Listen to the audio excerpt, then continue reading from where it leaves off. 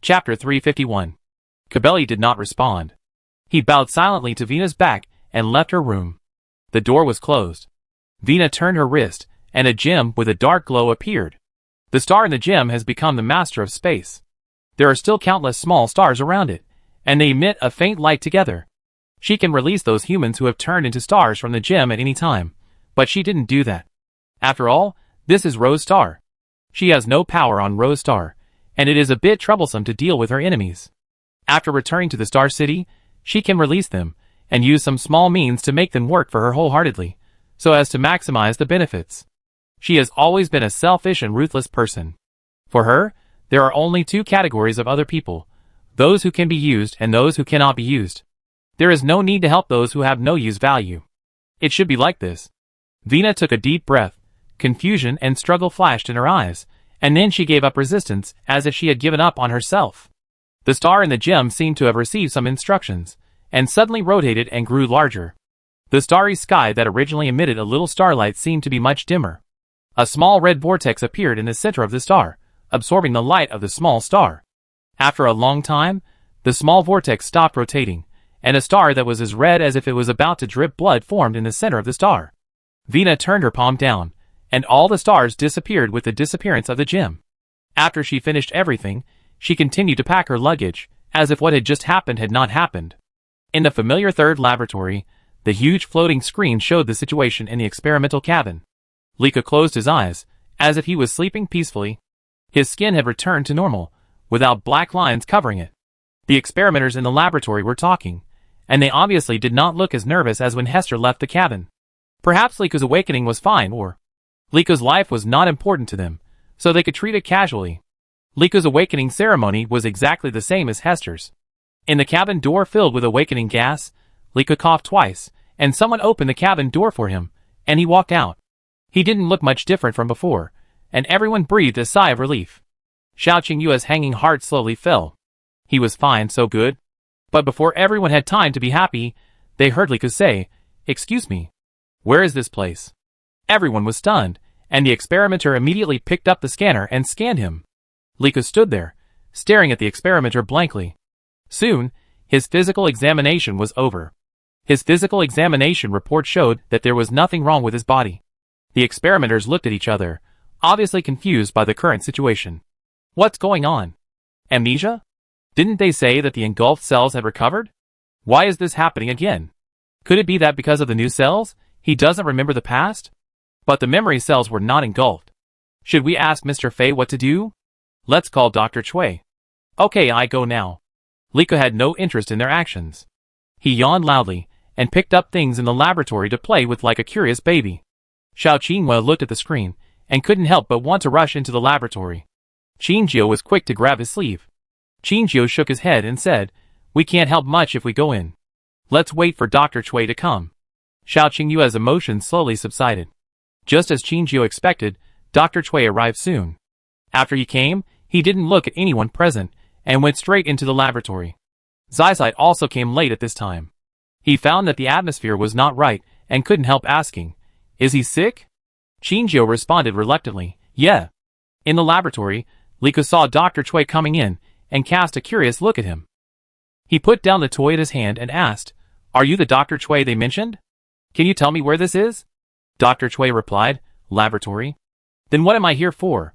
"You are an experimental subject." Qingyue was listening to their conversation outside, and couldn't help but feel ashamed. Dr. Cui was too direct, but Lika seemed to have heard something very normal. He just said "oh" and asked again, "Can I go out?" Dr. Cui, "Yes, but you have to cooperate with the examination." Lika's mouth sank. Although he didn't look very happy, he still cooperated. "Okay." Dr. Cui asked him some questions about the base. He could answer some of them, but he seemed to have no idea about some of them. There were a few answers that almost scared everyone. He actually remembered some things when he was in the Beast Tamer army. This was something that had never happened since they were hypnotized. Xiao Qingyue fell into deep thought as she listened to Lika's words, that were both strange and familiar. After several inquiries and inspections, Lika finally got the right to leave. He walked out of the experimental cabin and ran over with shining eyes when he saw Qingyue. Qingyue saw him approaching her a few steps, and she smiled and asked, "Do you remember me?" "I remember. We haven't eaten that couple ice cream yet. He actually still remembered this. Jinjiu was a little surprised. She found that Lika's memory was incoherent and incomplete. He seemed to only remember some important fragments of his life, while other memories were blank like washed film. Dr. Cui also came out of the laboratory at this time. When he saw Jinjiu and others, he just nodded slightly. When he was about to leave, he was stopped by Jinjiu. Jinjiu asked Dr. Cui his current memory. Dr. Cui, I know what you want to ask, but I can only tell you that I don't know either. I have no idea whether his memory can be restored or how much it can be restored. After all, he is the first such example. Speaking of the experimental subject, Dr. Cui's eyes were obviously brighter. He stopped his eyes on Liku and said, I hope he can give me some surprises. Jinjiu frowned. She had a bad feeling in her heart. She asked, what surprise? For example, Dr. Cui's eyes shifted from Liku to Jinjiu, and his eyes revealed madness. He said, break through the confinement and restore the memory before coming to the base to become an experimental subject. Chapter 352. That is to say, Lika's memory when he was still in the Beast Tamer army. Jinjiu couldn't imagine how painful it would be if Lika recovered his previous memory. Is this Dr. Cui's bad taste, or is he concerned about the different results of the experiment? Jinjiu still prefers the former. Seeing Jinjiu silent, Dr. Cui didn't stay too long. He had other things to deal with. Lika looked at Jinjiu and the others with a blank face. Curiously, what are you talking about? I lost my memory? No. He could remember Xiao Qingwei and Jinjiu, but he didn't have a deep impression of others. To him, the other people here were all strangers, and he walked to Jinjiu and Xiao Qingwei very consciously. Hester looked at Lika's innocent face. He lowered his head, stared at a certain place with his eyes empty, as if thinking about something. This was the first time he saw Lika after coming to Baihu, and his situation seemed to be different from Yu Qingyu. Yu Qingyu was no different from ordinary people, and Lika's amnesia would not occur. He still remembered that when he saw Yu Qingyu, both her mental and physical condition were perfect, which made him very confident in this optimization experiment. Of course, all experiments may have problems, which he already knew. As long as everything is fine for him now, that's enough, isn't it? Jinjiu and Xiao Qingwei played with Lika for a whole day, and in the end they really didn't have the energy to play with him, so Lika reluctantly let them go. After Jinjiu returned to the base, he still couldn't help but go to Shirong Star. On the island, she asked Guangming to go out and inform Mingwei, while she sat on the beach and stared at the fire on the ground in a daze. After a long time, the horned whale swam over from a distance. But this time, its speed was obviously not as fast as before. Guangming returned to Jinjiu's side, and even he felt that he could not disturb Mingwei. Mingwei was still half submerged in the sea, and he showed his two eyes and looked at Jinjiu from a distance. Jinjiu asked, your injuries? Mingwei answered Jinjiu with a small water column on his head. It was fine. But it seemed to remember something, shaking its tail and spraying small water columns, and Jinjiu finally understood what it meant. You mean? The war beast of the golden-haired guy has communicated with you. TSK? What did it tell you? With the help of Guangming, Jinjiu tried to communicate with Mingwei for a long time, and finally understood what it meant. She frowned, supported her head with one hand, and her eyes were not focused, as if she was thinking about something. It means? Jin Chung asked him to go to Zhongtian Star? Why? Ivana is also in Zhongtian Star. Wouldn't she be walking into a trap if she went there? Could it be that something happened to Lightning and Bai Shui? But if it was a problem with Lightning and Bai Shui, he should have asked Teacher Edel to come forward. And he had disrupted her plan not long ago, and asked Teacher Edel to return to Zhongtian Star in advance, making everything she and Mingwei did in vain. Now he asked her to go to Zhongtian Star again? She couldn't take the initiative to write to Jin Chung, and Jin Chung also understood this truth. He never sent her any message. In the past, Jinjiu would trust Jin Chung unconditionally. But now, she suddenly felt that Jin Chung was hiding a lot of things from them, so she could no longer trust him 100% as before. Even Jinjiu himself did not realize that Jin Cheng's behavior seemed to draw a line between the two of them, and something had changed silently. Jinjiu fell into deep thought, and several war beasts also clearly felt Jinjiu's uneasiness. They did not dare to make a sound, but quietly waited for Jinjiu's response. After a long time, Jinjiu took a deep breath, as if she had made a decision, and she said, okay, I understand. Just like before, she was willing to trust Jin Chung again. Zhongtian Star, even if it is a dragon's den and a tiger's lair, she will go to try it. Fortunately, Vina has left, and she does not need to explain her desperate behavior. She and Xiao Qinghua told her that she would be out for a while, and they did not ask much, but Li Ke seemed a little sorry. He still wanted to play with Qinjiu for a few more days. It's a rare vacation. Qinjiu had never been to Zhongtian Star, so he could only rely on his intuition to find a suitable place to stay. This time Qinjiu did not bring Guangming and Xiaosha, but only Meteor. Meteor is still young and can't stand being alone, so it's easy to destroy the house at home. It's better to let it stay with me, and the other two war beasts can meet them at night through wormholes. Qinjiu felt that her ability to use wormholes gave her the greatest convenience. It's not entirely a bad thing to have alien beast genes. Qinjiu held Meteor and shuttled through the streets. She began to look at the environment here. Zhongtian Star has a building with a metal shell that soars into the sky. Its outer wall reflects bursts of cold light under the sunlight. It symbolizes the highest status and majesty in the entire galaxy. That is the federal headquarters. Whether it is the president, the Beast Control Army, or the Mecha Army, their highest commanders are all inside. The steel building that is said to be indestructible is standing upright in the center of the city, looking extremely solemn. Zhongtian Star is at the forefront of the entire galaxy in terms of technology and defense. Even a small road is different from other places. The floor of the road will adjust itself according to the amount of people flowing, disconnect from it, and then connect to the road on the other side. Qinjiu didn't adapt at first, and was so scared that he stood there and dared not move. Others were not surprised by this, and walked on the road naturally, as if they didn't notice the changes in the ground. Seeing Qinjiu stop when the ground changed, they could recognize at a glance. This person had just arrived at Zhongtian Star.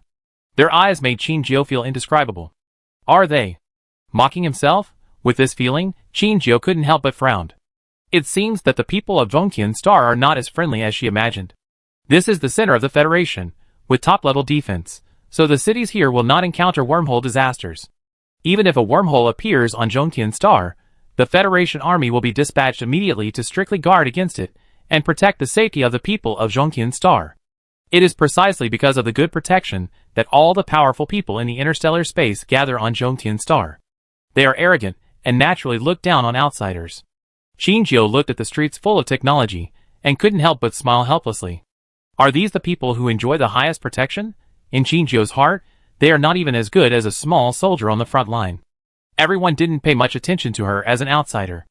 After seeing her lose her composure once, no one paid attention to her anymore. Meteor couldn't sit still, and poked a little head out from the middle of her coat, looking around curiously. Qinjiu was thinking about whether to let it out, and heard someone beside him shouting in surprise. Wow! It's Jifeng. Hearing the word Jifeng, Qinjiu had already rushed forward to cover the child's mouth.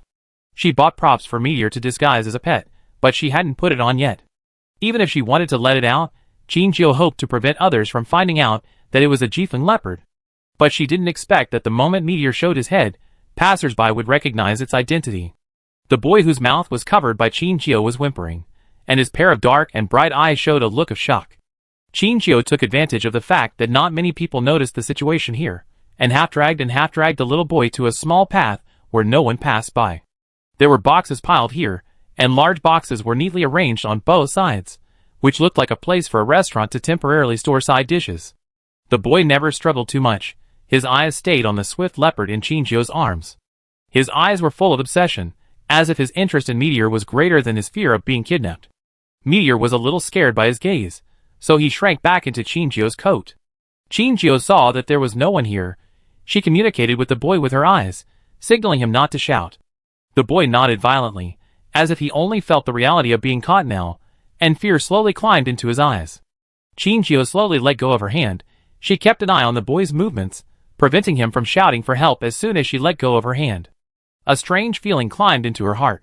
Why does she feel like she is doing something shameful? And she seems to be very skilled. But the boy did not scream.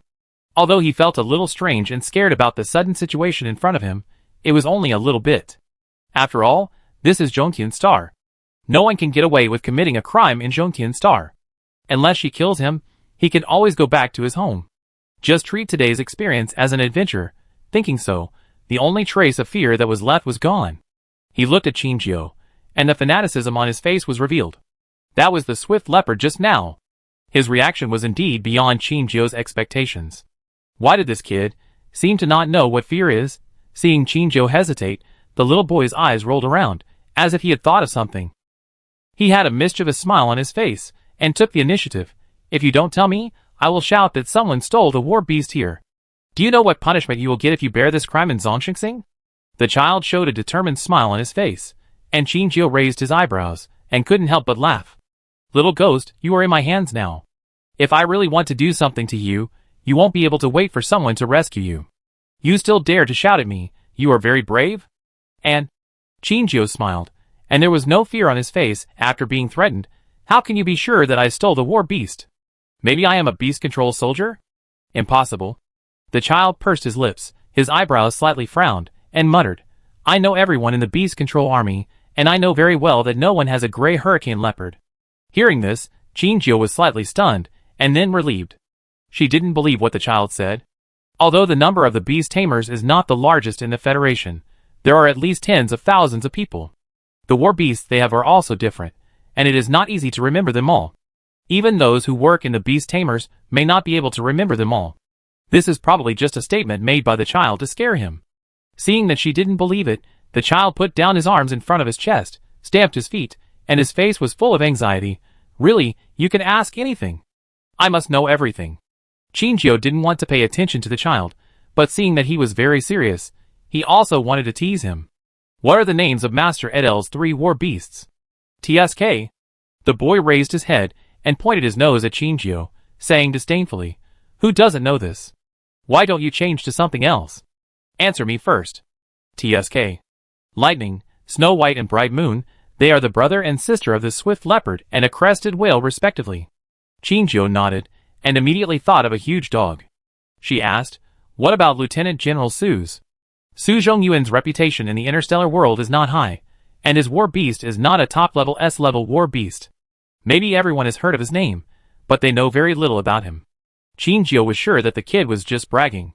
If he changed to a less famous member of the beast-taming army, he might not know the answer. The kid was stunned when he heard this. Qingjiu shook his head secretly, and was about to perfunctorily say a few words to him and leave. But the boy frowned and looked at Qingjiu, with a little doubt in his voice, and said, Su Zhongyuan, there is an A-level war beast feather mastiff named Feather. After the child answered, he stretched out his hand to scratch his short hair, which didn't have much hair. He looked at Qingjiu with some uncertainty and whispered, Lieutenant General Su has been stationed on the front line for many years. Few people know Lieutenant General Su. How do you know? Are you really a beast man? But I remember there is no gray hurricane leopard. I can't remember it wrong. Qingjiu didn't expect him to be able to answer it, and couldn't help but look up to him. However, she didn't have the energy to play the quick question and answer game with the boy here. She said perfunctorily, Okay, you really know it, so amazing. I have no other questions, goodbye. Wait! You haven't told me your identity yet. And the hurricane leopard. The boy stepped forward and grabbed Qingjiu's sleeve, and Qingjiu was forced to stop. At this time, Liuxing, who had been watching the two quietly, thought that the boy was going to attack Qingjiu. It ran out from Qingjiu's collar, and pounced on the boy along Qingjiu's arm. Both of them were startled. Qingjiu was quick-eyed and quick-handed, and caught Liuxing with his other hand. The boy quickly stepped back, looking at the hurricane leopard that was hostile to him with lingering fear. He was almost bitten by it. Although he should have been afraid, the boy's eyes became brighter. It was indeed a hurricane leopard. It was a rare gray hurricane leopard. Qingjiu grabbed Liuxing and whispered, Don't hurt people casually. The hurricane leopard's ears drooped, its eyes raised, and it was looking at Qingjiu pitifully. Qingjiu rubbed its head randomly, and put it on his shoulder. Children always make mistakes. It's okay to know the mistakes. Liuxing didn't learn anything else, but learned the ability to read the face of light and Xiao.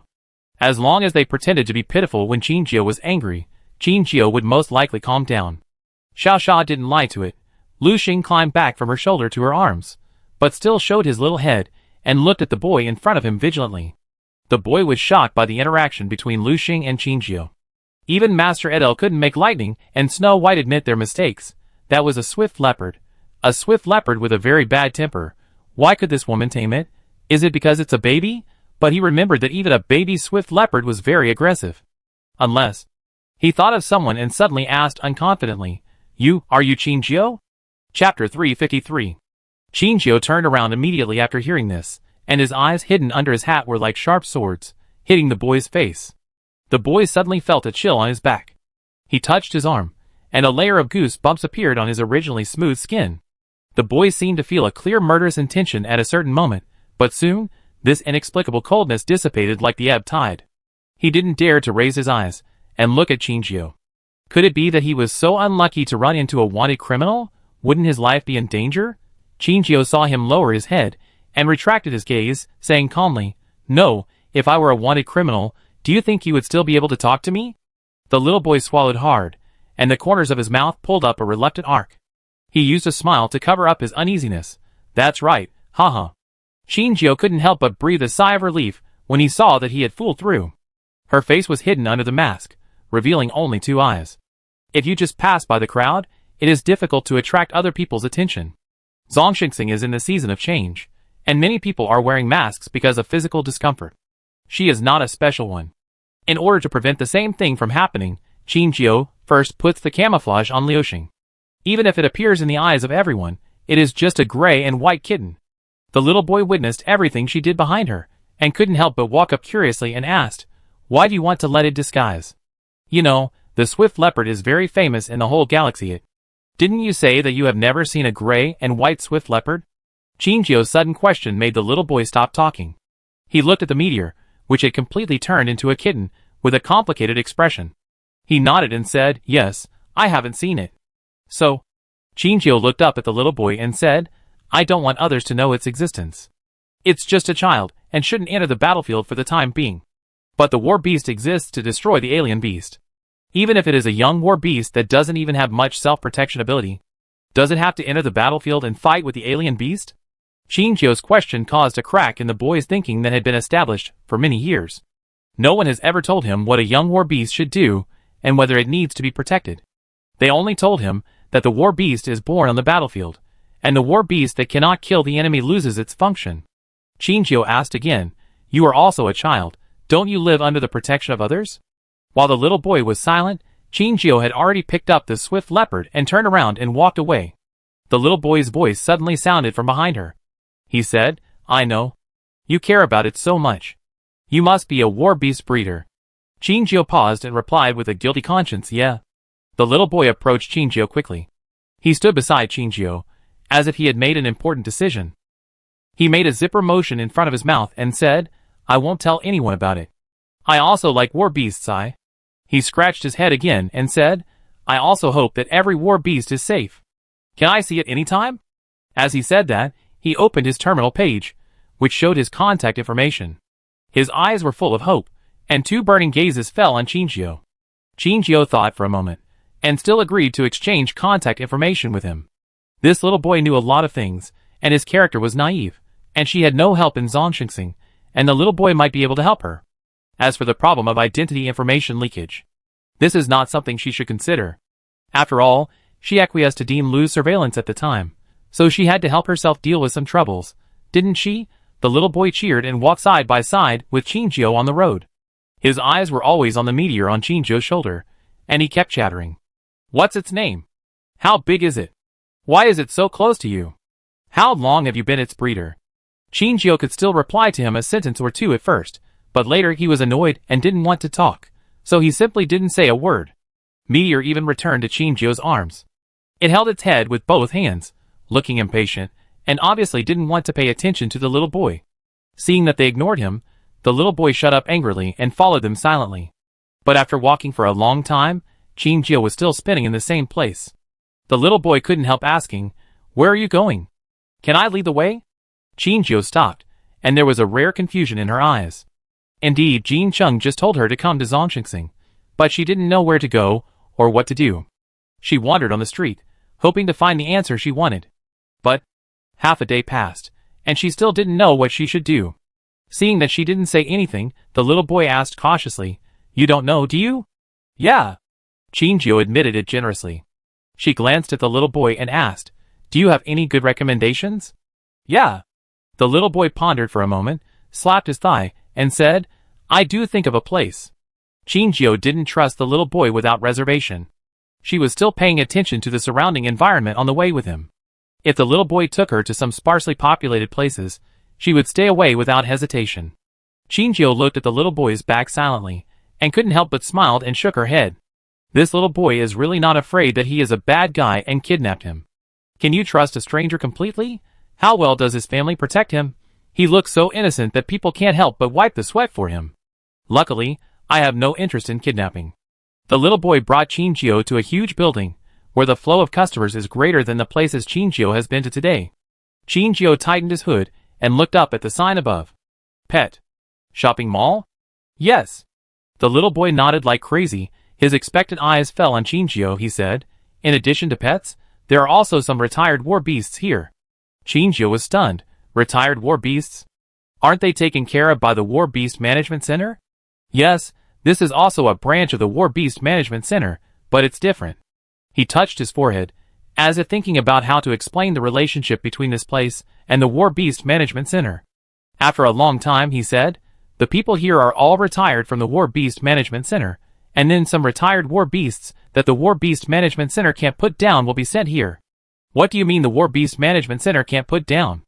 The little boy was hesitant to speak after hearing this. After an unknown period of time, he finally stomped his feet, as if he had made a decision, and said, it's the retired war beasts that the War Beast Management Center doesn't want to keep. Chapter 354. Hearing this, Chinjio frowned. Retired war beasts are all meritorious war beasts, and should receive the best retirement treatment. Even if their masters are no longer around, they should receive the best care at the War Beast Management Center. But now, what is he talking about? The War Beast Management Center doesn't want to raise retired war beasts. Do they think these war beasts have become a burden to them? Thinking of this, Chinjio's face instantly turned cold. Even the little boy standing next to him seemed to suddenly feel a piercing chill, and couldn't help shivering. He observed her expression and asked cautiously, you are a war beast breeder, don't you know? Chinjio heard this, and retracted her emotions. She took a deep breath, and continued her disguise. We belong to different departments, and don't know each other's affairs. Oh! The little boy nodded, without any doubt. He asked, are you still going in? I don't think you like it here. Go in, why not? Chinjio let out a long breath, and said to the little boy, lead the way. The little boy then walked in front of Chinjio to lead the way. As soon as he entered the mall, Chinjio was shocked by the scene in front of him. The transparent glass ceiling was surrounded by a circle of sparkling diamonds, which emitted a dazzling light under the sunlight. The refracted light fell on the ground, forming a series of glass rainbows. The sunlight coming in from the outside seemed to be removed by the transparent glass. Its aggressive side, the soft light hitting the body, did not make people feel toxic. Chinjio stood under the warm sunshine and felt a little novel. Seeing her surprised expression, the little boy took the initiative to explain. In order to let the pets here feel like they are in nature, the roof here is designed to be completely transparent. But considering that if it is completely transparent, the scorching sun will make people uncomfortable, so we used a little technology to modify it. He raised his head slightly, his face full of pride. It is made of ice porcelain. Do you know ice porcelain? You may not know. After all, few people go to Porcelain King Star, and ice porcelain is the specialty of Porcelain King Star. Don't underestimate it, the price is scary. Chinjio, How can I say that she not only went to Porcelain King Star, but also has a small ice porcelain decoration in Xinhuang? I don't know if Xinhuang moved her things away and threw them away after she left. Is her bed still reserved? Hey, what are you thinking about? The little boy saw that she was motionless, and couldn't help jumping up and waving his hand in front of her. Chinjio came back to his senses, shook his head, and said, it's okay, ice porcelain. I know. The little boy opened his eyes wide, his mouth slightly open, as if he was a little incredible. You actually know Binksy. Chinjio didn't want to go into this topic. She asked the little boy, where is the retired war beast you mentioned? The little boy pointed to the other side of the mall. Chinjio couldn't even see the end of the mall. He said, at the very edge, there is a large space reserved for retired war beasts. Let's go there. Chinjio said her destination. The little boy nodded. Her face was excited, and she walked quickly in front to lead the way. It was the meteor in Chinjio's arms that seemed to feel something that made it uneasy. It shrank in Chinjio's arms, only daring to show one small eye to look at the outside world. Chinjio could clearly feel that Liuxing was trembling slightly. Her eyelids trembled slightly, and she lowered her head and whispered beside Liuxing's ear, what's wrong? Liuxing did not respond, but hid deeper and deeper. Chinjio could no longer see Liuxing's head at the collar of his dark coat. Could it be? What does this have to do with Liuxing? She suppressed her doubts and followed the little boy's footsteps. But just in case, she held Liuxing's leash tightly in her hand, fearing that it would slip away without her noticing. Jinjiu and the little boy walked for 20 minutes before the little boy reached the boarding point of the shuttle bus. After the two paid the fare, they stayed in the car for nearly half an hour before the speed of the shuttle bus slowed down. This mall is really big. We're here. After the driver said that, the little boy pulled Jinjiu out of the car and continued to walk in. The roof here is the same as what I saw when I came in, but for some reason, the temperature here seems to be 1 or 2 degrees lower than outside. It seemed that there was an uneasy and oppressive atmosphere spreading everywhere, making Jinjiu feel very uncomfortable. But the little boy in front of her was like nothing happened, and he turned back to urge Jinjiu to follow quickly. Jinjiu raised her eyebrows and looked down at the collar of her coat. Meteor, hiding in the inner pocket of the coat, was trembling. It was afraid. She looked up at the people around her. They were as excited about the upcoming sightseeing as the little boy. It seemed that only she and Meteor were affected. Jinjiu followed the little boy's footsteps silently, looking around. The exterior walls here were painted in a warm cream yellow, and there were many stickers or decorations of small animals on the walls, which were cute and made people like them. After walking through a long corridor, Jinjiu and the little boy finally came to a gate entrance. The entrance was a beautiful arch surrounded by artificial flowers, with Q-version war beast sculptures on both sides as a publicity facade. Jinjiu recognized the sculptures of 2 war beasts, one black and one white, on the left and right. Lightning and Snow White, the staff at the door came over, smiling and asked the two, "Are you two here to visit?" The little boy was like a little adult in front of Jinjiu. As a local, he took on this important responsibility consciously. He nodded and answered in a childish voice, "Yes, 2 people." The staff was amused by the little boy's appearance, and he took out 2 bracelets and buckled them on his and Jinjiu's hands respectively. "You two can go in now. There is a countdown on the bracelet. You have 2 hours to visit. Please complete the visit before the countdown ends. The East District is for flying war beasts, the West District is for terrestrial war beasts, and the North District is for aquatic war beasts. Our park is a bit big. If you want to visit all of them within 2 hours, you can rent our minivan. It only costs 100 star coins." The little boy patted his chest and said, "We want to rent a car." The staff smiled and responded, "Okay, please wait." Jinjiu was thinking about paying, and the little boy had already stepped forward and successfully transferred money to the other party's charging system with the terminal. Jinjiu silently took a step back. When she was as old as the little boy, she didn't have so much money to squander at will. She is worthy of being a child of Zhongtian Star. The car soon appeared in front of him. It was an open-top sightseeing car, with the front of the car made in the shape of an animal, which looked extremely cute. Jinjiu looked around and found that most of the other people here chose to rent a car. 50 star coins per hour is actually not a price that everyone can accept. But it seems that on Zhongtian Star, this amount of consumption is not worth mentioning. Jinjiu couldn't help but wonder, what if it was on Chewang Star? What about the planet that is known as the richest in the Interstellar? Would their spending be even more shocking? She thought of Jean Chung, and then thought of the way Jean Chung usually spent money. It seemed that she could already imagine how the people on their planet viewed star coins. A bunch of useless numbers. She admitted that she was a little jealous. Jinjiu and the little boy got on the sightseeing car, and the car moved forward slowly. Finally, after a few minutes, they saw the first war beast. A galaxy wolf. Chapter 355. The galaxy wolf is a rare species, and Jinjiu was stunned the first time he saw it. Its appearance is too familiar. It is Qianqing's war beast. You two can choose to get off the car or... Hey! Be careful, guests. Jinjiu jumped down before the car stopped. She walked quickly to Yi's side and called it softly through the glass.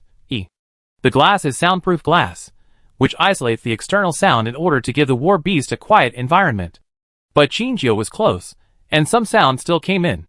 The galaxy wolf moved its ears and raised its head in a daze.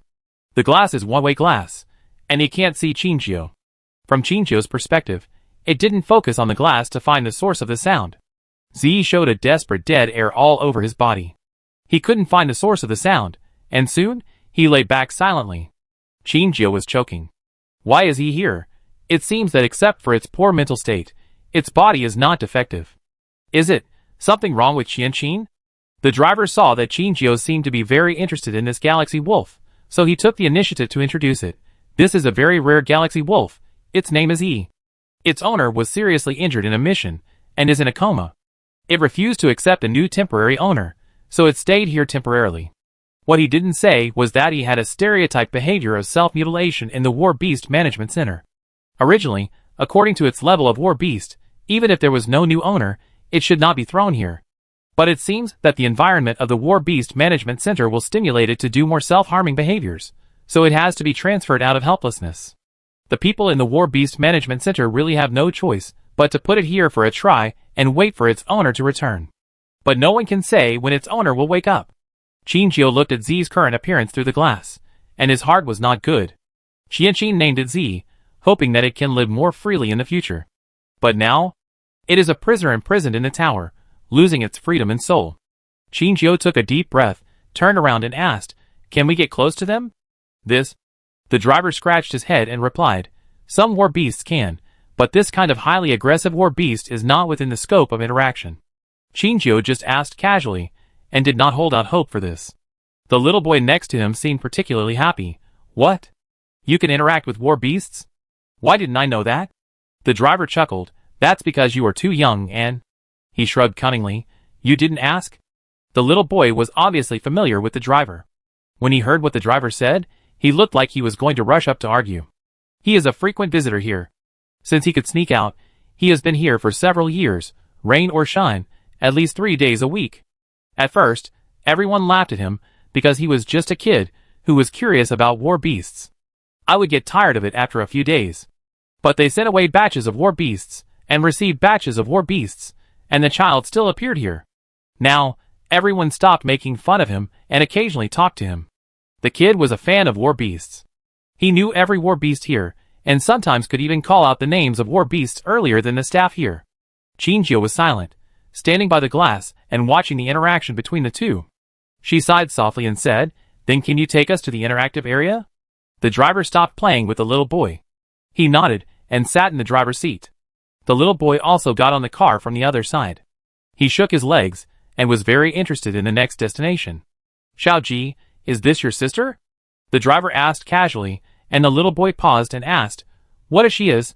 What if she is not?" The driver: "Children can go to the interactive area only if they are accompanied by their families. If you are just carpooling, then—" "Yes. Yes, yes. Why not?" Xiaoji answered excitedly, and his butt leaned towards Qinjiu. Both of them were amused by his behavior. In fact, he and Qinjiu obviously don't seem to be familiar with each other. The driver knows that Xiaoji has wanted to interact with the war beast for a long time, so he deliberately gave him some small tips. Now he is accompanied by his family. Of course he can enter the interactive area. The management regulations here are not so strict. Everyone can turn a blind eye and acquiesce to his entry. After all, there are really few people who dare to make trouble here. So Xiaoji temporarily became Qinjiu's younger brother, and accompanied by his parents, he came to the entrance of the interactive area. There are not many people here, and many people don't know the existence of the interactive area. Only 3 or 2 people are queuing at the door. When it was their turn to go in, they saw a staff member sitting on the rockery, with one leg straight and one leg bent, looking cynical. He was feeding a little white fox on his shoulder. There was a small tuft of red hair on the fox's forehead, forming a flower-like decoration, which was very adorable. Its fox eyes were looking around, and when its sight fell on Qinjiu, it suddenly widened its eyes, and regardless of the man's call behind it, it suddenly jumped out and jumped on Qinjiu. No one expected that there would be an emergency, and everyone exclaimed. But Qinjiu, who was in the center of the storm, was not panicked at all. She squatted down and stretched out her hand to the fox. The fox climbed from Qinjiu's arm to her shoulder, and then laid down obediently like when it sat on the staff's shoulder. It also rubbed Qinjiu's cheek affectionately, showing great joy. The man stood up from the ground, his eyes fixed on Qinjiu, who was interacting with the white fox. War beasts should not be so close to people. Not to mention the war beasts here. Xiaoji's eyes lit up. He stood beside Qinjiu, secretly reaching out his hand to touch the white fox's fur. The white fox seemed to sense something, turned its head suddenly, and strangled Xiaoji with a threatening look. Xiaoji was startled and immediately put his hand down honestly. "Okay, he can't touch it." The white fox changed its expression when it looked at Qinjiu. It kissed and licked Qinjiu, making Qinjiu couldn't help laughing. And the meteor that had been in her coat pocket seemed to smell something wrong. It raised its head and looked up from the collar of the coat, and could see Qinjiu's face in a small piece of heaven and earth. At the same time, it could also see the white fox on Qinjiu's shoulder. That's its position. If it continues like this, its position will be lost. It can't just sit there and wait for death. Chapter 356. Chinjio was still being intimate with the little fox beside him, when suddenly a black shadow jumped out of his arms. In a flash, the black shadow raised his paw and slapped the fox to the ground, and sat down on the fox's position. The white fox adjusted its posture in the air, and looked at Chinjio's shoulder with a vigilant look after landing. The little gray cat on Chinjio's shoulder was rubbing Chinjio's cheek with disdain, trying to cover up the smell left by the white fox with its own breath. Things happened too quickly, and when everyone came to their senses, the white fox was already hiding under Chinjio and turning in circles. The gray kitten was higher in level than it, and it didn't dare to compete with Lu Xing for Chinjio's shoulder. The man frowned. He had been working here for decades, but he had never seen such a situation. His low and magnetic voice came out, easily attracting the attention of everyone present. Xiaobai, come back. The white fox called. Xiaobai looked up at him, then continued to lower its head and arched at Chinjio's feet. Meteor had given it enough face, and did not continue to drive it away, but stabilized its exclusive position. Oh no, Guangming can also sit here. But it can't be other war beasts. It stared down at the white fox on the floor, and the aura it exuded was something Chinjio had never seen before. Chinjio couldn't help but think of the same scene that had appeared before, and she suddenly asked, "What level of war beast is this war beast?" The man raised his eyebrows and squinted his eyes to examine the little cat on Chinjio's shoulder. Is it really a little cat? Could the little guy who can make Xiaobai hide in fear and take the initiative to show weakness be a little cat? Combined with Chinjio's question, he suddenly realized. However, he did not expose it in front of so many people, but just replied calmly, Be level red heart fox. The reason why the red heart fox is called this name is because it has a small red flower on its forehead. They mainly deal with the advanced troops of the alien beasts. The alien rats. The red heart fox can find traces of alien rats from a few miles away, and quickly find and eliminate them. And Xiaobai. The man looked down at Xiaobai, who was circling around Chinjio, and he sighed. Xiaobai was injured by the alien beast, and lost his keen sense of smell for the alien beasts, and finally had to retire. Because its level is not high, the War Beast Management Center does not want to waste resources on a low-level and useless war beast, so it was thrown here for retirement. After all, this place is a business, and the ticket fees collected can be used as funds for raising war beasts, which can be regarded as a final shelter for retired war beasts. With a complicated expression, he slowly raised his head to look at the woman, who was coaxing the kitten on her shoulder, while secretly stroking Xiaobai at her feet. He himself had a special identity, and it took a long time of hard work to gain Xiaobai's trust and let it interact with tourists. But this woman, her own Xiaobai, was paying for her. The beast on her shoulder must also be a war beast, and its level would not be lower than that of the red heart fox. More and more eyes were focused on Chinjio, and she looked up at the man carefully. The man still had no expression on his face, but his eyes were fixed on her. Chinjio silently withdrew the hand that was teasing Xiaobai. She seemed to be a little too addicted to stroking the fox. Chinjio coughed lightly to cover up her embarrassment. She was about to get up, but the little fox grabbed her palm. The little white fox held Chinjio's palm with its two front paws, making a een sound. It raised its eyes, lowered its eyes, and looked at Chinjio reluctantly with its big watery eyes. Chinjio's heart melted at once, and she was reluctant to let go of the little white fox, and squatted down again. However, Meteor on her shoulder saw through the tricks of this foxy girl at a glance. This stinky fox actually played the role of a sentimental fox. It was all a charm. It was responsible for not letting Chinjio be bewitched by other war beasts. It jumped off Chinjio's shoulder and landed beside the red heart fox. Meteor arched its back, gathered strength in its legs, and bared its teeth and growled threateningly at the red heart fox. The red heart fox was frightened by Meteor. Its ears became airplane ears. Its tail was clamped between its legs, and it retreated tremblingly. This is the pressure from the high-level war beasts to the low-level war beasts. They cannot cross the level gap and surrender to the high-level war beasts from the depths of their souls. Chinjio saw this, as if she was poured with a basin of cold water, and immediately sobered up, and the emotions on top were also extinguished. She let go of the red heart fox, and picked up Meteor with both hands. Meteor's originally ferocious expression disappeared like the tide receding, and its big eyes returned to its usual innocence, blinking and looking back.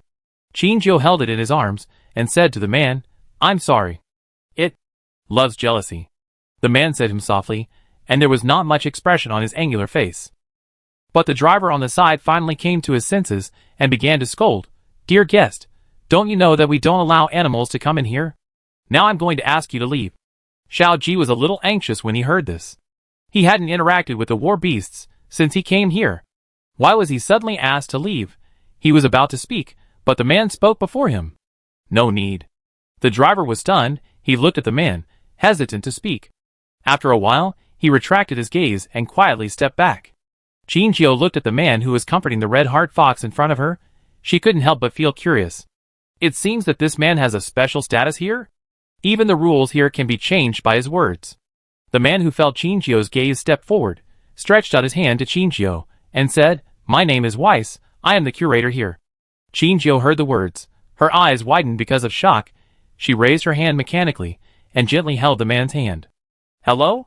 My name is Luo Shuzhou." Weiss nodded, looked at the cat in her hand meaningfully, and said, "Your kitten is quite unique." Qingqiu laughed dryly twice, buried the head of the meteor in his chest, hiding its face. Just a little naughty. West didn't expose her lie, he said in a business-like manner. "Are you here to interact with the war beasts?" "Yes." Xiuji, who was standing next to him, was also seeing the curator for the first time, his eyes full of admiration. The man turned his head to look at Xiuji, whose eyes were shining, chuckled, and handed the red-heart fox in his hand to him.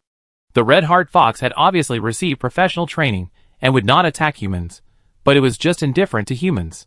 But if Weiss wanted it to cooperate with the work, it would cooperate. Alas, who told it to beg for food now? Xiuji was so excited that his whole body was shaking, but he was still trying to control his hands, and he touched the red-heart fox with the force of a dragonfly touching the water. The red-heart fox rolled his eyes. Why did it feel like a mosquito bite? Wes said, "It's okay, you can touch it, but don't hurt it." Xiuji nodded like pounding garlic, and finally touched it with normal force. This was his first time to encounter a war beast. So satisfying. Weiss stood up, and found Qingqiu looking at him with hesitation. He couldn't help asking, "What do you want?" Qingqiu pursed her lips and nodded. She said, "I want to see the Galaxy Wolf." Chapter 357. When the man heard this, his eyebrows slightly raised two small hills, and the corners of his mouth tended to sink. He decisively rejected the other party's request. "Sorry, it is not an interactive war beast." The expected result? Qingqiu pursed her lips tightly. Her eyes were covered by long eyelashes, and all her emotions were hidden cleanly. Why did she want to see the Galaxy Wolf? The tall figure of the man stood not far in front of Qingqiu, and the light shone on the ground behind him, casting a long shadow. His expression was not very clear because of the backlight. His eyes seemed to want to peel Qingqiu's head inch by inch, to carefully see what was going on inside. The Galaxy Wolf was delivered a week ago, and it was different from the other war beasts sent here. It seemed less energetic and more decadent. When it was turned around, it didn't even struggle at all, and walked into the glass room obediently. After changing to a new environment, it did not hurt itself, but it also lost interest in everything around it. At that time, everyone said that this war beast was obedient and easy to raise, but Weiss didn't think so. This Galaxy Wolf probably won't live long. It just doesn't want to live anymore. War beasts that lose their masters occasionally have such extreme situations, but generally speaking, more war beasts come out in the end. Maybe because it is a high-level war beast, it has a more delicate perception of emotions. Because of this, it has a deeper affection for its master, and is more likely to be in sync with its master's state. It was sent here, which seemed to be a hint from humans.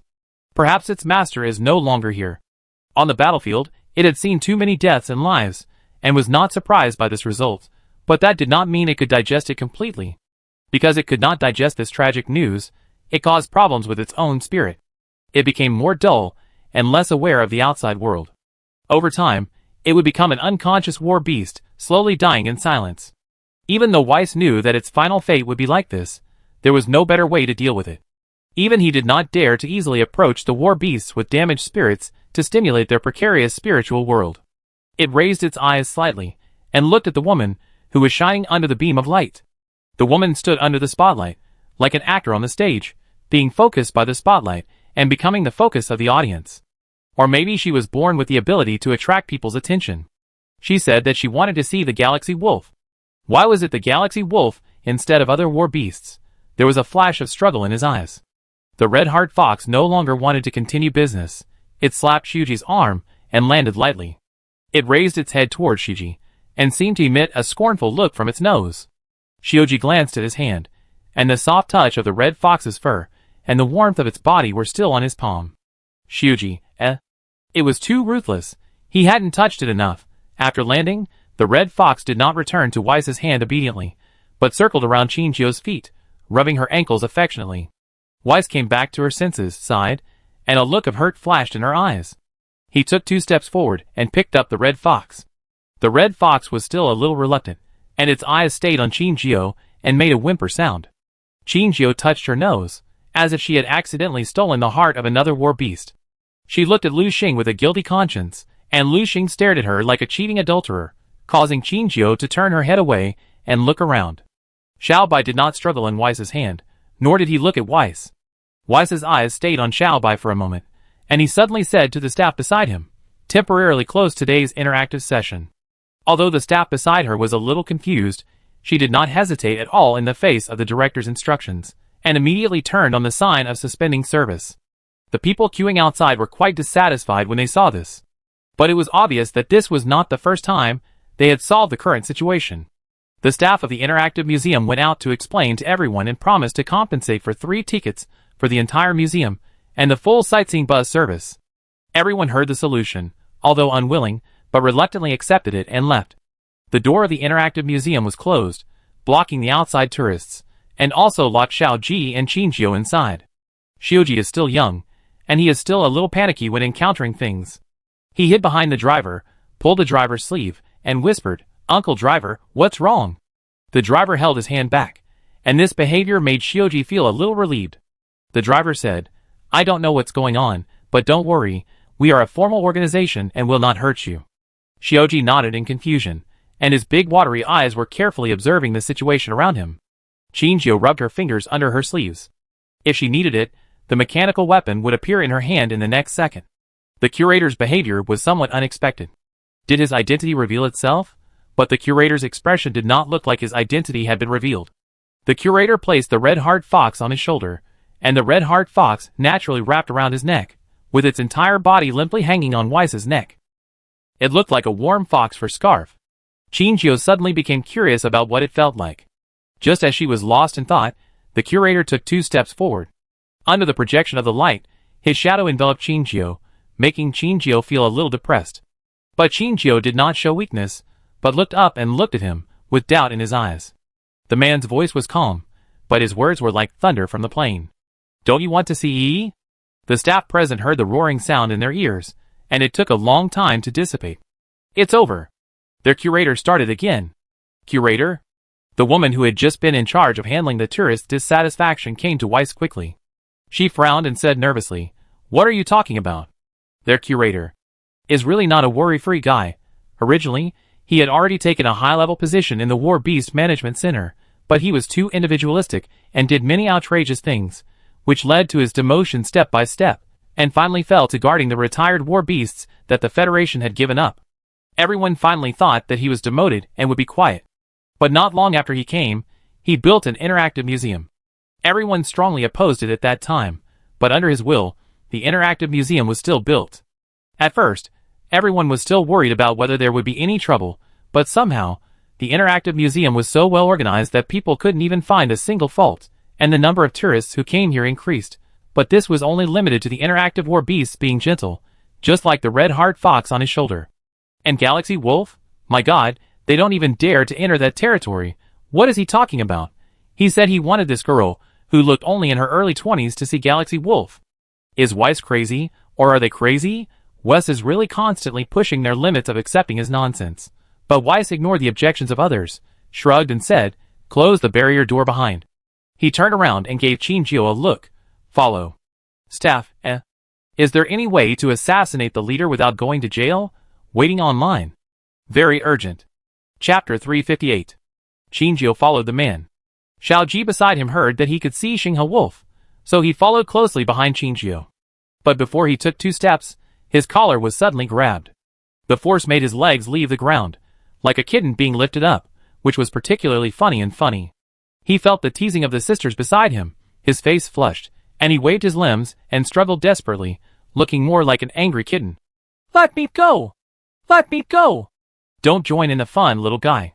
The driver chuckled and threw him back into the car. The moment the little guy's feet landed, he staggered and wanted to run in the direction where Chin-Chio and the others disappeared, regardless of the fact that he had not yet stood firmly. The driver quickly picked him up again. Even though he was a child, the strength of his struggle almost made the driver lose his grip. The driver said with a headache, "Don't move, I take you to see it." Hearing this, the child stopped moving, and he looked back suspiciously, as if he wanted to see the driver's face to deceive him. "Really? Really?" the driver said helplessly. "Can you sit down immediately?" Xiaoji nodded, and the driver put him back on the chair in the sightseeing car. In the sightseeing corridor, the glass of the Galaxy Wolf's single room suddenly darkened until it fell into endless darkness. It was as if this place was not open to the public. The driver did not drive the car out of the interactive hall, but entered another dark road. Xiaoji sat in the car, and he could not see his hand in front of his face.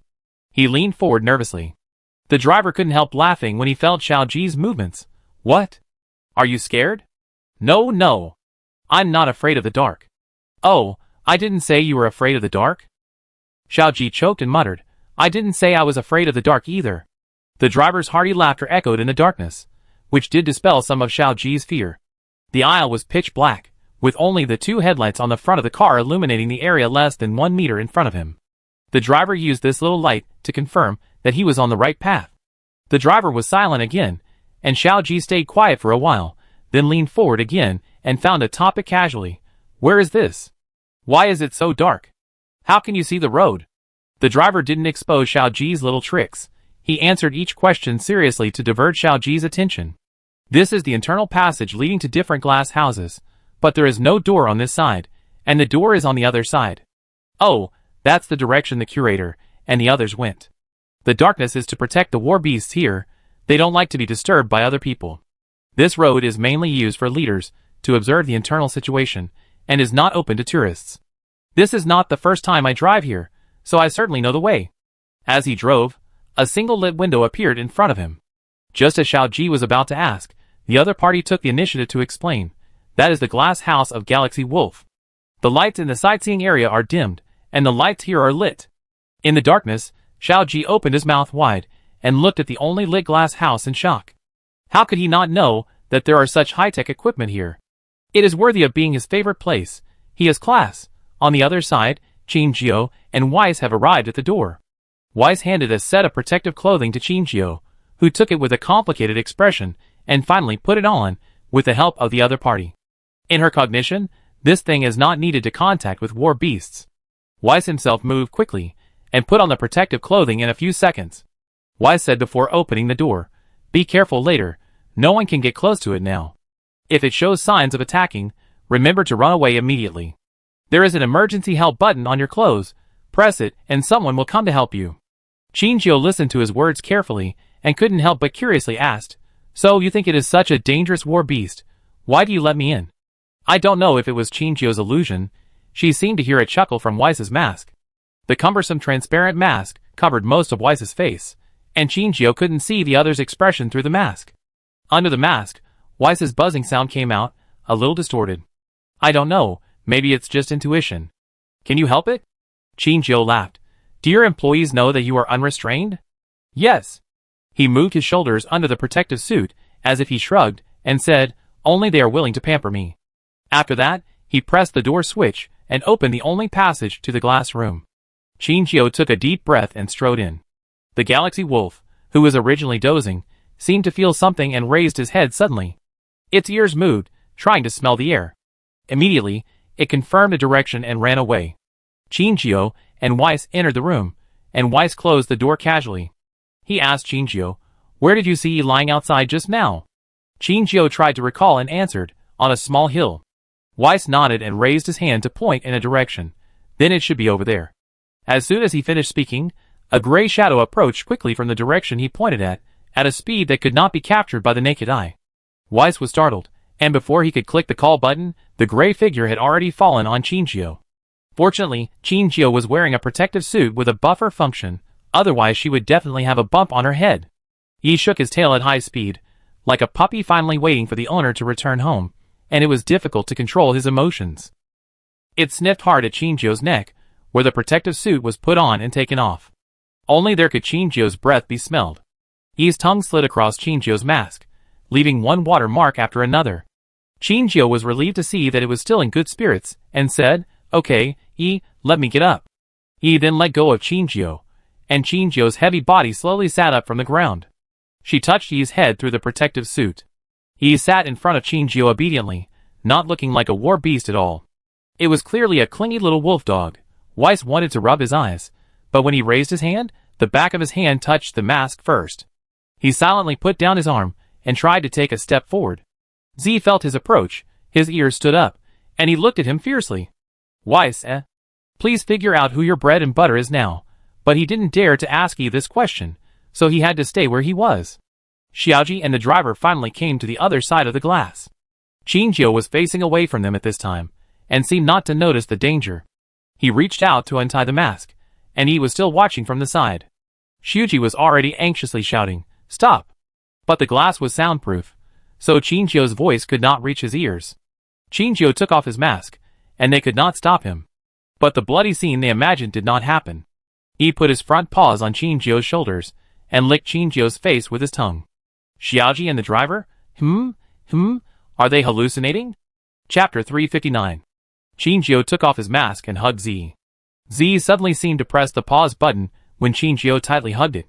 Its long mouth rested on Chinjio's shoulder, and its eyes showed a different confusion from before. Chinjio gently patted its back, and the gentle soothing action made Z even more confused. "Z, don't hold it back. Cry if you want to."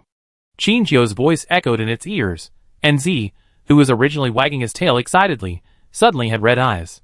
Tears flowed from its eyes, and soaked Chinjio's shoulders. "Woo!" Its voice went from restrained at the beginning to uncontrollable, and the whimpering sound became louder and louder. It was like a helpless child who finally found an outlet for his emotions. Even Weiss saw the war beast crying so helplessly for the first time, and he was a little bit reluctant. In their eyes, the war beasts would never make the current expression. Even if their masters did have an accident, they would only die numbly in silence. They have no ability to vent their emotions, only the ability to destroy themselves. Yi's emotional outlet is like a rusty faucet. It can't break through the blocked entrance by itself. Chinjio's words turned on the switch that was originally tightly tied. It started with 1 drop, 2 drops, and finally, the blocked emotions were out of control and surged out from the outlet. Chinjio just hugged it silently and let it cry enough. The little guy in Chinjio's clothes also appeared from the collar. It wore a pair of cat ears, and was looking at the weird ant in front of it with its head tilted. It looked so sad. Meteor gently licked Yi's cheek, and Yi, who was crying, suddenly stopped crying. 2 tear marks were still hanging under Z's eyes. She stared at Liuxing's appearance. It was not as blind as humans. It could confirm the identity of the other party by smell. It was Gale leopard. Although it was not the familiar smell of lightning or Snow White, it had not met a Gale leopard cub for a long time. For a moment, its emotions were completely suppressed, and it looked at the Gale leopard with shock. This color, it can't be the baby of lightning and Snow White. Impossible. Impossible. Z was frightened away by the strange ideas in her mind, and she shook her head violently. Shocked emotion surged out, and she didn't know she was sad. Liuxing was still licking Z's cheek gently, as if comforting Z with a clumsy method. Z did not stop, and tried to lick its head. Liuxing felt Z's friendliness, and it nudged Z with its little nose again. Z's emotions were all restrained now, but with the indulgence just now, it looked much better. It was interacting with Liuxing, and Chinjio said, "Z, your master is still here, but she hasn't woken up yet. You don't want her to wake up and find that you are gone, right? How sad she would be." Hearing this, Z raised his head suddenly, and because of the big movement, he accidentally flipped Liuxing out of Chinjio's collar. After Liuxing landed, he looked at the man and the beast in front of him with a blank face. What happened? Did it do something wrong? But no one cared about Liuxing. Z leaned down, and his long mouth arched into Chinjio's palm, and a pair of unusually beautiful eyes looked up at Chinjio from bottom to top. With hope, fear, and caution. Chinjio rubbed Z's mouth and said in an affirmative tone, "Yes, she is still in the hospital." After receiving Chinjio's affirmation, Z sat up straight, with tears still shining in his eyes. Weiss stood aside, and he could see it even through the protective mask. Z seemed to have changed.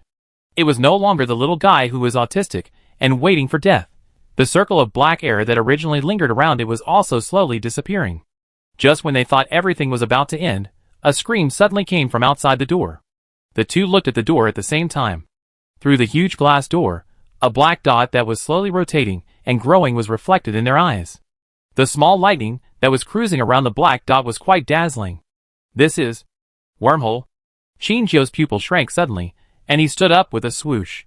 Weiss, who had been standing side by side with him, also entered a state of alert. He said on the intercom, the guard team brought weapons in, protected the war beasts without combat capability, and opened the glass house of the war beasts that still had combat capability. Notify the Federal Army for support here. He gritted his teeth and said the answer that no one wanted to hear. A new wormhole has appeared. It has been some time since the last wormhole appeared. Everyone was paralyzed by the surface column, and no one remembered the damage caused by these high-level wormholes. When the crisis appeared again, it was like dropping a heavy bomb, blowing up the whitewashed piece.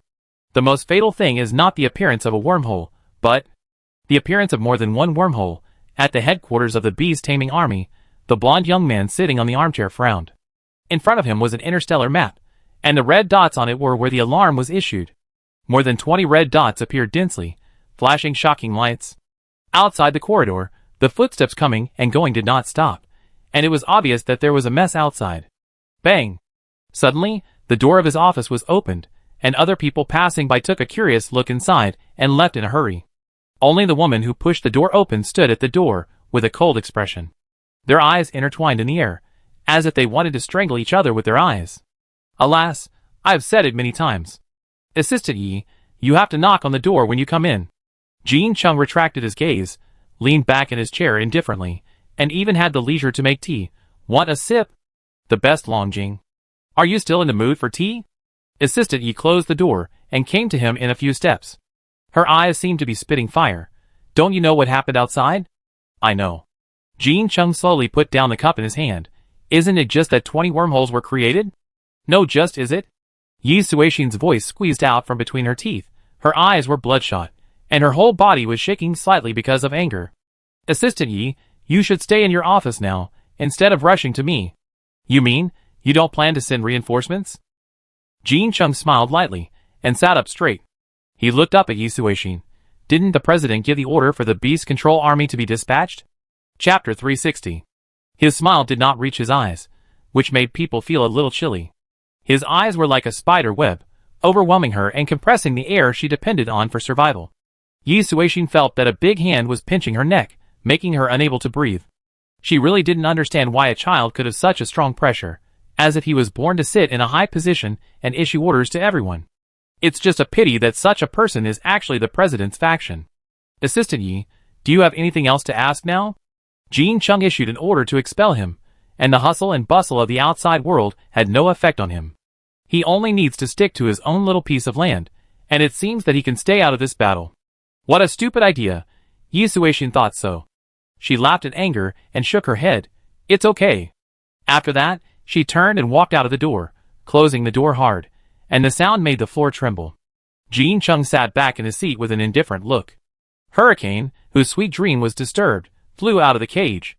It flew to Jean Cheng's shoulder and looked out the door with curiosity. Jean Chung took out a strip of meat from the drawer and fed it to Hurricane's mouth. Hurricane's hair was already covered with a layer of dust, and it was obvious that it had not been cleaned for a long time. It was still afraid of water, and Jean Chung still couldn't give it a bath. He began to miss the clean appearance of Hurricane. Only his vice president could fulfill this wish for him. Sure enough, Ivana did not arrange for the beast-taming army to go out, just as Jean Chung expected at the beginning. Obviously, he didn't trust anyone. In this battle, Jean Chung seemed to have won, but in fact he had not. Ivana's choice to weaken the presence of the beast tamers at this time can only mean one thing. He is weakening the role of the beast tamers in the Interstellar, and reducing their prestige in the eyes of the people. Of course, Jean Chung can also pretend not to know and arrange reinforcements as usual. But this is equivalent to telling Ivana. Jean Chung is indeed not an obedient character. In this way, he will only destroy the insignificant trust he has established with Ivana with great difficulty. So, he became the opposite of everyone in the Beast Tamers. He is a cowardly and incompetent puppet. Jean Chung rubbed Hurricane's head, and Hurricane felt unhappy and pecked him with his backhand. Jean Chung looked at his bleeding knuckles and did not react too much. Hurricane, now you are the only one who will treat me the same as before. His voice was very soft, almost inaudible in the chaotic shouting. Most people in the museum had already evacuated urgently, leaving only Qin Jio and his companions, who were blocked by the wormhole and still holding on. The wormhole expanded very quickly, forming a complete wormhole in a few breaths. Xiao Ji and the driver had also quickly come from another channel, and the driver shouted, "Get in the car, let's go!" The other side was an undeveloped area, with no lighting equipment and no complete map, and even Weiss was not clear about the construction situation inside for the time being. If there was no exit leading to the outside on that side, then they would be equivalent to blocking themselves in a dead end. But now there was obviously no time for him to think. He pulled Qin Jio and ran to the car. Rennie picked up the meteor and spread his legs behind Qin Jio. Meteor felt dizzy, and the beast was already in the car. At this time, a front paw of an alien beast stretched out from the fully formed wormhole. The next moment, it jumped out of the ground and twisted its body, as if to adapt to the environment. It raised its head and sniffed the air. Finally, it locked the direction in which Qin Jio and his companions fled and chased at an astonishing speed. The other alien beasts that appeared behind it also followed closely without hesitation. The night dynamic vision of the Galaxy Wolf can clearly see the group of alien beasts approaching them quickly in the dark corridor. It used its claws to pull Qin Jio's trouser legs, signaling her to pay attention to her back. Qin Jio didn't care whether she would be exposed at this time. She slowly closed her eyes. The two war beasts present were suddenly stunned, and then they all looked at the rear of the car. When Qin Jio opened her eyes again, the darkness in front of her was gone. She shared the dynamic vision with Yi and Meteor.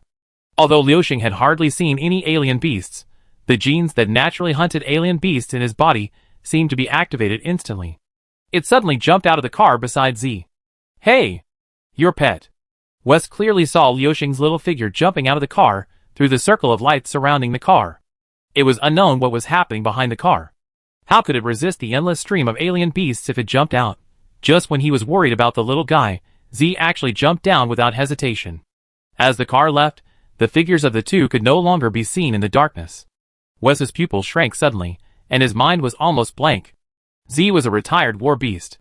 Even if it was not welcomed in the War Beast Management Center, it was not a reason for him to ignore its safety at will. If anything happened to Yi, the annoying guys at the War Beast Management Center would definitely take him as a target. His mind was spinning rapidly, looking for a solution. Suddenly, the headlight beside him was blocked by something and dimmed for a moment. He looked up and found that Qin Jio was already half outside the car. Wouldn't she want to jump out too? As if to confirm his thoughts, Qin Jio put one leg on the backrest of the sightseeing car. "Hey you! Take care of them." After Qin Jio finished speaking, he propped himself up with his arms and landed steadily on the ground. The car did not stop, and gradually Qin Jio also disappeared into the darkness. But Weiss did not miss the look Qin Jio gave him. That was clearly giving an order. She was controlling the beast. Qin Jio's eyes were emitting a faint light, and she could see everything clearly in the dark. This was the result of Yi's empathy with her. The body of Meteor had grown larger, and it was now not much different from Yi in size. At this time, it and Z were standing in front of Qin Jio, one on the left and one on the right.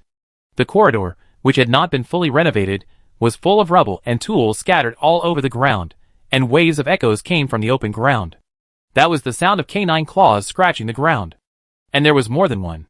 Not long after, the figure of the alien beast finally appeared in Qin Jio's vision. The alien beast obviously also discovered the war beast blocking the road in front, and the delicious food in the middle of them. They showed greedy looks, lowered their bodies, and moved forward slowly. They were afraid of the war beast, but they could not give up Qin Jio, the food. Roar! Z let out a threatening roar. It was ready to go, and its sharp fangs were ready to bite off the opponent's airway at any time. When facing the alien beast, Meteor's usual timid appearance was swept away, and its eyes also emitted a faint light like Qin Jio, sharing Z's vision. It leaned forward, and its hind legs were gathering strength. As long as Qin Jio gave an order, it would not hesitate for a moment. Qin Jio's long sword appeared in his hand, and the mechanical weapon merged into the darkness, but it could not conceal its sharpness at all. Ah! The number of alien beasts was increasing, and Qin Jio could not wait any longer. She stabbed the long sword in her hand into the head of the leading alien beast like a javelin. The other alien beasts smelled the bloody smell and stopped observing, and rushed towards the man and two beasts. They were fighting fiercely here, and in the car that was driving away, Weiss suddenly said, "Stop the car." The driver was so focused that he didn't notice Qingqiu's departure at all. Hearing this, he didn't care that Weiss was his boss, and directly scolded, "Are you crazy? Stop the car!" Weiss repeated his words again, and this time, he didn't give the driver a chance to interrupt. Turn back and save people. Chapter 361. The driver was also stunned when he heard this. Who should he save? He hadn't seen anyone else on the way here just now. But he did slow down his driving speed a lot, and even Shioji beside him suddenly realized something was wrong. It seems those alien beasts didn't catch up? Yes, it was too quiet, so quiet that it seemed that there were only 3 of them here. 3 people? The driver stepped on the brakes suddenly, and Xiaoji and Weiss didn't have time to react and leaned forward heavily. Shioji even hit the back of the chair in front of him, covered his head, and screamed. The driver took out the lighting device from the toolbox and installed it on the ceiling. At first, he didn't install the lighting in order not to attract attention. Now that it was installed, the car, which originally only had a few light strips to provide lighting, instantly became extremely bright, and the situation inside the car was clearly visible. 1, 2, 3. There were only 3 people in the car. The little girl was gone. The driver asked anxiously, "What happened? Was she caught off the car?" Then she... No, Weiss took a deep breath, his face complicated. She jumped off by herself. Huh? Not only the driver, but also Xiaoji beside him showed a look of astonishment. The driver slapped his head, and immediately turned back to drive the car. While turning the steering wheel, he said, "I don't know if we can catch up with her if we go back now." A little girl surrounded by a group of alien beasts. What will happen to her can be guessed almost instantly. If you look back now, you may see a bloody figure, or maybe not. She may have completely disappeared from this world. Reason told the driver that they should continue to move forward now. After all, the chance of the little girl's survival was very small. Although it was a bit difficult to say, the reality was that they could use the time difference when the alien beast was attracted to escape further to increase their chances of survival. But he really couldn't leave her behind, and this was the boss's order, wasn't it? The driver turned the car around and stepped on the accelerator to the bottom. The car was like a bright light in the darkness, dispelling the endless darkness and wandering in the oppressive space with light and hope.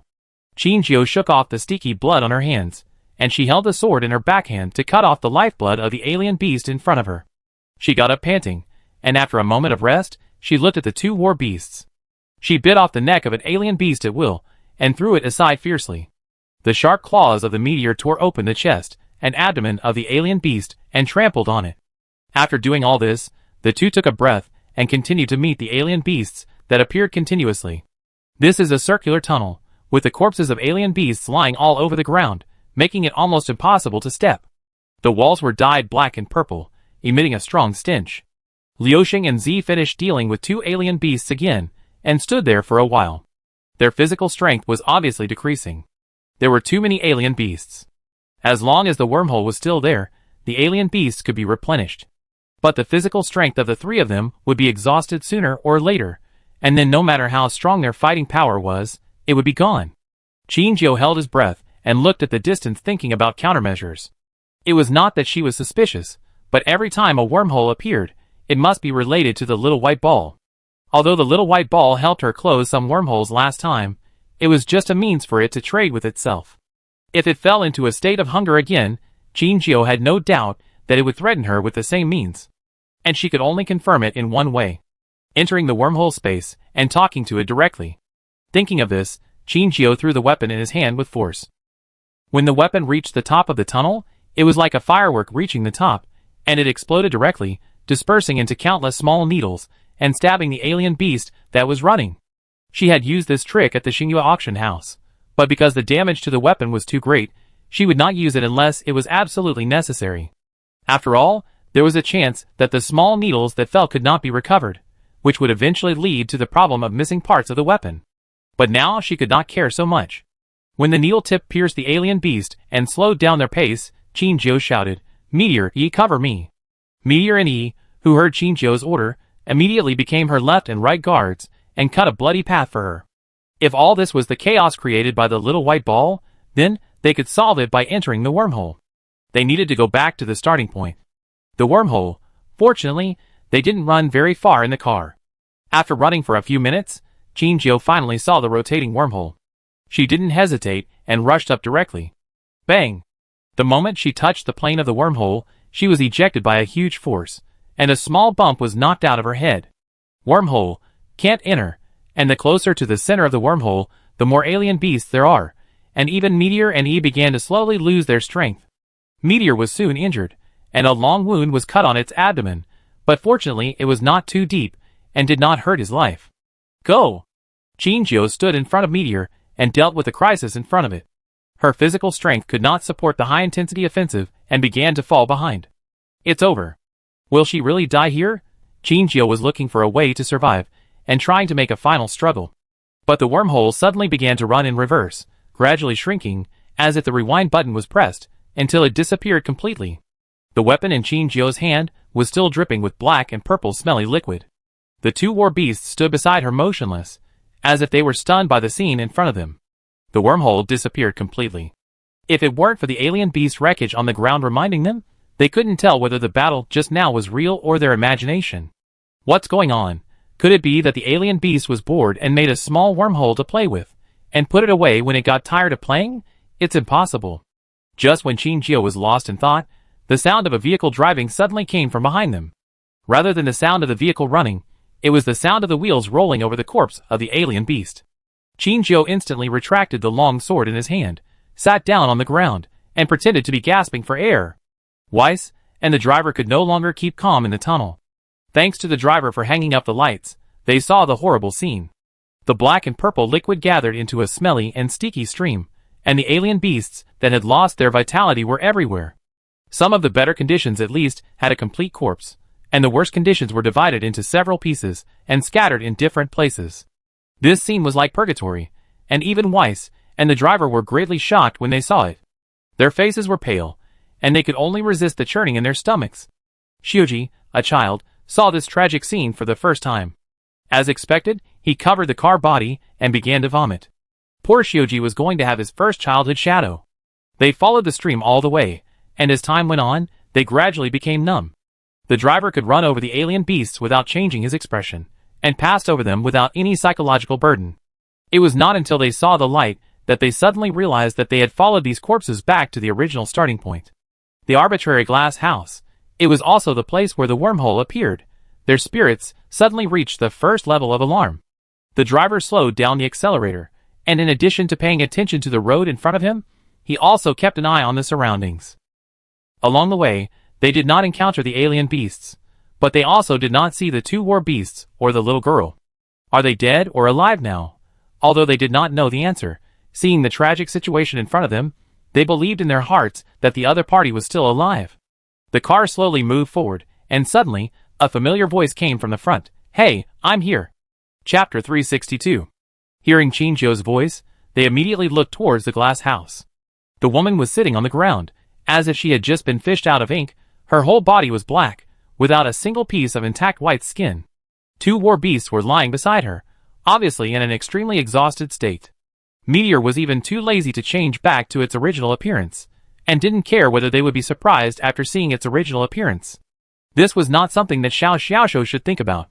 Xiao Ji knew that Meteor was a swift leopard, so he was not too surprised, but was too excited to see its original appearance. Weiss guessed that it was a war beast, but he didn't expect it to be a swift leopard. The look in his eyes when he looked at Chinjio became more intriguing. Only the driver, who was still kept in the dark, could no longer hide his inner surprise. He couldn't close his mouth, and his squinting eyes were bigger than a copper bell. This? He looked at the scene in front of him and struggled to squeeze out a complete sentence. Did you kill all the alien beasts here? Chinjio gently wiped the sticky blood on her cheek, shook her head and said, they killed them. She was right. Even if she had a weapon that was more powerful than heaven, it would be impossible for her to kill so many alien beasts in a short time. The two war beasts that had the ability to crush the alien beasts were the main force in this battle. The mask on Chinjio's face had fallen off at some point, revealing the familiar face. Weiss, who came back to his senses, seemed to recognize her identity, but never pointed it out. If he remembered correctly, she seemed to say her name was Luo Xiujio just now. Luo Xiujio Chinjio. He suddenly chuckled and stopped dwelling on the question. Where's the wormhole? He asked the question that everyone was curious about. Chinjio touched Z's head and said, it disappeared. What? The driver wanted to get off the car and get closer, but when he stood up, he found that there was no clean place under the car, and he slowly retracted his half-stretched legs. His car was already dirty, so his shoes couldn't be dirty. Weiss didn't mind, and stepped into the sticky stream. When he walked to Z, Z raised his eyelids and gave him a look, then lowered his eyes to rest, obviously looking like he didn't want to pay attention to him. Weiss was angry.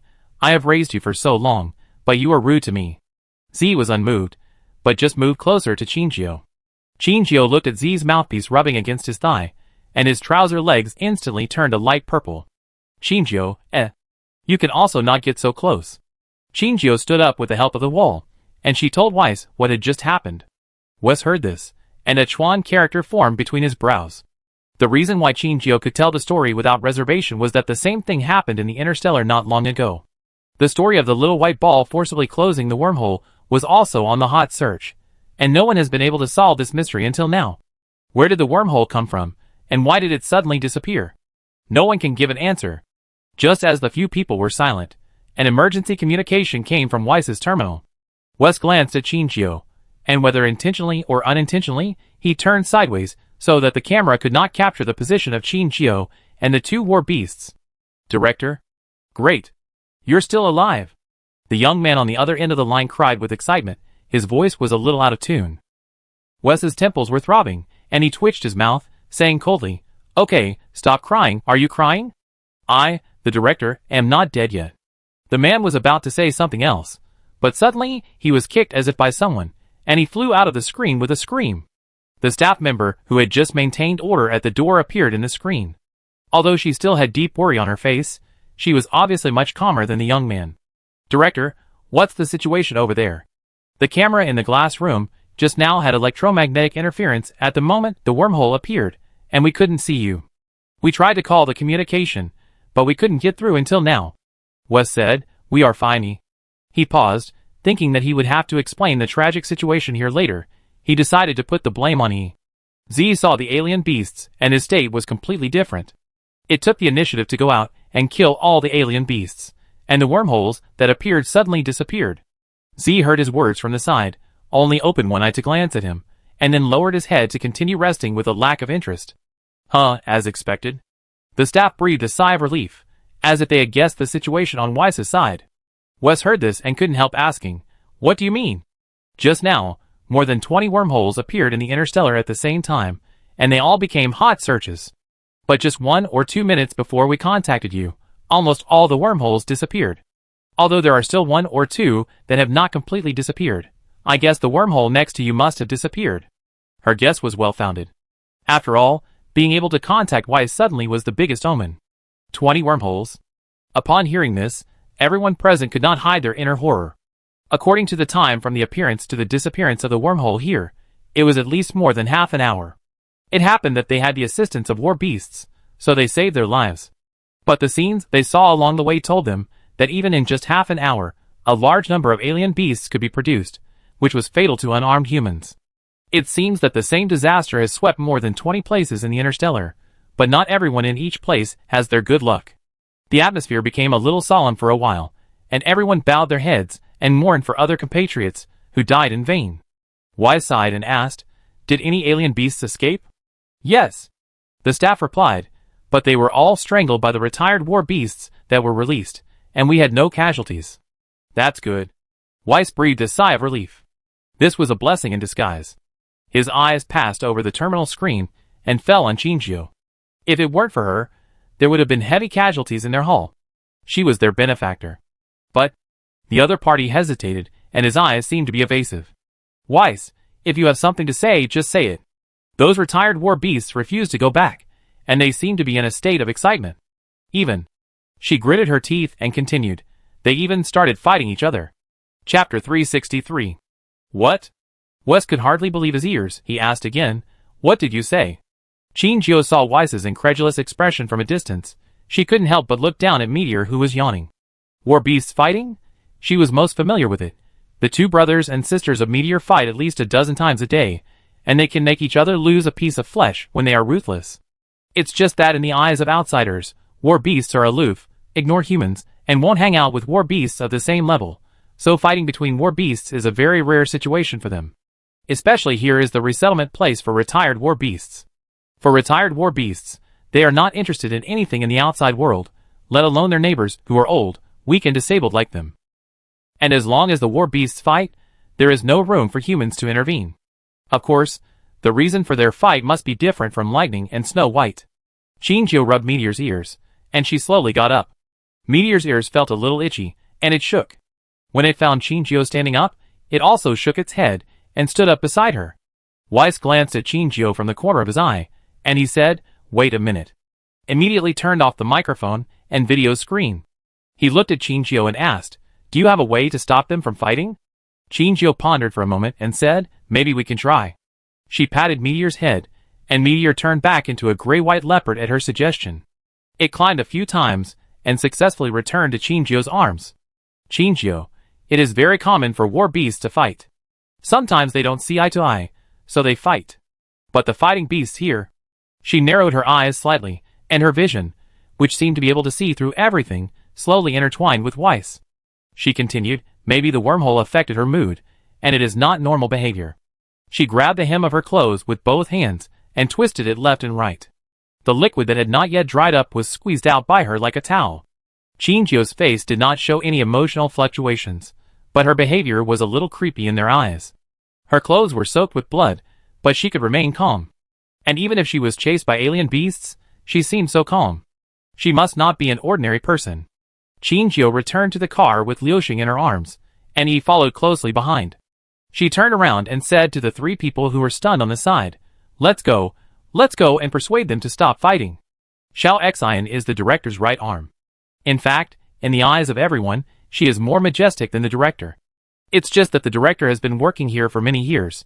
She has not waited for the opportunity of promotion for the time being. This is what other people think, not the real situation. She could have replaced Weiss as the new director a long time ago, but when she heard that she had to report to the War Beast Management Center every week, and thought about facing those nagging old men, she decisively withdrew from the election, and was willing to continue to be her deputy director. She has also worked here for dozens of years, and this is the first time she has encountered a fight between war beasts. After all, war beasts do not live in the same space on weekdays, separated by glass houses, and they have almost no chance to meet other war beasts. Even because the air purification system here is the top-notch, they can hardly catch each other's breath. So how can they have the opportunity to discover each other's existence? This time, the glass door was opened, which was equivalent to letting them move freely in the same space. No one could tell whether they would encounter another beast after walking a few steps. It was just that meeting neighbors was not necessarily a good thing. For them, seeing a strange beast might be a feeling of territory being invaded. Xiao Xian saw her two favorite dog-type beasts fighting each other in the distance, and she couldn't help but have a headache. She could of course choose to use an anesthetic gun, but the beasts here were not in good physical condition. They had just undergone a physical examination and collective anesthesia recently. Another one might have a serious impact on their bodies. But, if she didn't intervene artificially, they would really kill each other. What to do? Director? Suddenly, the young man who was still wiping his nose behind him shouted excitedly. Xiao Xian heard the words, and immediately looked in the direction he pointed. The man had already rushed towards the sightseeing car where the director was, and Xiao Xian shook her head helplessly. When would he learn to stay calm in the face of things? Still like a child. But everyone was relieved about the return of the curator. After all, the curator was in the place closest to the center of the wormhole, and the place closest to the threat of death. Now that he can appear in front of everyone in one piece, it is undoubtedly a shot of confidence for everyone. If Weiss is in trouble, where can they find such a good curator? And with the curator back, those fighting beasts should have a way to deal with it. Although Xiao Xian did not rush forward crying like the boy, she also walked quickly and approached the sightseeing car. Director? Xiao Xian, you've worked hard. Weiss knew that the museum was still able to maintain good order, which was closely related to Xiao Xian. Xiao Xian was the most capable employee here. If she hadn't had that intention, her position would have changed hands long ago. Xiao Xian smiled and said, "What polite words are you talking about?" "It's disgusting." Weiss chuckled and didn't respond. Xiao Xian restrained her smile, and sadness was on her face again. She pointed at the two fighting beasts and said, "Director, There was no intact place on the two beasts. Their hair was plucked out by the other party, and there were long scratches on their bodies that were bleeding. They wrestled with each other, and it seemed that they were red-eyed, and no one would give in." Chinchio had put on a clean mask again, covering most of her face. She jumped out of the car silently in a corner that no one noticed. Z also wanted to follow her, but was stopped by Chinchio, who asked it to stay in the car. Going out with a war beast is really too eye-catching. Shuji kept an eye on Chinchio's movements, and when she stood up, he also moved. He followed Chinchio out of the car, and before Chinchio could speak, he had already said, "I am your brother. I should follow you, and as a sister, you should protect your brother. This is common sense." Chinchio was choked by his words, and he didn't know whether to laugh or cry, so he had to take him with him. But what he said was right. With his sister's identity as a cover, Chinchio's chance of being suspected was reduced. Chinchio slowly approached the direction of the two war beasts. She stopped in a safe range where she would not be discovered, and then looked at the two war beasts. A subtle dark light flashed in her eyes, and the two war beasts seemed to be suddenly interrupted by something and stopped at the same time. They raised their heads and looked around. Chinchio retracted his sight and turned back with Shuji. Shuji also saw the two war beasts stop fighting. He excitedly grabbed Chinchio's hand and whispered, "Did you do it?" Chapter 364. Chinchio made a gesture to silence and whispered, "This is our secret." Xiaoji's eyes sparkled, and he looked at Chinchio with great admiration. He covered his mouth to show that he would not tell anyone. On the side, everyone found that the two war beasts had stopped fighting and were sitting obediently on the left and right. They seemed to be looking for something, twisting their necks to look around. Xiao Xian didn't care that the curator was still around. She left Weiss and walked quickly to the glass house. "Quick, find someone to drive one of them to another room." "But..." The man was a little embarrassed, he said. "They just stopped fighting. I'm afraid that if a third person enters the room, they will start fighting again." The two war beasts are willing to stop fighting, but it doesn't mean they can tolerate a third creature entering their territory. If they are stressed, it is indeed possible that the situation will develop in a worse direction. Weiss looked back in the direction of Chinchio without hesitation, and sure enough, Chinchio was not in his seat. His eyes quickly searched for Chinchio's position, and Chinchio felt the gaze and looked up at Weiss. Weiss signaled Chinchio with his eyes. "Help?" Chinchio paused, and then sighed helplessly. "Well, it seems that this ordinary tourist can't be done today." She led Xiaoji to Weiss, and Xiao Xian, who was beside her, immediately shut up and put on a business expression when she saw her. "My guest, you are frightened, we?" "Okay, you're welcome." Xiao Xian looked up in confusion, and her eyes collided with Weiss's eyes in the air. Soon, she put away her smile and glanced at Chinchio quickly. She and Weiss had worked together for many years, and had developed a tacit understanding. She called the staff member, who had just come over, and asked him to take the others away, and quickly clear the place. The man was still confused. "Are we leaving now?" "Those two war beasts." "Okay, the curator will naturally find a way to solve it." "Don't you think so, curator?" She looked at Weiss with interest, and Weiss got goosebumps when he looked at her. He coughed lightly, put on an expression that he thought was very deterrent, nodded seriously, and said, "Yes, I will solve it. You go to appease the emotions of the tourists first, and do a good job of subsequent compensation." He suddenly looked at Xiao Xian and continued, "I think your deputy curator has already arranged what to do." The man nodded, although he was full of doubts, but he still acted according to their wishes. They moved quickly. After only 2 minutes, the place had become deserted, and only 4 people were left looking at each other in the original place. "Okay, curator, can you tell me what you are planning?" Weiss took a step to the right, revealing Chinchio behind him. Xiao Xian's sight was very noticeable, so Chinchio couldn't hide or not hide, so he had to bite the bullet and go forward. Weiss said, "Let her in, she can handle the problem of the two war beasts." Xiao Xian was stunned when she heard this, and scolded in an unbelievable tone, "Are you crazy? The two war beasts inside are B-level beasts. Even if they have lost their fighting ability, they are still very aggressive. Look at how they fight each other. You let her in, do you want her to die?" Xiao Xian was aggressive, and Weiss found that he was actually a little timid in front of Xiao Xian, who was a head shorter than him. He said, "Xiao Xian, don't be anxious, listen to me." He pointed at Chinchio and said, "Just now in front of the wormhole, it was she who saved us. If you listen to her, she might have a way to fight the beast." Xiao Xian listened to Weiss's words, and walked past Weiss, and came directly to Chinchio. Facing the serious situation at this time, she changed her gentle appearance and her eyes became extremely sharp. She went straight to the point without giving people a chance to buffer. "Are you a beast master?" Chinchio didn't expect her to be so direct, and was stunned before saying, "Yes." Admitting that he is a beast master seems to be the best choice now. Xiao Xian's scrutinizing gaze was retracted after a moment, and she said, "Okay, then I leave it to you." Although her curator sometimes looked sloppy, he is more reliable than they thought. She was also willing to believe her curator. The woman in front of her had the ability to settle everything. So Qingjio walked into the glass room, under the gaze of several of them, and her movements were so natural that Xiao Xian even overlooked one thing. She was not wearing a protective suit.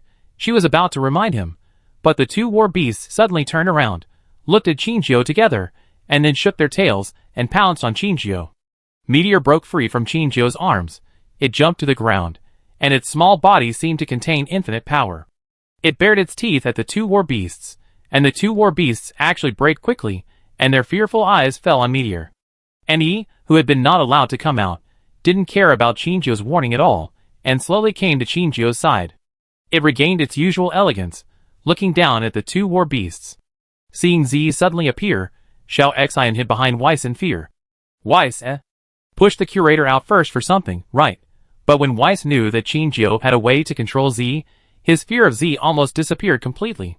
The two dog-type war beasts stared at Qingjio with their big watery eyes, looking pitifully at Qingjio, and were afraid of the two high-level war beasts in front of them, so they could only turn around in a hurry.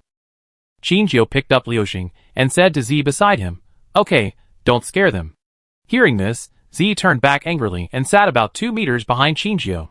Qingjio also gave Liuxing to Z to take care of, and she went forward to play with the two dog-type war beasts. Z had heard about Qingjio's fickleness from Lightning a long time ago, and now she just looked at everything in front of her coldly.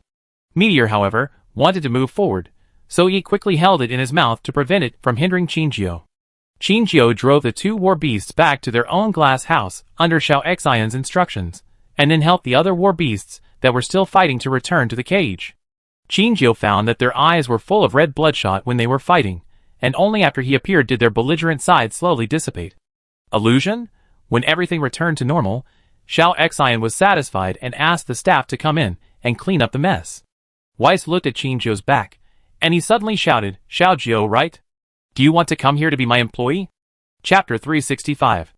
Qingjio turned around and pointed a finger at himself in confusion. Me? Weiss nodded and said, "You have the ability to restore them. You see, he is not completely without combat power. It doesn't need to retire." Qingjio agreed with this point. After all, he didn't lose his ability, but simply lost the desire to fight because of excessive worry. It can't cooperate with others, but it doesn't mean it can't cooperate with Qingjio. Xiaoji looked at Qingjio with admiration and asked, Yes, but since you are a Beastmaster, why don't you join the Beastmaster army? And now you can cooperate with E. You killed a tunnel of alien beasts. It's amazing." His voice was not small, attracting the attention of others. Just now, his curator said that he was able to escape safely from inside thanks to Yi's solution to the alien beast. Everyone didn't pay too much attention at first. After all, everyone knew what level of war beast he was. Even the nearby B-class war beasts can work together to prevent the escaped alien beast from running out of the glass house, not to mention how much he, as an S-class war beast, can do. Although he has been listless in the glass house, the War Beast Management Center has assessed that it has lost its combat capability. But it does not mean that when it encounters an alien beast, its DNA will move, and it will take the initiative to attack with muscle memory. But now listening to Shuji's words, it seems that their safety is not just his credit. More than a dozen pairs of eyes looked at Qingjio. Qingjio's scalp tingled, and suddenly he regretted not blocking Shuji's mouth. Qingjio shook his head slowly under the expectant gaze of Xiaoji and Weiss. She let go of Xiaoji's hand and said, "I don't have this idea. Don't forget, I'm just a tourist." Shuji's face was full of disappointment. Although Weiss felt a little sorry, he didn't say much. He just nodded and continued to deal with the museum's affairs. Z was also sent back to the glass house. After learning that Qianqin was still safe, it obviously had hope for life and was willing to play with toys. Qingjio sat in the sightseeing car, waiting for the driver to send her away. But she suddenly found that Weiss seemed to have a high-quality ruby hanging on her wrist, and its appearance made Qingjio somewhat familiar. It seemed that not long ago, she had been studying it. She suddenly looked up at Weiss's back. Weiss's half-long hair was tied up and casually draped over his shoulders. His clothes were also stained with a lot of alien beast blood, and the black stains here and there made him look a little sloppy. But he had a good temperament, and just staring at that handsome face could make people ignore the miserable situation on his body. Qingjio's eyes moved from his wrist to his face. She tried to find some familiar traces on this perfect face. Vina said that there was another bloodbat working in the War Beast Management Center, but she used some methods, but failed to find this mysterious existence. So, it's not that Vina can't find it, but that this person doesn't work in the War Beast Management Center at all. He was persuaded to come here, so Vina has been working in the wrong direction. The man felt a burning gaze focusing on him, almost burning a hole in his back. He turned around and saw that Chinjio's two small eyes were full of horror and astonishment. He explained a few words to the staff, and slowly came to Chinjio's side. He asked curiously, "What's wrong?" Chinjio raised her eyes, and took a deep breath. In Weiss's curious eyes, she asked, "Do you have other family members?" Weiss was confused. "No, why do you suddenly ask this?" Chinjio pointed at his wrist. He looked down and found that the bracelet that had been hidden in his sleeve had fallen out at some point. He quickly covered the bracelet, and hid it back in his sleeve. "Chinjio, maybe you are not without relatives. Your relatives have been looking for you." Hearing this, Weiss was stunned. Logically, he should not believe Chinjio's words. After all, he knew what his identity was. Relatives? That was an existence that could not be longer. He even admitted that he had no relatives in this world. But Chinjio's first reaction was to point to his gemstone. A normal person would only treat it as a decoration, and would not pay special attention to it. So, Chinjio must know something. The look he gave Chinjio gradually changed from surprise at the beginning to a meaningful one. His intriguing gaze intertwined with Chinjio's, and he said, "Can I have a word with you?" Chinjio nodded. Weiss and Xiao Xian explained a few words, and he asked the driver to take them away. The driver parked the car in the office area, and Weiss said to the driver, "Uncle Lu, please help take care of the child. I have something to say to his sister." "Whatever you say. I want to listen too." Xiao Ji stood in front of the two of them with his hands on his hips, looking like he would not give up until he heard it. But how could a child compare to the persistence of several adults? The driver bent over and picked him up, ignoring his struggle, and took him to another room. Weiss and Chinjio entered the curator's office, and the two sat opposite each other, speechless for a while. After a long time, Weiss took a deep breath and said carefully, "How much do you know?" Chinjio, "All." Weiss raised his head suddenly, frowning, as if thinking about the meaning of Chinjio's words. Chinjio took the initiative to explain, "Bloodbats, stars, all know." Weiss was originally touching the gem on his wrist through his clothes. Hearing this, he paused and stared at Chinjio without saying a word. Before the wormhole incident just now, Chinjio would never expose himself easily. After all, she didn't know what kind of person Weiss was, and what he would do to Vina if he knew about Vina's existence. But from his behavior of turning back to save herself just now, it can be seen that he is not a bad person. What bad thoughts can a person who loves war beasts have? So she is willing to help Vina. Help her find her long-lost counterparts. Chinjio, do you know a bloodbat called Vina? Weiss was visibly excited when he heard this. He stood up suddenly, and stepped forward to pinch Chinjio's arm. Have you seen her? Where is she? How is she now? Chinjio was frightened by his sudden reaction, and she didn't know which question to answer for a moment. Weiss also realized that he was rude, and he coughed lightly to cover up his embarrassment. He retracted his hands, and slowly sat back in his chair. Chinjio did not answer any of his questions, but asked back, "Do you know Vina? What is your relationship with Vina?" "She." Weiss showed a bitter smile on his face, and said, "She is my biological sister." Chapter 366. Now, it was Chinjio's turn to widen her eyes. She needed time to digest Weiss's words. Although their names were indeed very similar, in the same tribe, the names of the younger generations were very similar, so she didn't think in this direction. Weiss fell into memories, and said to himself, "She was very young when she separated from me, and didn't remember anything." He seemed to think of something and added, "It's the age of being a human." Weiss revealed the hidden gem. Under Chinjio's dynamic vision, she could clearly see that the star in the gem had swallowed up the entire gem space. "What about you? How did you meet Vina? What is your relationship?" Chinjio retracted his gaze, and said, "Vina and I are friends. She is in Chengdu, and is living a good life now." "Really? That's good." Weiss breathed a sigh of relief when he heard this. What surprised Chinjio secretly was that when she met Vina, she had a strong premonition that Vina was a war beast. But she couldn't feel the breath of a war beast on Weiss at all. Perhaps because he is no longer a half-baked existence, but a complete human being. "You?" Chinjio opened his mouth, wanting to ask something, but he couldn't. Weiss raised his hand, and completely exposed the gem in front of Chinjio's eyes. He said, "Vina has already told you, right?" How is hers now? Don't worry, it's under control. Okay. Weiss was relieved to hear that his sister was safe. Do you want to meet her? She's at the Xingyue auction house in Chengdu. I will. But not now, I'm not ready yet. Weiss has never been a timid person, but he couldn't help but get nervous about this matter. Chengyu nodded, showing understanding. She almost didn't recover when she knew that she still had relatives. Well, I should go too. After saying that, she stood up and was about to leave. Suddenly, the door of the office was knocked, and Weiss asked curiously, "Who is it? What's the matter?" Hearing the response, Xiao Xian opened the door and rushed in. She glanced at the two of them and quickly said, "The Federal Army is coming." Federal Army? Weiss smiled disdainfully when she heard it.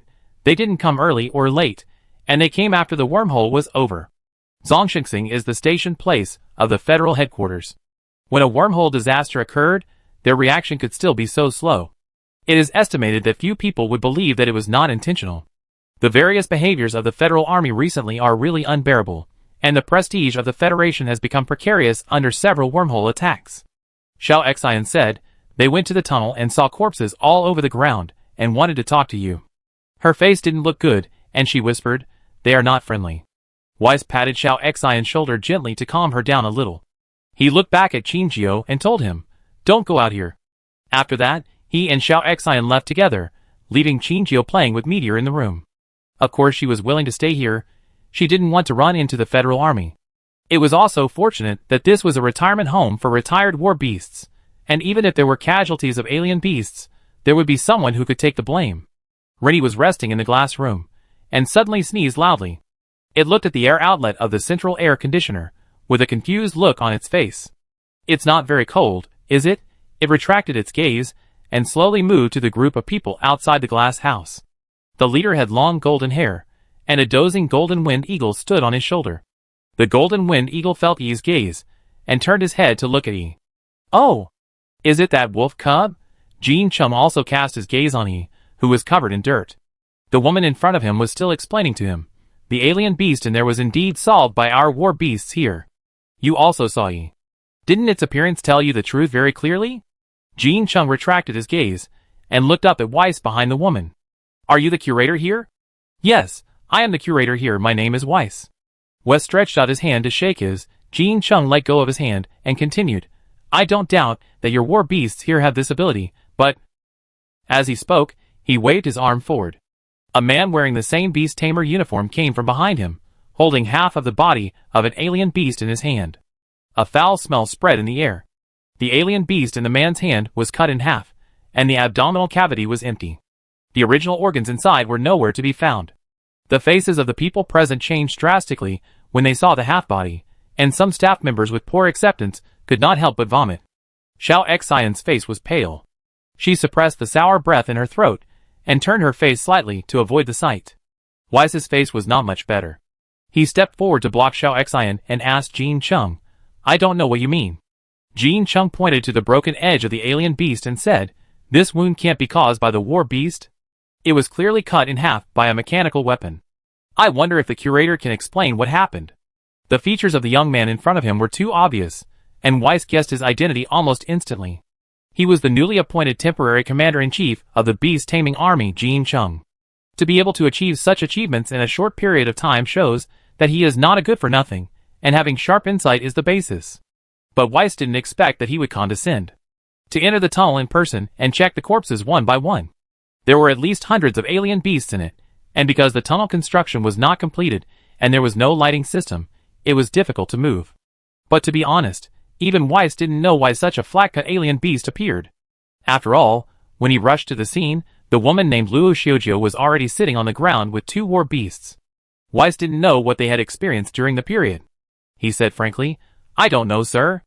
I was busy escaping at the time, and I didn't have time to look back and see how unique these little things looked." His words were full of sarcasm for the inaction of the Federal Army. Jean Chung seemed to not understand his hidden meaning, and said in a businesslike manner, "Okay, then we can only trouble the director to cooperate with our investigation. You know, it's a special period." Jean Chung said, and turned to leave. His subordinates came forward and asked for all the surveillance footage and information of people entering and leaving the museum, as if they had to find this person, who might not exist at all costs. Although Weiss is the director here, he has no real power to refuse the investigation of the beast tamers. He stopped Xiao Xian, who looked angry, and shook his head at her, asking everyone to cooperate. He didn't want the people in the museum to offend the beast tamers because of these troubles, adding turmoil to their stable lives. Jean Chung sat in the lounge prepared for him, and Hurricane flew to the chair and killed Orange next to him. Jean Chung looked at Hurricane without worries, and he envied him. It would be great if I were you. You say. Am I helping her or harming her by doing this? Chapter 367. Soon after, the subordinate came back with the video clips he got from the employees. He said to Jean Chung, there was indeed a woman and a child who had been to the scene, but the video system behind seemed to be affected by the magnetic field and stopped recording. Child? Jean Chung seemed to be in a trance for a moment. Did he guess wrong? How could there be a child around Qin Jiao? Facing the subordinate's inquiring eyes, he put aside his strange thoughts and asked, isn't it deleted manually? No. Okay. Jean Chung asked him to open the video, and his eagle-like eyes carefully checked every clip of the video, not wanting to miss any details. Although the woman in the video was fully armed and covered herself tightly, Jean Chung still recognized the figure at a glance. It was Qin Jiao for sure. In the video clip, she took the child into the car and toured the park with the child. The two seemed to be close, but also a little distant and awkward. Who is that child? Jean Chung pointed at the child on the screen and asked. The subordinate was hesitant to speak when he heard this, and he said, Why, I can't find it. When Jean Cheng's eyes fell on the man couldn't help but shudder. This newly appointed commander acted swiftly and decisively, and some old-timers in the Beast Control Army couldn't get any benefits in front of him. Even Deputy Commander Yu was helpless, and this troublemaker also fell into Jean Cheng's hands. Although he was young, his way of doing things was not what he should have at his age. The man did not hesitate. If he dared to say the words can't find it, the blond man in front of him would kill him with his eyes. He didn't dare to look at Jean Chung, and lowered his head and said, I found it, but his identity is a little. He paused, as if organizing his words to tell the child's identity. Before Jean Cheng's patience was almost lost, he finally said, he is the president's child. Hearing this, Jean Chung stood up from his seat. Schwa, he couldn't believe his ears. What did you say? He is the president's child? Yes. This time, the man's voice seemed very firm, and he repeated his answer. He is the president's child, but he has been living in seclusion with the president's wife, so he has never appeared in public, and many people don't even know his existence. What he didn't say was that Xiaoji's birth was an accident. At that time, the president and his wife were getting divorced, and he was not welcomed by anyone. He was obviously the president's biological son, but he lived more outrageously than an illegitimate child. Xiaoji was born at the wrong time, and his birth brought the relationship between the president's wife and the president to a freezing point. His parents never cared about him, and he grew up under the care of his mother.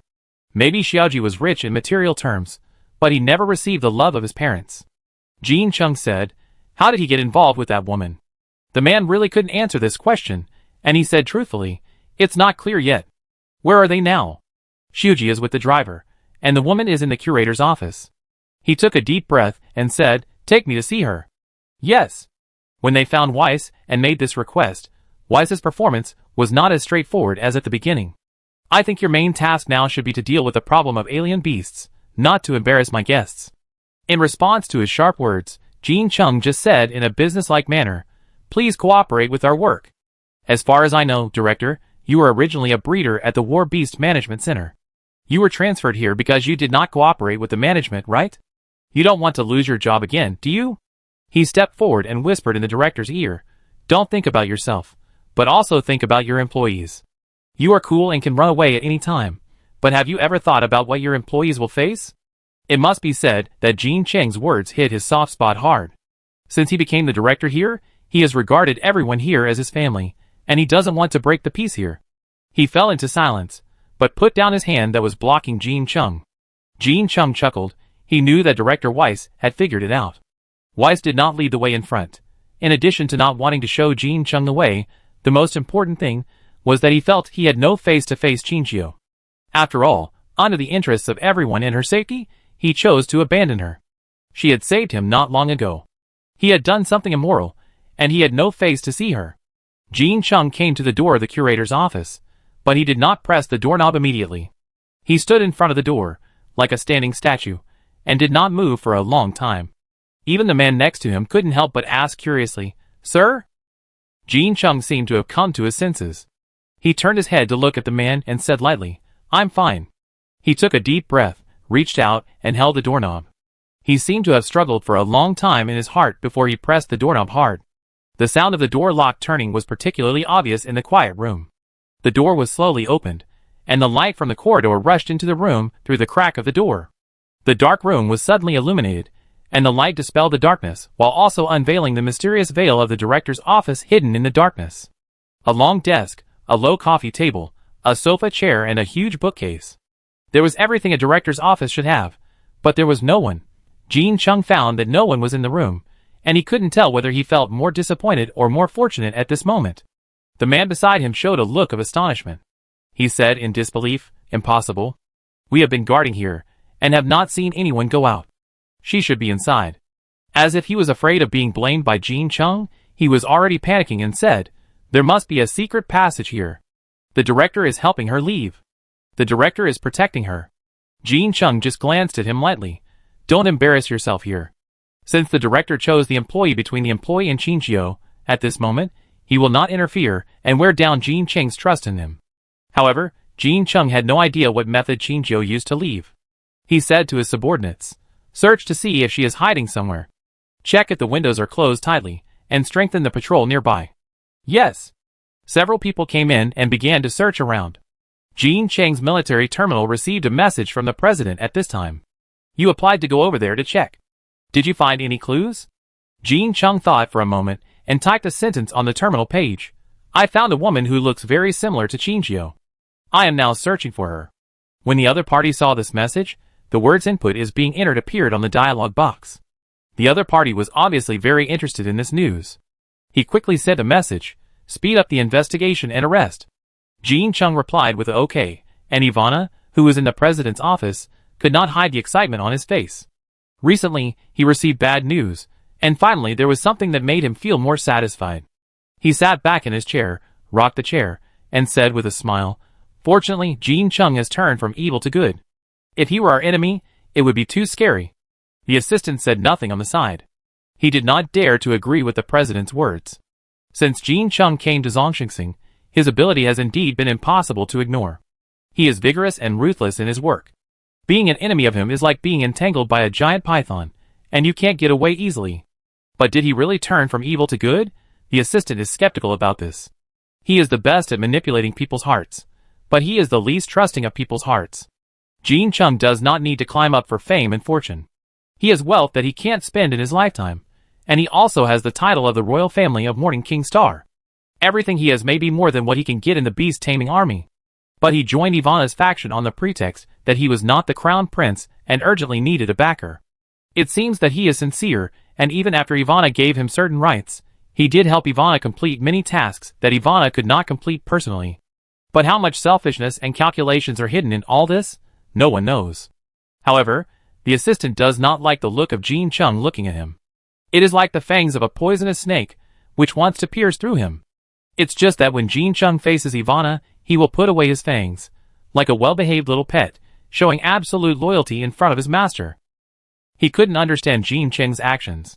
He had no confidence in Jean Chung at first, but later, he couldn't help but doubt his own judgment. After all, they deliberately used Gu Zheng, who was in charge of the rescue mecha army, to test his loyalty to the president. They asked Jean Chung to withdraw the supporting beastmen and leave the mecha army near the wormhole.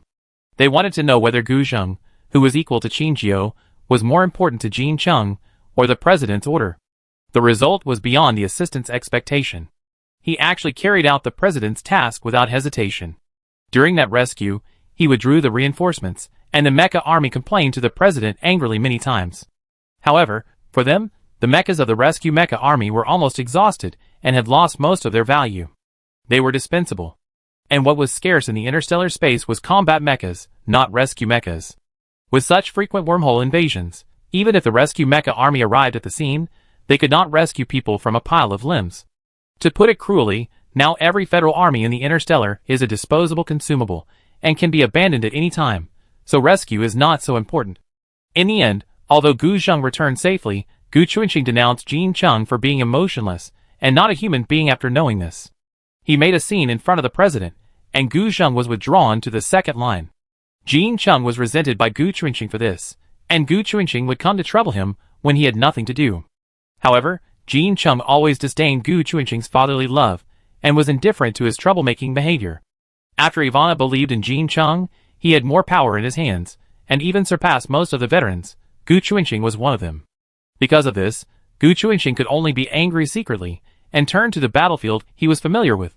With Jin Chung as his helper, Ivana had more dirty work done by him, and he also received a lot of infamy. But he was like a machine without emotions. No matter how much resentment others had towards him, he could accept it expressionlessly and continue to obey Ivana, completely unaffected by outside comments. Although Ivana was very curious about how Jin Chung got the power of the Beast Tamer army, as long as he was confirmed to be someone around him, he didn't mind how he did it. After all, being able to bring Yi Suixin down was like pulling out a thorn in their eyes. But the assistant still couldn't completely trust Jin Chung. Just like a hound that has fought in the hunting ground for many years is extremely sensitive to all possible threats, even if its enemies have never shown their claws. Ivana saw that the assistant didn't speak, and he looked back at him curiously. The assistant lowered his eyebrows, and his eyelashes covered all his thoughts. Ivana asked, "Why don't you speak? You still don't believe Jin Chung?" The assistant answered truthfully, "Yes, Mr. President. I still think Jin Chung is pretending to surrender." "What is his purpose?" "I'm sorry, I don't know yet. In my opinion, you are overthinking. Of course, this is not a bad thing. After all, you are thoughtful, and have helped me solve problems for many years. I have always admired you. But," he changed the subject and said, "Jin Chung has not concealed anything from us. Even you can't find any flaws in his loyalty, right? In this case, why can't we believe in the idea of a young man abandoning the dark and joining the light?" And Ivana's eyes fell on the assistant, and for the first time, there was a sense of alienation in his eyes. "You always doubt Jin Chung, which will make Jin Chung keep some reservations about us. He has expressed to me twice that he hopes we can trust him. I don't want to see internal fighting the most, you know?" When the assistant heard this, panic flashed in his eyes. Soon, he calmed down and replied with his head down, "Yes, I know, Mr. President." "Okay, go and see if there is anything else that needs to be dealt with. It's been so busy recently." Ivana pinched his eyebrows, as if he wanted to relieve the sadness in his mind. The light hit the assistant, unable to illuminate his face hidden in the shadows. He said goodbye to Ivana and left the presidential office. He squinted his eyes slightly, revealing a deep hostility in his eyes. Jin Chung seemed to replace his position in Ivana's heart in a way of boiling a frog in warm water. But Ivana was still very useful, and now he was appreciating everything Jin Chung did. If one day, Ivana's trust in Jin Chung is greater than his own, will he still have a place in Zhongxing? Or is Ivana still the president? Thinking of this, he felt a deep sense of threat. He can't sit and wait for death anymore. He returned to his room, opened the terminal, and found a dialogue box that he hadn't contacted for a long time. He typed a line of words on it, and clicked send. "Did you discover Qingjiu first? I need all the information about this." Chapter 368. The long silent dialogue box finally became active again after many years, and the words being typed appeared above the dialogue box. Seeing those words, the assistant raised his eyebrows, seeming a little surprised at the speed of the other party's reply. "You want? Beg me." The assistant was obviously very dissatisfied with the fact that she was still joking with him at this time, and the other party seemed to know that his behavior would ignite his emotions. Soon, she sent another message to stop the assistant from getting angry in time. "I found her in Qingdu, but I have to remind you that she now has a great backstage behind her." "Great backstage? Give me a hint." "Qingdu, the owner of Xingyue Auction House." The assistant looked at these words connected together, and was secretly shocked. Qingdu is a zone that the Federation cannot set foot in, and it has its own set of operating rules. Even Wang Ling's parents chose to settle in Qingdu, in order to escape the control of the Federation. One of the major forces in Qingdu is Xingyue Auction House, and Venus' status in Qingdu is beyond description. If Qingjiu really has the protection of Xingyue Auction House, it will be difficult to deal with. There is an unwritten rule between Qingdu and the Federation that they should not interfere with each other. If Qingjiu is in Qingdu with Venus' protection, even the Federation will not be able to bring her back. However, you said Qingjiu came to Zhongqian Star, right? Since we are friends, I will give you a little hint. She stole one of my auction items, which is a swift leopard war beast. The assistant closed the terminal and quickly called his subordinates to secretly find the woman who owns the Swift Leopard. If found, be sure to bring it back. And this matter must not be discovered by Jean Chung and the president, and must be kept highly confidential. After he did all this, he stood up and walked to the window, looking down at the most central and prosperous area of Zhongtian Star through the glass window. No matter what kind of purgatory the outside world has become, Zhongtian Star is still thriving, maintaining its illusion of peace and prosperity. This is the world he has worked hard to operate, an ideal world that belongs to him, and can spend the rest of his life in peace. He has never really submitted to Ivana. Ivana is just a puppet to him. Ivana craves power, and he can get it for Ivana. And he only needs an obedient puppet who can be manipulated by him at will and fulfill this ideal puppet for him. And Ivana did not disappoint him, and indeed successfully created a perfect Zhongtian Star under his guidance. It was just that Jean Cheng's appearance broke his original plan. If Ivana did something to destroy Zhongtian Star under Jean Cheng's instructions, then his years of hard work would be in vain. Moreover, he didn't believe that Jean Chung, that bastard, had good intentions. Since he came to Zhongtian Star, how many times has Zhongtian Star experienced personnel unrest? Even if Jean Cheng's behavior did consolidate the president's position, he didn't like Jean Cheng's approach. Even now, he began to wonder if Jean Chung deliberately disrupted the stability of the Federation to achieve some purpose. But he didn't show any suspicious side, and even for his best friend, Jean Chung could betray him without hesitation. This time, he could have completely not reported Qinjiu's news, but he was honest enough to expose the other party's whereabouts. His honesty made the assistant feel that there must be something fishy going on. Wise had not returned for a long time since leaving the room, and Qinjiu had felt something was wrong. She acted decisively, and quickly opened the wormhole, and returned to Rose Star's room. There was a huge puzzle on the floor of the room, and only the last piece was left to complete it. But its owner had not finished it yet, but kept turning around on the floor, as if looking for something.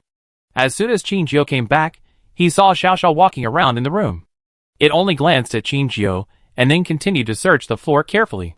Qinjiu put down the meteor in his hand and asked, "What are you looking for? Did you miss something?" Xiaoxiao stopped searching after hearing this, looked up at Qinjiu, pointed at the puzzle with his hand, and gestured a square pattern. "Qinjiu, you missed a piece of the puzzle?" Xiaoxiao nodded, and it seemed that he was very anxious because he was missing the last piece of the puzzle, and had not been able to complete the puzzle. "Impossible. Haven't your puzzles always been together? No one has moved them." Qinjiu seemed to remember something. She turned back and looked at Liu Xing, who was hiding behind Guangming. She narrowed her eyes and asked, "Liu Xing, I remember that not long ago, did you move the bag of puzzles with Guangming?" Liu Xing shook his head violently, but his eyes were erratic, and he didn't dare to look Qinjiu in the eye. Suspicious, too suspicious. Guangming, who was standing aside, betrayed his teammates without hesitation after hearing what he said. He nodded and made a swallowing motion. "Qinjiu, you mean? Liu Xing ate the puzzle?" Guangming nodded again. Xiaoxiao, who found that he could no longer find the puzzle piece, gave up the search and just cursed at Liu Xing. Liu Xing drooped his ears and lowered his head, as if he was humbly accepting Xirsha's teachings. Qinjiu didn't know whether to laugh or cry. Can that thing be digested? Why did you eat it? Not everything can be eaten. Liu Xing showed an innocent look, as if he was about to cry. For some reason, Qinjiu felt that Liu Xing was getting more and more cunning. Could it be that the end of the swift-wind leopard is the green tea leopard? Why is there a fragrance of tea? Qinjiu touched Xiaoshao's head and said, "Okay, I apply for that puzzle piece for you. Put it away in the future, and don't let Liu Xing find it." Xiaoxiao nodded repeatedly, and at the same time, his warning eyes fell on Liu Xing.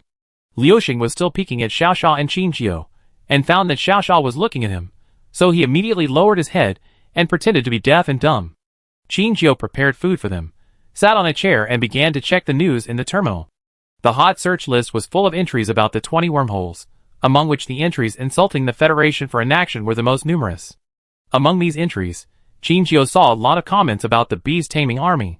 The beast-taming army is no longer the beast-taming army of the past. Everything has changed after the new commander took office. The new commander only cares about political achievements and does not care about the lives of the people at all. The beast-taming army was clearly capable of controlling this wormhole disaster, and some sensitive war beasts may have known about the danger in advance. But no matter where the beast-taming army was stationed, they seemed to be deaf and blind, and could not see the problem of the alien beasts at all. They would rather choose to stay where they were, and wait then move to help others. Not only did the people have a lot of bias against them, but even the personnel of other departments of the Federation Army could not understand the behavior of the beast-taming army. Jean Chung really did make the reputation of the beast-taming army decline step by step. The reputation of the beast-taming army is now much worse than before. Even some financial groups that were willing to support the beast-taming army in the past have chosen to withdraw their investment.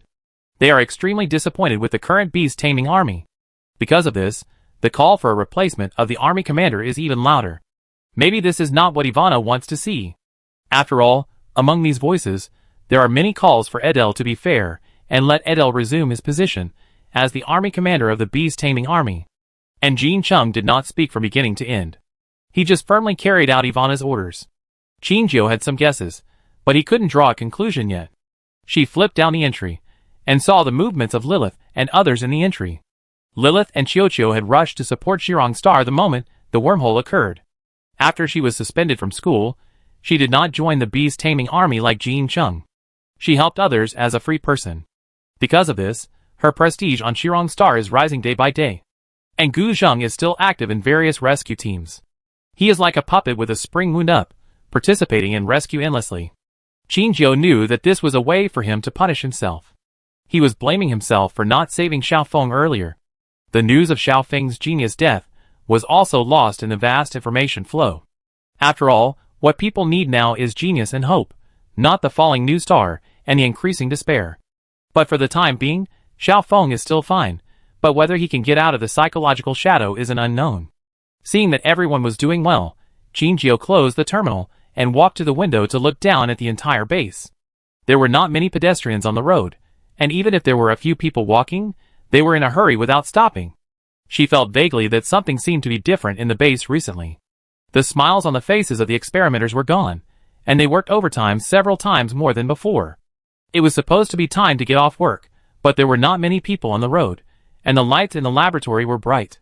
Chinjio occasionally met Aristide, who didn't even have the energy to joke, as if the experiment was draining him of his last bit of energy. So, what is the laboratory busy with recently? As far as Chinjio knows, the key projects of the third laboratory are Liku, Shaoqingwen and Zysite, and the experimental progress of these three has been suspended. Although Chinjio rarely sets foot in the second laboratory, she can learn about the recent progress from her conversation with Aristide and others. The second laboratory has no new projects to follow up in the short term, but I heard that Fei Qixia has arranged a special task for them. Every day, they need to take blood from various optimized bodies with different mutations, not less than 1 liter, and then send this part of the blood to the peripheral laboratory. Chinjio was still thinking at first, aren't they afraid of exposing themselves by bringing the blood of the optimized bodies to the peripheral laboratory? But she thought about it again, and felt it was reasonable. After all, the peripheral laboratory is studying the antidote for the alien beast toxin, and the optimized bodies in the second laboratory have a variety of alien beast poisoning states, which is indeed a very perfect experimental material. But Arise said that even if such behavior causes the optimized body to have strong discomfort or even death, Mr. Fei still insists on his request. Chinjio felt something was wrong. The alien beast has a strong ability to recover, and he also benefited from this part of the gene to quickly heal wounds. So as long as enough time is given, the optimized body in the second laboratory can complete blood regeneration, and then continue to take samples, which will not affect the experimental body. But even if Fei Qixia knew this truth, he still urgently needed this part of blood, which can only mean one thing. His experiment needs this blood and can't wait. Beep.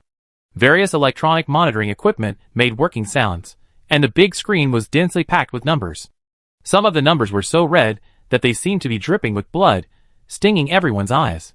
In the water tank connected to the roof, a girl about 10 years old curled up in it. She closed her eyes and slept very soundly. Dr. Cui sat motionless in the chair, carefully analyzing the experimental data in his hand. Mr. Fei. Hearing someone calling Mr. Fei, Dr. Cui turned off the light screen, got up and came to Fei Qixia. He called respectfully, "Mr. Fei?" Fei Qixia looked up at the sleeping girl and asked Dr. Cui, "How is it?" Dr. Cui shook his head, a look of disappointment on his face. "It's useless. We tried to inject the blood sent from the second laboratory after purification, but Eve's values did not change at all. Over the years, they have experienced many attempts, and it is not the first time they have failed. They will not be defeated by the results. It's just that they finally have a new direction, but it still doesn't help, which makes him feel a little sorry for the current situation. Fei Qixiao patted Dr. Cui on the shoulder and said, I see. I stopped the blood collection in the second laboratory. Yes. Dr. Cui nodded, turned around, and his eyes fell on the monitor on the table. He knew that Fei Qixiao was so easy to talk to because he had made great progress in Yi's experiment recently. The original baby had grown into a young girl in the tank for some reason. Although she was still sleeping, her body did not stop developing. They believed that when Yi's energy reached a certain level, she would wake up from the endless darkness. They persisted in the experiment for decades, and finally there was a sign that it could be realized. If we can figure out the source of Yi's energy, it will be more beneficial to our work, Dr. Cui said with some regret. Fei Qixiao heard this, he supported his head, and moved his fingers gently. Energy source? A girl's face appeared in his mind. He said goodbye to Dr. Cui and left, and his assistant followed him. Soon, the assistant found that he was not going to the office or the rest area, but to the back mountain. The assistant guessed Fei Qixiao's intention at once, and he did not say anything, but followed Fei Qixiao silently. The back mountain was full of tall trees, and the green scenery made people feel peaceful. If you look carefully, it is not difficult to find that there is a long mountain road in the middle of the woods leading to the depths of the woods. The two walked on the artificial stone slab road, and no one made a sound. The wind blew gently, and the leaves collided with each other, and the rustling sound became the only source of sound here. The two passed the mountain road and came to a small grave. In front of them stood a stone tablet with a string of Spanish words written on it. Translated, it means, Rakov's tomb. Long time no see, friend. Fei Qixiao spoke. His voice seemed to be blown away by the wind and not very clear. This tomb was specially built after he learned that Rakov had passed away. There was no Rakov's bones in it, only some information about the first laboratory. According to Fei Qixiao, he thought that throwing some information down for Rakov to sign would also let him know the progress of the current experiment. Fei Qixiao squatted down, wiped a handful of dust on the stone tablet, and then continued, Your child may be the key to the success of our experiment. Tell me, how could it be so coincidental? Tell me, what should I do? He sighed softly, as if he was caught in a difficult decision. You know, I can't hurt your child, but I need her to complete this experiment for us. You have persisted for so many years, and you want to see the results. Do you want us to give up? What about Badeo? Haven't you always hoped that Badeo would come back? The mountain wind blew, piercing the skin like a knife. This is a question that is destined to have no answer. Fei Qixiao stayed in front of Rakov's grave for a long time, but finally sighed and left. Chapter 369. Qinqiu went to Zhongqian Star again. Unlike last time, she was no longer aimless, but went directly to Weiss's territory to wait for Weiss to appear. Jin Chung did not catch anyone, so he had to let Weiss go. Weiss was still in charge of everything in the hall. What was different from before was that the War Beast Medical Center sent people to check the physical condition of the war beasts every day. Among them, the Galaxy Wolf named Yi had the best improvement. Everyone was surprised that Weiss had the ability to cure Yi's illness. Weiss said nothing about this, but just smiled mysteriously. Qinqiu's arrival was beyond Weiss's expectation. He carefully glanced at the corridor and found that no one was following him. He closed the door and said to Qinqiu, Why did you suddenly appear? Where did you go? Qinqiu said, I used some methods to leave. Are you okay? Weiss shook his head and said, It's okay. They didn't do anything to me. But you, do you know that Xieji is yelling to see you every day? Thinking of that little devil, Qinqiu didn't know whether to laugh or cry. Why do you want to see me? Are you addicted to being my fake brother? Weiss walked to the chair and sat down, took a sip of water, and then said, I guess he admires you very much. Don't underestimate him. He is not an ordinary child.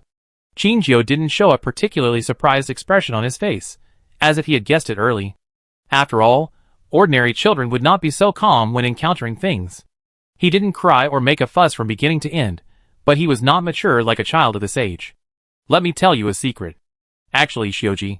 Weston paused, looking at his struggling face reflected in the tea. He gritted his teeth and said, Xiaoji is the president's youngest son. What? Qinqiu stood up from her chair when she heard the news.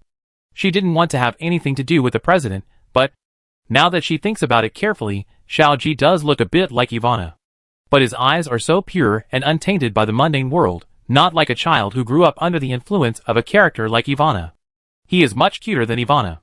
Weiss, it's his child, but his child doesn't live with him, and even the president doesn't admit that he has this child. In this way, Qinjiu really didn't seem to have heard that Ivana had a child under 10 years old. Soon, Qinjiu also understood the meaning. Maybe Xiaoji was a child who shouldn't have been born, so Ivana didn't acknowledge him, and didn't let anyone know of his existence. But if that's the case, how could Weiss know this secret? Qinjiu's doubtful eyes just fell on Weiss. Weiss has already explained. I know what you were thinking. I heard this from the commander of the beast-taming army named Jin Chung. He recalled the scene at that time. He looked at Jin Chung with a defensive face, but Jin Chung seemed not to feel his hostility. He just asked him to take good care of Xiaoji, because Xiaoji's identity was special, and he didn't want him to have an accident in the museum. Originally, he took this sentence as a warning, but thinking about it, he felt something was wrong. Why tell him about Xiaoji? He could have directly said that he wanted to protect every customer here and prevent them from having bad thoughts about the federal government, but he deliberately pointed out Xiaoji's identity. Weiss thought for a long time, and concluded that he did it on purpose. Qinjiu couldn't help but raise her eyebrows when she heard Jin Cheng's name. Did Jin Chung deliberately leak this news to Weiss just to warn Weiss? I'm afraid not. Maybe he wanted to expose this matter through Weiss's mouth. Qinjiu nodded and sat back in his seat. Okay, I know. I will be careful in the future. After knowing that Xiaoji is the president's child, she must never get close to Xiaoji again. No matter what their relationship is, as long as there is a chance of being related to Ivana, she must avoid it to avoid any trouble. Weiss asked, Don't go around in Zhongtian Star. I'm afraid that the group of federal soldiers are still looking for you. Hearing this, Qinjiu was silent for a moment and replied, Okay, I know. Weiss sighed, a little regretful. If I didn't have federal soldiers guarding here, I would let you stay in the museum, but now. I know. Qinjiu blamed Weiss. Weiss was the director of the museum here. He still had many subordinates to support. Of course, he would not offend the Federation for himself. Qinjiu did not blame him. On the contrary, he was very grateful to him for sharing intelligence with him. After Qinjiu said goodbye to him, Weiss took him out of the back door. He did not meet any federal soldiers during the whole process. After leaving the mall, Qinjiu found a hotel nearby to stay. Fortunately, Zhongtian Star's technology is advanced enough. This hotel is fully self-service for passengers, eliminating the risk of her being discovered. Qinjiu was in the room, and let the little guy in the coat pocket come out to breathe. After the last experience, Qinjiu didn't want to take the little guy out. But as long as Liuxing was at home, Xiaosao would catch it and start educating it. After Liuxing begged hard, Qinjiu finally softened her heart and took it with her. And this time, Liuxing seemed very obedient in order not to be driven away by Qinjiu. Qinjiu didn't let it out, so it kept hiding in its pocket, and was not curious about the outside world. It had such a big change, all thanks to Xiaosao's nagging and scolding. It was not tired of it, and was willing to sacrifice some rebelliousness in order to escape the magic sound. In Qinjiu's opinion, as Liuxing grew up, it seemed more and more cunning, and more like a swift leopard. This made Qinjiu wonder whether it was good or bad. Liuxing jumped out of her arms, and patrolled the room, as if looking for something fun to kill time. Qinjiu stood on the balcony, looking at the bustling scene on the street. She was in a trance for a moment. In this short period of half a year, she has been to many places, but no matter which planet it is suffering from the invasion of alien beast disasters. She has not had the leisure to enjoy the peaceful street scene for a long time. How long can the illusion of peace, like a mirage, exist in this war? Recently, Laker has also kept in touch with her, but it seems that Laker has not made much progress. There is no news from Kebli for the time being, and it is estimated that it will take some time for their tribe leader to appear. Qinjiu stayed there leisurely, occasionally buying some food nearby and returning to the hotel. Meteor was dressed up as a pet, and was led by Qinjiu to the street to forage for food together. Its appearance is not easy to attract the attention of others. After all, there are many pets on Zhongtian Star. Everyone just glanced at it, and didn't think much. On the contrary, those curious cats and dogs approached like seeing a ghost, and quickly hid behind their owners, with their tails between their legs. Once or twice, Qinjiu thought that the other party's pet was timid, but after so many times, she couldn't help but look down curiously to observe the appearance of Liuxing. When a puppy appeared again, Liuxing immediately showed a fierce look, and his sharp fangs seemed to be eager to pierce the other party's neck. Sure enough, when the puppy saw Liuxing's fierce look, it immediately turned around and left with its tail between its legs. Qinjiu, Liuxing? Chapter 370. Meteor heard this, and immediately retracted his fangs. He looked up at Qinjiu innocently, as if asking her what was going on. Shinjo, a familiar scene. Gas leopards, are they all like this? She was a little amused, but she had to admit that with Meteor around and doing some of the cunning behaviors that were unique to gas leopards from time to time, she missed Lightning and Snow White more and more. They were all thrown to the War Beast Management Center, but Weiss said that the War Beast Management Center did not take care of the War Beasts as much as everyone thought. The War Beasts that were useless to them would first be thrown aside for cold treatment, and after a long time, they would be thrown to Weiss. Of course, this was already a preferential treatment. Some lower-level War Beasts, if they lost their functions, might accidentally die in a battle. This was the most cost-effective and trouble-free approach, but it also seemed too cold-blooded. However, according to the level of Lightning and Snow White, at the very least, they were sent to Weiss for retirement, so no one would think of creating the illusion of their accidental death. Shinjo silently picked up Meteor, avoiding the fake cat ears, and rubbed its head. Not far away, the man sitting at the door of the coffee shop was looking up at the Meteor in Shinjo's hand. He wiped his eyes, not daring to miss any details. He was very sure that he was not wrong. That was definitely a swift leopard. He had been in the War Beast Management Center for decades, and knew all the War Beasts very well. And War Beasts of the level of Swift Leopard were deeply engraved in his mind like a brand. Swift leopards are very difficult to breed, so they are scarce. Many Swift leopards die in infancy due to various problems. As long as they survive the infancy, they can grow into amazing beings. Just like Snow White and Lightning. He can call out the name or number of each Swift leopard bred from the War Beast Management Center, including the one in the girl's hand. That was number 046, which was declared dead half a year ago. It was the top Swift leopard that he personally delivered and raised. He stood up suddenly, and even knocked over the coffee in front of him. But he ignored the clerk's questions and the stains on his body, as if he didn't see it.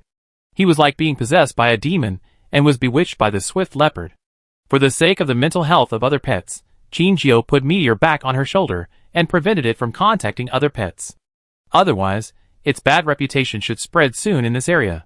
Shinjo planned to buy some more daily necessities and go back, but the moment she turned around, a young man was standing behind her steadily.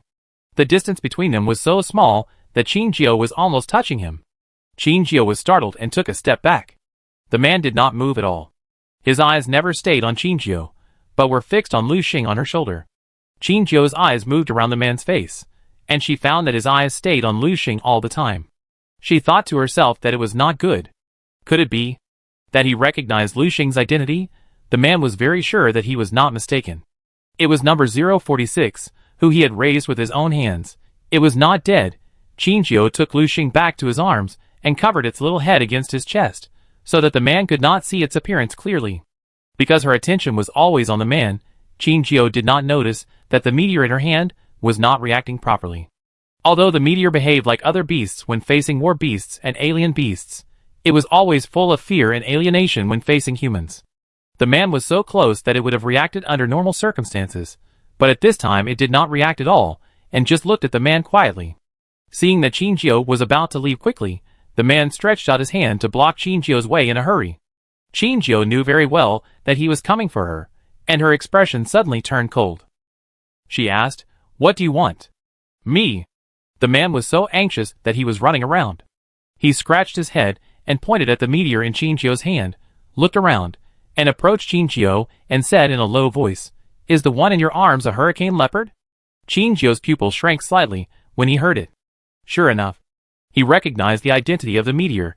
Shinjo shook his head and waved his hands, and hurriedly wanted to leave him. The man followed him, and he kept saying to Shinjo in a voice that only the two of them could hear, "I'm not a bad person, really." "Oh, I..." He seemed to have made up his mind, gritted his teeth, and said, "I'm its keeper. It's number 046 Swift Leopard." The woman stopped when she heard it. The man breathed a sigh of relief, and he stopped in front of Shinjo again. He looked at the Swift Leopard, who was looking at him, with a complicated expression.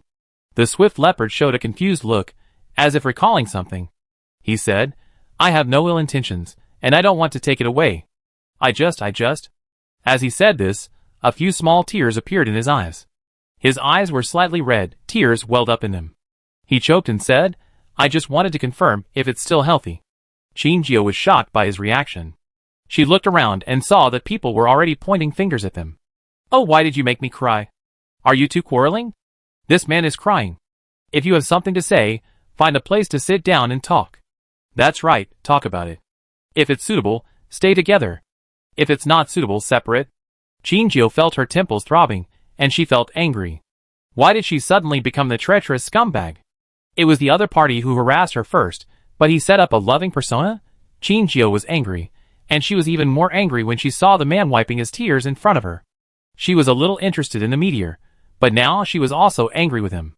Jinjiu turned around and was about to leave. Wait, wait! Madam, I'm not a strange person. The man wiped his tears, and found that Jinjiu's figure was getting farther and farther away. He hurriedly caught up with a business card in his hand. Madam, I am the staff member in charge of delivering and raising cubs at the War Beast Management Center.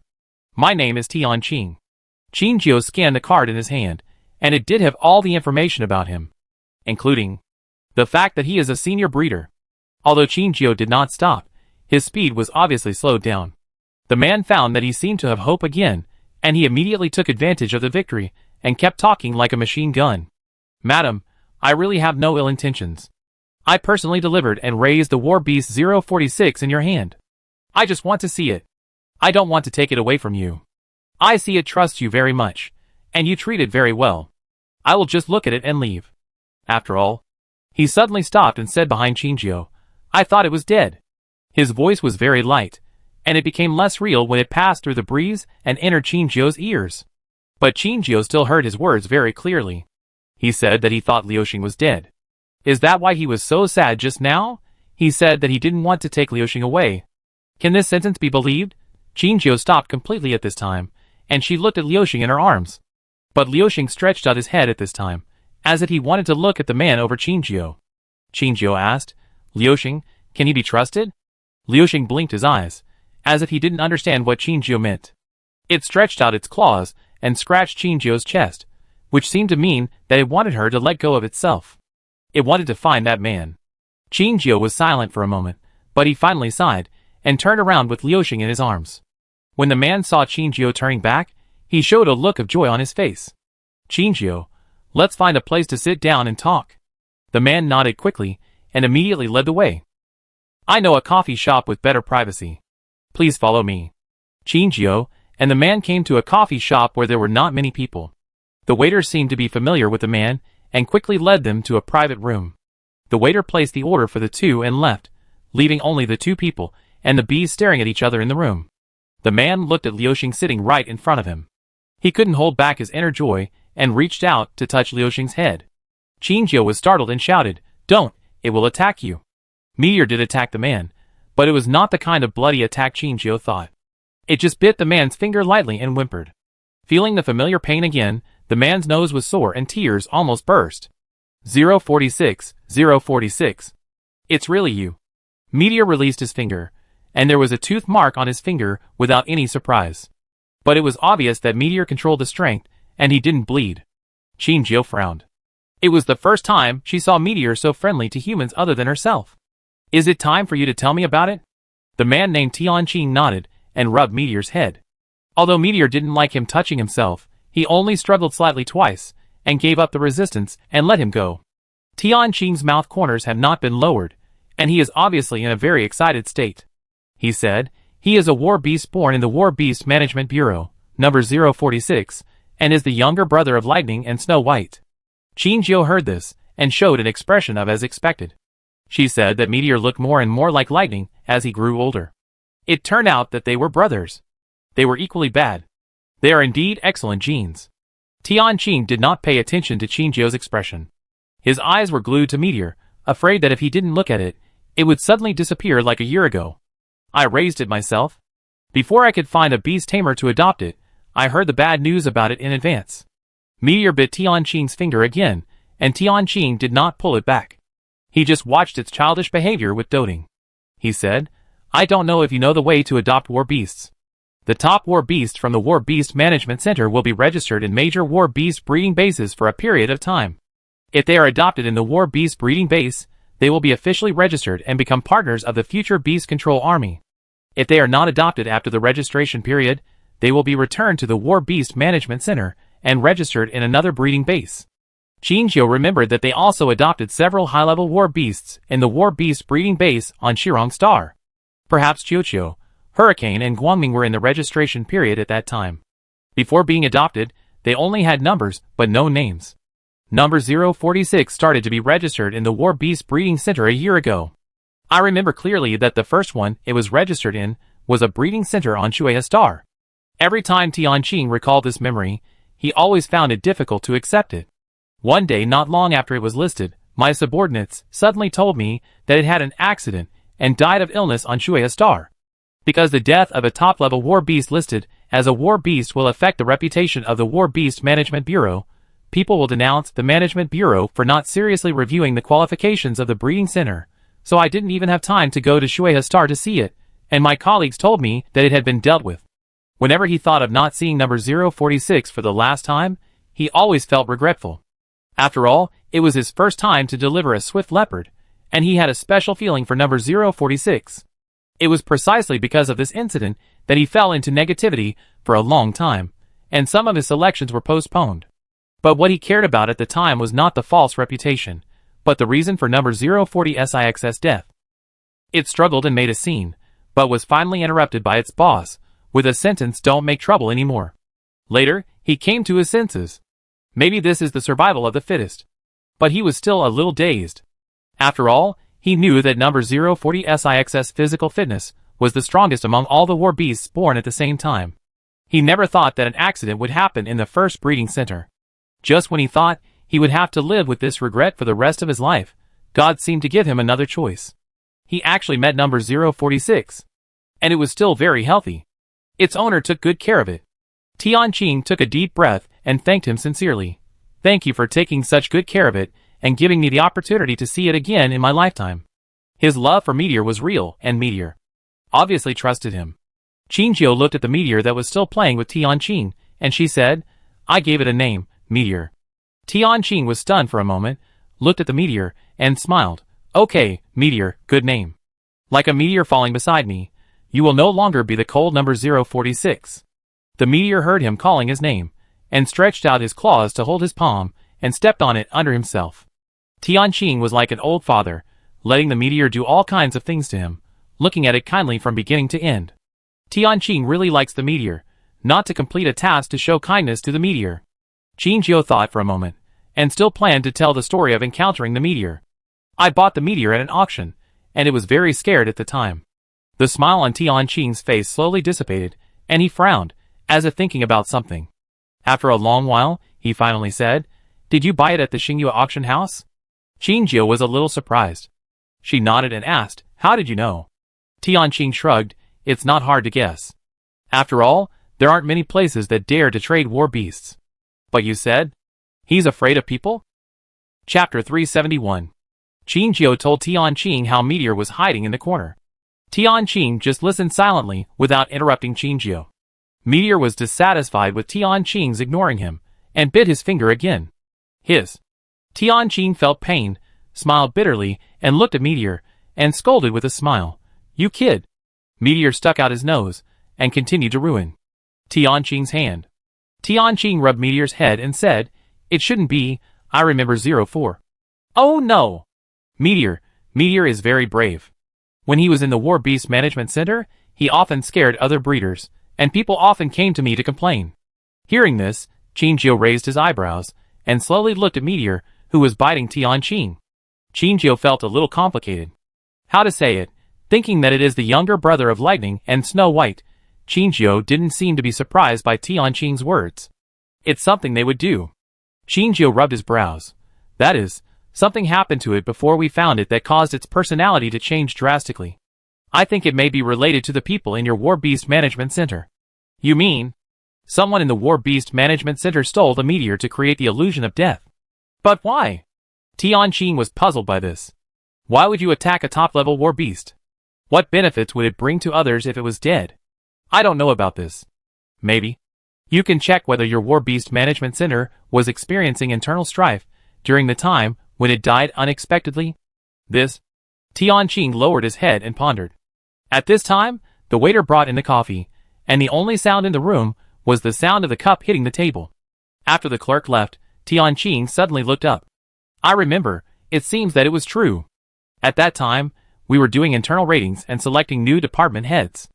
I should have been promoted to senior breeder at that time, but because of the meteor incident, I was a year late. He was talking, and suddenly paused, his eyes full of disbelief. You mean, someone deliberately created this accident for my rating? Qingjiu shook her head and said truthfully, I don't know, but it is probably related to you. But, there are 2 ratings every year, and there is no need to kill Meteor for a position. Meteor had stopped bullying Tianqing at some point.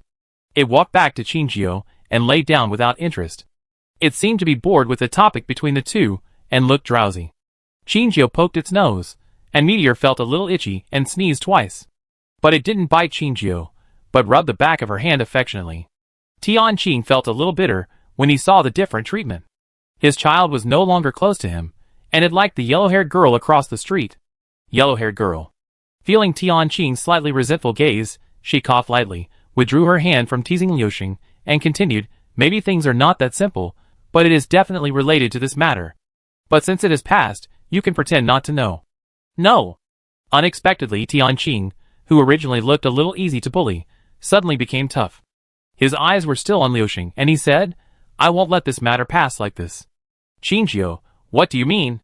I want to find out who took Meteor away and threw it to the auction house. Even if the price is that you may lose your current job? Tianqing nodded heavily.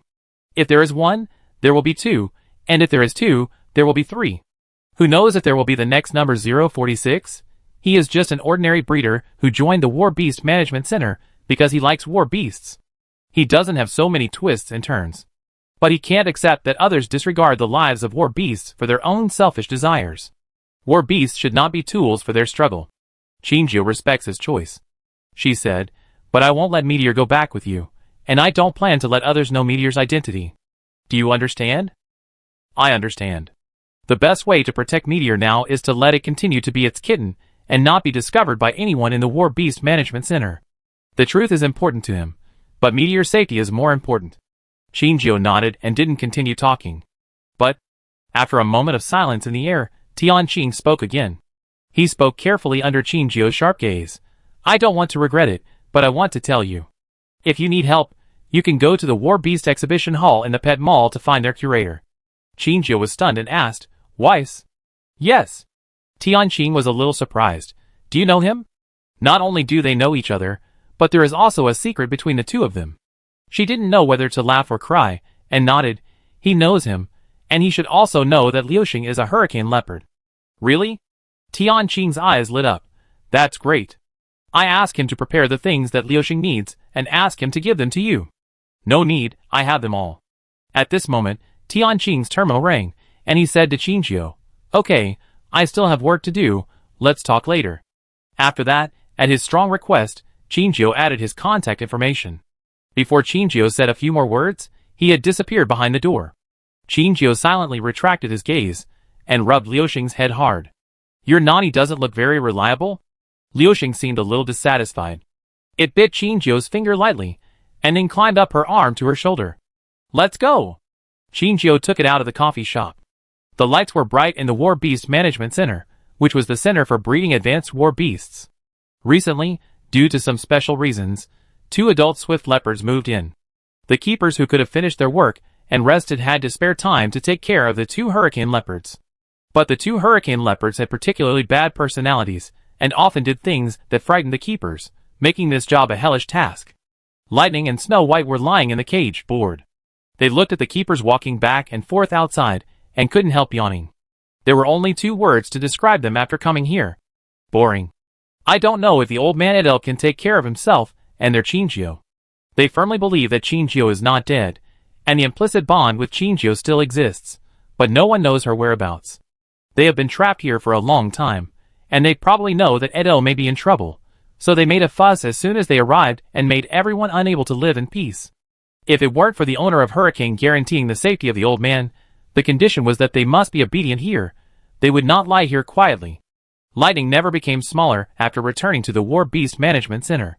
For it, becoming smaller is a way to confuse others and act cute, but facing the people here, it has no intention of trying to please them.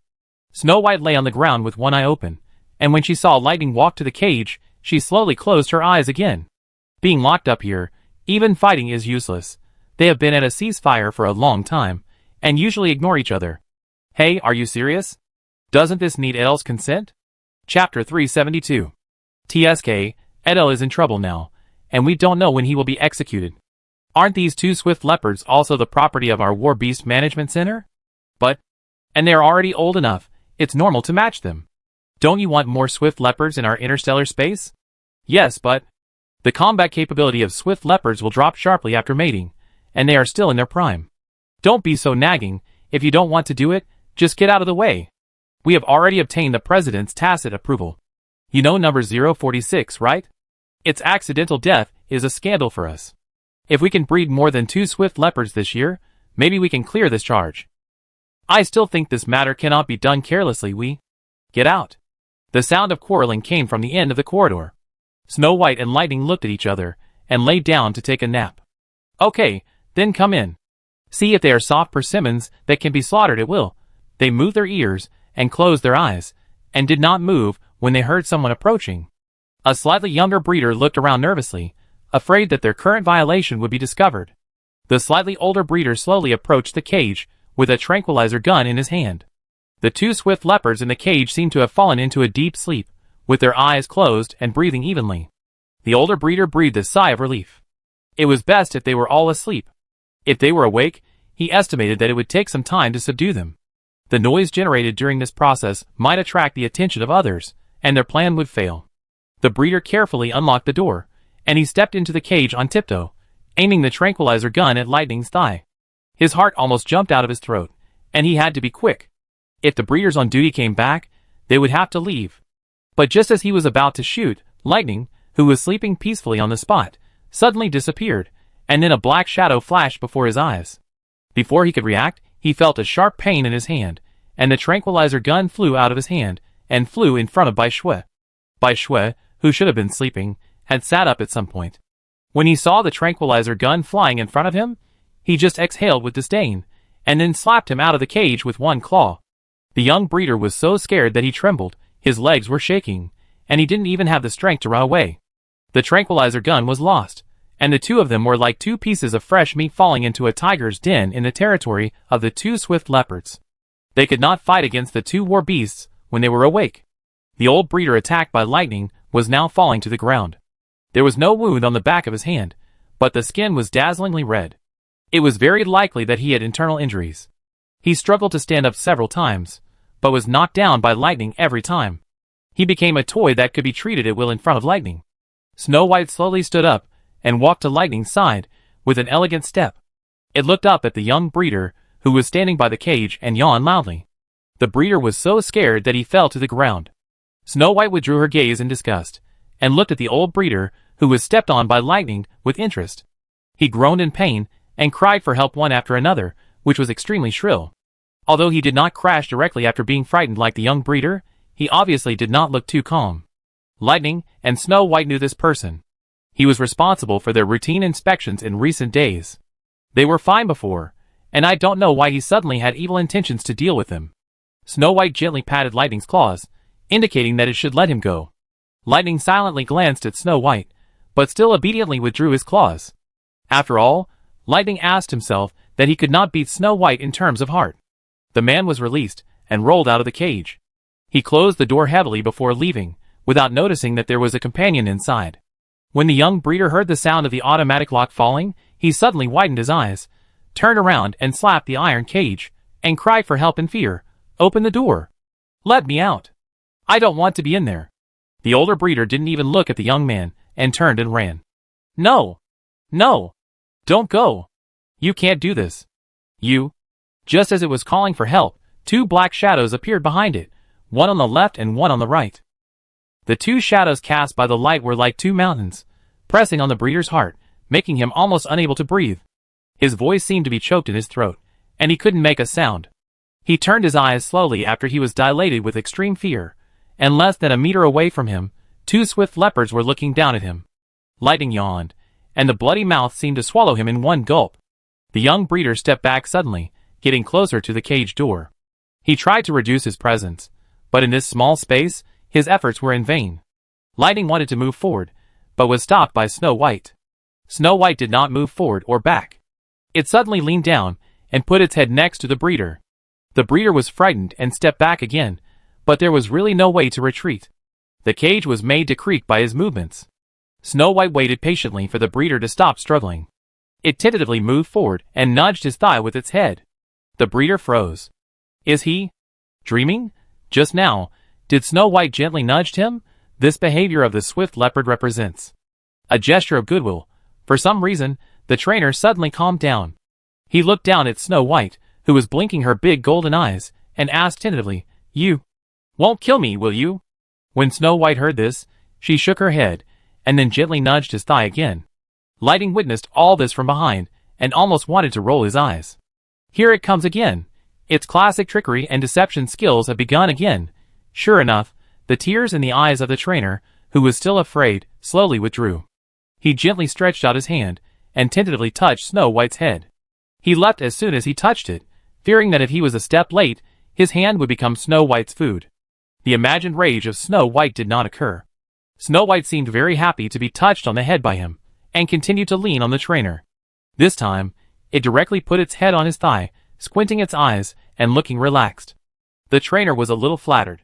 He took a long time to reach out, and touch Snow White's head again. This time he stroked for a longer time. Snow White not only did not attack him, but also made a comfortable purring sound. The trainer was no longer afraid at all. Everyone said that Lightning and Snow White had bad personalities, and would tease humans if they didn't do what they wanted. Was it all fake? Chapter 373. How cute Snow White is. He took out a steel comb from his pocket, and combed out the knots on Snow White's hair bit by bit. Snow White actually hates combing her hair, but for its purpose, it endured it. Lightning licked his paws on the side, looking at Snow White pretending to enjoy it even though she was obviously uncomfortable, and he looked gloating. Snow White rolled her eyes at him, and turned her head away from him. After about 10 minutes, voices came from the end of the corridor again. There were many people this time, and the noise they made could be heard even from a distance. Even Lightning and Snow White, who had extremely sensitive hearing, could hear the sound of the equipment from the voices. Snow White did not look up. It glanced at the situation in the corridor and closed its eyes. Although Lightning did not know what Snow White was thinking for the time being, it still came to Snow White tacitly, and approached the trainer as well. With Snow White's example, the trainer no longer had any fear even if Lightning approached. He even had the guts to comb Lightning with a steel comb. Lightning wanted to lose his temper, but was stopped by Snow White's eyes, so he had to endure the rude behavior of this human. "It's over there. Please save my students." Lightning and Snow White have begun to hurt the breeder. I think they can no longer work with humans. His voice gradually became smaller, and his steps unconsciously slowed down. In the cage, Lightning and Snow White sat next to the breeder, and were obediently letting the breeder take care of the knots on their bodies. Lightning's expression was always very bad, but he did not refuse the breeder's actions. Snow White was in a better condition. It squinted its eyes, and lay on the trainer's thigh, looking drowsy. No matter how you look at it, the peaceful picture of their life has nothing in common with what the supervisor just said. The rescue team that was called in all focused their attention on the older trainer. The older trainer felt all the questioning gazes, and he hurriedly clarified, No, they really hurt people, look at me." As he spoke, he turned his palm over to let everyone see the back of his hand, which had turned red and purple. "They did it. Really. You have to believe me. Video. Yes. There is also video. There are surveillance cameras here. The captain of the rescue team saw that he was anxious and couldn't speak a sentence. He looked at the peaceful scene in the cage again and said angrily, "Lightning and Snow White are Master Edel's war beasts. They have lived with students in Xinhuang for so many years, and I have never heard of them hurting people. To be honest, I didn't believe that they would hurt people, but you said it very seriously, so we came out to see. But now you can see for yourself, aren't they getting along well with your students?" Although their voices were not loud, they were easily caught in the empty corridor. The young trainer, who was eavesdropping, became more and more annoyed. He stood up and shouted to the people outside the cage, "I really need rescue." When the older trainer heard this, he was delighted. He knew that his students would help him. But his smile disappeared in less than a few seconds. "I was locked in a cage by my beloved teacher. I have no way to get out now. Can you come and help me?" When this was said, everyone looked at each other. They didn't understand the development of the situation for a while, so they had to look at their captain. The captain of the rescue team frowned, and he took a few steps forward and walked to the vicinity of the cage. The two war beasts were a little scared at this time, hiding behind the young trainer. Snow White also gently rubbed the trainer's head. The young trainer reached out and touched Snow White's cheek, as if to calm its emotions. He said, "I am now going to report my teacher by real name. He wants to secretly take Lightning and Snow White for breeding to weaken their combat capabilities in advance. These are all facts, but he didn't say the part about the president's instructions. He is not stupid. His teacher wanted to kill him at the moment of closing the door. He is not a saint, and it is impossible to easily forgive his behavior. But if he gives Ivana up, he will face more than just a small interrogation." When everyone heard this, they all looked at the older breeder with shock in their eyes. How dare he? Those two war beasts are meritorious war beasts, Lightning and Snow White. They are not retired or used for breeding hurricane leopards. The older breeder found that everyone's reaction was wrong, and the alarm bells in his mind went off. He quickly waved his hand and shook his head, saying, "No, he is slandering me. Yes, he is slandering me. He must be jealous of me. Is it really because they can hurt people that I hurt people?" The young breeder stood up, and Snow White and Lightning stood behind him on the left and right. Snow White put her head on the shoulder of the young trainer, causing the trainer to stagger. Soon, he steadied himself and looked at his teacher's terrified face with a slightly mocking look. "What do you mean by hurting people? Is that so?" Snow White blinked, yawned, and rubbed the trainer's cheek affectionately. Everyone present was stunned. Isn't it said that war beasts don't get close to people? Isn't it said that Lightning and Snow White have bad personalities and are a headache? Why does it look different from the legend? Although Lightning was disdainful of his sister's behavior and didn't want to cooperate, it probably guessed Snow White's intention. It just stuck to the young trainer and didn't interact with him as closely as Snow White did. Even this action was enough to express its position. It was willing to get close to the trainer. The captain of the rescue team smelled the smell of conspiracy, and when his eyes fell on the older trainer again, he had already clearly shown suspicion. The back of the older breeder's hand was still aching, and he didn't understand what went wrong. His student, a timid newcomer, how could he tame Lightning and Snow White? This is absolutely impossible. The pain on the back of his hand was still reminding him of what happened just a few minutes ago. He was firm in his thoughts and shouted, "They could really hurt people. If you don't believe me, go check the surveillance video here. I'm not lying. But you?" His sinister eyes fell on the young breeder. "Did you receive any instructions to deliberately frame me?" Your relationship with Lightning and Snow White suddenly improved. Is there someone helping you behind your back?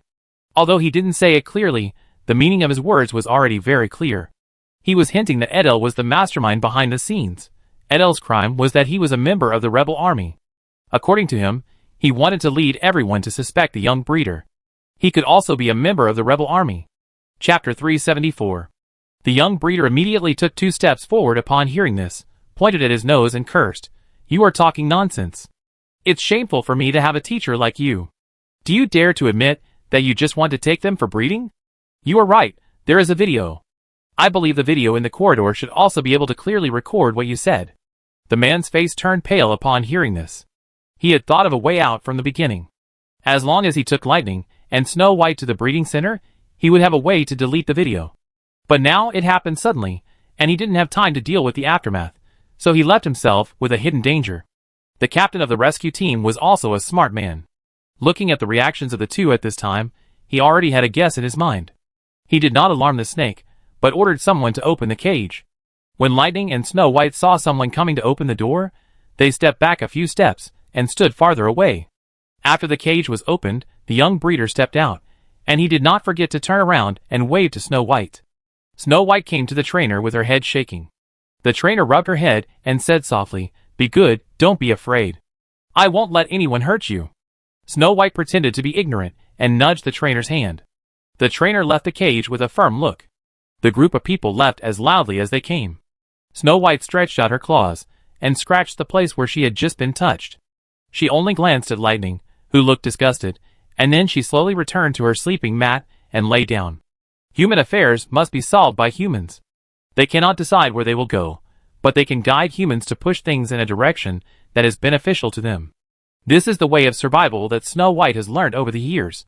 Even if the old man is not around, they have to learn to protect themselves. And protecting oneself does not necessarily require bloodshed every time. Lightning is not as cunning as Snow White. Although it does not obey Snow White most of the time, it sincerely admires Snow White every time it manipulates people's hearts. Just give humans some false feelings at the right time, and you can sit back and enjoy the fruits of your labor. I really don't know whether to say that Snow White is smart, or humans are too easy to fool, or they are too smart for their own good.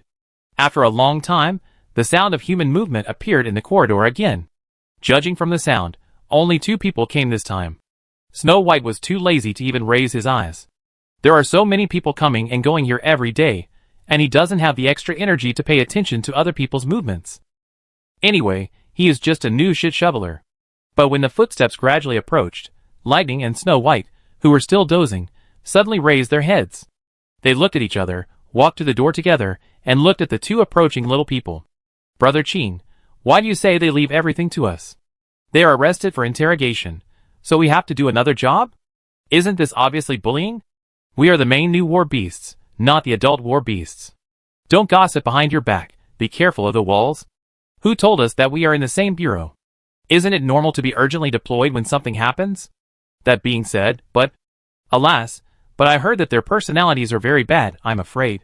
What are you afraid of? I want to ask, have you ever seen a swift leopard with a good personality? You have been working here for so long, you should be used to it. Let's go, stop complaining. Oh. The 2 walked at a casual pace, and slowly came to the cages of Snow White and Lightning. The 2 war beasts were standing by the door at this time, staring at one of the breeders. The other breeder, who looked a little younger, took a step back, a little scared, and he spoke carefully. Brother Chin, have you noticed that they seem to be a little strange?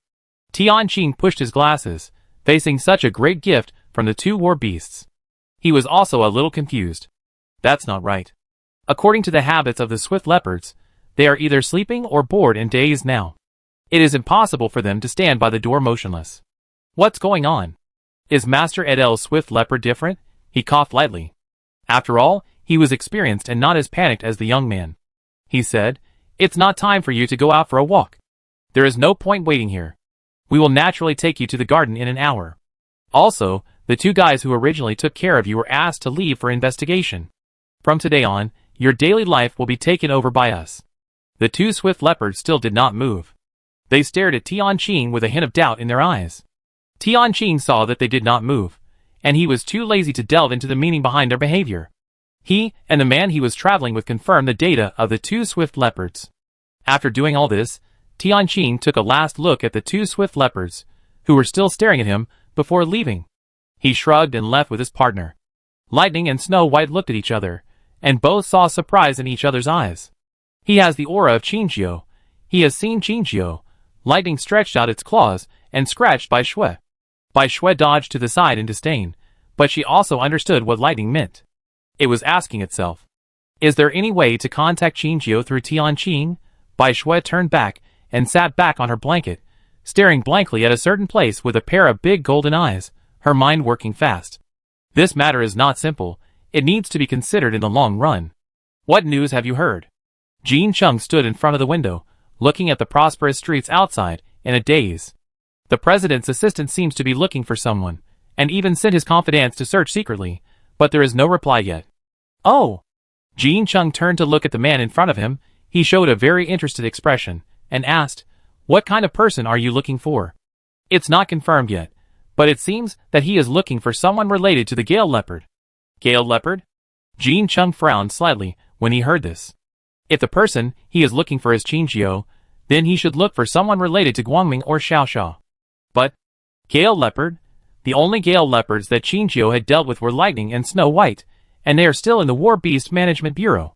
How could they be related to her? Even if it wasn't Lightning and Snow White, every Gale Leopard hatched in the interstellar space has a number and a destination, and there is no way that there would be any that slipped through the net. Jean Chung supported his head and thought for a moment, and said, "Go check the Gale Leopards born in recent years, find out their whereabouts and tell me." "Yes." Chapter 375. When the man was about to leave the room, Jean Chung suddenly shouted, "Wait!" The man turned around, lowered his eyebrows, and waited for Jean Cheng's instructions. Jean Chung thought for a moment, and said, "Help me apply for some alien beast toxin bombs." The man was stunned when he heard it. He considered and said, "The amount we applied for this month has exceeded. Just go if I tell you to go." Why are you talking so much nonsense? Just say that it's Jean Chung who wants it, and no one dares to stop you. Jean Chung waved his hand and said impatiently. The man had no choice but to nod and agree. After he left, the room returned to its initial silence. Hurricane, come. Jean Chung waved to the drowsy golden-winged eagle on the side.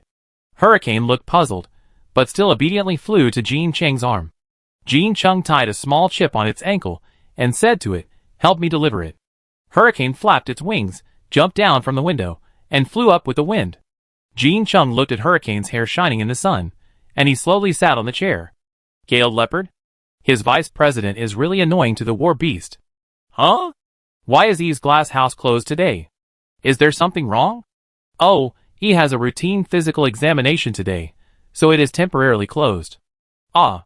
What a pity, I also want to see Galaxy Wolf. E will be open tomorrow, and you can make an appointment in advance next time. Okay. This is the umpteenth time Xiao Xian apologized to the tourists today, and she secretly scolded her curator in her heart. E had a physical examination not long ago, and there is still some time before the next routine physical examination. The reason why it did not come out for business today is not because of this reason. In the glass room, a small meteor was biting its Annie's ear and pulling it out, as if it wanted to bite it off. He felt some pain and stood up. The meteor, who was still making trouble, rolled off her and fell flat on his face. The meteor turned around, shook his head, and continued to move towards E. It was not difficult to see that the meteor liked E very much. Qin Jiao and Weiss stood in the blind spot of the camera, witnessing the process of their interaction. Weiss couldn't help but sigh. It must be that children are energetic and E is pampering it enough, otherwise the little guy would have been beaten up long ago. Qin Jiao's eyebrows were curved, and the smile on the corner of his mouth couldn't be suppressed. Yes, it's the special treatment for children. I didn't expect that this little guy actually has some connection with Lao Tian. It turned out that it was the 046. I didn't think in that direction at first. You don't know that Lao Tian cried so miserably at that time. Qin Jiao remembered the scene of Tian Qing crying in front of her a few days ago, and she couldn't help shuddering. A man over 1.8 meters tall crying in front of her is indeed a bit scary? Qin Jiao said to save face. Maybe that's his true nature? Come on, he is made of water, very emotional. Weiss waved his hand and stopped discussing this matter. He handed a package to Qin Jiao and said, okay, these are what Lao Tian asked me to give to you. Qin Jiao reached out to take it. Weiss had just put the package in Qin Jiao's hand, when the huge force made Qin Jiao stagger and almost fall to the ground. She finally regained her balance, her pupils trembling. What is this thing? Why is it so heavy? Weiss said helplessly, it's just some daily necessities, toys, snacks and the like. I have all these. Old Tian is like this to children, especially doting on them. It's a bit heavy, should I ask someone to send it back to you? No need. Qin Jiao felt that the package in her hand was at least 20 to 30 kilograms, and she put it on the ground with a smile. In the glass room, Zi and Liuxing were having fun, and Qin Jiao didn't plan to disturb them for the time being. Old Tian said that something seems to be wrong in the War Beast Management Bureau recently, you have to be careful. Weiss repeated what Tian Qing had said to Qin Jiao, and Qin Jiao heard it, and thought silently. Someone in the War Beast Management Bureau actually dared to have evil intentions to attack Bai Shui and lightning. This matter caused a big fuss. The director of the War Beast Management Bureau was furious, and demanded a thorough investigation of who gave them the courage to do this. All the staff working in the War Beast Management Bureau were taken for questioning one by one, and the 2 masters and apprentices at the center of the storm were detained in the management center. It is said that the reason why that person had evil intentions was because of the incident of 046. That is, the meteor, and he wanted to make up for his mistakes.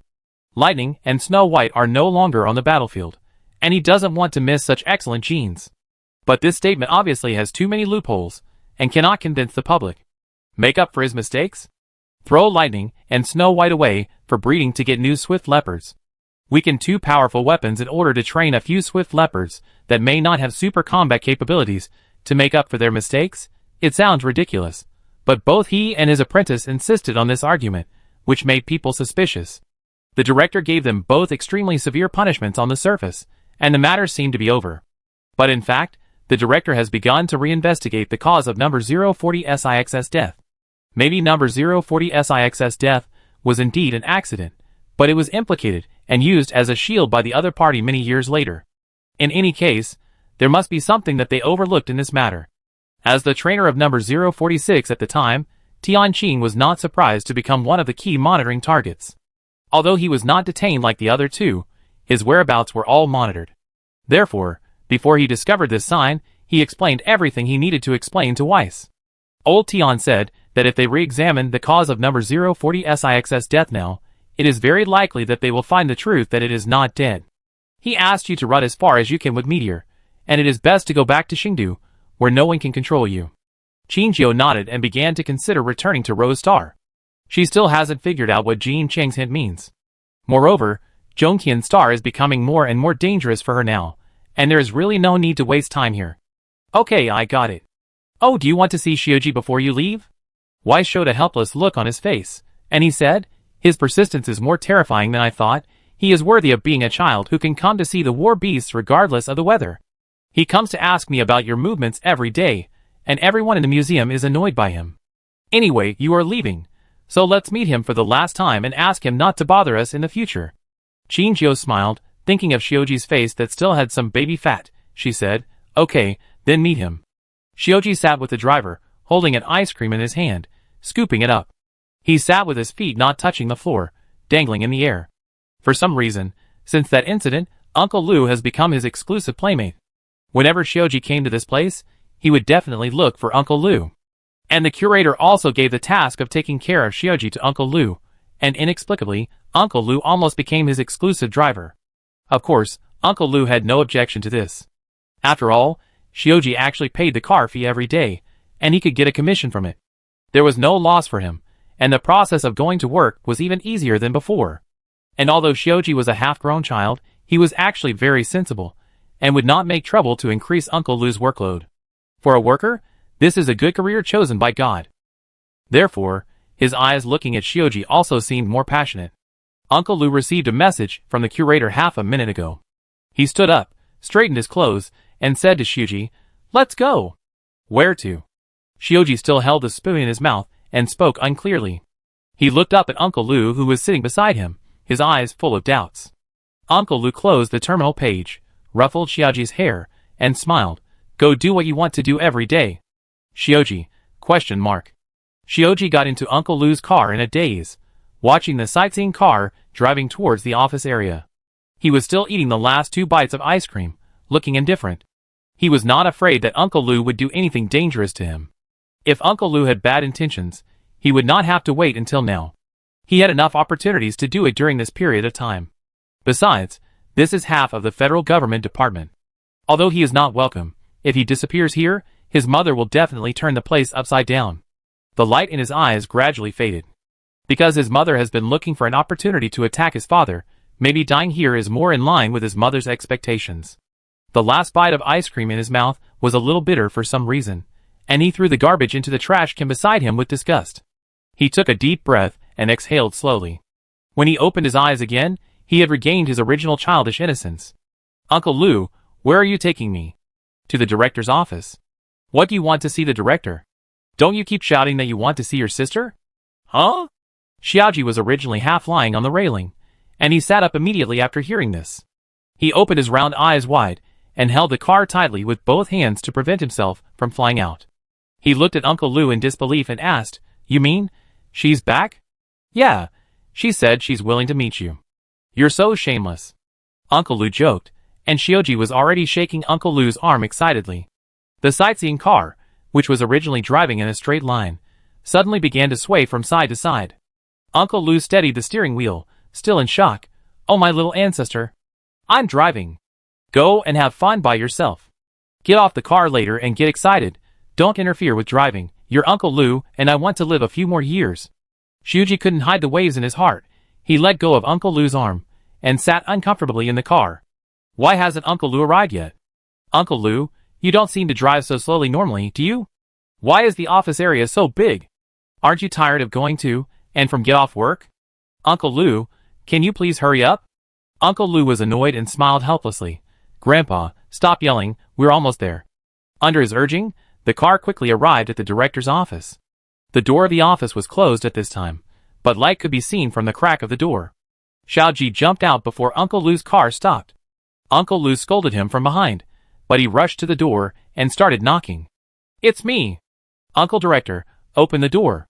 Xiao Ji's slightly childish voice sounded in the corridor, and after a while, the door slowly opened. It was Weiss who opened the door. Xiao Ji's eyes stayed on him for only 1 second, and he called out perfunctorily, Uncle Director. Immediately, he poked his head out, and wanted to look for Qinjiu's figure inside over Weiss's figure. Weiss was happy, and he deliberately blocked the way in. Xiuji could have taken a peek at what was going on inside, but Weiss stood at the door like a mountain, blocking most of his field of vision. Xiaoji looked away in disappointment, and he looked up reluctantly, Uncle Curator. You didn't trick me into coming here to kidnap children, did you? Weiss was speechless. He rubbed Xiaoji's head hard, and said with a smile, What are you thinking about? He stepped aside to make way for Xiaoji. Okay, come in. Xiuji was impatient, and walked into the office quickly. Uncle Lu was very tactful, and he didn't plan to get off the car at all. He exchanged glances with Weiss, and continued to wait in the car, his eyes scanning the surroundings, always paying attention to the situation around him. Weiss turned back and closed the door, and the corridor returned to silence. The door was well soundproofed, and the sound inside could not be transmitted outside. Xiaoji found Qinjiu, and immediately went forward to hug Qinjiu's thigh. There seemed to be a little starlight in his eyes, and his face was full of admiration. Sister. Qinjiu pinched his cheek and smiled. What? Are you really addicted to being my brother? Why did you leave without saying a word, and didn't even have time to say goodbye to me? I have something to do, so I left first. You? She paused, looking at the face that was somewhat similar to Ivana. She asked, What about you? Did anything happen after I left? I don't know if it was Qinjiu's illusion. She could feel Xiuji's deliberately misaligned sight. Xiuji smiled, but the smile did not reach his eyes. What can happen to me? Aren't there people from the Federal Army protecting us? Qinjiu didn't expose it, just gently rubbed his head. Perhaps this seemingly jumpy child is more profound than she thought. Okay, I heard from the curator that you've been wanting to see me recently. Is there something wrong? I want to know how you can make the Galaxy Wolf and the Gale Leopard obedient. You're so awesome, I want to learn from you. Qinjiu smiled helplessly. Wouldn't it be better if you study beast control in the future? I can't. His smile completely disappeared, and the desolation in his eyes did not escape Qinjiu's eyes. Qinjiu asked, Why? Because my parents won't let me join the Federal Army. What he didn't say was that not only the Federal Army, but also any business related to the federal government in the future, he would not be allowed to get involved. This was the condition he used to exchange for his freedom. Qinjiu was stunned. It seemed that Ivana really didn't like this child. She patted Xiao Ji's back lovingly and said, Then you can try to communicate with them, and let your curator uncle teach you. Weiss on the side? ? He seemed to have been sold without knowing it. Chapter 376. Xiao Ji blinked, and glanced at Weiss beside him. He refused outright, No. He focused his attention on Qinjiu again. You are better. Weiss had an inexplicable urge to hit the child. He walked aside speechlessly, looking as if he was sulking. Qinjiu secretly teased in his heart. He didn't expect Weiss to have a childish side, and get angry with Xiao Ji, a child. However, Xiao Ji's wish could not be fulfilled. She said to Xiao Ji, But I'm leaving. Leave? Where are you going? Hearing the news that Qinjiu was leaving, Xiao Ji was obviously anxious. He grabbed Qinjiu's clothes tightly, as if this method could delay Qinjiu's departure. Qinjiu squatted down and looked at him at eye level. To be honest, she liked Xiao Ji very much. It would be better if he was not Ivana's child. Unfortunately, he could not choose his own birth. Qinjiu said, I'm leaving Zhongtian Star. Hearing this, Xiao Ji was silent, and the light in his eyes gradually dimmed. After a long time, he asked, Is it because of the Federal Army? Because of the group of federal soldiers who came to make trouble last time? Qinjiu raised her eyelids slightly. She didn't intend to lie to Xiao Ji. She nodded, which was considered as tacitly agreeing with Xiao Ji's words. Xiao Ji sighed and made a look of regret, and then said deeply like a little adult, Is that so? There is nothing we can do about it. Okay. We will have a chance to see each other again in the future, right? The child who was originally clinging to him seemed to have grown up suddenly, and was willing to take the initiative to distance himself. This sudden feeling made Qinjiu a little stunned. It took her a long time to come back to her senses and answered, Well, of course. Xiuji turned around, covered his eyes, and said, Let's go quickly while I can't see you, otherwise I will not be able to help but grab you and not let you go. Qinjiu looked at his small back, and for some reason his nose felt a little sour. It seemed that separation was normal for Xiuji. He could accept all separations and quickly get out of this relationship. But from the moment Shinjio saw him, Shioji seemed to be alone. He had no friends and no real family. It was not difficult to guess his situation. Perhaps for him, making friends was not allowed. Maybe he wanted to be friends with the war beast because he was lonely. So he knew so much about the war beast, and he looked forward to becoming a person who could get along with the war beast like Shinjio. For a child under 10 years old, his life was really too tiring. Shinjio didn't want to waste his kindness. She sighed and left Shioji. When he heard the sound of the door closing, Shioji peeked into the outside world through his fingers. She's gone. Wise's voice came from behind him. Shioji put down his hands, wilting like an eggplant hit by frost. He walked slowly to Wise, kicked his legs, and finally climbed onto the chair. I thought you would cry?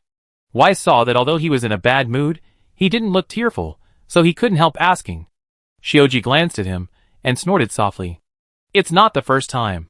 He lowered his head, played with 2 fingers, and murmured, and since it's related to the Federal Army, it's better for her to leave earlier. Oh! Shioji suddenly felt a heavy weight on his head, and Wise's big hand was pressing heavily on his head. Wise rubbed his hair randomly and smiled. Don't be so deep, I'm not used to it. I still like you who are usually cheerful. He looked at Shioji and asked, do you want the director uncle to be merciful today and treat you to a children's meal? Shioji looked up at Wise. He couldn't help but smile, showing 2 small canine teeth. Okay. When Shinjio left Jonkin Star and returned to Rose Star, several war beasts were playing chess. Shinjio glanced and found that they were playing flying chess. Shinjio, She took 2 steps forward and came to Guangming. Seeing Guangming pushing a blue chess piece with his wings, she couldn't help but curiously asked, can you see where it goes? Guangming nodded seriously. At the same time, Xiaoxia was taking over the chess piece that was in the wrong position and placing it according to the points it shook out. Shinjio, Xiaoxia made a silent gesture to Shinjio, who shook his head with a smile and didn't care about their chess game.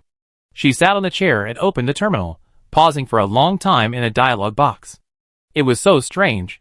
Dean Lu's dialogue box hadn't lit up for a long time. Although she didn't send messages to her often, every time before she was in danger, Dean Lu's message would arrive in advance. But last time on Jonkin Star, the Federal Army had already arrived nearby, but she still had no news. This was not a normal situation. Could it be Dean Lu encountered some difficulties? She sent a greeting message to Dean Lu, but the dialogue box had not lit up. She sighed and turned off the terminal. Shinjio thought for a moment, then stood up and left. The 3rd laboratory had a rare long vacation recently, and the 3 core experimental subjects were all outside. The nerves of the experimenters, who had been tense for a long time, finally got a brief relaxation.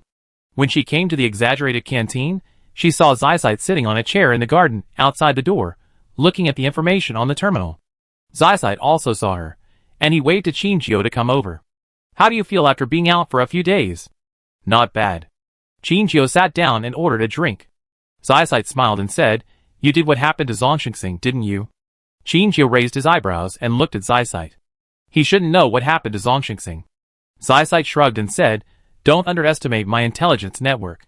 I am missing in the interstellar space, but I am not dead. He closed the terminal, took a sip of coffee, and then continued, don't worry, I have no intention of exposing you. You didn't see your classmate either, did you? Shinjio knew who he was referring to. She shook her head and said, no. It seems that I missed him. Hearing this, Shinjio frowned. What do you mean? You don't know? Now, it was Zysite's turn to be a little surprised. He went to the underground wormhole and sent someone to look for you. Oh, by the way, he also leaked the news that you might be alive to Ivana. Hearing this, Shinjio subconsciously retorted, impossible. Zysite looked at her silently, with a look of pity in his eyes. Unreserved trust is rare, but how many people can keep their hearts in the face of fame and fortune? Jin Chung is not short of money, but he is short of reputation. After all, in Chunwang Star, Jin Yu is the legitimate crown prince, and Jin Chung is his younger brother, who can only be inferior to others for the rest of his life. If he is an ambitious person, he will find a sense of existence in other places. And the beast-taming army without Zysite is his best choice. To be honest, at the beginning, I was still very determined to think that your class may join the beast-taming army to help Edel. But according to the current situation, he is refreshing my understanding of him step by step.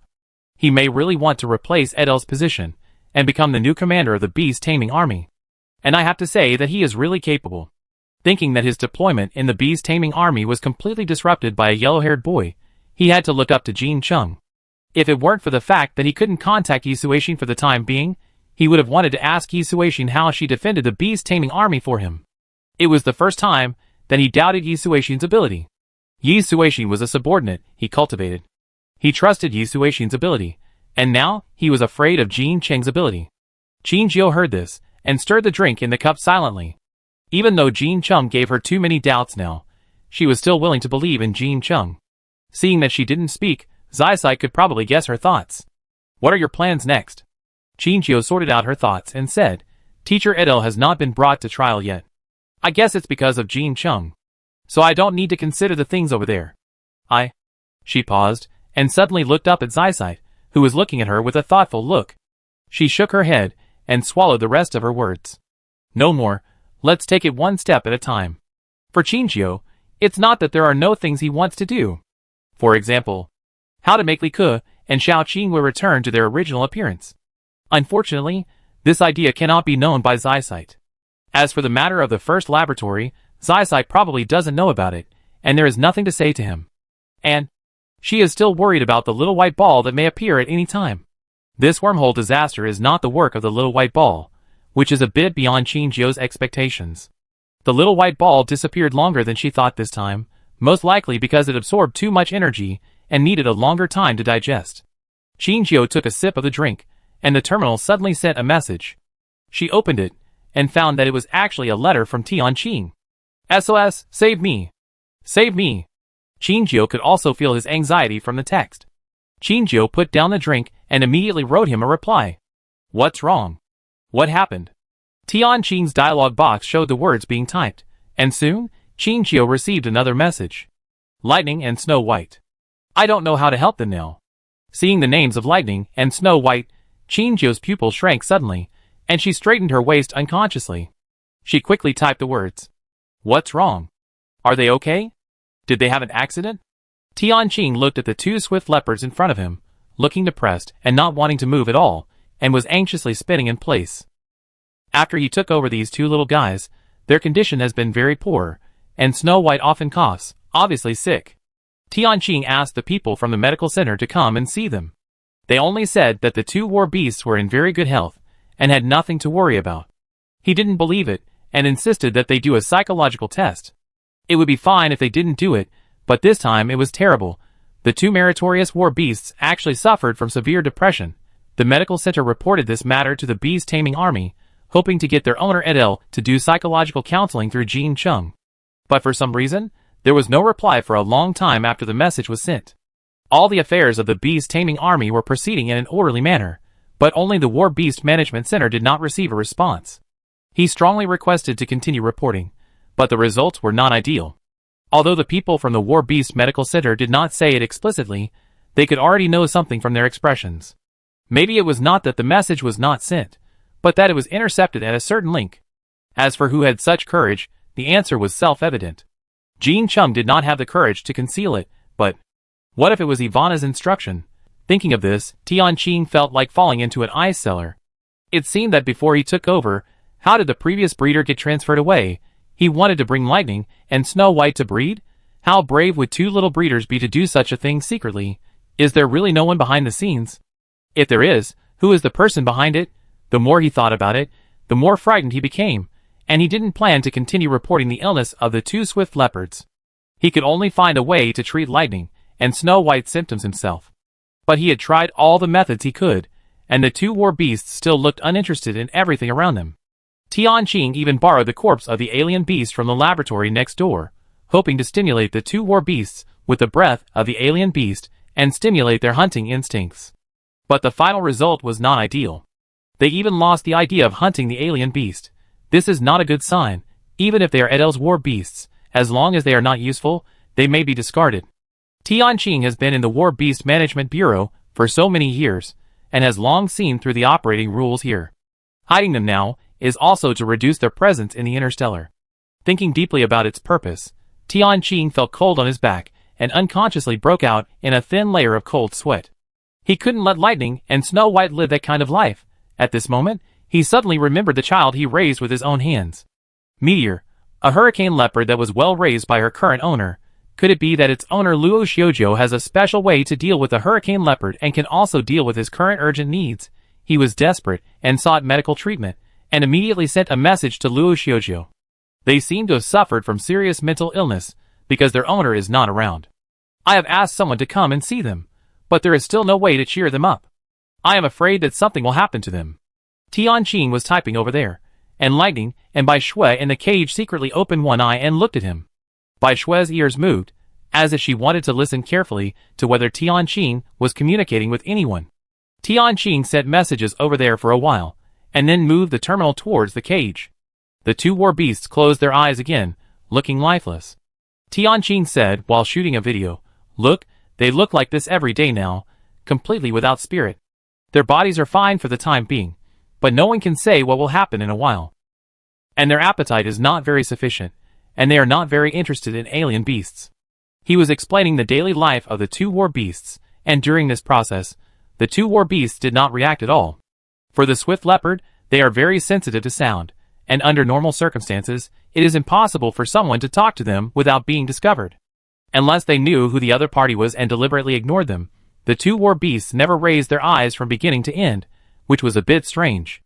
Are they unwilling to even recognize whether there is a threat from the outside world? Chapter 377. Qin Jiu could see from the video sent by Tianqing that the two swift leopards were indeed in an abnormal state. After saying goodbye to Zysite, she returned to the room and showed the video to Xiaosha. She asked, "Do you think they are sick?" Xiaosha put down the flying chess in his hand and looked at the screen carefully. For a long time, he waved his arms and communicated with Qin Jiu. "You mean they may have mental illness?" Xiaosha nodded seriously. He assured Qin Jiu that he had seen war beasts with similar conditions in the War Beast Management Center before. "Is it serious?" Xiaosha nodded again. Qin Jiu's heart was suddenly tightened. How could the two little guys become like this after going to the War Beast Management Center? She looked at the two little guys motionless in the video, and was still thinking about how to rescue them. At this time, Tianqing's dialogue box lit up again. "I know it's a bit unreasonable, but can you come to the War Beast Management Center to see if there is any way to help them?" Qin Jiu looked at this message, and was stunned. Go to the War Beast Management Center? She really wanted to go to Lightning and Snow White as soon as possible to help them get out of their psychological shadow. But War Beast Management Center? Isn't this obviously walking into a trap? On one hand, there is the one in Hunt of Starcraft, and on the other hand, there is the health of Lightning and Snow White. She was in a dilemma for a while. This is more difficult than any multiple-choice question she answered. "Let me think about it." Qin Jiu sent 4 words to Tianqing, and then closed the terminal. She sat on the chair and fell into deep thought. Several war beasts obviously felt that her mood was not right. They put down the flying chess in their hands, and sat around Qin Jiu. It was Xiesa, who was more humane, who asked first. He waved his arms, and asked Qin Jiu if he was worried about the situation of Lightning and Bai Shui. Qin Jiu said him softly, stretched out his hand, and rubbed Xiesa's little head. She said, "Yes, what should I do? Should I take care of them?" Guangming also flew to her shoulder, and rubbed her cheek with his head. Xiesa did not give an answer, but pointed at Qin Jiu, and then at his heart. "You mean? Let me ask my own heart." Xiesa nodded, immediately arranged his little bow tie, and stood upright in front of Qin Jiu. It patted its chest, and gave Qin Jiu a thumbs up. Qin Jiu understood what it meant. It said, "No matter what your choice is, it will be with you." Qin Jiu was amused by it, but now she was no longer confused and hesitant. Her war beast was with her. She took a deep breath, stood up and looked at Xiaosha. Although Liu Xing didn't know what happened, he ran to Xiaosha and sat down. They are in the same camp. "Let's go! Let's go to the dragon's den and the tiger's lair." Jin Chung touched Hurricane on his shoulder and asked, "Have you found out what they are doing?" Hurricane ignored Jin Chung and combed his hair by himself, seemingly unable to hear Jin Cheng's question. Jin Chung took Hurricane to the War Beast Management Center yesterday. He put Hurricane down in the corridor and told it the direction of Lightning and Snow White. Then he hid in the monitoring room and watched everything here silently. When those 2 stupid guys were captured, he also watched the video here. It is obvious that Lightning and Snow White have a good relationship with the previous trainer, and the interaction between them is almost comparable to the interaction with Qin Jiu before. How come they are suddenly diagnosed with severe depression? Is it because of the change of trainers that their temperaments have changed? No, this possibility is not great. They are Lightning and Snow White, two extremely cunning war beasts. Maybe they are pretending to be sick to achieve some goals. In this regard, Mingwa has already set an example. Do they want to see Edel? Originally, he could try his best to meet this small request, but since the last Mingwa incident, Ivana seemed to have a strong sense of defense against Edel's war beasts. He had clearly ordered Jean Chung not to let the two war beasts meet Edel. Since Edel could not solve it himself, as the commander of the beast-taming army, this matter naturally fell on his head. Jean Chung looked at the video on the surveillance camera and remained silent. Seeing his serious face, the staff beside him did not dare to touch this bad luck.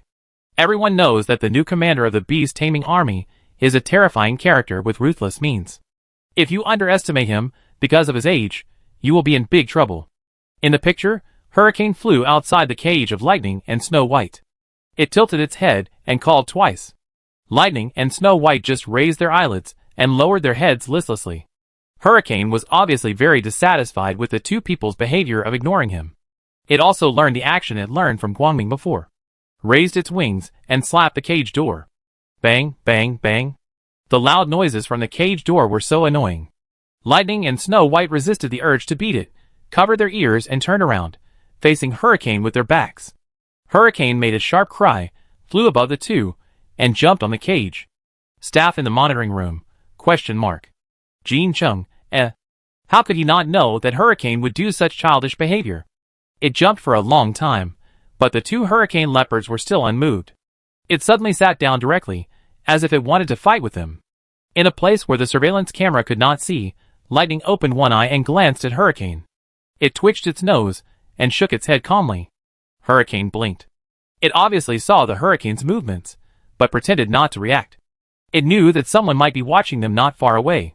Hurricane and Lightning exchanged glances for a moment, then left the cage and returned to Jean Cheng's side. Facing Jean Cheng's question, Hurricane pretended to be deaf and dumb, looking unwilling to answer. Jean Chung, don't you want today's grilled sausage? Hearing this, Hurricane stood up immediately, but the expected scene of it cooperating with the investigation did not happen. Instead, the next moment, it pecked Jean Cheng's ear with its sharp eagle beak. Hiss! Jean Chung dodged, and Hurricane did not chase him closely, and continued to comb his hair. Jean Chung touched his ear. Fortunately, there was no blood. Now Hurricane has found a strength that will not hurt him, but can make him feel pain. And it can't threaten Hurricane with the sausages it has been deducted from it. This is not a good omen. You're tough. You're not afraid of having a sausage deducted from you, are you? Jean Cheng's eyes were full of ferocity. He stared at Hurricane, and said in an extremely fierce tone, I give you an extra sausage. 2. Deal or not? Staff in the monitoring room, ? He shouldn't have much earwax, right? Can he hear it wrong at this distance? Did he just hear Commander Jean Chung threatening Hurricane with a super fierce tone? But this threat seems a little different from what he imagined. Who would threaten the other party with sugar-coated bullets? Commander Jean Chung might have an extreme contrast in front of the war beast. He felt a look from Jean Chung, and immediately looked at his nose, looked at his heart, and looked like he saw nothing. But Hurricane still looked unmoved. It was too confident. It didn't believe that Jean Chung was willing to take its sausage. As long as it ignored Jean Chung for a while, he would lose. But Lightning and Snow White were different. They were his brothers and sisters, and he would not betray them. Between the master and brothers and sisters, it decisively chose the latter. Jean Chung saw that Hurricane was indifferent, and knew that he could not get any information he wanted from Hurricane. He had to sigh and said to Hurricane, Then you come over more often to chat with them? At least make them feel better? Can you do that? Hurricane gave Jean Chung an affirmative look like a gift. Jean Chung smiled helplessly, and left with Hurricane. The reason why he still has the energy to wander around recently is that the wormhole problem in the interstellar space has been initially alleviated. It is not because of the surge in the number of federal troops or the increase in combat effectiveness, but because the wormholes that were still producing high-level alien beasts have suddenly decreased for some reason. Now there are only 4 high-level wormholes that have not been closed, and some of the lower-level wormholes that appeared later have slowly weakened until they disappeared. Jean Chung has some speculations about this strange scene. It is hard for him not to believe that his vice president has no hand in the abnormality of these wormholes. After all, since Qingzhou disappeared, the fluctuations of wormholes have always been disorderly and unpredictable. At first, He could still consider whether the energy in the interstellar space began to reintegrate, but later he found that his vice president was behind each of these events. Gradually, he had a guess. Perhaps his vice president has a close relationship with the generation or disappearance of these wormholes. Will she take the initiative to open the wormhole to give the interstellar space a blow? As for this question, it was strangled in the cradle by Jean Chung as soon as it appeared. No, Qingjiu is still a kind person in essence, and she has no reason to deal with ordinary people. Jean Chung is more inclined to the second answer. Even if the wormhole is related to Qingjiu, Qingjiu has been looking for a way to close it. Her doing this is beneficial to Jean Cheng's plan, but it will take some time to lay the groundwork. Jean Chung turned his head and glanced at the hurricane on his shoulder. Maybe Hurricane, Lightning and Bai Shui are hiding something from him, but he believes that the secret between them will not affect his plan. While he was thinking, the terminal suddenly received a message from Gu Zheng. Hey, are you free? Let's go out for a drink. Jean Chung replied with a okay, and quickly left the War Beast Management Center. He hadn't seen Gu Zheng for some time. Seeing the man waiting at him at the door of the coffee shop, he subconsciously widened his eyes in disbelief. The man had bronze skin and a beard around his lips, which looked like he hadn't taken care of for a long time. The sockets under his eyes were sunken due to his thinness, making his eyes bulge out, like the eyes of a goldfish, with more white than black, which looked very abrupt on his face. His hair was already shoulder length, but because he hadn't taken care of it, he looked very sloppy. He looked like he had aged 50 years in an instant. You? Jean Chung was still in disbelief when he sat down. Gu Zheng was originally the youngest among them, and the one with the most baby-faced face. This little milk dog suddenly turned into a middle-aged uncle, which really shocked Jean Cheng's senses. Gu Zheng brushed his still greasy hair and said casually, well, you will become like this if you go to those places too much. You are still delicate. Jean Chung, no, you are too. Give me back my cute Xiao Zheng. Gu Zheng's mouth twitched, and he resisted the urge to roll his eyes. It seems impolite to describe an adult man as cute. I don't care. I don't care. Jean Cheng's somewhat noisy appearance made Gu Zheng happy, and he broke all of Jean Cheng's hopes with one sentence. No change. I think it's good like this, very manly. Jean Chung, Okay, no more jokes. Gu Zheng restrained his smile and said to Jean Chung, I received news that Zhongtian Star's Federal Information System has a problem. What's the problem? It seems that a traitor who is in league with foreign enemies has been found, and is now being investigated. You and I both know that she can move around normally on every planet in the interstellar space, and she must have used some method to change her identity.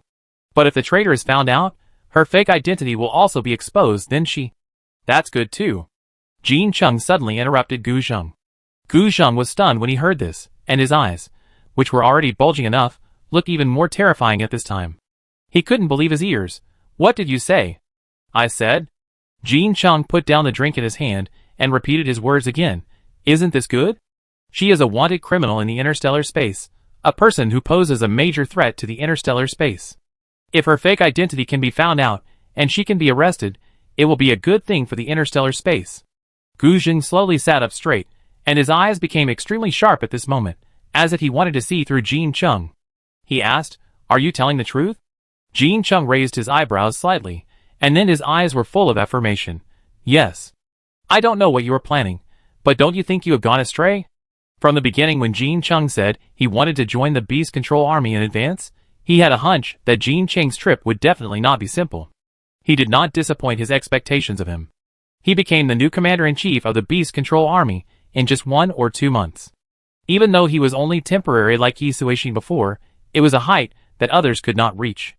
Jean Chung might want to use this position to restrain Ivana, and use his method to delay Ivana's actions against Edo. But later, he gradually found that things began to become uncontrollable. Jean Chung actually ignored the lives of other federal troops for Ivana's orders. I am also a member of this team, and it is hard to say that I have no resentment towards Jean Chung. But he only complained a little. He couldn't really hate Jean Chung, his former classmate. However, this incident also gave Gu Zheng a bad warning. Jean Chung, has he been blinded by greed? Chapter 378. A seed called doubt took root in Gu Zheng's heart and grew gradually. So the first thing he did after returning was to talk to Jean Chung, who was also still in Zhongtian Star. He wanted to use Qingjiu's story to awaken his friendship. But he seemed to have made a wrong bet. Jean Chung lowered his head and looked at a lonely tea stick floating up and down in the cup. He smiled and said, "Why did you go astray? Think about what our purpose was to study at Xinhuang in the beginning. Isn't it to join the Federal Army and protect the Interstellar? Then shouldn't things that are harmful to the Interstellar be cleaned up? Are you crazy?" Gu Zheng almost couldn't help but stand up suddenly. He looked at the familiar face, and felt more and more unfamiliar for some reason. "No, I know what I'm doing." Jin Chung raised his eyes, and looked at him, without any confusion in his eyes. There was no emotion at all. "Lilith told me you were crazy, but I still didn't believe it. You should take care of yourself first. Don't mention what happened today. I pretend I didn't hear it this time. You know what crime you will be charged for harboring a wanted criminal." Jin Chung slowly stood up. It seemed that he couldn't finish the cup of tea today. When he left, he passed by Gu Zheng and said in a voice that only the two of them could hear, "Also, let your mother be careful." Hearing this, Gu Zheng's pupil shrank suddenly, and he turned back to look at Jin Chung. "What do you mean?" "Literally, let her be careful. If there is a next time, I won't help her hide it again." Jin Chung waved his hand, and walked away slowly. At this time, his terminal rang, and he opened it to take a look. The breeder named Tianqing seems to have left the War Beast Management Bureau. "Okay, I got it. I monitor his movements at any time." "Yes." Tianqing didn't leave her post without permission during working hours to find Luo Xiaojiu, so she had to make an appointment with her on weekends to discuss the follow-up matters. The two met at the coffee shop last time, and Qinjiu arrived earlier than him. Qinjiu didn't want to bring any war beasts with her just to talk to Tianqing, but thinking that Tianqing, as Liuxing's nanny, should want more opportunities to meet it, she finally decided to bring Liuxing. Sure enough, as soon as Tianqing sat down, he couldn't take his eyes off Liuxing. He kept teasing Liuxing, but it was a pity that Liuxing looked indifferent to him. All war beasts are aloof. Tianqing tried hard to brainwash himself, and he could accept being ignored by the child. He sat opposite Qinjiu, and finally realized that he seemed to have ignored Qinjiu for a while. He withdrew his gaze from Liuxing, coughed lightly to hide his inner embarrassment, and said, "I'm glad you are willing to help me." "Not to help you. I'm worried about the two war beasts." "Huh?" Tianqing was stunned and asked curiously, "Do you know them?" Qinjiu wrapped herself tightly every time she met Tianqing, and even wore a mask that almost covered half of her face. According to her own words, she had some diseases when she was a child, which made it impossible for the wind to blow on her face. Tianqing did not ask any more questions, and tacitly agreed with Qinjiu's words. Because of this, Tianqing, who was not very interested in the disturbances of the outside world, did not equate Luo Xiujiu in front of him with the wanted criminal Qinjiu. Naturally, he didn't know about the past between Qinjiu and the two swift leopards. Qinjiu shook his head and denied, "I don't know them, but we are all swift leopard lovers. I can understand you." Sure enough, Tianqing called him a bosom friend when he heard it. He leaned forward excitedly, and his eyes looking at Qinjiu seemed extremely hot, as if he wanted to burn Qinjiu to death, making it impossible for people to look at him. "I knew you wouldn't abandon them. You are a good person." Qinjiu felt a little ashamed of the word good person, and felt deeply guilty for defrauding such a simple breeder. She forced a dry laugh, and said nothing. Tianqing pulled his thoughts back from his excitement. He organized his words and said, "Then it's decided. I will let my partner take a day off next Monday morning. Maybe I have to ask you to pretend to be a staff member.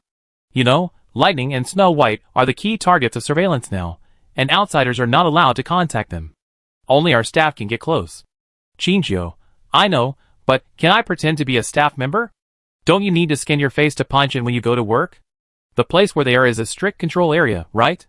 You can rest assured about this." Tianqing patted his chest and seemed extremely confident. "We don't need to punch into work, and the access control system is only used as a key, not for any identity recognition." "Qinjiu, huh?" "Tianqing, there are not many of us, and we all know each other. And we don't have strict standards for working hours. As long as we remember to deliver meals to them on time, and do the necessary daily cleaning, we can leave." The boss said there is no need to set up another system, which is troublesome. Besides, the management center is the most central area of the entire federation. Normally, no one would risk their lives to break in. Qinjiu, She seemed to be the one who risked his life to break in. And there just happened to be a group of new people recently, and their identities were not entered into the system. As long as you are with me, I will say you are an intern when you meet other people, so no one will doubt it. This is a godsend opportunity. Sure enough, the most dangerous place is also the safest place. They are confident that the War Beast Management Center is protected by their iron wall defense, so the control and management of the War Beast Management Center is a little slack. So there is also an opportunity for her to take advantage of the loophole. Is it guaranteed to be foolproof? 99.9% no problem. We just need to leave before the people from the medical center come. They will not show up before 11 or 12 o'clock every day. We just need to leave before 9 o'clock. Okay, I understand. See you on Monday. Tianqing smiled. See you on Monday. After he finished speaking, he wanted to reach out and touch the gray ball, but the ball slapped Tianqing's hand with its tail and turned its head away proudly. Tianqing's smile collapsed in an instant. Qingjiu couldn't bear to see him lose, so he rubbed Liuxing's head and pushed it towards Tianqing with the back of his hand. Liuxing looked back at Qingjiu, and after receiving Qingjiu's eyes, he finally took 2 steps forward and then stopped in front of Tianqing. It raised its head, as if this behavior was already a gift to Tianqing. Qingjiu felt more and more that Liuxing was moving in some strange directions. Why does it seem to be more and more like lightning and snow? Is this the power of genes? Tianqing was scratched by the meteor and left with several red marks, but he also got the meteor as he wished, and finally left with a look of enjoyment. Qingjiu paid the bill and went to the bathroom, but he didn't come out for a long time. When the next person to enter the bathroom came in, the cubicle was empty. The man who was originally on the street waited until the coffee shop closed, but didn't see any suspicious people. He bit the bullet and returned to Jean Chung. Jean Chung didn't get angry, but just sent him a message indifferently. Come back, you can't wait any longer. Chapter 379. Jean Chung was thinking about what went wrong that made the other party sense his presence in advance and leave secretly. He was thinking about whether to change someone to follow him next time, as this subordinate was not very good at doing things. The man who was leaving the coffee shop suddenly sneezed for some reason. He rubbed his nose and frowned. Could he be sick? Qingjiu, who returned to Rose Star through the wormhole, covered her chest as soon as she got off the ground. Her heart felt like being cut by a knife, and the pain intensified with each heartbeat. Her forehead was covered with cold sweat. Her face distorted by pain attracted the concern of several war beasts.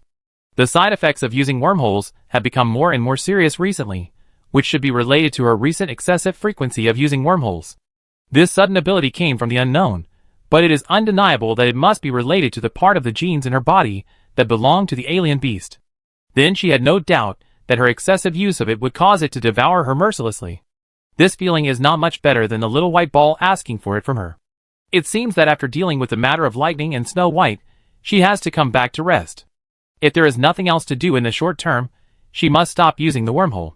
When Qingjiu recovered, she reached out and touched the heads of the 3 war beasts, telling them not to worry. The news received from Xiao Qingwei recently said that Liku's memory has been restored by more than half, and his behavior has become much more mature and no longer as childish as before. Qingjiu should have been happy about this news, but Dr. Chui's words were like the whispers of a devil, lingering in her ears and lingering. Liku, could it be a blessing in disguise, and gradually recover his original memory? Can he accept this fact? No one can say for sure. Perhaps he will strangle Hester to death the first moment he wakes up, or maybe he will commit suicide because he can't stand this stimulation. Liku has no worries, and he is an extremely righteous person. Qingjiu will not be surprised even if he blows up the base. She waited for her body to completely calm down and the tingling sensation disappeared, and she decided to ask Liku out for a meeting. She asked Liku out, but in the end, Xiao Qingwei also showed up besides Liku. Xiao Qingwei, who obviously disliked Liku's trouble the most, almost stayed with him after Liku woke up, fearing that something would happen to him if she didn't look at him for a second. Qingjiu didn't mean to not welcome Xiao Qingwei. She greeted the 2 of them, and went to the destination together. When Liku used to work at the pet care shop, he loved to drag everyone to eat barbecue together. Qingjiu believed that even if he lost his memory, many of his habits and preferences had not changed. After coming here, she and Liku had eaten barbecue once or twice. Liku saw that the destination was actually a barbecue restaurant. He looked back at Qingjiu in surprise. His eyes were covered by the shadow of the hat, and a trace of unknown emotion flashed through his eyes. When Qingjiu wanted to investigate, he had already restrained his emotions. He smiled and said, "Do you still remember that I like to eat this?" Qingjiu nodded and said, "Your hobbies are too simple, it's hard to remember." "Oh!" Liku showed an excited expression and asked, "How simple?" "I like to eat sweets, cute toy pendants, and heavy-tasting foods like barbecue hot pot." She shrugged and said, "It has never changed." Lika nodded in agreement and said, yes, you remember it right, it has never changed. Even Xiao Qingwei on the side couldn't help but complain. Since I became your partner, we have never eaten anything else except these things when we go out. Lika heard this, and hooked Xiao Qingyue's neck, and the whole person seemed to hang on him. Oh, who told us to be brothers? You should let me go, brother. Xiao Qingwei had goosebumps all over her body and pushed him away with disgust. Don't call me that, I feel sick. Ha ha ha. Lika laughed out loud and walked into the store first. He didn't forget to turn around and urge, come in quickly. Xiao Qingwei and Qinjiu looked at each other and smiled helplessly. Even if Lika recovered his memory, he was still as jumpy as before. At the dinner table, Qinjiu asked about the progress of the experiment in the third laboratory. Xiao Qingwei put down her chopsticks, shook her head, and said, now all the experiments in our third laboratory have been suspended, and the restart time has not been determined. Qinjiu was stunned when he heard this. Before, when the three of them woke up together, Qinjiu thought it was a routine process, and they would have to go back to the experimental cabin after a while. But now, according to Xiao Qingyue's meaning, they don't need to go back. Seeing Qinjiu's confused face, Xiao Qingwei explained, I heard that it is because our laboratory has achieved a staged victory at this stage, allowing all of us to take a vacation. Now there are only on-duty personnel on duty in the laboratory every day, and no one else needs to check in. According to Fei Qixua's personality, if he gets results, he will definitely pursue the victory, but he showed a way of doing things that is inconsistent with his usual way of doing things in the affairs of the third laboratory. There must be something fishy. If there is no problem with the experimental product, then it is a problem with the experimenter. Is it because Dr. Cui, who has the ability to support the situation, cannot take care of the situation of the third laboratory because he has other important things to do? And Fei Qixia made a decisive decision to suspend the experiment so that the experiment of the third laboratory can continue in the future? The more Qinjiu thought about it, the more she felt that this was possible. She couldn't help asking, where is Dr. Cui?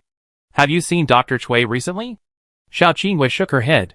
Since the last time I saw him giving a lecture in the peripheral laboratory, I haven't seen him again. Sure enough. Qinjiu asked again, what about Mr. Fei? Have you seen him recently? No. Lika stuffed a piece of meat into his mouth, chewed and muttered. They all seemed to have disappeared. Qinjiu ate a meal with a lot of worries. The other two thought that the food was not to her taste, and took care of her a lot. Qinjiu said that she didn't dislike the food, but just wanted to eat slowly. Seeing that Liku was in good condition, Qinjiu could finally put his mind at ease. After saying goodbye to the two, she walked alone to the abandoned laboratory building. She looked at the empty laboratories one after another, and a sense of uneasiness slowly surged into her heart. She always felt that something was going to happen. Qinjiu was the only one in the empty corridor. The sound of her footsteps echoed in the corridor with every step she took. It was so quiet around her that it seemed as if she was the only one left in the world. Until another footstep appeared. Qinjiu turned around suddenly. At the end of the corridor, Fei Qixia stood with his arms folded, and his assistant beside him was still staring at the shoes without saying a word. Fei Qixia's words could still reach Qinjiu's ears even though they were halfway across the corridor. I heard that you are looking for me. Chapter 380. The incandescent lamp in the middle of the corridor divides the space of the corridor into two. Qinjiu and Fei Qixia stand on the left and right, and there seems to be an unbridgeable gap between them. Qinjiu and Fei Qixia looked at each other across the corridor. After a long time, Qinjiu said, it's just that I haven't seen you for a long time. I want to find you and care about you. Fei Qixia took the initiative to move closer to Qinjiu after hearing this. He crossed the gap without authorization and invaded the space belonging to Qinjiu. Coincidentally, I'm looking for you too. Under the pale light, Fei Qixia's almost bloodless face showed greed and cunning, like a vampire who craves blood in the dark night and does whatever it takes. Qinjiu subconsciously took a step back, trying to hide in the dark to avoid the disaster that was about to come. She asked, what's the matter with you? Fei Qixia changed his terrifying look just now, and put on a kind and amiable look after hearing this, like her most beloved and kind uncle. I want to ask you for something. What? Blood sample. Fei Qixia stated his intention directly. Although they were discussing, Qinjiu felt that he could not disobey from his words. Qinjiu frowned and asked, how much do you want? Fei Qixia stretched out 5 fingers and said, not much, 500 milliliters is enough. Qinjiu fell silent. Although this amount exceeded the upper limit of the amount of blood that a normal human could take at one time, it was not an unacceptable range for Qinjiu. This amount of bleeding would take her about 10 minutes to regenerate, but what was he going to do? Can I ask what it's for? Fei Qixia seemed to guess that Qin Jiao would be confused about this. He put his hands in his pockets and explained, do some gene purification. You know, you are the first successful example, which is very valuable for research.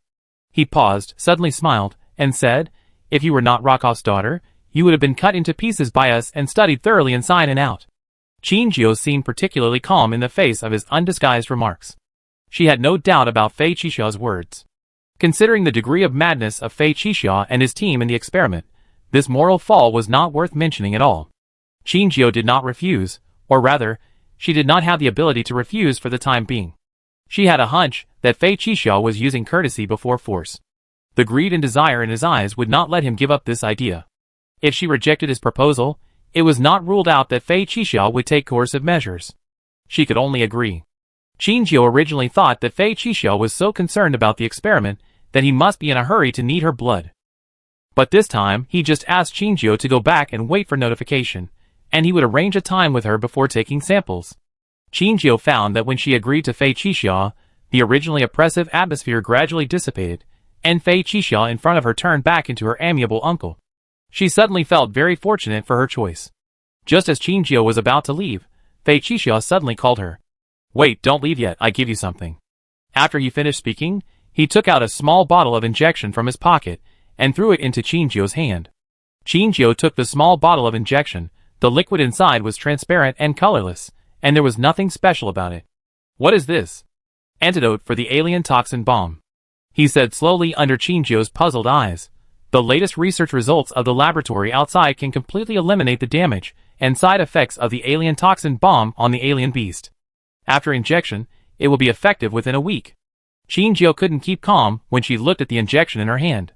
She had been hurt by the alien toxin bomb, so she knew how deadly it was to her. If her identity was exposed outside, the other party wanted to kill her, and a small toxin bomb would be enough. Now the injection Fei Qixia gave her undoubtedly gave her a chance to avoid death. It also gave the experimenters in the entire base a chance to hide their identities. Seeing her fall into silence, Fei Qixia said, don't worry, this is the latest result. It has not been reported yet, and the Federation doesn't know it yet. This is a legal research project of the base, with federal funding support. As a result, before it was reported, this bottle of injection had a huge effect on her. Qin Jiao quietly put away the injection. Thank you. Fei Qixia waved goodbye to her, and Qin Jiao left the laboratory building under Fei Qixia's gaze. Fei Qixia stood in the corridor of the laboratory building. The pale light of the incandescent lamp shrouded him, looking lonely and terrifying. The assistant silently took 2 steps forward and stood side by side with Fei Qixia. Fortunately, she agreed. I really don't want to hurt my good niece. He chuckled and looked down at his shoes. There were suddenly 3 more shadows on the ground where there were only the assistant and his shadow. 2 people, a war beast. Shadow, let's go. Fei Qixia turned and left in another direction, and the shadows crawling on the pipes followed his steps. The 3 people following behind him kept a safe distance from Fei Qixia. Rather than keeping a safe distance from Fei Qixia, it is better to say that they kept a safe distance from the shadows above his head. Several people sank into the darkness at the end of the corridor, as if they disappeared out of thin air, and the whole building returned to silence. Qin Jiao thought about it, and decided to use the injection before leaving. After all, this time they were going to a dangerous place, and no one could say whether there would be any accidents. And she needed to give herself some small guarantees. A week of validity was enough for her. On Monday morning, Zhongxing was cloudless and sunny. The sun's light shone on the earth, and the ground temperature slowly rose. At the same time, it also warmed Qin Jiao, whose hands and feet were a little cold. The injection was not completely without side effects. Since the injection, her limbs were cold, and she was almost hypothermic. Fortunately, Xiaoxia, who was active in the middle of the night, felt that something was wrong with her and pulled out the 2 largest quilts from the cabinet to cover her, and she finally calmed down. She almost thought that Fei Qixia had given her the injection with the intention of killing her from the beginning, but as time went by, her feeling of coldness gradually disappeared, and her body was slowly returning to normal. She then dispelled her doubts. You will follow the intern in a while, and I will wait for you in the employee passage inside. Tianqing was wearing casual clothes, like her, and blended into the crowd of people commuting. After all, due to the nature of their work, They tried not to carry objects that showed their identity when they were outside to avoid unnecessary trouble. As for this trouble, of course, it was because I was surrounded by ordinary War Beast fans and was late for work. Tianqing suffered a loss when he was young. Seeing the deduction for absenteeism on the salary slip, he felt bad. Qingjiu nodded and walked in the direction of Tianqing's finger. Sure enough, there was no obstruction in the intern channel, and she quickly mixed into the intern team. Just when she was about to reach the inside, and was about to breathe a sigh of relief, a woman's voice suddenly came from behind. Huh? You seem a little unfamiliar, who are you? Qingjiu heard it, and thought it was not good, but she did not stop and ignored the other party's call. She wanted to fully integrate into the team, so it was naturally impossible for her to show the slightest reaction to such targeted words. But the other party did not seem to give up. She stepped forward a few steps to block Qingjiu, looking at Qingjiu with curiosity on her face. The other party was a girl who was not far from her age, and she did not show any malice on her face. Qingjiu was forced to stop and look at her, but Qingjiu's eyes did not show panic, but full of doubts. She took the initiative and asked, "What do you want?" "Well, nothing, I just think you look a little unfamiliar." Just when Qingjiu's alarm had been raised to the extreme, and he was anticipating various possible situations, the other party suddenly asked, "Are you the new intern who joined today?" Qingjiu raised her eyebrows imperceptibly, she blinked, and calmly answered, "Yes." The girl smiled with surprise when she heard it. "Really?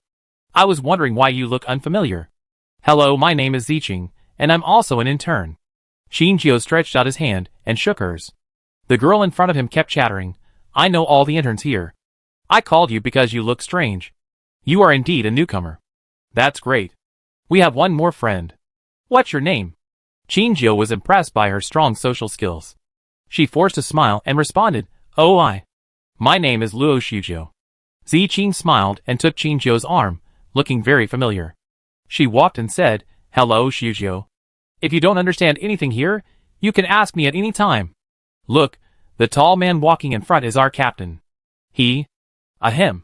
A sudden cough sounded in the ears of the two, and they turned their heads to look at the passage on the side. There stood a regular employee of the War Beast Management Center. He frowned and looked at the two of them. "What are you still chatting about during working hours?" Ziqing immediately let go of Qingjiu, bowed slightly to the man, and said, "Sorry, Director Tian, we will leave immediately." After that, she grabbed Qingjiu's arm and wanted to take her away quickly. But before she took a step, she heard the man say, "Ziqing, go back over there. Luo Xiaojiu will follow me today." Ziqing nodded quickly, then threw an apologetic look to Qingjiu, and slipped away like grease on her feet. Qingjiu looked at Ziqing's back as she left. She seemed to be chased by a flood and beast, and did not dare to hesitate at all. Qingjiu retracted his gaze, and fell on Tianqing again. Tianqing changed his usual behavior, and had a rather awe-inspiring posture. This was a look Qingjiu had never seen before. She even found it difficult to equate Tianqing in front of her with the man who cried when he saw a meteor. After all the interns disappeared at the end of the corridor, Tianqing smiled and waved to Qingjiu. Qingjiu saw that his expression changed so quickly and approached him in a trance. "Let's go, I take you to change into intern clothes." Qingjiu nodded and left with Tianqing. After she changed her clothes and came out, the two went straight to Lightning and Bai Shui's residence.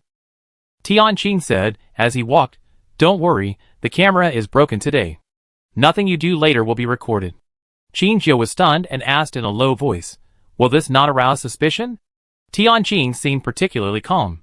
He said, "No, the equipment in the War Beast Management Center will occasionally break down anyway." "Why? Do you think the war beasts inside are vegetarians? They don't like being monitored, so they will occasionally break the equipment here. Just get used to it." Qingjiu, Qingjiu, then have you ever thought about protecting the camera? Tianqing, of course I have thought about it. If you encounter a particularly smart war beast above level A, do you think it will be useful? Qingjiu thought about it, and nodded in agreement. Unless they are willing or don't care, with their cunningness, they will indeed find their own way to destroy it. So if you just use some small methods to turn off the camera for a while, it will not arouse suspicion at all.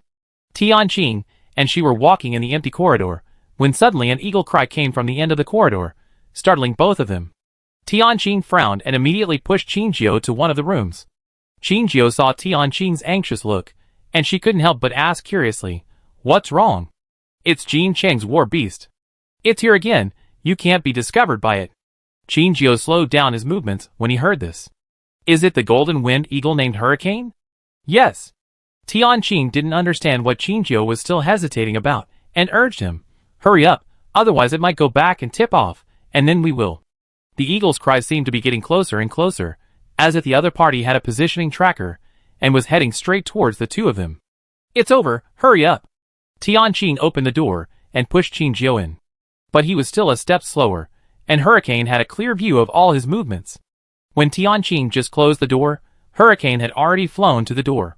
Tianqing's heart rate rose sharply, and the sound of his heartbeat hit his eardrum again and again.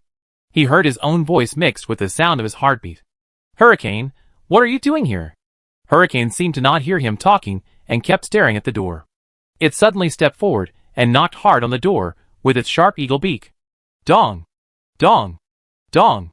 The knocks did not seem to be knocking on the door, but on Tianqing's heart. The sharp eagle beak did not seem to be pecking at the door, but pecking holes in Tianqing's heart, as if he was losing blood. His face turned pale in an instant. With a trembling voice, he persuaded again, Hurricane, there is nothing inside, you should go back quickly. Hurricane turned back and glared at him, and the rest of his words were blocked in his throat. He began to feel a little annoyed. Why did he forget the existence of Hurricane? No, this could not be blamed on him. After all, Hurricane was free to come in and out according to his own preferences. Who would have thought that it would come here early this morning? This caused an uncontrollable accident in their plan. He looked down at the time, and there was still an hour before the people from the War Beast Medical Center would be here. What should I do? What should I do? While he was getting anxious, the door suddenly made a crisp unlocking sound, and the originally tightly closed door slowly opened a black crack. Chapter 381. Hurricane saw the door open, and it rushed into the crack of the door regardless of anything. Tianqing was so scared that he lost his soul, and hurriedly followed Hurricane into the room. When the door was closed behind him, he touched the light switch. As he turned on the light, the whole room became bright, and the man and the beast who had entered the room not long ago were exposed in front of him. The panic on his face seemed to freeze on his face when he saw Qingjio and Hurricane, and surprise and hesitation slowly seeped out from the bottom of his eyes. He blinked, stretched out his hand, and rubbed it hard, and opened it again for a long time. His wide eyes were full of disbelief that... Was it still Hurricane?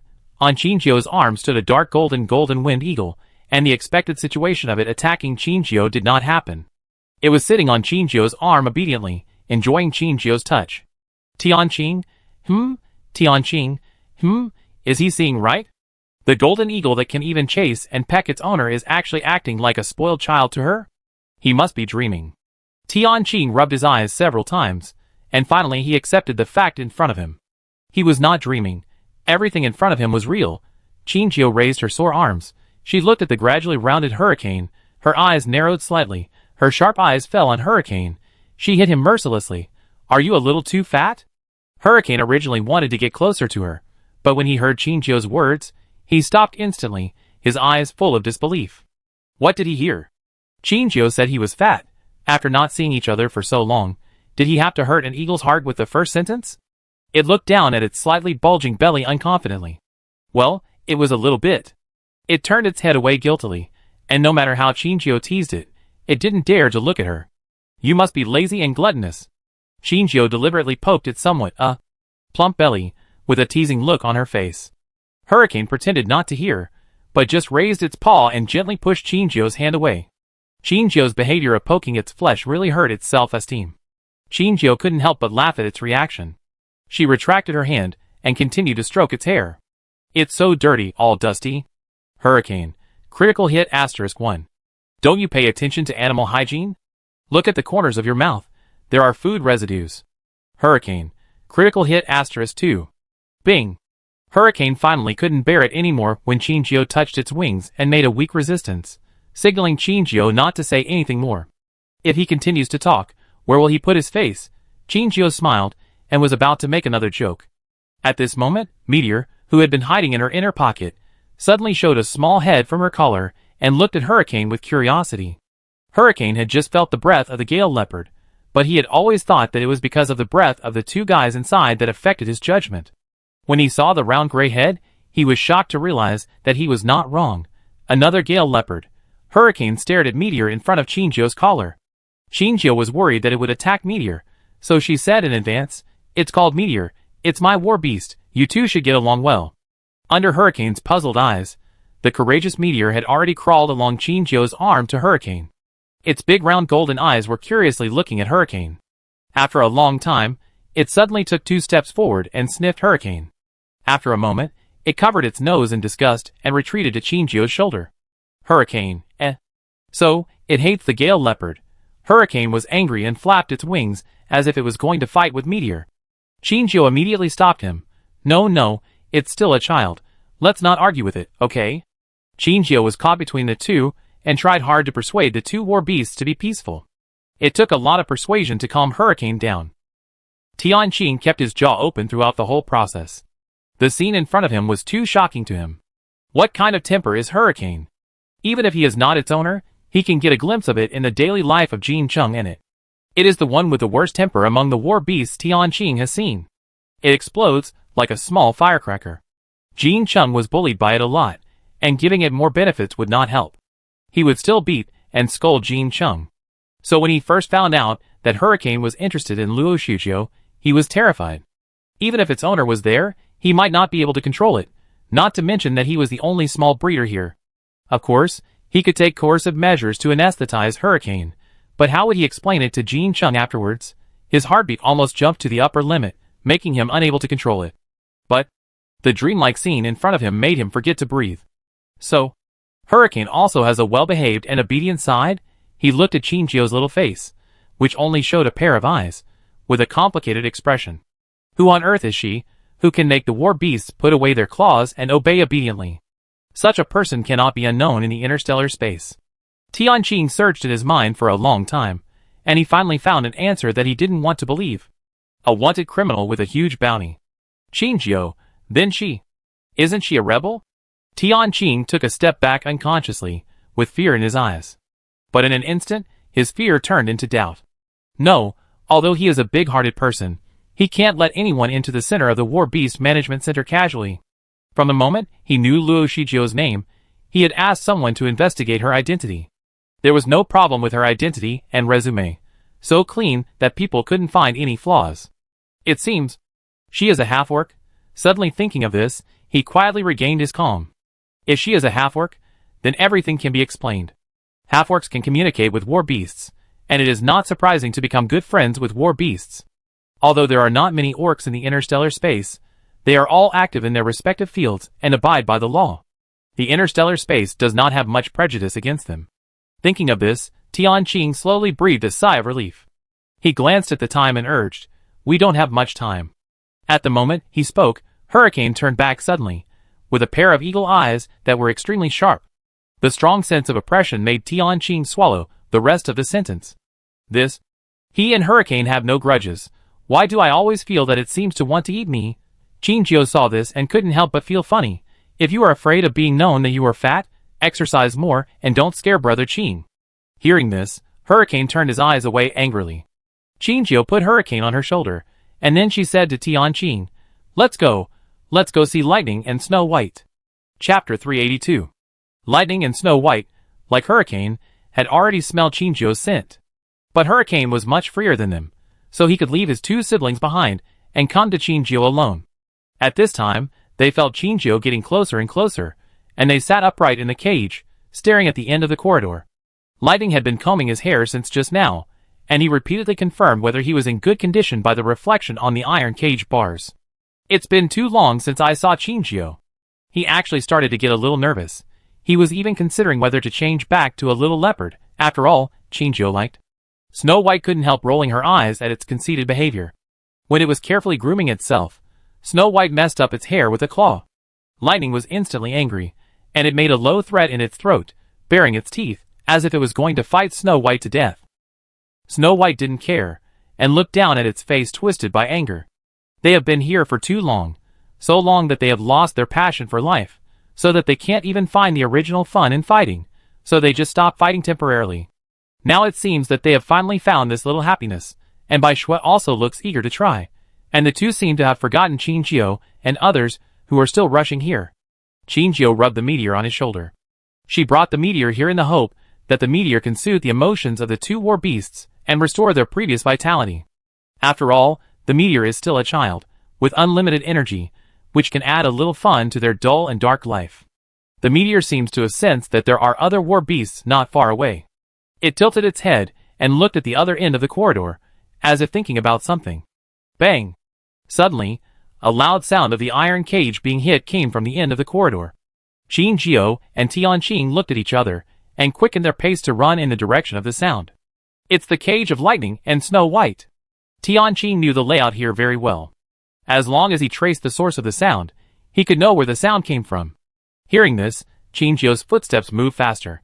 She flashed past Tianqing and disappeared from Tianqing's sight. Tianqing was shocked by her amazing speed. He was stunned for a while before he found his voice. Wait for me. Qinjiao followed the direction of the sound and quickly came to the cage where Lightning and Snow White were imprisoned. She reached out and swiped the access card given to her by Tianqing to open the iron door, and the sound inside stopped abruptly. Qinjiao opened the door and walked in quickly. After turning a corner, the full picture of the cage where the two were imprisoned appeared in front of Qinjiao. The cage was as big as a whole house, and the tightly arranged silver railings exuded a cold light. The facilities in the cage are complete, and everything is available. It seems that the war beasts living in it should have a good quality of life.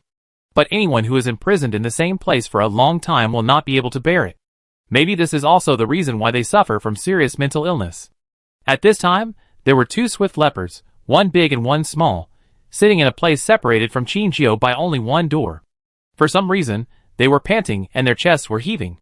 The hair on the white swift leopard was missing here and there, as if it had been abused inhumanely. And the black swift leopard had blood oozing from somewhere on its body, dripping on the ground. Qinjiao felt distressed. Her eyes were slightly red, and she whispered, Lightning, Snow White. The two war beasts heard Qinjiao's call, took 2 steps forward, and interacted with her across the railing. Qinjiao reached out and touched Lightning's head outside the railing, and rubbed by Shua's nose, and said with a distressed look, Why did you become like this? Did the people here bully you? Tianqing, who had just arrived and was still breathing heavily, seemed to be frightened by the two people's embarrassed state. He heard Qinjiao's question, and was about to explain.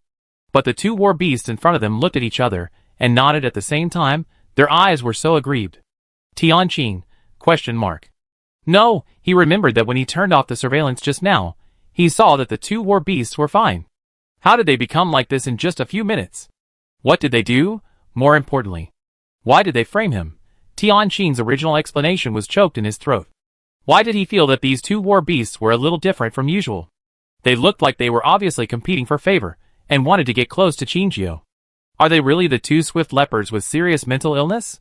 Suddenly, 2 words rose from Tianqing's mind. Drama queen. These two guys are definitely drama queens. They were all fooled. Qinjiao didn't see Tianqing gritting her teeth and looking heartbroken behind her. She gently tapped Lightning and Snow White's noses, and kept coaxing them in a low voice. The 2 swift leopards were tugging at the railings as if they wanted to get out.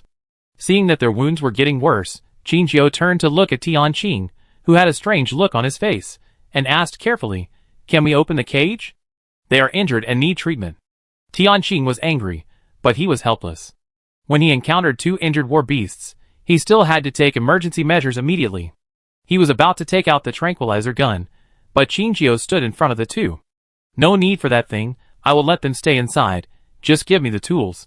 Tianqing was still highly suspicious of her words, but when he saw Hurricane flying over her head, he agreed to Qinjiao's unreasonable request. Qinjiao took the code device from Tianqing's hand and pressed it on the door lock. The instantly generated code unlocked the door lock, and the originally closed door slowly opened. The 2 war beasts were eager to rush out from inside. Seeing this, Tianqing was frightened and took 2 steps back quickly. But before they could reach the door, they were stopped by Qinjiao. No! The 2 hurricane leopards blinked their eyes, lowered their heads, and silently returned to the cage. Qinjiao entered the cage with the medical box, and Hurricane followed him in. Lightning and Snow White suddenly stopped at the same time. They looked at each other hesitantly to confirm that their perception was correct. They slowly moved their sights to Qinjiao. No, there are not only them and Hurricane 3 war beasts here. At this time, Meteor, who had been hiding in Qinjiao's pocket, poked his head out again and looked at the 2 gale leopards in front of him. For some reason, it felt a kind atmosphere from the 2. The moment the little gray sesame ball appeared, Lightning and Snow White's pupils trembled. They guessed that Chinchio would not be quiet, and would definitely stick with other war beasts outside. But they never thought that Chinchio would give them a younger brother one day. They all looked at Chinchio, and their eyes seemed to say, "You are really good." Chapter 383. Lightning and Snow White were facing Chinchio, with their backs to each other. Chinchio picked up the cotton ball in her hand, and was about to disinfect the wound on Lightning's tail.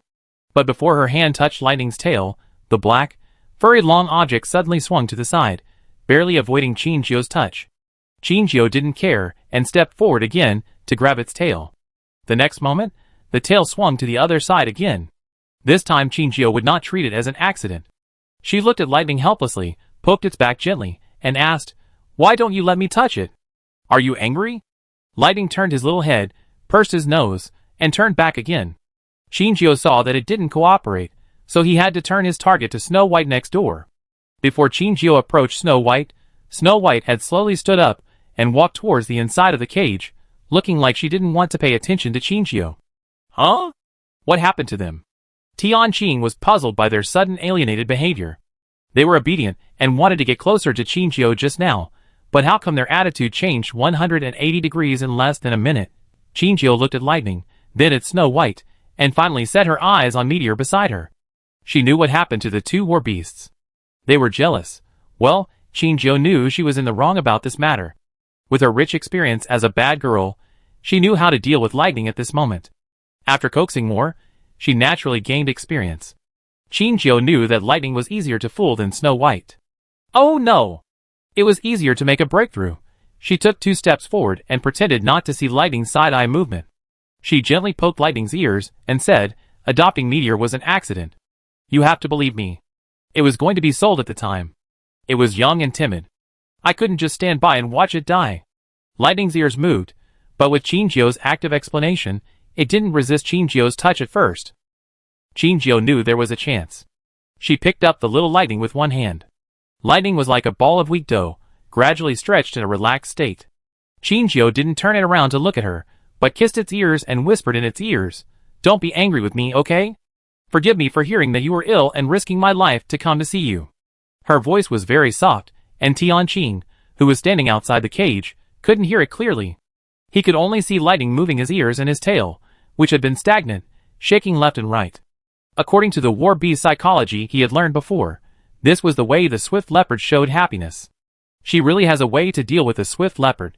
Chinchio whispered a few more words in its ear, and the soft-aired Lightning returned to its previous state. It climbed onto Chinchio's shoulder and licked Chinchio's cheek.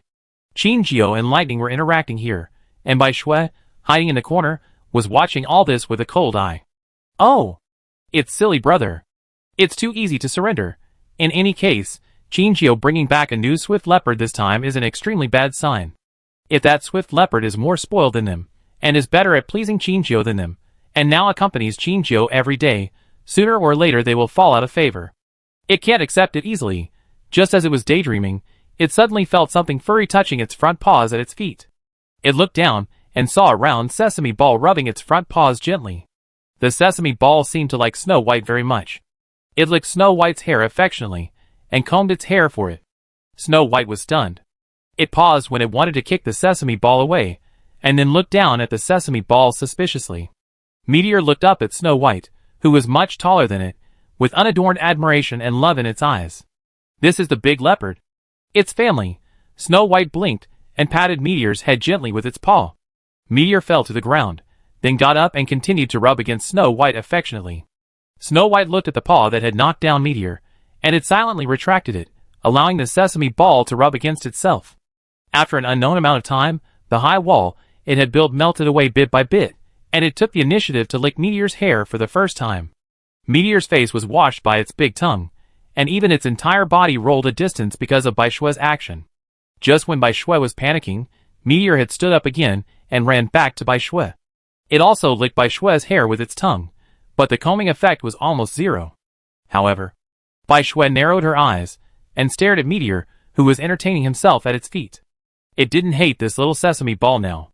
Chinchio cleaned Lightning's wound. She could tell the cause of the wound from the shape of the wound. "What do you mean by being bullied by the people here?" It was obviously caused by the fight between the two of them. Qingjio pinched Lightning's nose as punishment and cursed in a low voice. We agreed not to fight? Why did you lie to me that you were bullied by someone here? Lightning turned his head to look at the sky, with an expression of I don't know what you were talking about.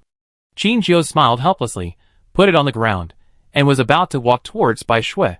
But as soon as she looked up, she saw Bai Shui walking towards her with a steady and elegant pace. It was holding a gray hurricane leopard in its mouth. The gray hurricane leopard was motionless, but its small eyes were looking around. Even Tianqing was shocked by the scene in front of him. Bai Shui was willing to hold it, which meant that she had regarded it as her own. What happened during the time when Bai Shui and Lu Xing were not noticed? Bai Shui walked in front of Qingjio and put Meteor down. Meteor ran around Bai Shui's two front paws and had a lot of fun. Bai Shui took the initiative to show Qingjio the wounds on her body. Although Qingjio still had doubts in her heart, Bai Shui's wounds attracted all her attention at this time. She didn't ask too much and began to carefully treat Bai Shui's wounds.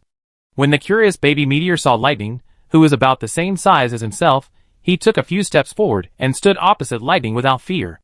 If it weren't for Qingjio, Lightning would have disdained it at all.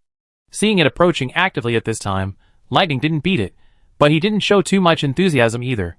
Just like seeing a strange animal passing by, suddenly, Lightning's golden eyes widened bigger than copper bells. What did this gray sesame ball just do? It actually dared to lick itself, unforgivable, but before it started to attack, Meteor, who didn't feel Lightning's dissatisfaction at all, licked Lightning's cheek again. It stuck to Lightning's body and rubbed its little head against Lightning's neck. Lightning was completely confused now. Does it know the meaning of the rubbing of the neck by the swift leopards? That is submission to another swift leopard. Lightning looked at Meteor, who was lying on the ground with a complicated look, and only raised his big golden eyes to look at himself. He was silent for a moment, and seemed to sigh. Well, it's not impossible to treat it as having another little brother. When Qingjio finished treating Bai Shui's wound and looked at Lightning, Lightning and Meteor were already fighting in a ball. To be precise, Meteor was excitedly circling around Lightning, and Lightning was perfunctory with Meteor in the manner of coaxing a child. Qingjio? ? I didn't expect that her little Meteor was quite powerful. In just a few minutes, he had already fascinated the two siblings. Qingjio touched Bai Shui's head, and his sharp eyes made Bai Shui turn her head away guiltily. Didn't you say you were in a bad mood and were going to be depressed? Why are you still in the mood to fight? Why don't you explain? Bai Shui let Qingjio coerce and tempt her, and she always kept an expression of I don't understand what you are saying. Qingjio helplessly pushed Bai Shui's head away from her, with a look of disgust. You are just making trouble. After saying that, she waved to Lightning again. Lightning, who was originally playing with Meteor, took a few steps forward, abandoned Meteor, who was still playing with his tail behind him, and immediately jumped onto Qingjio. Qingjio held it and looked at it carefully and asked, Was it your idea? Lightning heard this, and his golden eyes revealed disbelief. What? This is naked slander. Lightning was immediately irritated, and it began to struggle wildly in Qingjio's hand, so Qingjio had to put it down. After landing, Lightning looked at Qingjio with resentment and disappointment, then turned his back and sat on the ground motionless, like a cat statue. Even Tianqing, who was standing by, couldn't help but blame Qingjio. You must have misunderstood it. You see, it is so wrong that it is angry. Qingjio stared at the small black statue, which lowered its head at this time, and a pair of round ears were drooping, as if it had suffered a great injustice, and was silently angry with herself. Qingjio sighed. Well, it seems that I misunderstood it. She squatted down and poked Lightning's back. Lightning looked back at her, and then lowered his head silently. Just when Qingjio was about to say something sweet to paralyze Lightning's anger, Bai Shui, who had been watching all this obediently, suddenly walked to Qingjio and nudged Qingjio with her head. Qingjio's original action was interrupted, and she couldn't help but curiously asked, Bai Shui? What's wrong? Bai Shui growled, pushed away Qingjio's hand that wanted to touch Lightning, and stuffed her head under Qingjio's palm. Lightning, who was still peeking, suddenly turned back, looking up at his sister angrily, then bent his waist and growled, with a pair of sharp white fangs eager to fight. Qingjio was so shocked that he immediately reached out and grabbed Lightning. Ancestor, why are you going to fight again? Even though Lightning was grabbed by Qingjio, it still looked at Bai Shui, who was mocking it with its eyes, with a fierce look on its face. It was obviously its idea. Not only did Bai Shui, the bastard, have to bear the blame, but he also wanted to compete for Qingjio's favor. I can't stand it anymore, I have to fight. Lightning and Bai Shui have fought many times, but it's rare that even Chinjio can't stop them.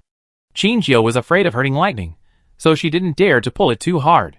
Because of this, when Lightning was extremely angry, she couldn't catch Lightning. Lightning kicked his hind legs fiercely, and with the help of his powerful jumping power, his whole body was like a sharp arrow in the dark night, moving towards his target with murderous intent. Tianqing couldn't help but exclaimed, it seemed that this fight was inevitable. Chinjio, who was standing aside, was startled and reacted immediately. The blood-red color suddenly climbed up Chinjio's eyeballs, and the originally dark irises instantly seemed to be dripping with blood. Under Chinjio's reactivated dynamic vision, the picture in front of him seemed to be slowed down countless times, and the body of the swift leopard in the air appeared clearly in Chinjio's eyes. Its body and limbs almost formed a straight line. Under the black fur, the developed muscles were tense at this time, showing smooth lines. Just when Chinjio used this ability that did not belong to humans, the swift leopard in front of him slowly turned his head and looked at Chinjio with an incredible look. Bai Shui also made the same move. How could it be? How could Chinjio have the breath of an alien beast? Chinjio did not pay attention to their strangeness. She reached out and grabbed Lightning accurately. Immediately, the blood red in her eyes dissipated. She looked at Lightning, who seemed to be in a daze in her hand, and whispered, "No fighting." Lightning seemed to be unable to hear what she said, but just stared at Chinjio quietly, as if to see something from her face. Chinjio held Lightning and rubbed its chin with his thumb. "Don't be in a daze. Don't try to get away with it." Lightning seemed to come to his senses.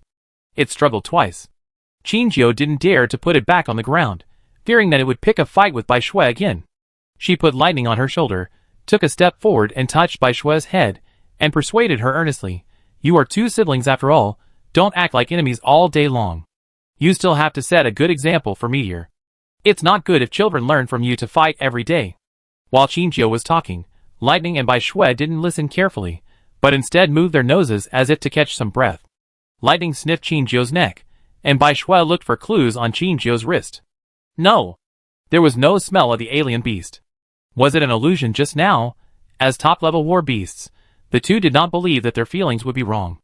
They stopped firing temporarily, and looked at each other, both seeing the confusion and surprise in each other's eyes. Seeing each other's expressions, they knew that the other party also felt the annoying breath that came and went without a trace. Something was wrong, too wrong. Chinjio acted as if he didn't notice their abnormality, and was still earnestly educating the two to live in harmony.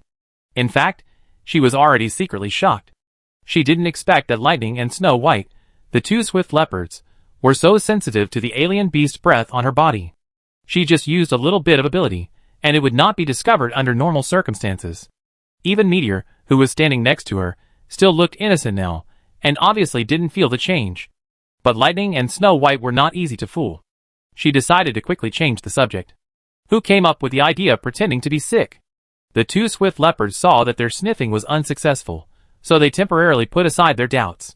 Hearing Chinjio's question, all the rare tacit understanding between the two sides was used here. They stretched out their claws at each other at the same time. Chinjio, Chinjio, how about you two check your statements first? Chapter 384. Of course, it was impossible to make them confess, but Chinjio had already gotten the answer she wanted from the reactions of Lightning and Snow White. This matter was most likely proposed by Snow White. After all, Lightning could not hide his anger, and it did not seem to be acting. It made sense to think so. After all, Snow White had more tricks than Lightning, and did things in a roundabout way. Only Snow White could think of pretending to have a mental illness to deceive other breeders. But what was the reason for them to pretend to be sick? Did they want to see Teacher Edel? Like she did when she taught Mingwe? Chinjio put Lightning on the ground and asked, "Why are you pretending to be sick?" Hearing Chinjio's question, even Tianqing on the side pricked up his ears, and stared at the two war beasts without blinking. From the moment he found out that the two war beasts were pretending to be sick, his curiosity about the answer had reached its peak. It is not uncommon for war beasts to pretend to be sick, but they will not pretend to be sick for no reason. They must be prompted by some reason to do so.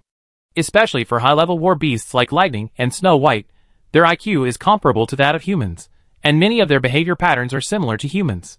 So they learn the deceptive behavior of humans, and their intentions must be the same as those of humans. What purpose do they want to achieve by doing so?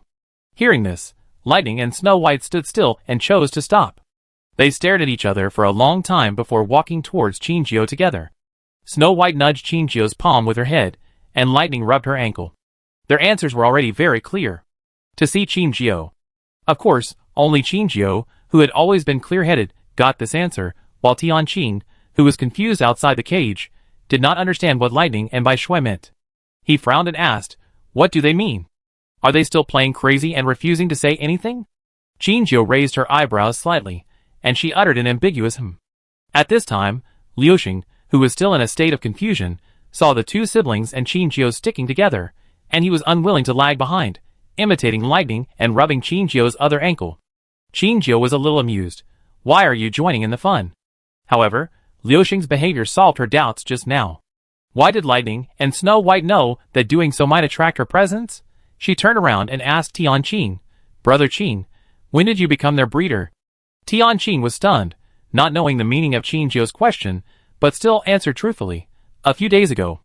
"Oh, I remember, it was the day I met you in the coffee shop." Qinjiao looked at Meteor, who was playing with his trouser legs, and she secretly said, "Sure enough, it was probably on that day that Tianqing's body was stained with the breath of himself and Meteor, causing these two war beasts with sensitive noses to discover their tracks. They were betting on whether Tianqing would have a way to bring Qinjiao to them. It was so cunning. Although Qinjiao was helpless, he had to admire the two war beasts' good brains. After all, no matter what their method was, they did achieve their desired goal now. Qinjiao squatted down and looked at Snow White at eye level, and she asked, "You want me to come for something else, right?" Hearing this, the two war beasts nodded in unison.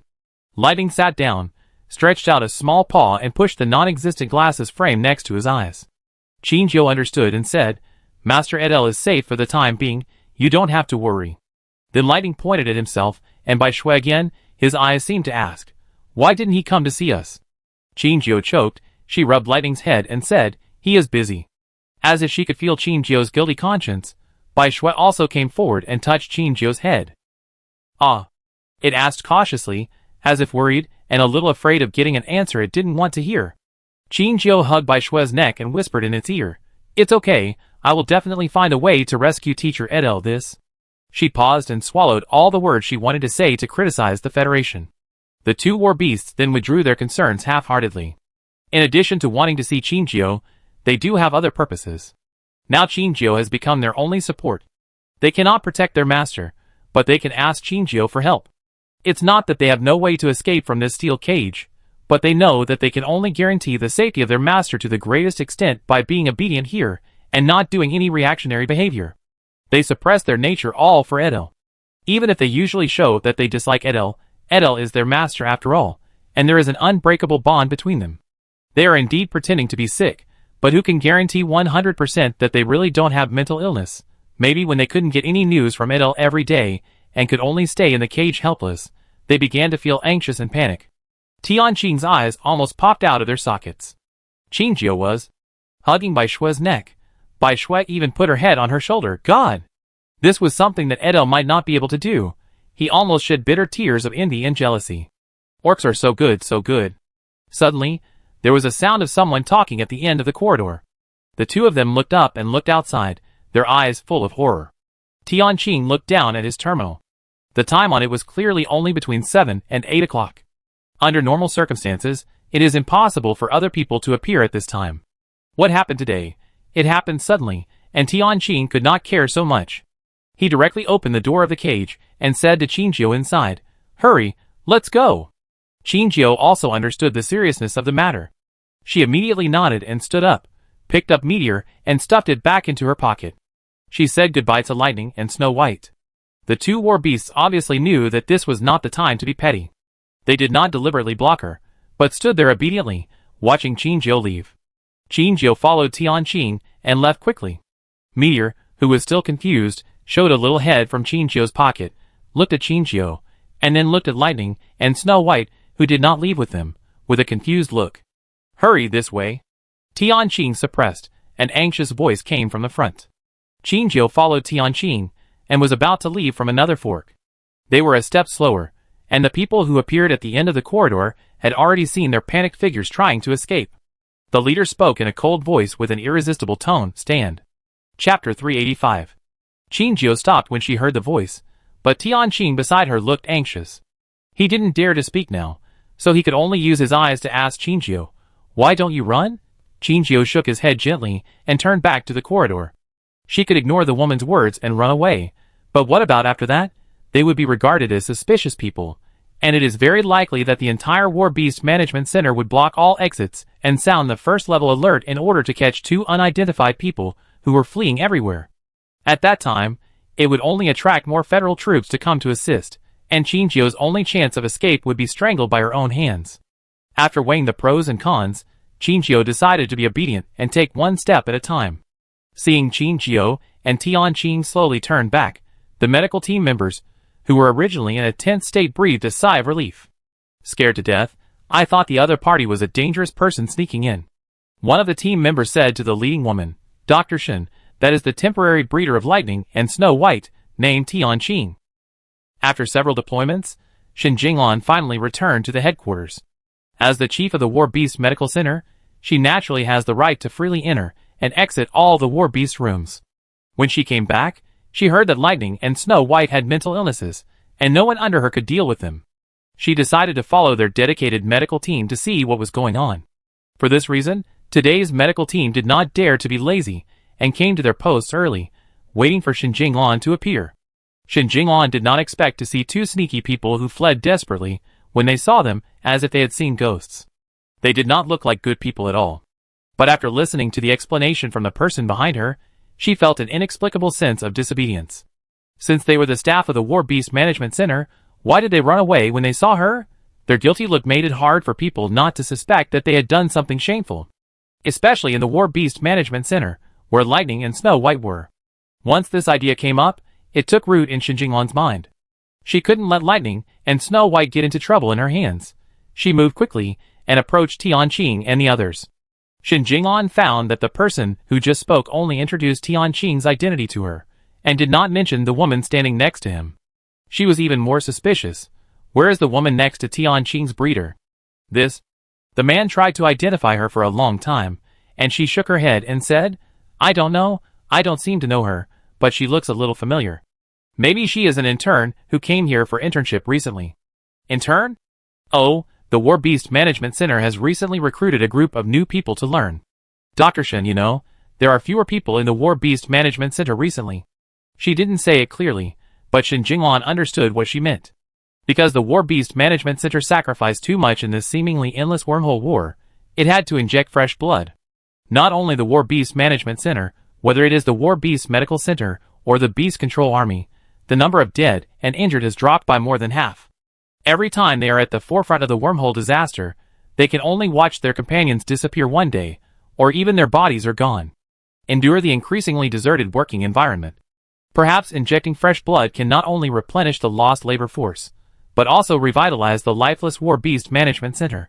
Of course, this is just their beautiful vision, but under the atmosphere of death, everyone works under high pressure, and no one knows when the disaster will befall them. Everyone is tied to their necks by an invisible rope. As long as the hand holding the other end of the rope tightens the rope, they will have no power to resist, and die in suffocation and fear. Shen Jinglan heard the words. Combined with the scene in front of her, it is not difficult to see that Tianqing is leading the new, but Shen Jinglan's nerves have not relaxed for a moment. She stared at the woman whose face was half covered by a mask, and the indelible sense of familiarity surged into her heart again. She quickly searched for the existence that matched those eyes in her mind. The two teams finally met, and Qingjio and Tianqing stopped a few meters away from the medical team. Qingjio's head was always lowered, leaving the responsibility of speaking to Tianqing. There were also people he was familiar with in the medical team. He waved and greeted the others, then raised his hand in front of Shen Jinglan. Hello, Dr. Shen. No one in the entire War Beast Management Center didn't know Shen Jinglan. After all, Shen Jinglan was the chief doctor and a former beastman. His reputation was even greater than that of the head of the War Beast Medical Center. Anyone who dealt with war beasts knew that there was a person named Shen Jinglan. Of course, there was another part of the rumor that was often used for gossip, that is, Shen Jinglan was the woman who dumped Edel. Regarding this matter, some people thought that Shen Jinglan was ungrateful and didn't even know how to grasp the opportunity to get close to Edel, a cash cow.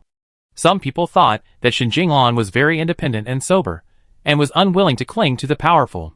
He worked hard to create a world on his own, so that those who thought that Shen Jinglan became famous by relying on Edel would slap themselves in the face and give themselves face.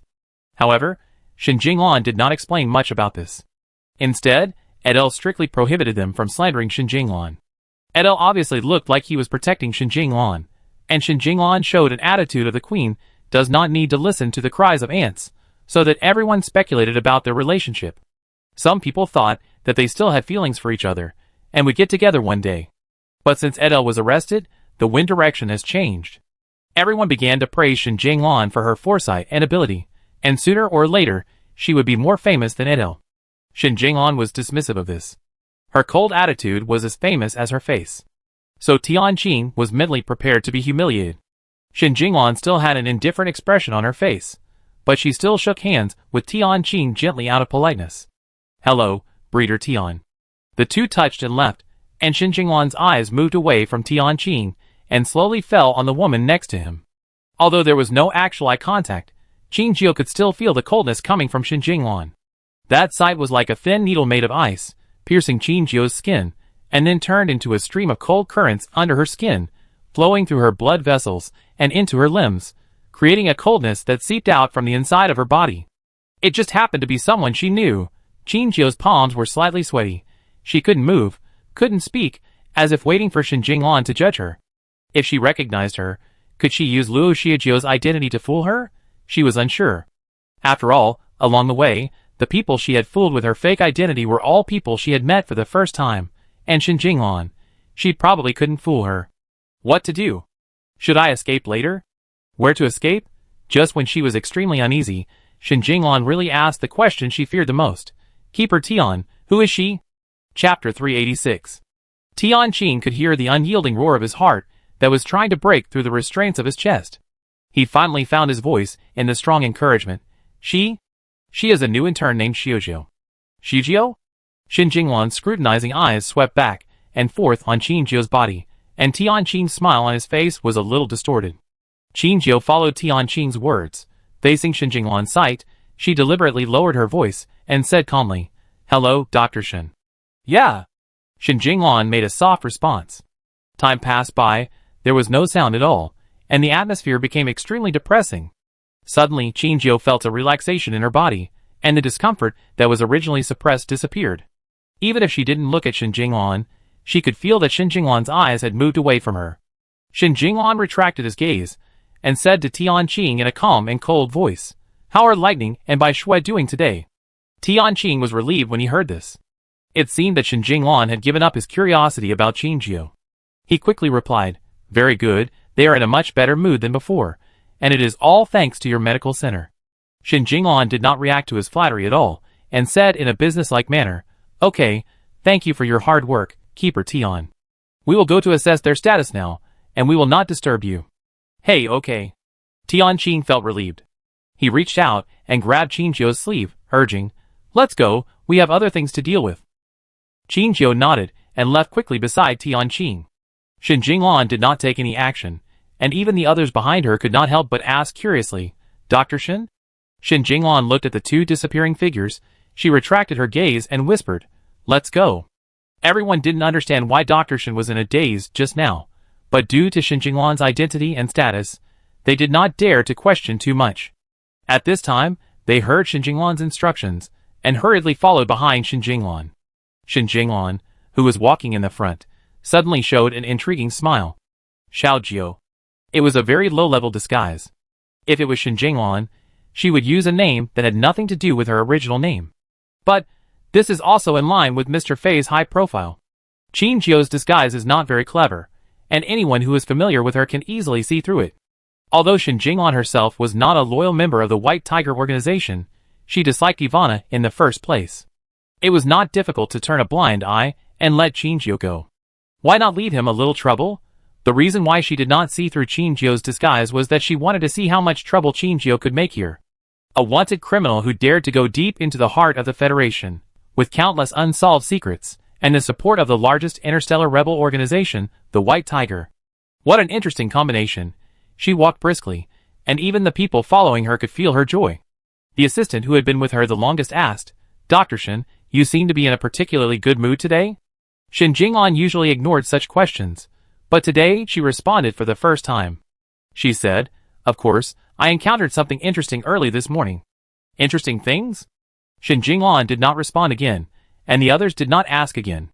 On the other side, Qin Jiao and Tianqing, who were escaping, stopped to rest breathlessly. Tianqing looked back and found that no one was following him. He breathed a sigh of relief and said with lingering fear, I didn't expect that people from the War Beast Medical Center would come so early today, and they even brought Dr. Shin. Fortunately, Dr. Shin didn't suspect anything. No. Qin Jiao looked at the end of the corridor with a complicated expression, and she said, she has found out that I am not an intern. What? Tianqing was stunned when he heard this. No, didn't Dr. Shin let us go? And there were no pursuers following us. Qin Jiao did not answer, but shook his head slowly. From the moment Shin Jinglan left his sight, Qin Jiao knew that she was exposed. But she still hasn't figured out why Shin Jinglan chose to pretend that he didn't know who she was and let her go. Was it because of lightning and Snow White? Did she guess that she came here to appease the two war beasts? Isn't she afraid that she would hurt Lightning and Snow White out of fear of being hunted by the Federation? Qin Jiao didn't understand Shin Jinglan's thoughts for the time being, and she couldn't guarantee whether Shin Jinglan would regret it and make her situation more dangerous. She had to leave the War Beast Management Center as soon as possible. She told Tianqing about her thoughts, and Tianqing immediately agreed. Indeed, it's too dangerous for you to stay in the War Beast Management Center, so you should leave quickly. Come on, I take you out. Qin Jiao covered his mask tightly, wrapped his coat tighter, and followed closely behind Tianqing. The meteor that was hiding in Qin Jiao's pocket poked out two eyes. When it saw the appearance of other people just now, it shrank itself decisively. After all, Qin Jiao said that it should try not to appear in front of other people. It must be an obedient baby to be loved by Qin Jiao. Now there is no one else, and its curiosity about the outside world drives it to stick its head out to see the outside world. There are only Tianqing and Qin Jiao in the empty corridor. The incandescent lamp emits a dazzling light, illuminating every corner, leaving no darkness to hide. The two shuttled in the light, fearing that they would be discovered by others, and walked quickly. The meteor silently shrank back into its pocket. It didn't like the feeling of the cold light falling on it. It seemed that the light could make everything about itself invisible, making it feel inexplicably scared. This way. Tianqing lowered his voice, and urged Qin Jiao to follow him closely. Qin Jiao did not answer, but he had subconsciously carried out Tianqing's words and entered the road chosen by Tianqing. There were bursts of laughter in front of him, and Tianqing braked suddenly. If Qin Jiao had not been paying attention to the surrounding situation, he would have bumped into Tianqing. Tianqing's face was very ugly. He didn't expect to meet the interns, who started the morning training at this time. They gathered in the morning and waited to be assigned today's tasks. After the task distribution was completed, they should each find their corresponding teaching teachers and start a busy day. Originally, Tianqing had enough time to take Qin Jiao out before the morning training. But because of Shin Jinglan's episode, the time was pushed back a little, resulting in the interns meeting each other now. What a coincidence! The interns had come out of a room at the moment they paused. When the interns who were still laughing saw Tianqing, they stopped laughing and shouted respectfully, Director Tian. Chapter 387. All eyes were focused on Tianqing. He took a deep breath and replied with a pretentious hum. Usually, his image in the center was neither cold nor particularly warm. He was just an ordinary mentor. He didn't like to embarrass students in daily life, but if students made mistakes at work, he would severely criticize them, so that everyone was still a little afraid of Tianqing. Now that they received Tianqing's cold response, they had the urge to escape. Seeing them lower their heads and droop their eyebrows, Tianqing had guessed what they were thinking. He deliberately put on a serious expression and asked, Is there anything else? Everyone immediately shook their heads and responded, No more. No more. No, why don't you go to work? Everyone fled around like birds and beasts after hearing this. Tianqing breathed a sigh of relief. Fortunately, this little episode did not cause any impact. But there are always brave people who are not afraid of mentors and dare to come forward to chat with them. This is the case with the young man who is the leader of the interns. Qin Jiao found that the tall young man that Zi Qing mentioned this morning was still standing there after all the interns fled. He frowned slightly, his eyes fell on Qin Jiao, and asked with some confusion, Director Tian, why is she wearing an intern's clothes? Who is she? As a squad leader, the young man, like Zi Qing, should know all the interns. But he seemed to have no impression of the person in front of him. Tianqing coughed lightly, put on a serious expression, and said, She is a new intern today, mainly with me. The young man frowned even more when he heard this. But Director Tian, aren't you only responsible for cultural guidance, since you were transferred? Why are you still bringing interns? After Tianqing changed his post, the war beasts he faced were Lightning and Snow White. For interns, they were completely unable to handle any emergencies, and would only cause trouble, so Tianqing chose to be assigned to the thesis guidance position instead of doing practical guidance. Everyone knew this, but no one dared to question it just now. But when he met a responsible and serious monitor, things were not as easy to fool as imagined. Tianqing also felt a headache when facing the young man in front of him. He was a stubborn person. If he didn't handle it properly, he would definitely be entangled with him here for a long time. Tianqing said, "She is my student in the training center. She is responsible for the hatching of the Gale Leopard. It is not your intern team's responsibility." "Well, you are late." He deliberately put on a stern face and pointed to the clock on the terminal. Although the young man still had doubts, he swallowed his words when he saw Tianqing's threatening eyes. He bowed to Tianqing and then slowly left, looking back every 2 steps. Qingqiu looked at the other person leaving and couldn't help but sigh. He is a very serious intern, quite good. Compared to his previous self, who could only be a hands-off boss, he is much better than himself. Tianqing sighed, shook his head and said, "When you are serious, you can't help but want to beat him up.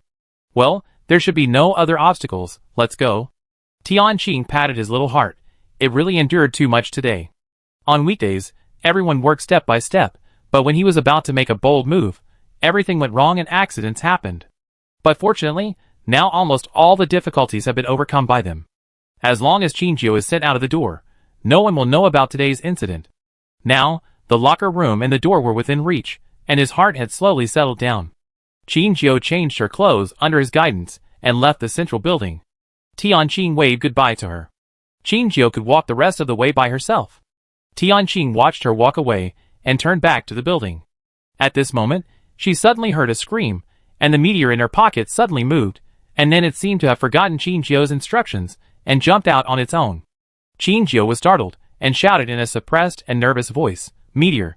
The hurricane, which was forgotten by everyone, deliberately circled over the heads of Lightning and Snow White to show off its freedom. Lightning and Snow White were too lazy to pay attention to it, and didn't even bother to look up. The hurricane was about to go a little too far, but it suddenly stopped moving, fell on the cage, and looked at the end of the corridor motionlessly. Lightning and Snow White noticed its abnormality, and then they were willing to give it a look. Hurricane tilted his head to think for a moment, flapped his wings and took off, quickly disappearing at the corner of the corridor. Lightning and Snow White were confused, looked at each other, and fell asleep silently again. "Which department are you from? What are you doing here?" Hurricane accurately found its target, and slowly landed on his head. The young man was a little shocked by the scene in front of him. The chief commander of the beast-taming army was standing in front of him at this time, and his war beast Hurricane was nestled on his head. The most exciting thing for him was that he could actually watch the S-level war beast up close. The expression in his eyes changed from surprise to admiration to fanaticism. In just a moment, his tone of voice became more respectful. "Hello, Commander Jean Chung. I am an intern at the War Beast Management Center, and I am now preparing to find an internship instructor." Now? Jean Chung obviously knows the time nodes of the War Beast Management Center very well. Under normal circumstances, the intern should have arrived at the internship site half an hour ago to start their day's work. Going to find the instructor now? It sounds a bit suspicious. The young man found that Jean Cheng's eyes were getting colder and colder, and he seemed to doubt his words. He immediately explained, "We finished the morning training late today, so..." "But why are there no other interns hanging around outside except you?" Jean Chung interrupted him, clearly showing his distrust of him. The young man hurriedly wanted to restore his innocence. He said, "It was because I saw Director Tian with an intern I had never seen before. I was curious and asked a few more questions, which delayed the time." "Oh!" Jean Cheng's eyes swept across the badge on his chest.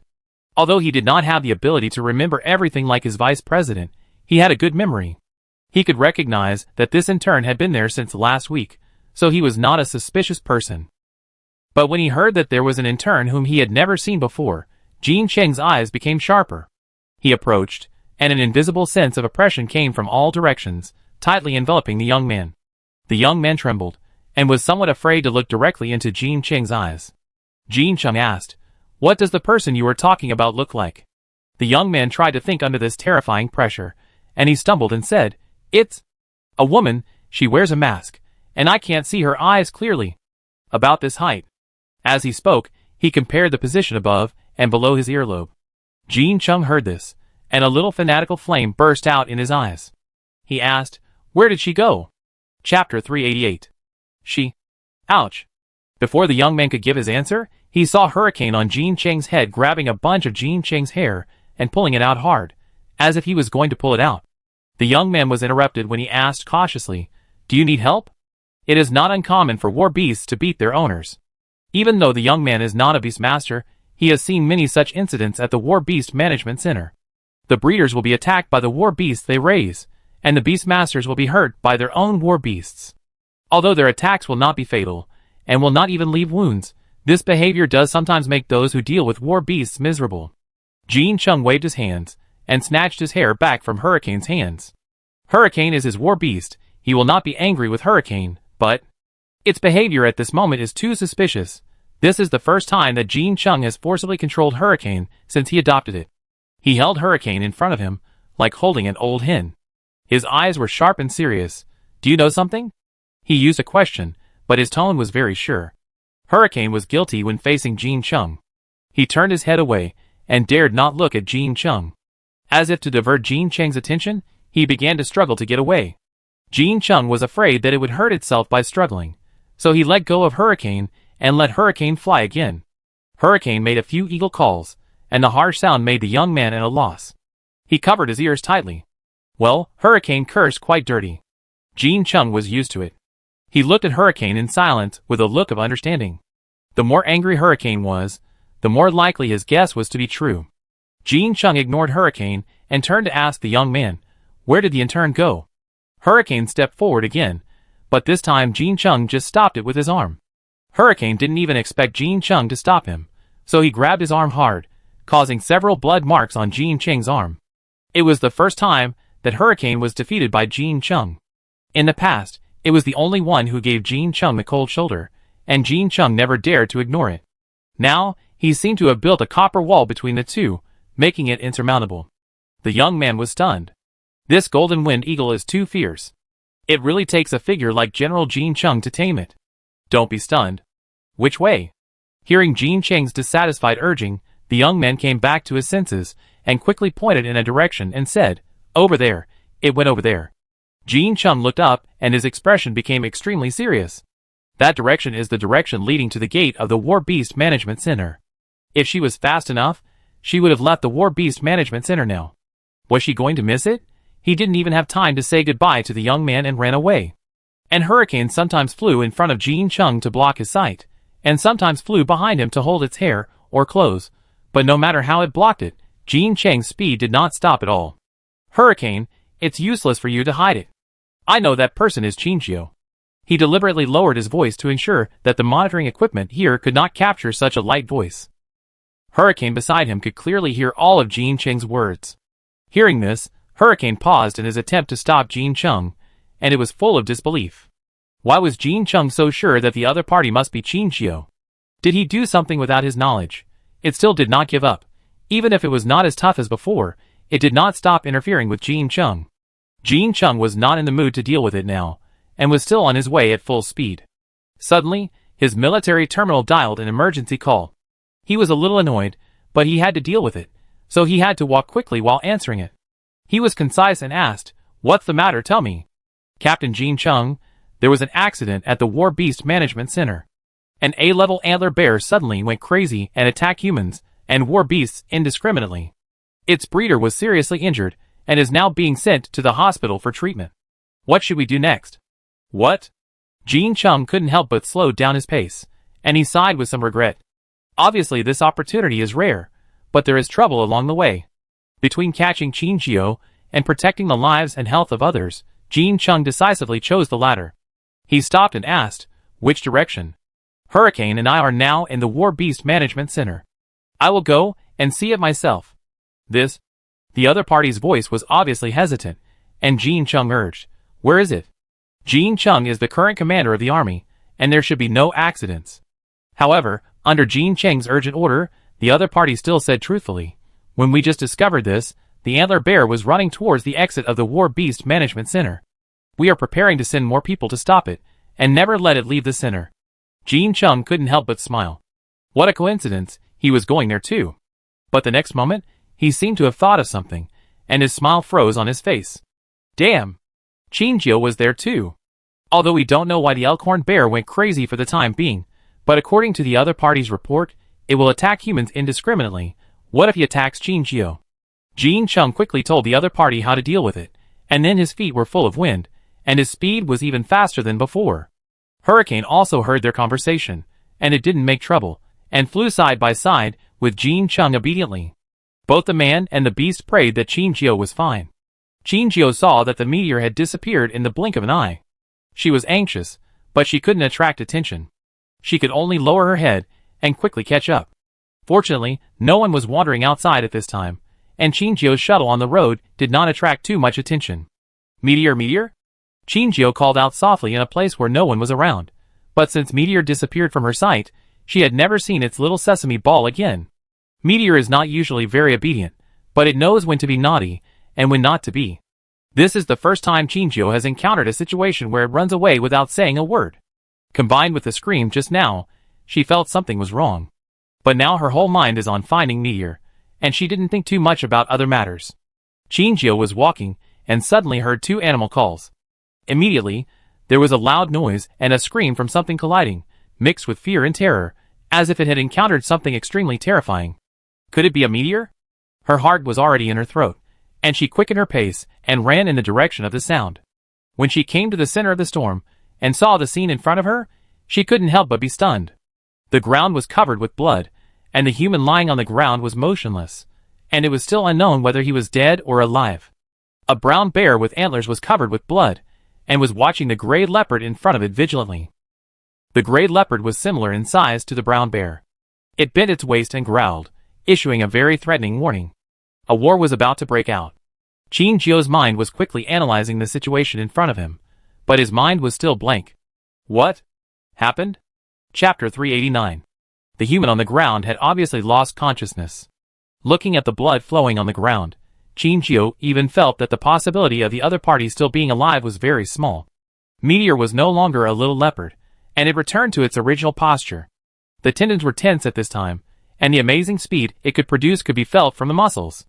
In front of Meteor, the brown bear with antlers grinned, and bright red blood flowed from the corners of its mouth, and the white fangs were also covered with scarlet liquid. There was a bloody thing on its claws, which seemed to be torn from some kind of organism. And not long ago, it used this thing as its food. Is it a war beast? Chinjio remembered that a similar war beast was introduced in the textbook before. The antler bear.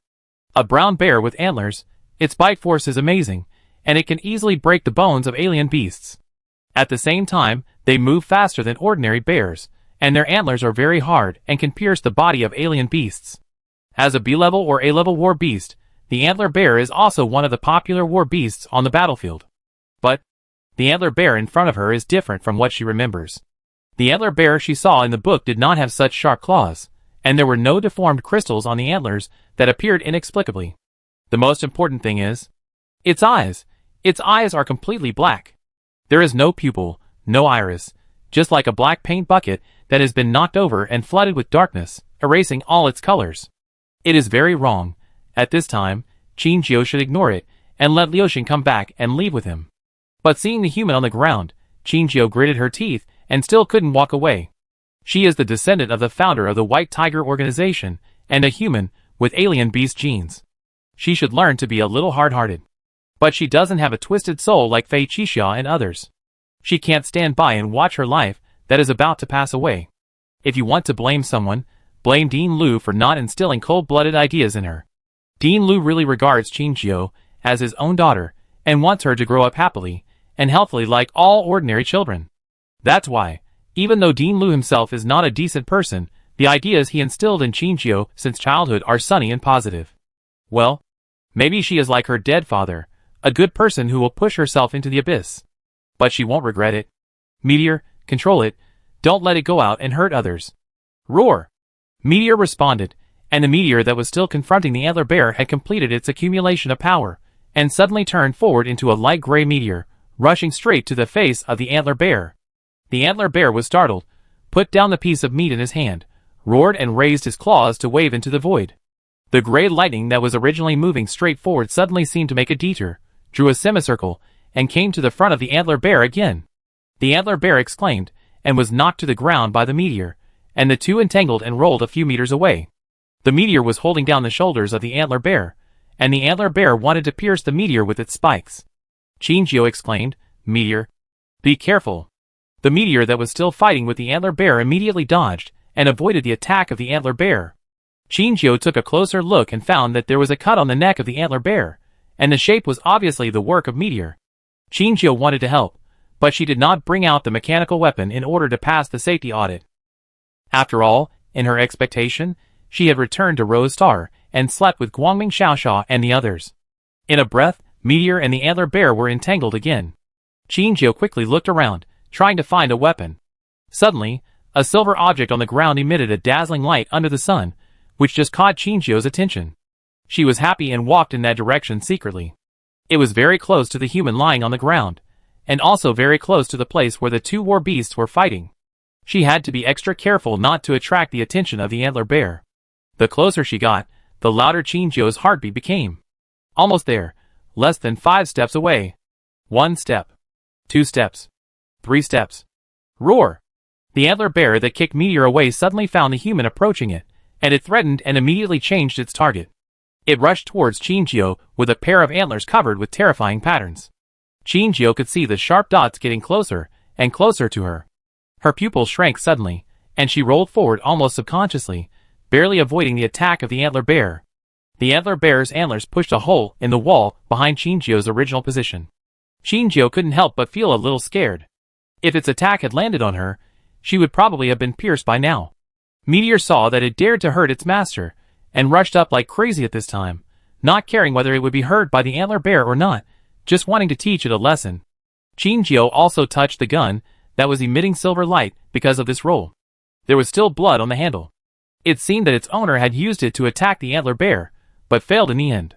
Chinchio quickly opened the magazine to check if there were any bullets in it. There were still 4 bullets in the 6-round magazine, which was barely enough. Thank God, she had touched many real guns in the base, otherwise she might not be able to fire a bullet if she was given a full gun now. The bullets inside were ordinary bullets, and fortunately the antler bear was not a war beast covered with scales. This kind of bullet was enough to penetrate its skin and flesh. The human lying on the ground was probably attacked by the antler bear at close range after firing 2 shots. After all, it was really difficult for only one person to face this giant bear. Fortunately, she was not alone. Meteor entangled the antler bear tightly, and both of them were injured. Chinchio shouted to Meteor, "Meteor, control it, don't let it move." Meteor attacked it even more frantically after hearing this. Even if the antler bear went crazy, it was only an A-level war beast, and its abilities were inferior to those of Meteor, which was originally a top-level war beast. After fighting for a while, its physical strength began to decline significantly, and it gradually showed a weak posture. Chinchio saw the right time, and his dark eyes turned dark red. Under the activated dynamic vision, everything around became extremely slow. Even the 2 war beasts that were wrestling with each other were like static statues.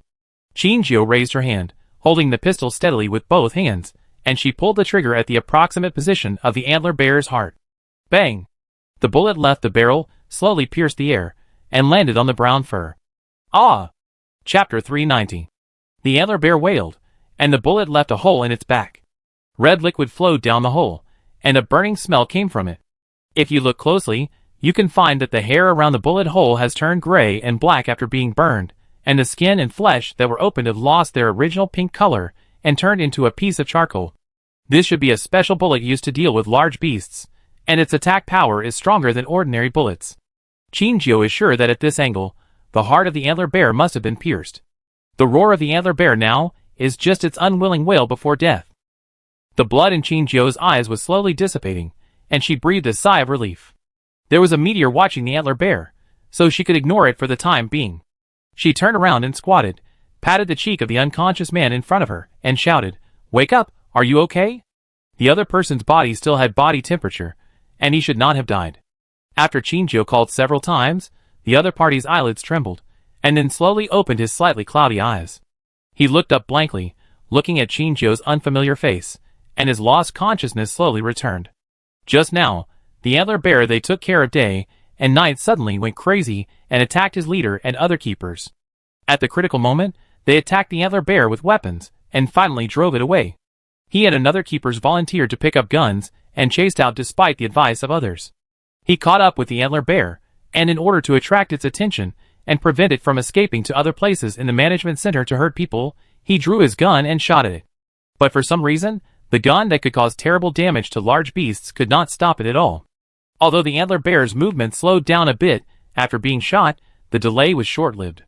He saw the other party rushing over angrily, and slapping him away with a bare paw. Then he hit the wall and lost consciousness. He thought of the crazy antler bear, endured the pain, and sat up a little. He grabbed Chinjio's arm with his bloody hand, and asked weakly and hoarsely, "Antlers, where is the antler bear?" Chinjio patted the back of his hand, indicating that he didn't need to worry.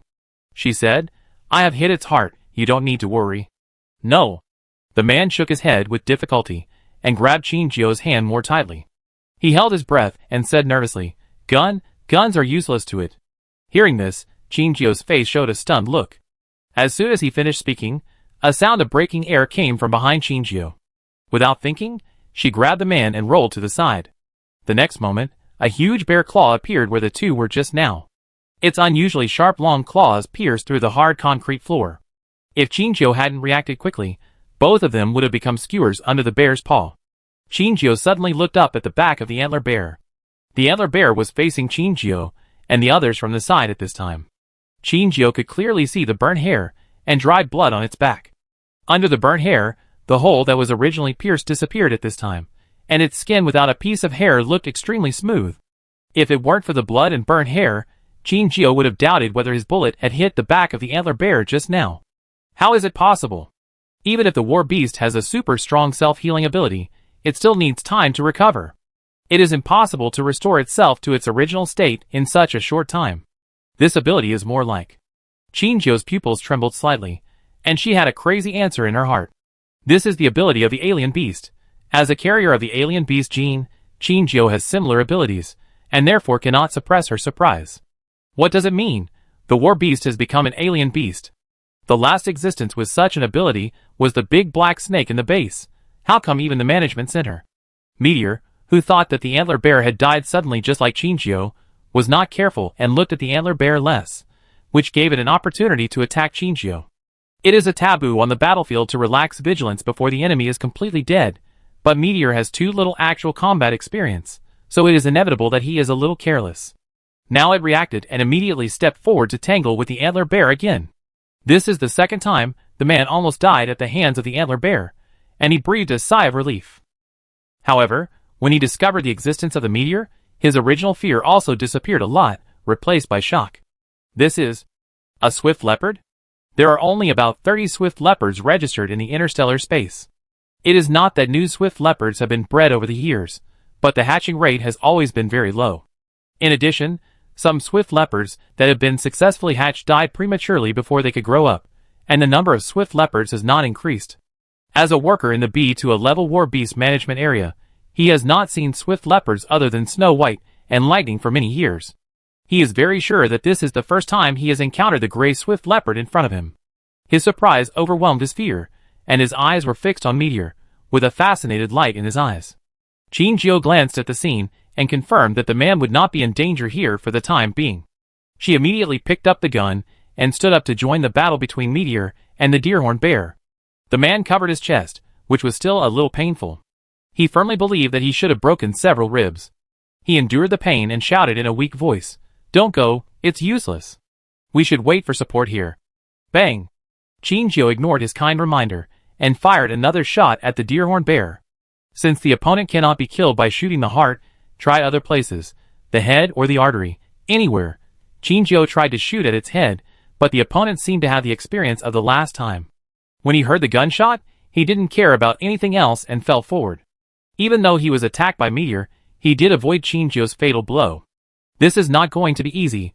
Chinjio only has 2 bullets left in her hand now, and she has only one chance to try and fail. The deerhorn bear, which had broken free from the Meteor, found that the little woman was too much of a hindrance at this time, so it changed its attack target, shook off the Meteor, and rushed directly towards Chinjio. Chinjio's face changed, and he dodged to the side, while looking for an opportunity to shoot it again on the forehead. The bullet hit the deerhorn bear's temple, but a purple-black crystal suddenly appeared there, completely blocking Qinzhou's fatal blow. Qinzhou frowned, and a bad feeling rose in her heart. She clearly remembered that when she aimed, there was no such crystal. It was like it sensed danger, and suddenly grew out to protect its owner. If this crystal can grow freely with its consciousness, then the deerhorn bear will have an extra set of armor, and the possibility of killing will be even lower. And she tightened her palms, and her hands holding the gun were covered with a layer of fine sweat. She only had one bullet left. Chapter 391. There was only one last chance left. If the antler bear could not be stopped, then the antler bear's firepower would be concentrated on him. Even with the protection of Meteor, Qinzhou might not be able to fight it without weapons. Although Qinzhou's speed of action was considered to be against the sky among humans, her chances of winning against the antler bear were not as high as she had imagined. Qinzhou dodged the attack of the antler bear again. Her back hit the protruding stone on the rockery, and a dull pain came from her waist. Qinzhou hissed, and before she could calm down, the antler bear was ready to attack again. Meteor was not to be outdone, and kept obstructing the antler bear's actions. There were also many wounds caused by Meteor on the body of the antler bear, but they all disappeared under the amazing recovery ability of the antler bear. Only the bald hair position could show Meteor's efforts. The antler bear pushed Meteor away again, and its nose moved twice, as if it was a little angry. It took a few steps towards Qinzhou. Qinzhou looked back at the rockery, and suddenly came up with an idea. She dodged to the side, just before the antler bear was about to pierce her body. In her extreme dodge, the clothes around her waist were torn open by the antler bear's horns, revealing her red skin. The antler bear's pair of antlers inserted into the gap of the rockery, as Qinzhou planned. It was stuck in the rockery, and was struggling hard. It was an opportunity. Qinzhou made a prompt decision, raised the gun, and aimed it at the carotid artery of the antler bear. After the observation just now, Qinzhou found that the purple crystals that the antler bear could mix were basically near the bones. Perhaps this black and purple crystal was generated by the bones, and the closer to the bones, the easier it was to appear. Although the carotid artery is also protected by thick hair and muscles, as long as it can be damaged, it only takes a few seconds to cause heavy bleeding to reduce the opponent's ability to move. Although it cannot completely stop its attack, it can delay it for a while. At the moment she pulled the trigger, Qinzhou seemed to catch another subtle similar gunshot hidden under the sound of her bullets. Ah!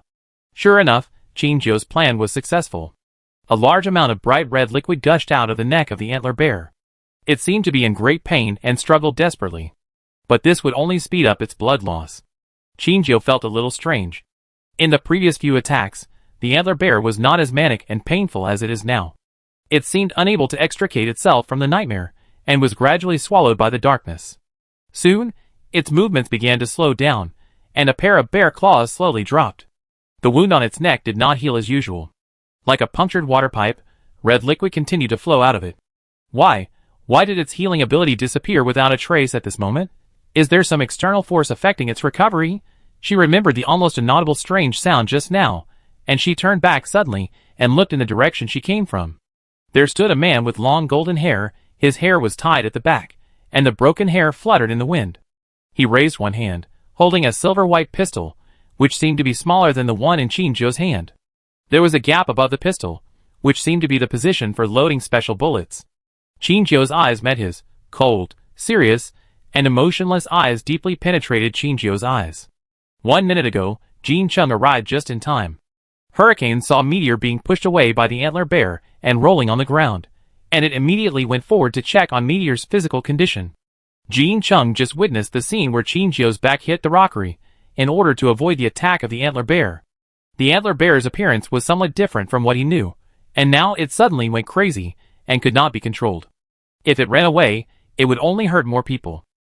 He originally wanted to take out an offensive firearm, but when he saw that the place where the antler bear was bitten by the hurricane leopard began to heal, he made a quick decision, replaced it with the silver gun in his hand, and loaded it with an alien beast toxin bullet. The antler bear is likely to be infected with alien beast toxin, so he and Qinzhou fired a bullet at the same time. Qinzhou hit its neck, and Jin Chung hit its body. Under the effect of the alien beast toxin bullet, the antler bear's healing ability failed, and the two worked together to kill the alienated antler bear. At this time, the Federal Army arrived late. They looked at the situation in front of them, and asked the man on the ground, "Are you okay?" Are you feeling uncomfortable now? The man nodded and said, I'm fine, a few ribs are broken. Hurry to the hospital. Yes. Wait. Suddenly, an elderly breeder broke through the obstacles of others and asked the man, where is he? Where did he go? The man knew that he was asking about his colleague who rushed out with him. Hearing this, the man lowered his head and seemed to be afraid to look at the elderly. His tiny voice almost drifted away with the wind. He was eaten by a leopard bear. What? Now, not only the elderly breeder looked horrified, but even the Federal Army member who was carrying him on the stretcher also showed a look of horror. Impossible. How can a war beast eat people? That's right. Could it be that you have injured your head and your memory is confused? Faced with the silence of the elders and the doubts of the people around him, the man gritted his teeth and said clearly word by word, I am serious, I saw it with my own eyes. He suddenly stopped talking, as if he didn't want to recall the horror scene just now. He raised his hand tremblingly, pointed to the small red lake on the ground weakly, and said, Do you think it is possible for a person to survive after losing blood to this extent?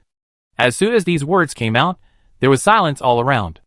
Even if the medical team members didn't come forward, their basic knowledge reserves as ordinary people had already told them the answer.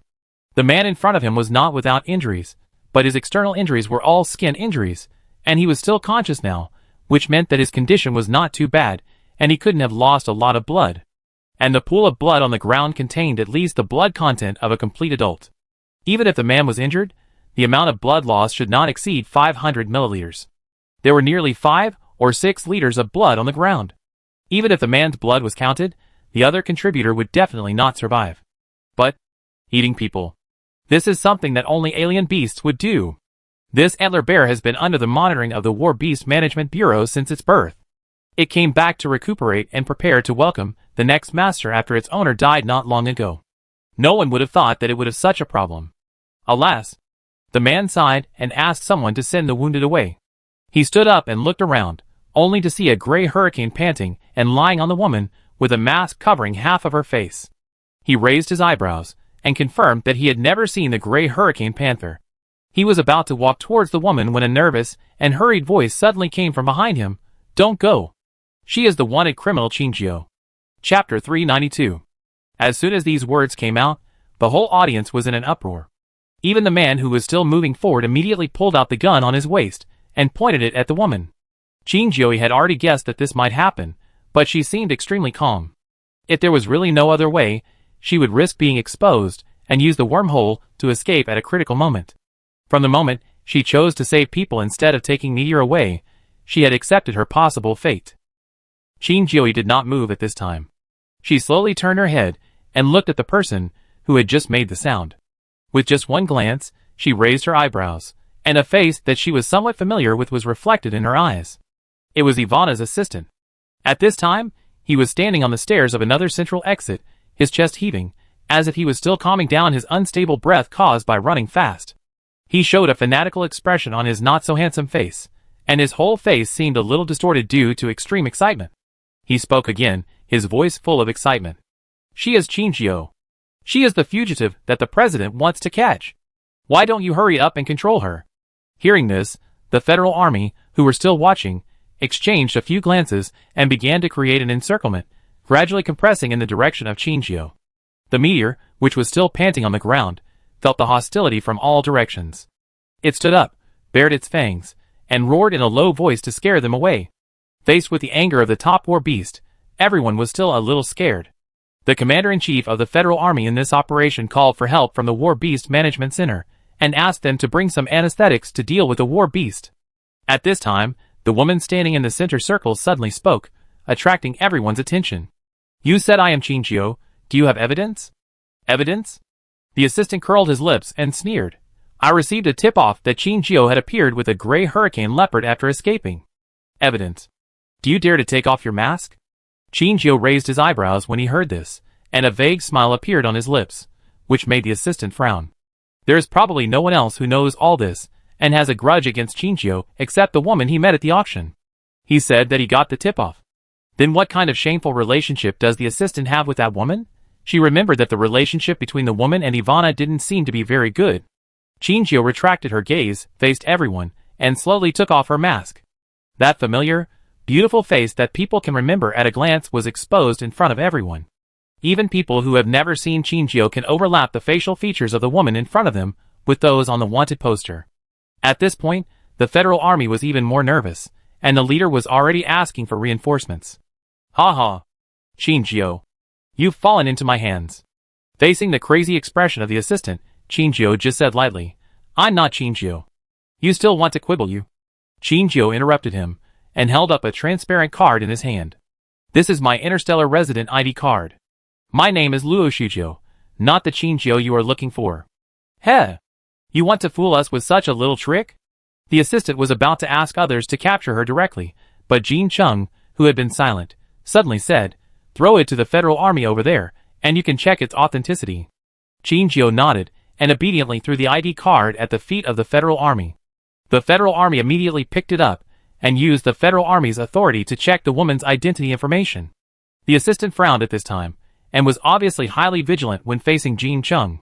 He disagreed with Jin Cheng's approach, and didn't care where he was now. He showed strong hostility to Jin Chung. "What do you mean? Could it be that Commander Jin Chung wants to protect your former classmate?" Jin Chung faced the assistant's questioning with a calm look on his face. He shook his head and said, "I just don't want to wrongly accuse a good person, or..."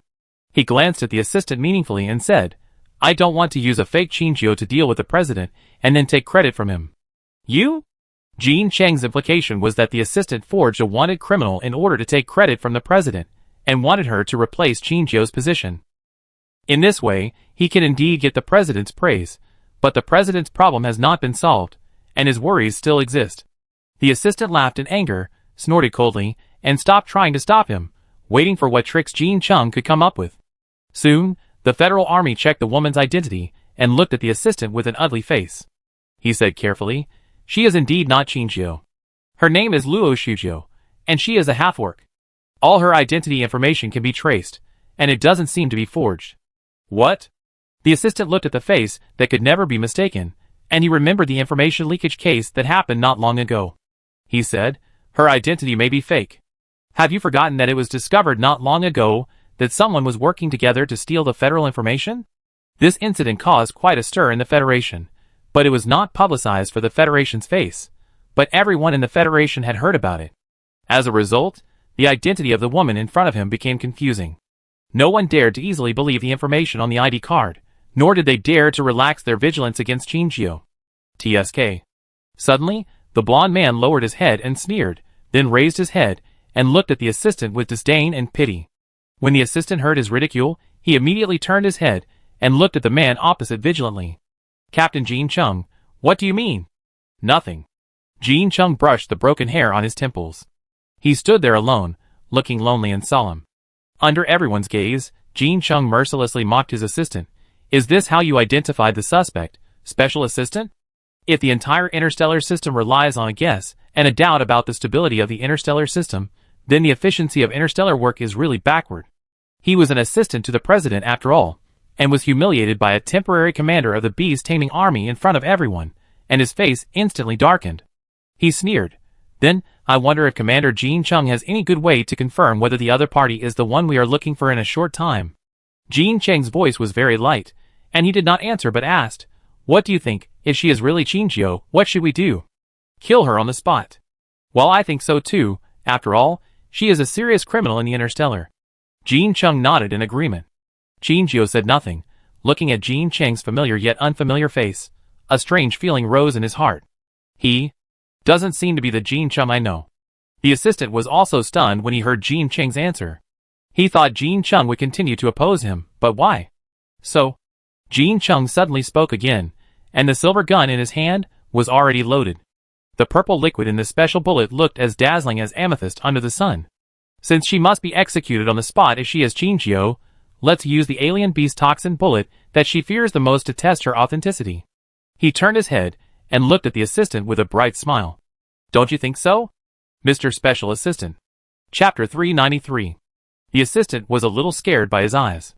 He was about to say something, but Jin Chung had already pulled the trigger without hesitation. The bullet flew straight through the air. Under the sun, the metallic light of the silver shell of the bullet raised a chill in everyone's heart.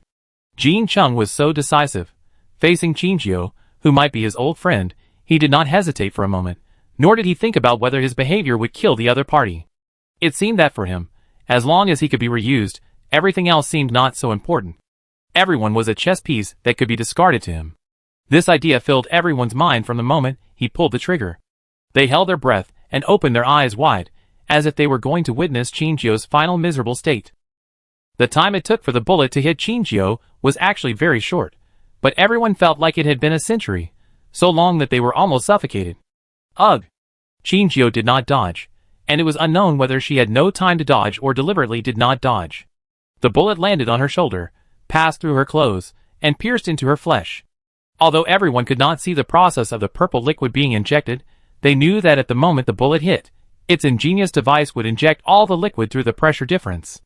It usually takes only a few seconds for the alien beast to begin to show symptoms of poisoning after being shot, and slowly die in painful suffocation, and humans have no reaction to it. The assistant actually did not want to use this extreme method. After all, he could take Chinchio to Ivana to take credit to consolidate his position in the presidential office.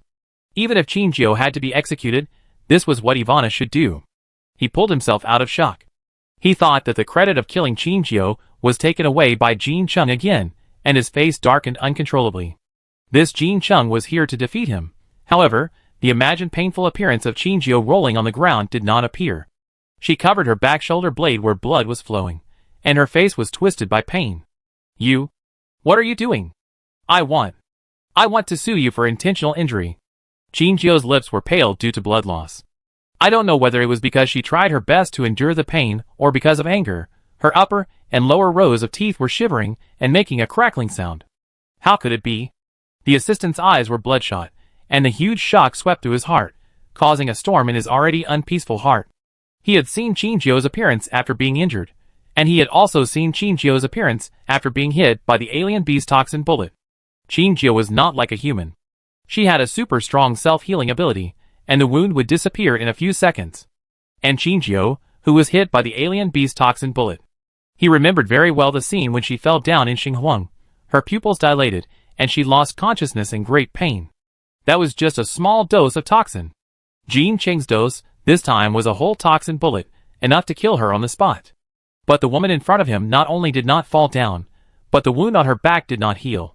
Why? Did he really catch the wrong person? This was the first time he began to doubt his judgment today. Because everyone was too surprised, Chinchio kept sitting on the ground, and no one came forward to help. The blood on her back seemed to be flowing unstoppably, and her face turned visibly pale. Meteor, who was sitting next to her, turned back and roared, and rushed towards Jean Chung angrily. Jean Chung was not panicked at all, but just said lightly, "Hurricane." The light in his eyes grew brighter, and the same golden light emanated from Hurricane's eagle eyes. Hurricane flew into the sky, then swooped down, aiming its eagle beak at Meteor's eyes. Meteor felt the threat coming, break suddenly, and rolled to the side by inertia to avoid Hurricane's attack. Hurricane did not pursue the victory, but returned to Jean Cheng's arm. Meteor was about to move forward again, but Jean Cheng's cold voice stopped him. "I advise you not to make trouble again, if you don't want your master to die here." After he finished speaking, he raised his head in the direction of Chinchio. Chinchio could no longer sit up at this time, and the whole person lay on the ground on his side. The bright red liquid soaked half of her body, and she was shivering with cold. Meteor was startled and immediately retreated to Chinchio, and licked Chinchio's cheek. Chinchio seemed to use all her strength to pull out a not-so-good smile, and her voice was like a thin thread, as if it could be blown off by a stronger wind. "It's okay, Meteor." Her vision began to blur. Over the years, she had only been in this predicament twice. Once when she ran away from Xinghuang, and once now. This feeling of weakness brought her a more serious sense of crisis than any other time in the past. She might really die here because of this. Jean Chung, who was originally on the stairs, walked down slowly. Meteor felt his movement, and immediately became alert. Jean Chung looked at it silently and said, "If you want me to save your master, don't move. Hurricane, go and explain it to it." Hurricane looked at Jean Chung suspiciously, but still flew in front of Meteor and stopped Meteor with his wings. Although they had only met twice, it was Meteor's elder anyway. Meteor thought that his family also trusted the big bird in front of him, so he reluctantly stepped back 2 steps and gave up his position next to Chinchio. The big bird assured it that its master would not hurt Chinchio. Jean Chung walked to Chinchio's side, and he placed a small silver ball in his hand on top of Chinchio's wound, and the silver ball disappeared instantly. Then, a piece of mesh appeared on her wound, and her wound miraculously stopped bleeding. That's... The Federal Army members took a look and took a breath. That's a medical robot that only 3 people at each leadership level have. As long as the wound is not fatal, it can temporarily repair and stop bleeding. But because it is too expensive, only senior officials have it. He actually gave it to that woman? Jean Chung didn't pay much attention to the small commotion around him.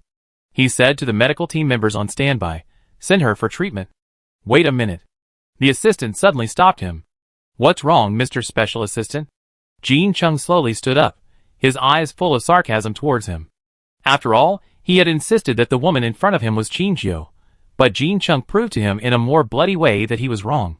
At this time, if he said something to stop him, it would seem that he was a little unreasonable and aggressive. After all, the life of an innocent woman is also a life. If it drags on, the Federation's accidental killing of a woman today will become a huge scandal. I still think she is Chinjio. Jean Chung shrugged and said, "She has no reaction to the alien beast toxin bomb and has no self-healing ability." Doesn't that mean anything? No, there must be something wrong. He gritted his teeth and lowered his head, pacing back and forth on the spot, as if thinking about what else he had overlooked. Suddenly, he slapped his head, raised his head and said, "That's right. Tattoo." He was like a human floating in the sea, grabbing the last straw. She has a tattoo on her hand. Chapter 394. Jean Chung also knew about Chinjio's tattoo. After all, Chinjio asked him for help at that time, and Lilith used the family tattoo to cover her after he went there. But he didn't expect that the assistant would think of tattoos at this time.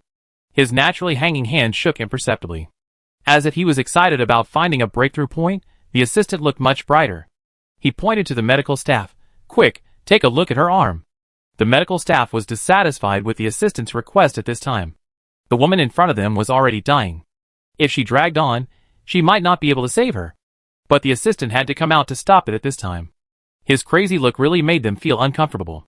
However, they knew from the conversation between the assistant and Jean Chung that this was a fight between the two gods, and mortals would suffer if they didn't do it.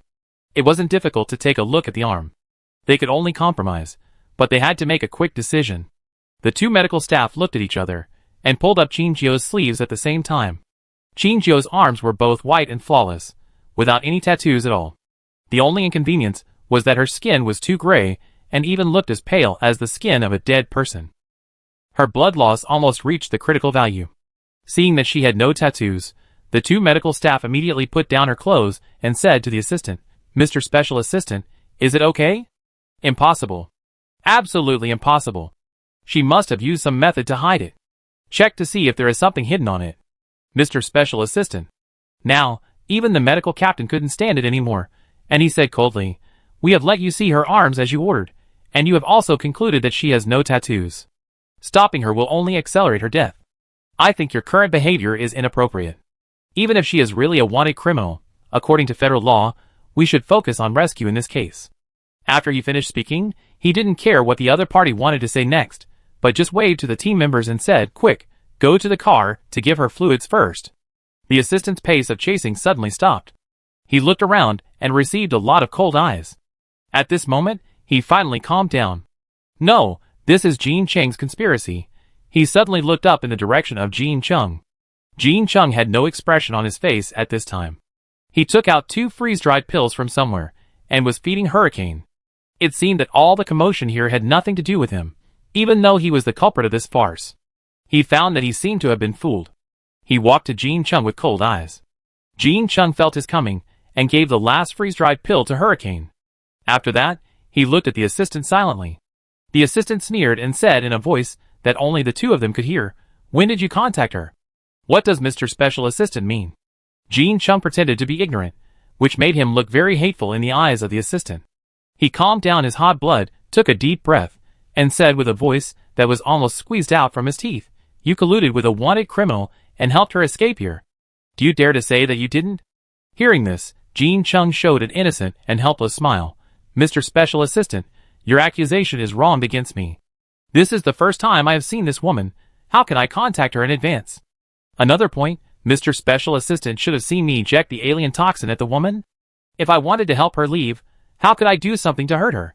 He shrugged, looking very sincere, Mr. Special Assistant, I know you still doubt me, but we are in the same camp. I hope you can trust me more." The assistant was so angry at Jean Cheng's stubborn look. But every word he said was true.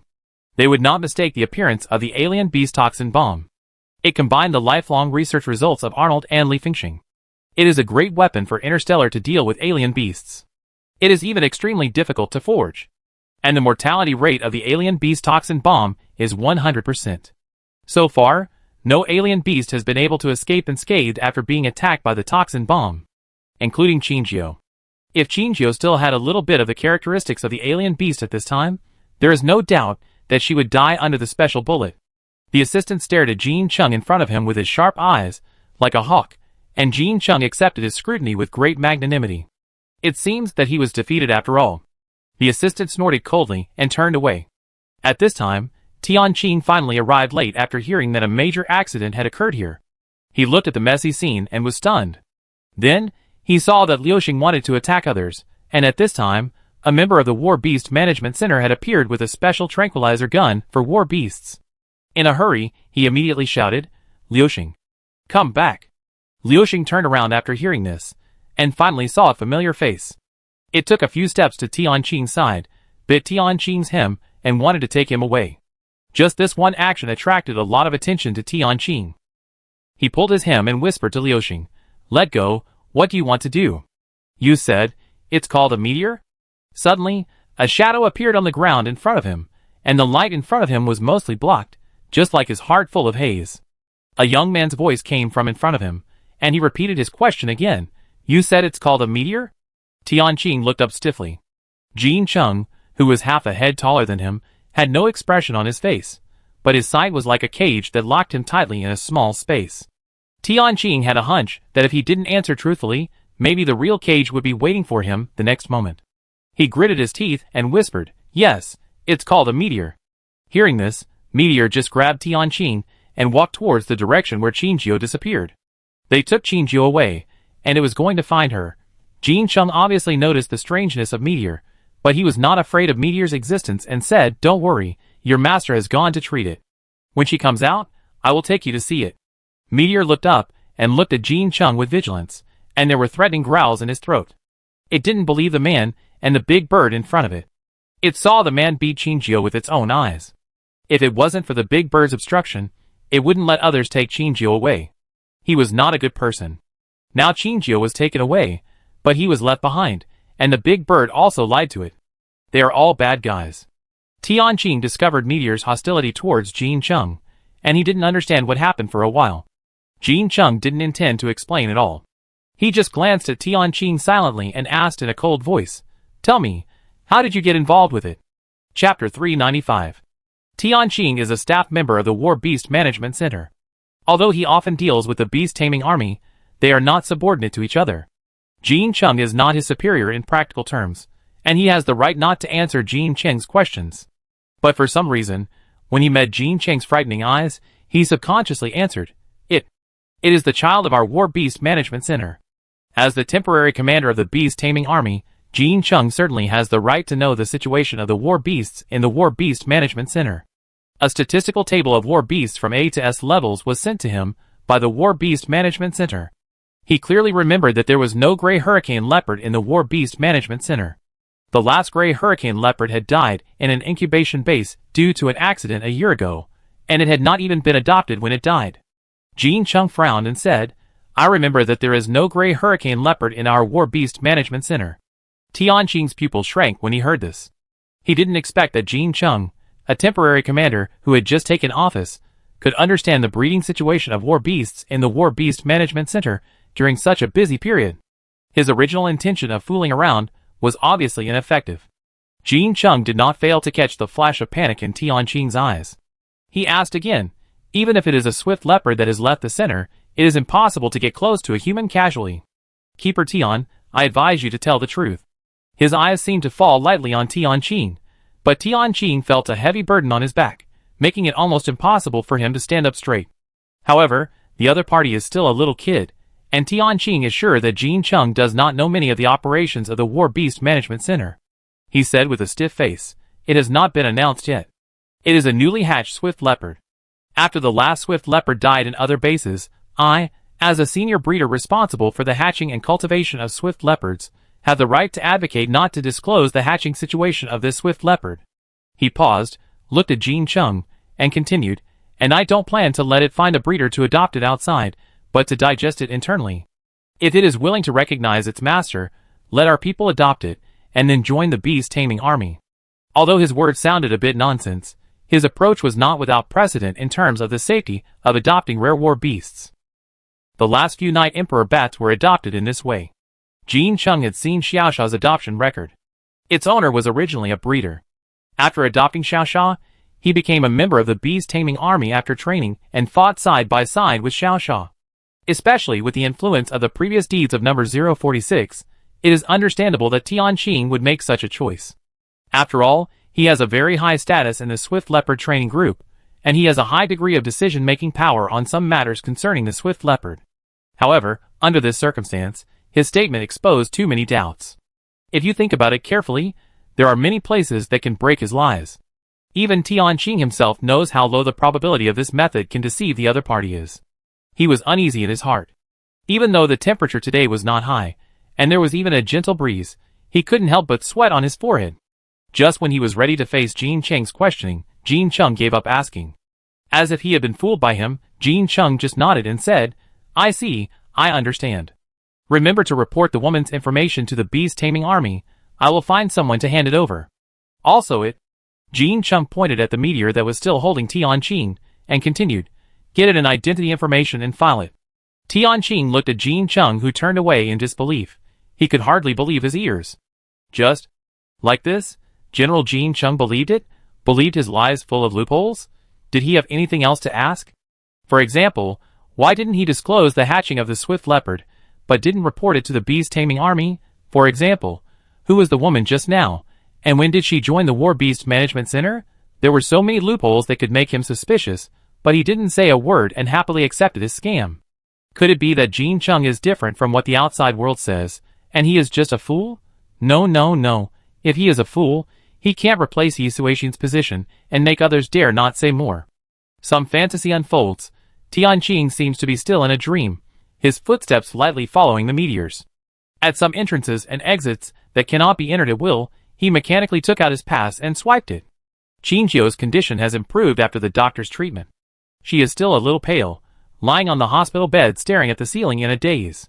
Jean Chung actually shot at her. He fired the alien beast toxin bullet at himself without hesitation, even though he knew it would kill him.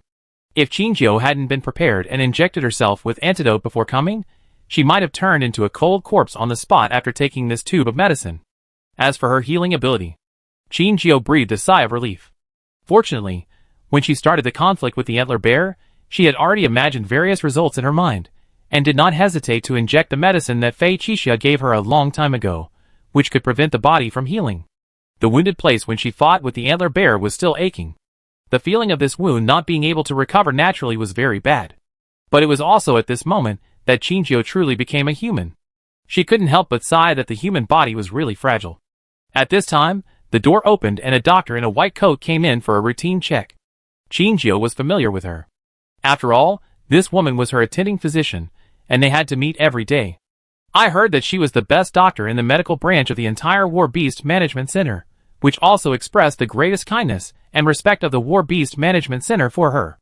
After all, if Qingjiu hadn't taken the initiative to help control the antler bear, the number of casualties would definitely have risen. You have recovered well. Are you feeling uncomfortable?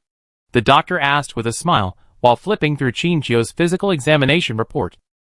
Everything else is fine, but the wound still hurts a little. It's normal. Gunshot wounds need some time to recover. But your recovery speed is a little faster than we thought. You will be able to move freely in another week. During this period, you should pay attention to a light diet and cooperate with the nurses for rehabilitation training. Qingjiu nodded obediently. After the doctor finished his daily work, he began to complain. Captain Jean Chung is the same. How can he do it to ordinary people casually? It's too much. I will issue you a relevant medical report and ask you to complain to him after you are discharged from the hospital. Qingjiu couldn't help but smile helplessly when he heard this. Dr. Liu, it seems that Commander Jean Chung and you are on the same side, right? You teach me like this, aren't you afraid of his revenge? TSK, Let him try. Dr. Liu shrugged nonchalantly, and then seemed to remember something and said, visitors are allowed starting today. If someone outside wants to come in you. She glanced in the direction of the door, as if Qinjiao said she didn't want to be disturbed, the people outside would be driven away by her mercilessly. Qinjiao asked curiously, who is it? Chapter 396. Oh, that's the little boy you saved. He was also hospitalized 2 days ago, but his injuries were relatively minor, and he was discharged soon. He always wanted to come and thank you, but we drove him away before your body recovered. Is that so? Let him in. After receiving Qinjiao's affirmative answer, Dr. Liu opened the door for the man. The man first stuck his head in and took a look, and found that Qinjiao was half sitting on the bed. Although his face was still a little pale, he looked in good spirits. He breathed a sigh of relief, waved at the door, and then politely asked, can I come in? Of course. Qinjiao smiled, and his voice was still a little weak. The man slowly walked in from outside, holding a fruit basket in his hand, with many fresh and expensive fruits on it. There was a huge red paper in front of the fruit basket, with the words wish you good health written on it. Under the gaze of Dr. Liu, the man put the fruit basket on the table beside him. He stood there shyly, playing with his fingers. Qinjiao looked at the fruit basket that almost covered the entire table, and she smiled and said, I'm sorry to have spent so much money on you to buy such a big fruit basket. No, no. The man shook his head and waved his hands, his ears reddened. He stuttered, I just passed by. I bought it casually. Dr. Liu was speechless when he heard this. She patted the man on the shoulder and joked, how come I didn't know you were still stuttering? Don't you usually speak fluently? The man became more nervous after being teased by Dr. Liu. He said After a long time, he couldn't say the second half of the sentence. Dr. Liu sighed and said, okay, I won't tease you anymore. When will you change your stuttering habit when you see strangers? After she finished speaking, she shook her head and said, I'm going out first, you can talk by yourselves. Qinjiao nodded and waved goodbye to Dr. Liu, and the man also said goodbye to Dr. Liu. He didn't turn around until Dr. Liu disappeared at the door of the ward. But he didn't dare to look Qinjiao in the eye. His dark eyes were hidden under his long eyelashes. Qinjiao didn't take the initiative to break the tranquility of this moment. She silently stared at the man, waiting for him to speak. After a long time, the man took a deep breath, and said to Qinjiao, as if he had finally mustered up the courage, thank you. Qinjiao knew that he wanted to talk about what happened that day. She shook her head and said, you're welcome, it's what I should do. After all, in that situation, no matter who was there, I couldn't just stand by and watch someone die. Somehow, after Qinjiao finished speaking, the man seemed to be able to see circles of light behind her. Under the shining of those warm lights, her face seemed to be softer and more sacred. You are so kind. The man smiled, and a trace of loneliness suddenly flashed in his eyes. If he could wait a little longer. Qinjiao knew that he was talking about his companion, and she felt very sorry for the death of a life. She whispered to comfort him, my condolences. The man pulled out a not-so-good smile and replied, thank you. The two of them finally broke the initial strangeness and embarrassment, and the man slowly opened his chatterbox, not as uneasy as before. I've heard that you are Director Tian's designated adopter of the Swift Leopard. You are amazing. What? Qinjiao could understand every word, but the whole sentence was like an encrypted conversation, making it impossible to understand. You don't have to hide it. Director Tian has already told Commander Jean Chung, and your application has been submitted. To be honest, this is the first time I've seen an intern being designated as an adopter. You are so outstanding. I hope you can show your super strength in the beast taming army in the future. Faced with his sincere blessings, Qinjiao was confused, but it seemed that the development of things was moving in a direction she couldn't understand. In order not to alert the enemy, she carefully asked, apply? How did Director Tian? She deliberately left the words halfway, leaving room for the other party to imagine. She showed a surprised look, as if she was puzzled by Tian Qing's decision. The man thought she was being modest, so he said, you don't have to hide it, we all know it. Director Tian has submitted your application to join the Beast Tamer Army for training. I asked for your help before I came here. The Beast Tamer Army has passed the review. You can officially join the Beast Tamer Army when you are discharged from the hospital. Isn't it something worth being happy about? Qinjiao, ? Wait, what is he talking about? Beast Tamer Army? Who joins the Beast Tamer Army? In Qinjiao's expectation, she might have a blessing in disguise in this matter, getting rid of the suspicion of being a wanted criminal, and at most she would be taken away for questioning and then leave. Whether it was that the alien beast toxin bomb was useless to her, or that she did not have the healing ability beyond the human range, or that she did not have that iconic tattoo on her body. These things combined all pointed to one result. She was not Chinchio. In this case, she only needs to act crazy and stupid, pretending that she doesn't know anyone, and she can leave Zhongxing soon. Things are just as she expected. She has cleared the suspicion of being Chinchio, and because she minimized the losses of the War Beast Management Center, she is being taken care of with good food and drink.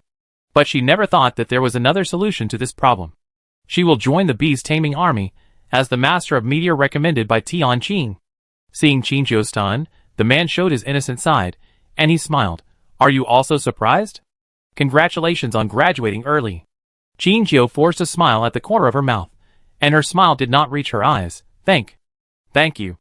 The man did not feel Chinchio's abnormality at all, and he attributed it all to Chinchio's excessive excitement and unable to control his expression. He put on an I understand expression and said, Don't get too excited, it will cause you to sleepless. I was also very excited when I was selected. He began to talk about some interesting things in his past, as if he was a person who had experienced it and passed on some experience to Chinchio. Chinchio couldn't hear what he was saying at all, but just nodded mechanically at the right time to respond to the man's words. Her brain was working fast, trying to analyze the meaning of the man's words just now. No matter how she thought about it, she got only one result. She was going to join the beast taming army. What a terrifying answer! Thinking that the man kept talking about Director Tian, it meant that this matter was related to Tianqing. Chinchio was still willing to believe that Tianqing would not harm her, but the current situation was completely beyond her expectations. She must know what happened after she left. After the man finished speaking, Chinchio responded perfunctorily, and then said, Do you know where Director Tian is now? Now? The man looked at the floating clock on the wall and said, He is probably registering Meteor Army War Beasts for Meteor. Chinchio, It's over. She and Little Meteor are going to be forced to work. Chapter 397. Tianqing handed the last piece of information to Jin Cheng's assistant adjutant like a sleepwalker. When the other party smiled and sent him away from the beast taming army, he felt nothing real. So he sold Luo Xiaojiu to the beast taming army. He walked lightly, and in response to other people's greetings, he just smiled faintly and nodded silently. Zhongxing has had clear skies recently, and the golden light of the sun generously coated every building with a layer of golden shell. Tianqing left the building and looked up at the building behind him. The dazzling light rushed into his eyes, and he squinted his eyes to block most of the light. The sacred and solemn building is the office of all the top leaders of the Federation. He didn't come here often. The last time he was urgently summoned here was because of the sudden death of number 046. This was the third time he had entered this towering building in the past few days, in order to hand over all the information about Luo Xiaojiu and Liuxing. Originally, he should have asked Luo Xiaojiu for her opinion before deciding whether to send her to the beast taming army, but the commander Jin Cheng did not give him a chance to consider it. He looked for an opportunity to talk to himself alone. During the conversation, he pointed to two results.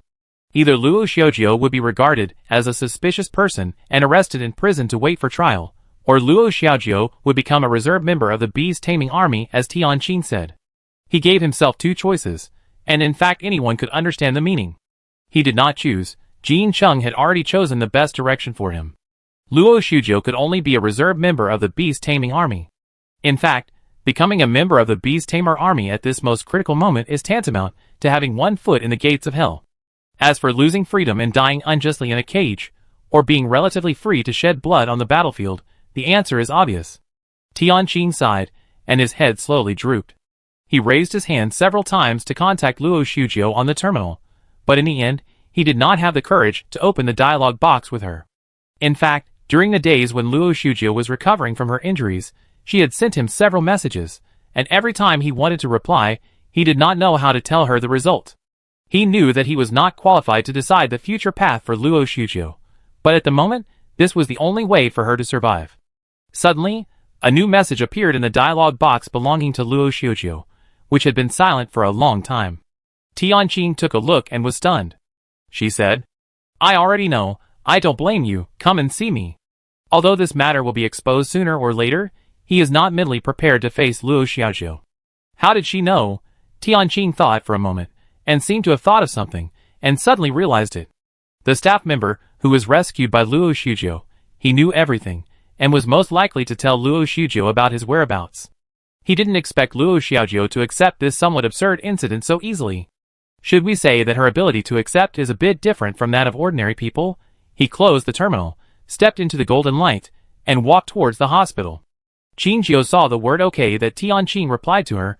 She closed the terminal, looked up at the incandescent light on the ceiling, and was in a daze. It's not that she has a strong ability to accept, but she thought of the clues hidden behind the matter. Why did Jin Chung come to Zhongtian Star by himself? But he didn't explain the purpose and reason for letting him come to Zhongtian Star, because what he was going to do might be beyond Qingjio's expectations. He couldn't say it, and it would affect the implementation of the plan. But how could he be sure that he would dare to come to Zhongtian Star in such a dangerous situation?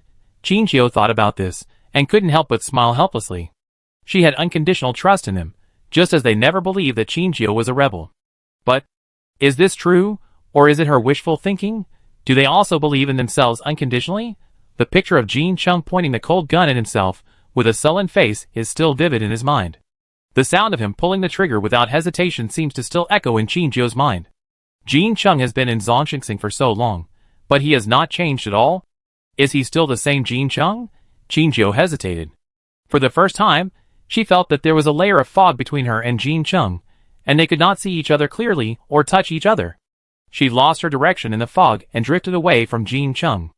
Although she accepted the current deployment, she still did not know Jin Cheng's purpose. There was just one thing that she had some clues about. It seemed that Jin Cheng's goal from the beginning was to expose her to everyone. Just when Qingjio thought that he had changed and needed to sacrifice her to maintain his position, things were moving in a strange way. Qingjio joined the beast-taming army under Tianqing's recommendation, and Jin Chung agreed. Qingjio was puzzled. Did he agree to let her make amends and pray that one day her contribution to the galaxy would make people no longer doubt her identity, and then he would redress her injustice? She didn't think this path would work. After all, they all knew what kind of person Ivana was. Jin Chung believed her identity as Luo Xiaojio. Did he really not recognize her? So he was so decisive when he drew his gun without hesitation? Qingjio felt that all doubts could only be solved after she recovered and officially joined the Beast Tamer army. Of course, as Luo Xiaojio.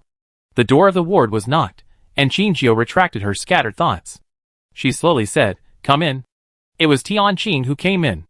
Tianqing touched his head, then touched his nose, and walked closer to Qingjio.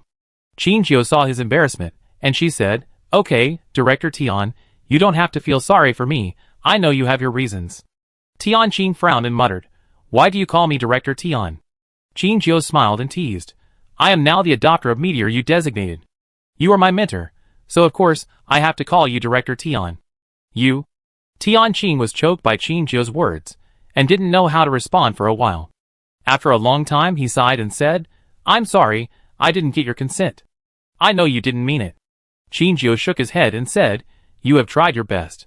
If you didn't think of letting me join the beast-taming army, Tianqing was sitting on a wooden chair beside him. Hearing this, he interrupted Qingjio. "Although I did have some gambling elements, I actually didn't think I could succeed." Under Qingjio's puzzled gaze, he slowly spoke. "It was General Jin Chung who seemed to deliberately lead me to say those words, and then let you join the beast-taming army." Chapter 398. What do you mean? Qingjio's smile completely disappeared when she heard this. She frowned and fell into deep doubt. Tianqing was silent for a moment. He said unconfidently, "He could have just had me arrested, but he questioned my intentions on that occasion. In that situation, I had no other choice but to say so. I didn't think in this direction at first, but..." He looked up and his eyes met Qingjio's. "You know, the things that happened later were too smooth, so smooth that it made people feel something was wrong. I began to wonder, did he have this purpose in mind from the beginning, so he didn't arrest me, but instead led me to say that you are my designated adoptive parent?" Not only Tianqing, but even Qingjio had a vague guess in this regard. It was not like Jin Cheng's usual practice to easily believe Tianqing and easily approve her application. When she was in Xinhuang, she could clearly see how perverted and serious Jin Chung was when it came to student union work. Sometimes, when some project applications were submitted, some harmless mistakes appeared, but Jin Chung would still reject them all and ask them to redo them. Even though Qingjio was his vice president, he was occasionally worried that some documents he had signed would make him unhappy, so every time he handed over a job, he had to carefully ask him whether it met his requirements. Although Qinjiu did not seem to have much dignity as a vice president, it had to be said that projects with Jean Cheng's approval would never go wrong, which also saved her a lot of worry. This time, facing Qinjiu's application for military service, Jean Cheng was surprisingly careless. If all this was unplanned, then Jean Cheng's character has changed too much. But some of the habits that humans have persisted for many years cannot be easily changed. Jean Cheng has been working hard for 20 years. There is only one answer. He did everything on purpose. He is guiding Qinjiu to join the beast-taming army. When did he start planning? Qinjiu was puzzled. If she had already made all the subsequent plans when she sent her the message asking her to go to Zhongqian Star, why did he point a gun at her at that moment? Did he want her to enter the beast-taming army smoothly under his plan? Or was his original plan to eliminate her in front of everyone? No, there must be something she overlooked. She had to think about it again. Seeing that she was silent, Tianqing told her all the matters that needed to be prepared, and then got up and left. Tianqing also said that as long as she was discharged from the hospital, she could go to see the meteors. Meteor is doing well now. Lightning, Snow White and Hurricane are taking care of it, so Qinjiu doesn't have to worry too much. Compared with Meteor, Qinjiu is actually more worried about the two little guys at home. Qinjiu broke her promise again. She said she would go back and take a vacation with them immediately, but she was inexplicably involved in another dispute. But fortunately, Xiaoxiao is here. She believes that he can take good care of Guangming. Xiaoxiao is like another adult in their little family. He can always handle everything at home when Qinjiu can't do everything. Qinjiu is very glad that she met Xiaoxiao and adopted him. She took out the new terminal that Tianqing gave her and began to look through the details about the next step. Mr. Special Assistant, you don't look very good. Did you not get enough rest? Jean Cheng and the assistant came out of the president's office together, standing in front of the door on the left and right. The door behind them slowly closed, and there seemed to be an invisible boundary in the middle, completely separating the two. The assistant smiled with a fake smile, saying, "Oh, maybe the mosquito repellent equipment in the room has malfunctioned recently, allowing some annoying little things to circle around me without knowing what is good for me, affecting my sleep quality." Jean Cheng raised his eyebrows and responded with an equally hypocritical smile, saying, "Oh really?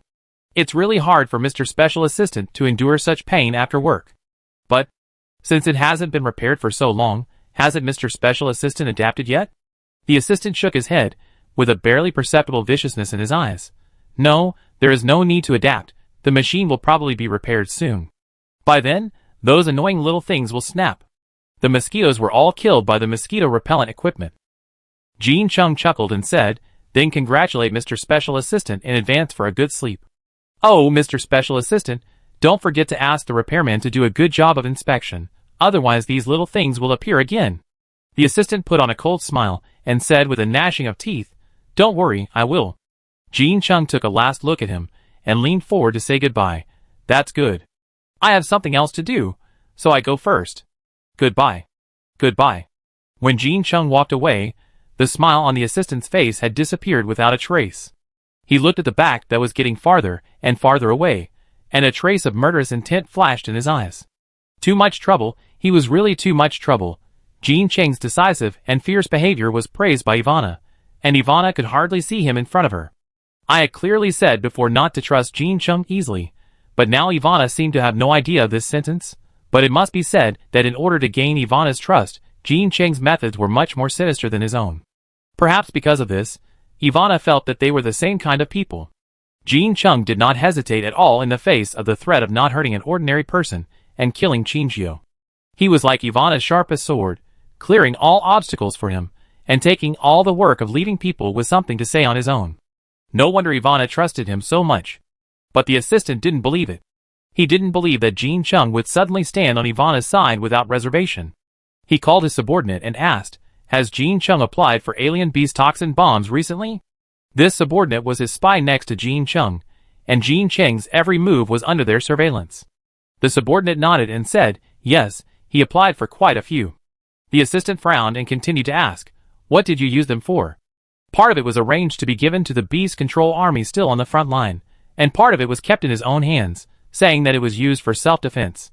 Since the alien beast disaster began, Li Fengxing has been supervising the preparation of toxin bombs in the R&D center day and night. Although the current output is still not as fast as the consumption rate, at least it will not take a long time to wait for replenishment. It is not unusual for Jean Chung to take a few alien beast toxin bombs for self-defense at this time. The assistant fell silent. He was thinking about the loopholes in Jean Cheng's behavior, hoping to find a breakthrough point. Seeing that he was silent, the subordinate thought of the question raised by the assistant just now, and he couldn't help but ask curiously, "Do you suspect that he doesn't have the alien beast toxin bullet in his hand, and the bullet he used to attack Qingjio was a fake one?" Chapter 399. The assistant nodded and said, "I do have doubts about this. But everyone saw him loading the bullet that day, and even the appearance of the bullet was exactly the same as the appearance of the alien beast toxin bullet in their impression. The alien beast toxin bullet is different from ordinary bullets. It can only be fired with special guns. Its structure is also specially designed. No one in the entire Federation can make it except Li Fengxing's team. Therefore, the possibility of Jean Cheng's fraud seems very small." He was silent for a moment and asked, "Has Jean Chung been to the R&D center recently?" "Probably not." "Should?" Hearing the assistant's slightly threatening voice, he immediately explained, "I mainly work in this building, but the commander may not always be in this building. Since he is a monitor hiding in the dark, he must integrate with other members of the Federation, and naturally cannot behave abnormally. For example, sneaking out of the building during working hours." The assistant was naturally aware of this, and he knew that it was useless to blame the man in front of him, so he said, "Go check it out." "Yes." After the subordinate answered, he ran away quickly, fearing that the assistant would be angry the next moment. The assistant looked at the figure that quickly disappeared at the end of the corridor. He sighed, and felt deeply powerless. With Jean Cheng's interference, the interrogation of Edo was now blocked. Laker couldn't find anyone again, and there was another woman, who was suspected to be Qingjio, who wanted to join the Beast Tamer army. It should have been a situation where they were sure to win, but now they were forced to be at a disadvantage.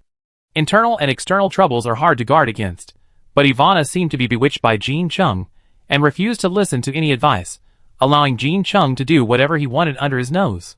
Ivana trusted Jean Chung too much, even to the point of blindly believing him. Although he cursed Ivana as a big fool in his heart, he couldn't blame Ivana completely. After all, in order to join the Federation, Jean Chung didn't even listen to the advice of His Majesty Saxony, and finally fell out with His Majesty Saxony, who had finally eased the relationship. Now Jean Chung has lost all his backers. He is no longer the Crown Prince of Morning King Star. He is just an ordinary student. It is precisely because of this that Ivana has more reason to believe in him. No one knows better than Ivana how great the temptation of power is. Not having it at the beginning, and having it, and then losing it are completely different.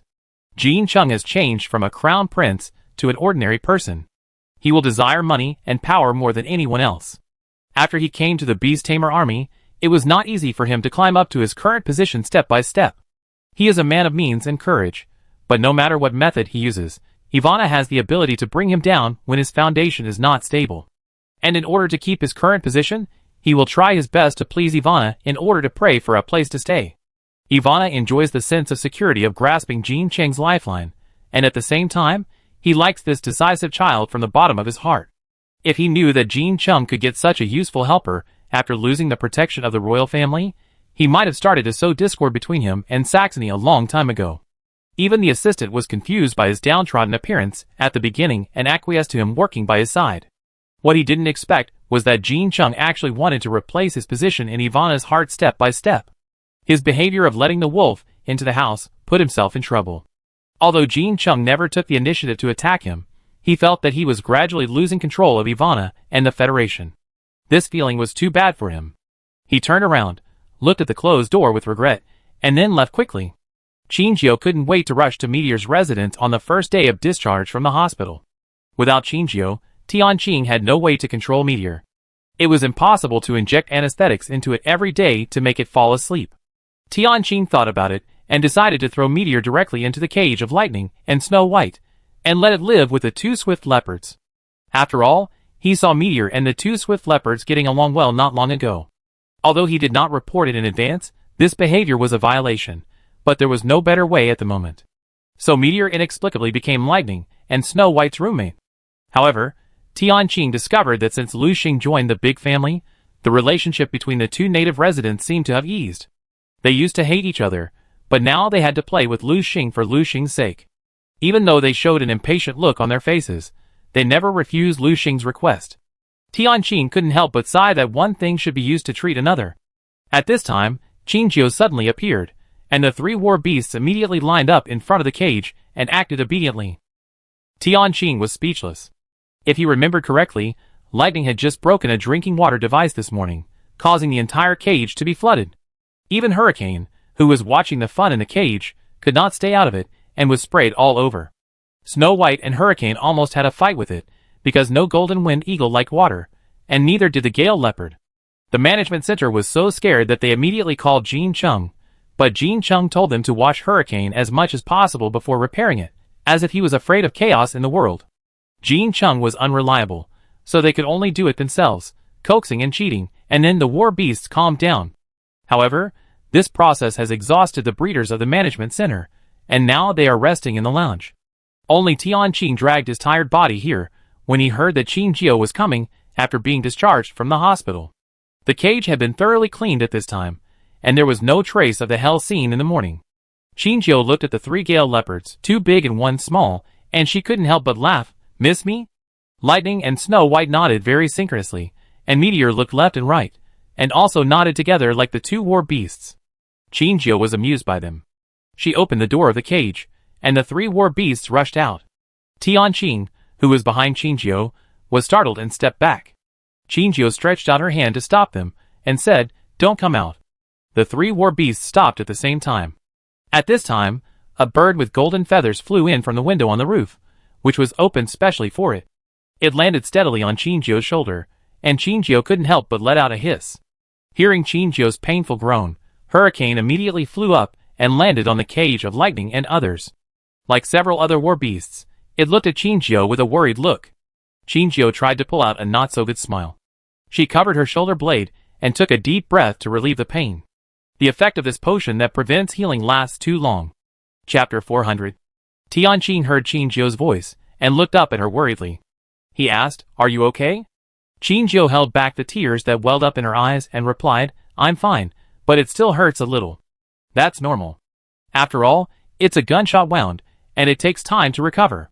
He looked at Qingjio's still bulging back, which was obviously wrapped in a thick layer of bandage. He thought that Qingjio's wound had not yet healed completely, and the beast-taming army had asked Qingjio to report the matter as soon as possible. He was a little indignant. "The beast-taming army said that you will report to the headquarters the day after tomorrow. I told them that your current situation is not suitable, but they..." Qingjio shook his head and interrupted the other party. "It's okay, Director Tian, I will report on time." The beast-taming army had already confirmed with the hospital that they knew the time when Qingjio would be discharged. At this moment, Tianqing was asked to convey the time when Qingjio would report, which obviously did not intend to get Qingjio any breathing space. Tianqing was dissatisfied with this. He had rejected the other party's request, but the other party ignored him and asked him if there was something wrong with Qingjio's identity, so he didn't want him to report to the beast-taming army, and used a tactic of procrastination to evade the beast-taming army. The other party accused him of a false crime, which made him speechless, and finally he could only leave in disappointment. Tianqing told Qingjio about these events, and Qingjio just stroked by Shui and Lightning's head silently. Jean Chung was afraid that she would leave, so he was anxious to let him report to the beast-taming army, but he should also know that as long as Lu Xing was here, she would not abandon Lu Xing and leave by herself. That can only be. He has a reason to appear in the beast-taming army. Tianqing was still brooding on the side, but Qingjio had already pulled her thoughts away. She comforted Tianqing and said, "It's okay, Director Tian. I know my physical condition." Tianqing sighed, with an apologetic look on his face, and said, "Alas, if it weren't for me, you wouldn't be caught up in this storm."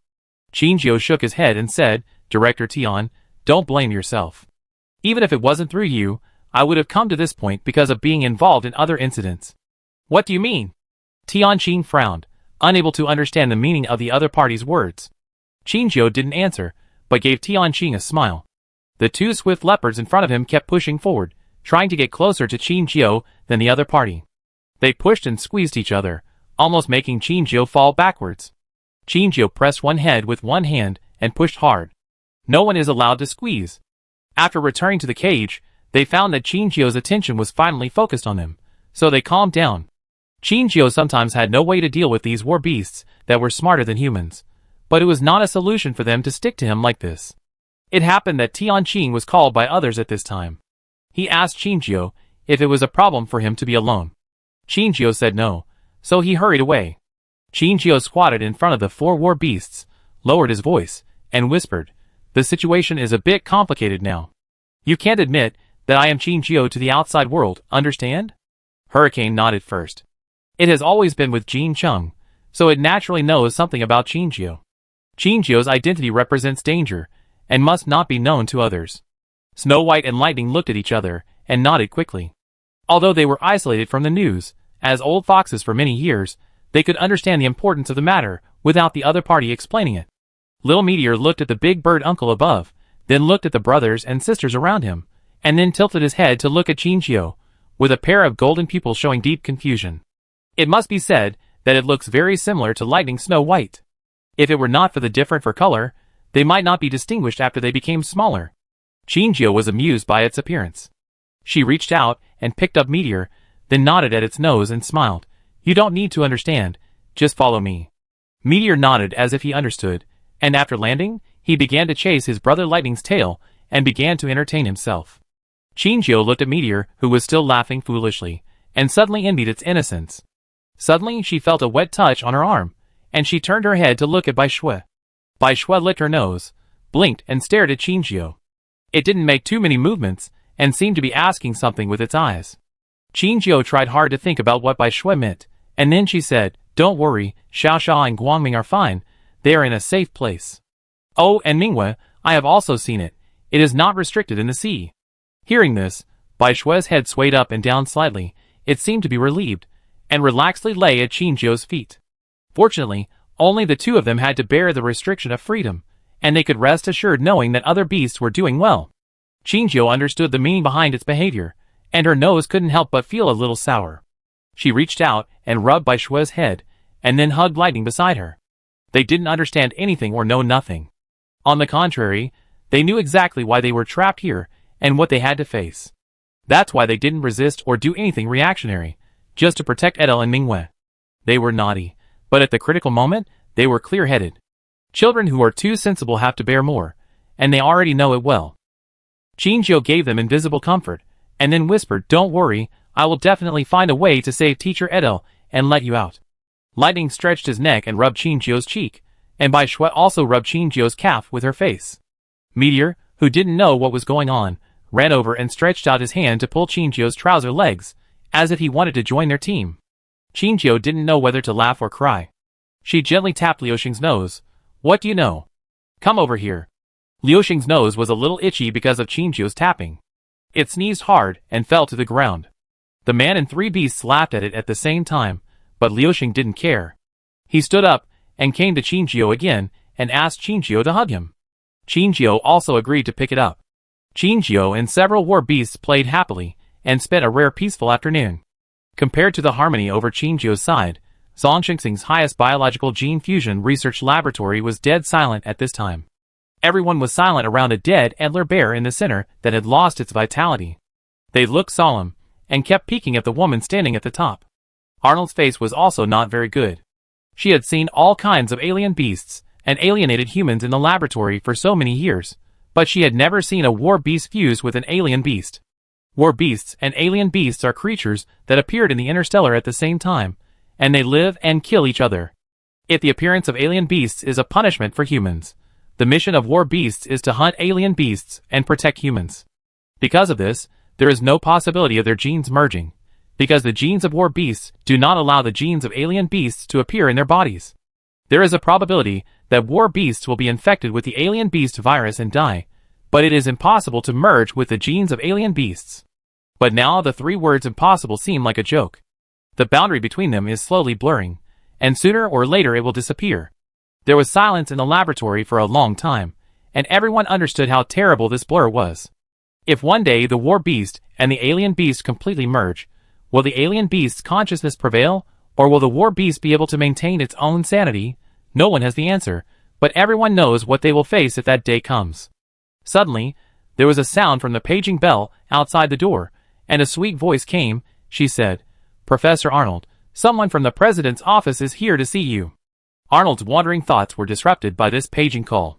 She took a deep breath, and her voice was as steady as ever. "Okay, I know, I'll be right there."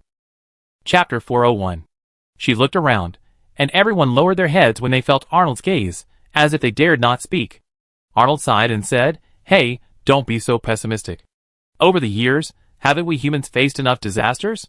Haven't we survived? There will be a way this time," she said firmly. "There will be a way." As Arnold is the top scholar of alien animal gene experiments, her words are naturally more convincing. Everyone looked up at the woman standing in front of them after hearing her words. Arnold's medium-length hair was tied behind her head, and there was no panic or fear on her face, and she was still as calm as usual. There was a firm light in her eyes, like a pair of invisible big hands, calming everyone's anxious emotions. She stood in front of everyone, like a magic needle that stabilized the sea. The atmosphere in the laboratory eased a little.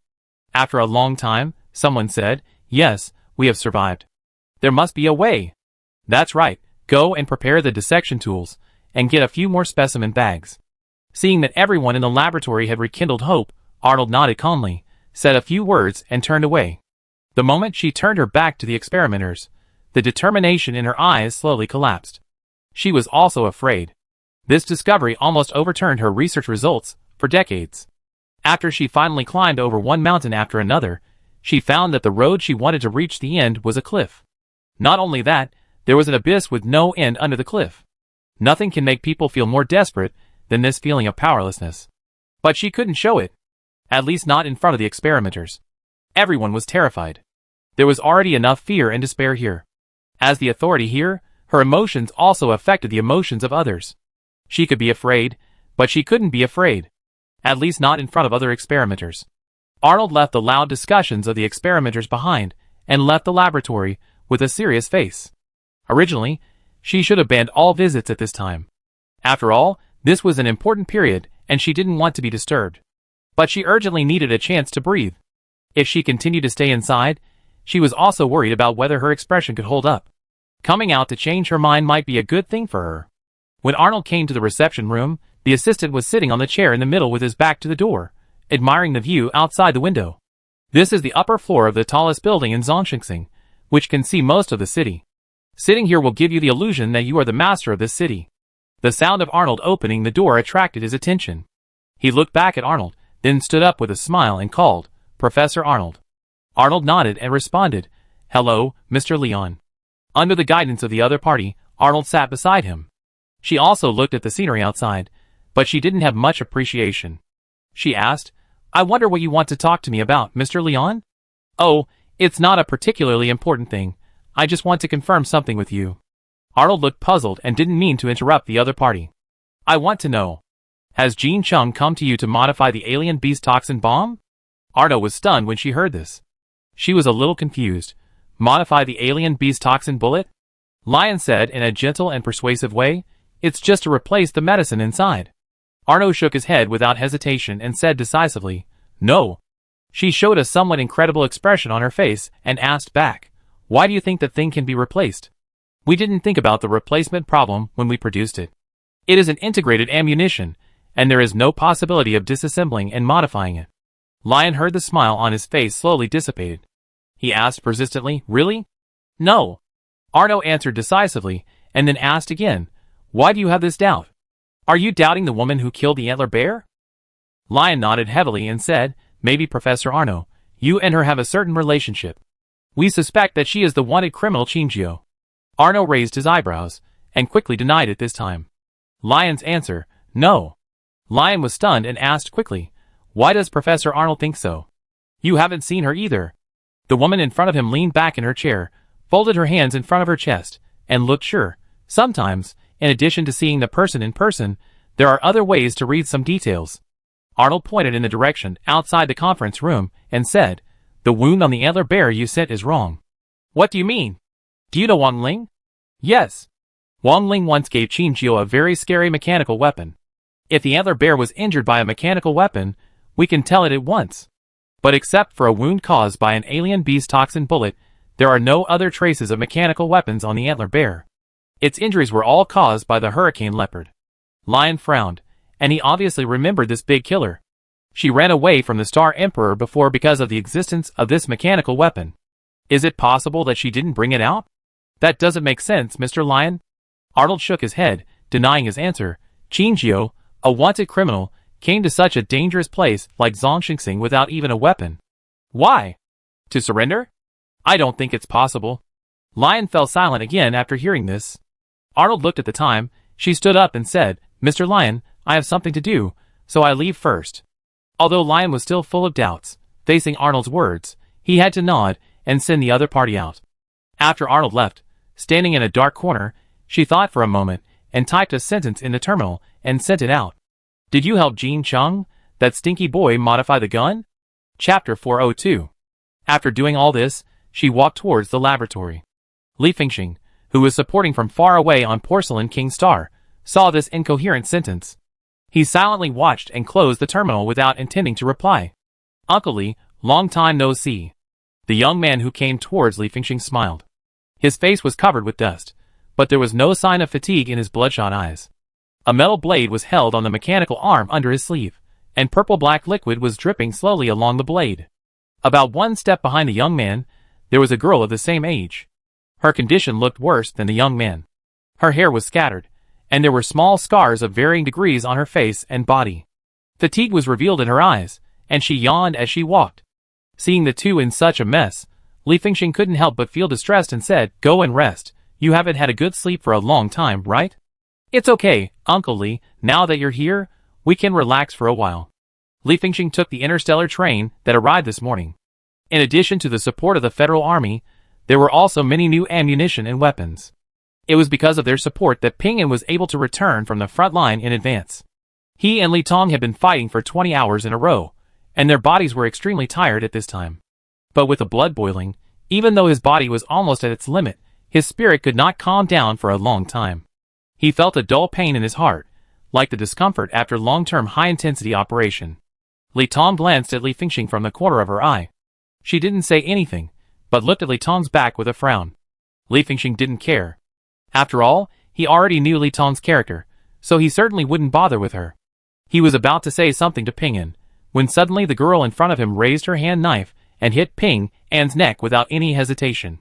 In Li Fengxing's extreme shock, the defenseless Ping An groaned and fell down. Li Tong caught him from behind and immediately carried him on his shoulders. Li Fengxing? ? Li Tong walked in front of Li Fengxing and said, You blocked me? Li Fengxing said, Oh, and stepped aside. His movements were so smooth that he didn't even realize what he was doing. Li Tong walked past him, but after a few steps, she suddenly stopped again. She thought for a moment, and took 2 steps back as if she was bothered, and returned to Li Fengxing's side. She sighed and reluctantly explained, He is too nervous. We must use special methods to calm him down and rest, otherwise he will die suddenly. Li Fengxing nodded, not quite understanding, and then watched Li Tong's slender figure carrying Ping An, who was a whole circle bigger than her, leaving under the gaze of everyone. As expected, there are many hidden dragons and crouching tigers in the interstellar world, and no character can be underestimated. Who would have thought that such a cute little sister would be so fierce? With them protecting the interstellar world, he can rest assured. Li Fengxing found the commander on the front line and asked about the recent situation. The commander ordered everyone to distribute the supplies, and only spoke to Li Fengxing after he was done. Master Li, I'm sorry, I'm a little busy. I understand, no need to apologize. Li Fengxing pointed to a small chair beside him, and said, Please sit down. After the two sat down, the commander talked about the recent situation. Master Li, you know, the wormhole on our Porcelain King planet appeared very early, so we had already made arrangements in the early stage. But later, higher-level wormholes appeared on other planets one after another, and almost all of our personnel were transferred away, leaving only a few permanent soldiers who were still holding on to the original place. Thinking of that difficult period, he couldn't help but sigh. If it weren't for Ping An and the others to help, we don't know how long we can hold on. Li Fengxing didn't say anything, but just patted his shoulder heavily. As a logistics personnel traveling between several different planets, he naturally knew the difficulty of guarding a wormhole. Especially when the personnel were sharply reduced, there were many things that even as a commander could not do anything about. Ping An and Li Tong had taken the initiative to drop out of school to help before the Star Interstellar announced the suspension of school. As a half-orc, Li Tong had a strong perception ability, which allowed them to avoid many attacks. It is also because of this that although they have few people, they have barely stabilized the situation.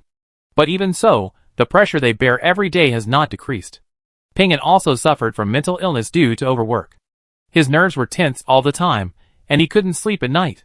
The longest time he didn't sleep was 50 hours, and he almost collapsed on the spot. Just when everyone was thinking about how to help Ping An get rid of this state, Li Tong was very decisive and knocked Ping An out directly. Ping An finally got a good sleep because of this, and he woke up slowly after a whole day. After waking up, Ping An went for a physical examination. The doctor told him to go to sleep after working for a maximum of 15 hours, otherwise he might die. He couldn't control his spirit, and still couldn't fall asleep. At this time, Li Tong became a great help for him to rest, although the method was a bit scary. After listening to the commander's words, Li Fengxing said, "We have also received Ping An's medical report.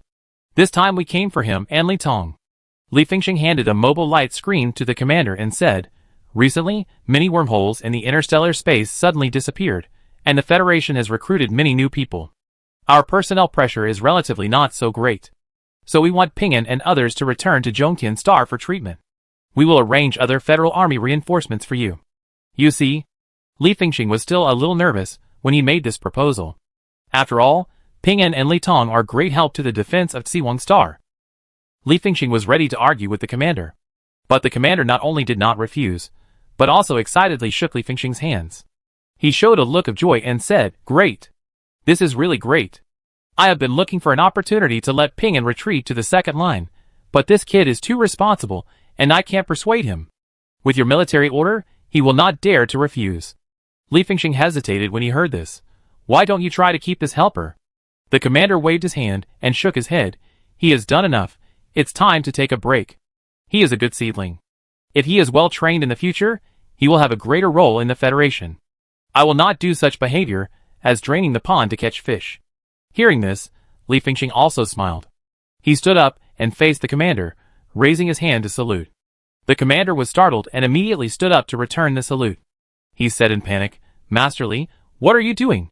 After the ceremony, Li Fengxing put down his arm and held the commander's hand tightly. He took a deep breath and said, "The Federation lacks people like you. You are someone we respect." The commander smiled heartily. "You are serious? I just love talents. He will have to come back to Porcelain King Star in the future." Li Fengxing patted his shoulder, and everything was self-explanatory. After the two confirmed the subsequent troops needed and the whereabouts of Ping An and Li Tong, they returned to their respective posts and started working. The interstellar train set sail that afternoon. Li Tong did not ask anything. After hearing the other party's arrangements, he just silently carried Ping An onto the interstellar train. Even the soldiers who were handing over were shocked when they saw this, but soon, they silently gave Li Tong a thumbs up. Immediately, the soldiers who needed to stay behind said goodbye to them and watched them leave. After the interstellar train drove a long way, Ping An slowly opened his eyes. He woke up. He looked around at all the strange things around him in a daze.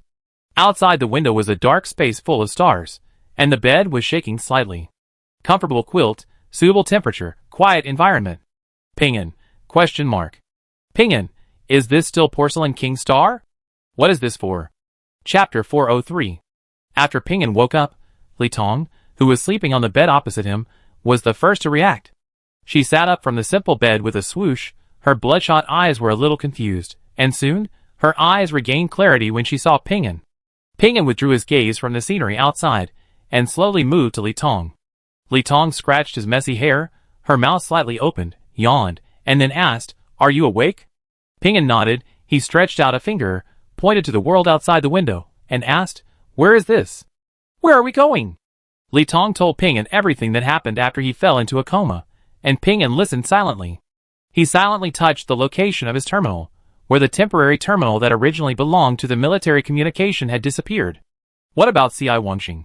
He accepted his current situation, but he was still worried about C.I. Wangxing's situation. "Reinforcements have been dispatched, don't worry." Li Tong wiped away the tears from her eyes due to sleepiness. She lifted the quilt and was about to get out of bed. "I go get you a glass of water." "No need." Ping An got up before her. He walked in front of her, rubbed her head heavily, and said, "You rest, I go by myself. By the way, I want to see if there are any other people awake." Li Tong looked up at Ping An's face for a long time, as if considering the credibility of his words. After a long time, she replied, "Okay." She seemed to remember something and added, "Don't lie to me." Ping An paused, then nodded heavily and said, "Okay." After that, he walked out of the carriage, leaving Li Tong sitting on the bed, and staring at his receding back in a daze. Ping-an is not a brainless person. He rarely acts on impulse. Li Tong has never doubted this.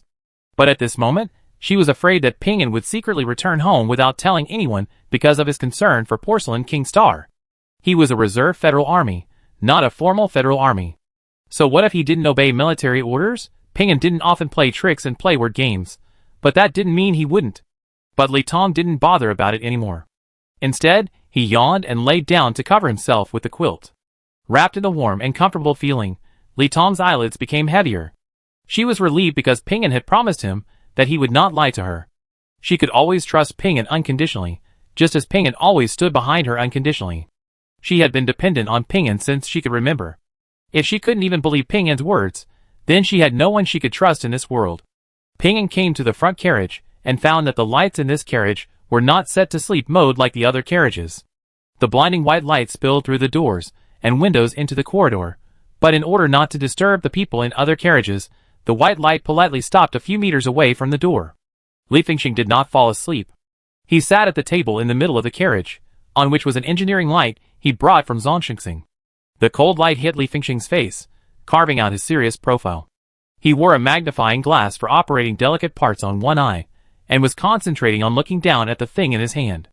Ping-an followed his line of sight to look at his hand. In his hand was the shell of an alien beast toxin bullet, but now the center of the bullet was empty, and there was no purple liquid shaking. Master Li seemed to be tinkering with new ammunition. It was unknown how long it would take for his research to benefit all mankind again. Ping-an, who had come to a conclusion, did not choose to disturb him, but walked lightly and went to a chair beside him to wait quietly. In the entire carriage, there was only the subtle sound of metal tools colliding. Ping-an almost fell asleep in this reassuring sound. It was unknown how long it had been before Li Fengxing finally pulled himself away from his transformation. He smiled, his eyes slightly curved, and his eyes were full of joy for success. He raised the alien beast toxin bomb and held it high under the light for a closer look.